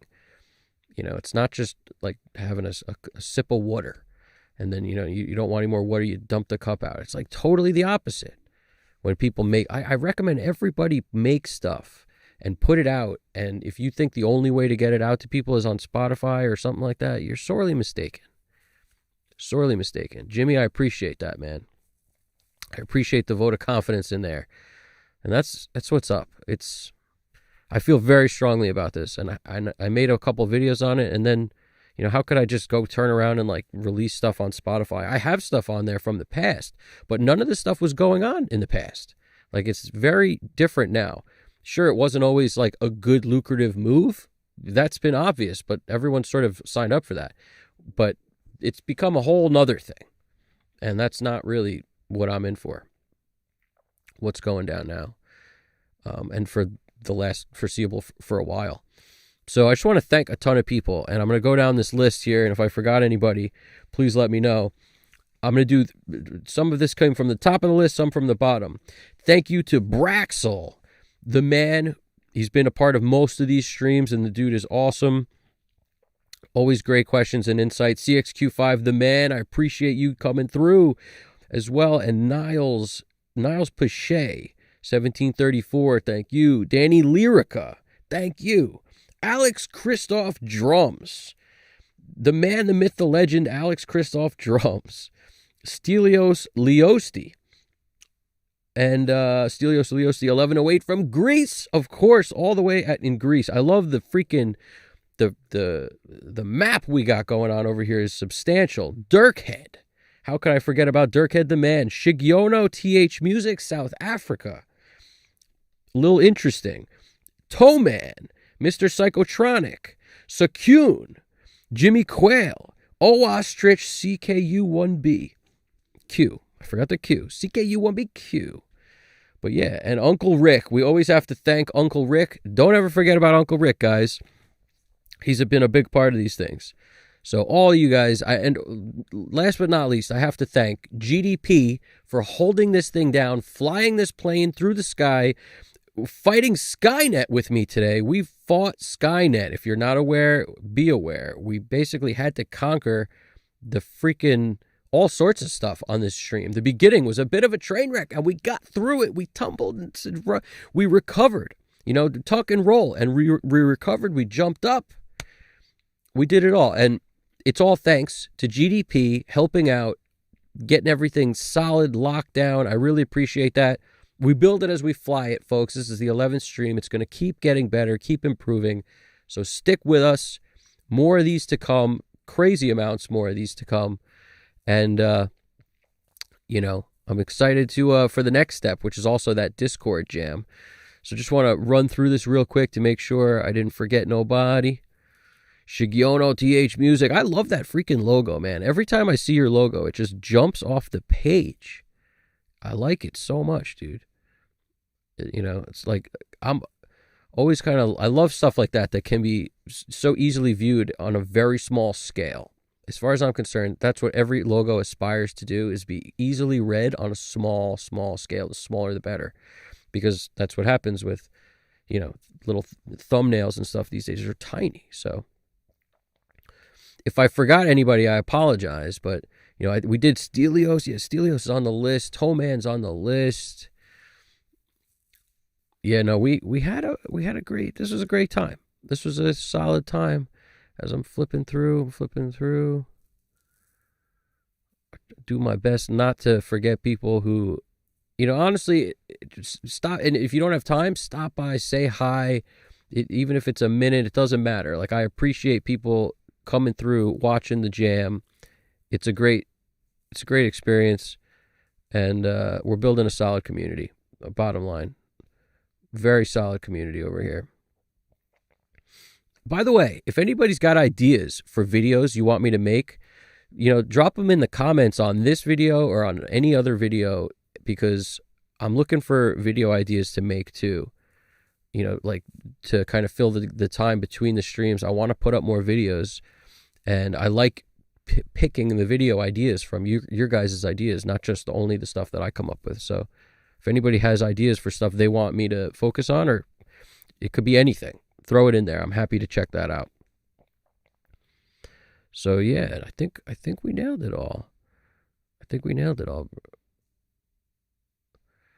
Yep, and Danny Lyrica's on there, right? Yep, and I can't get to the top, so we're good. Yeah, Danny Lyrica. Awesome. Yeah, we nailed it, guys. We nailed it. Bottom line. And Uncle Rick, thank you, Uncle Rick. GDP Japan, all the way from Japan, getting us through another one. I really, really appreciate it, GDP. And, Ostrich, you're the man. I appreciate that. You have a good day and good night also, Shigiono. That's what it is. It's an abstract version of a lion's head. I like that. I don't know what I'm going to do exactly in terms of the artwork yet or anything, but that's always like a fun part of the process, is to come up with the artwork. The bassist, my boy Paulie T from B, he draws a bunch, so I might get him to float this his way and see what he can come up with. He's always drawn some cool stuff in the past, but great stuff. I really, really appreciate it. This has been an amazingly fun stream. More to come. Everybody remember, this is the critical stuff. Everybody remember, it's what we're doing is something that everybody can do. Don't get down on yourself. Don't let it take you forever to finish stuff, because the quicker you can force yourself into a routine to finish, the better you'll get. That's literally the better you'll get. And some people's personalities kind of help that along. Like if I don't finish something, I actually have a hard time going to sleep. I need to finish stuff.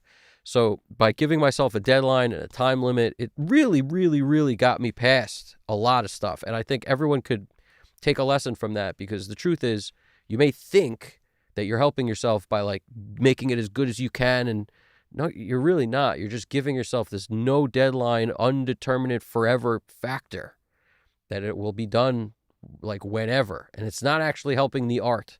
Just like asking for everyone's opinion on stuff is not actually helping your art either.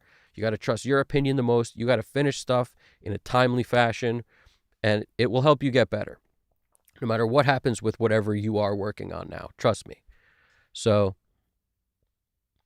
the Discord definitely needs an Uncle Rick logo.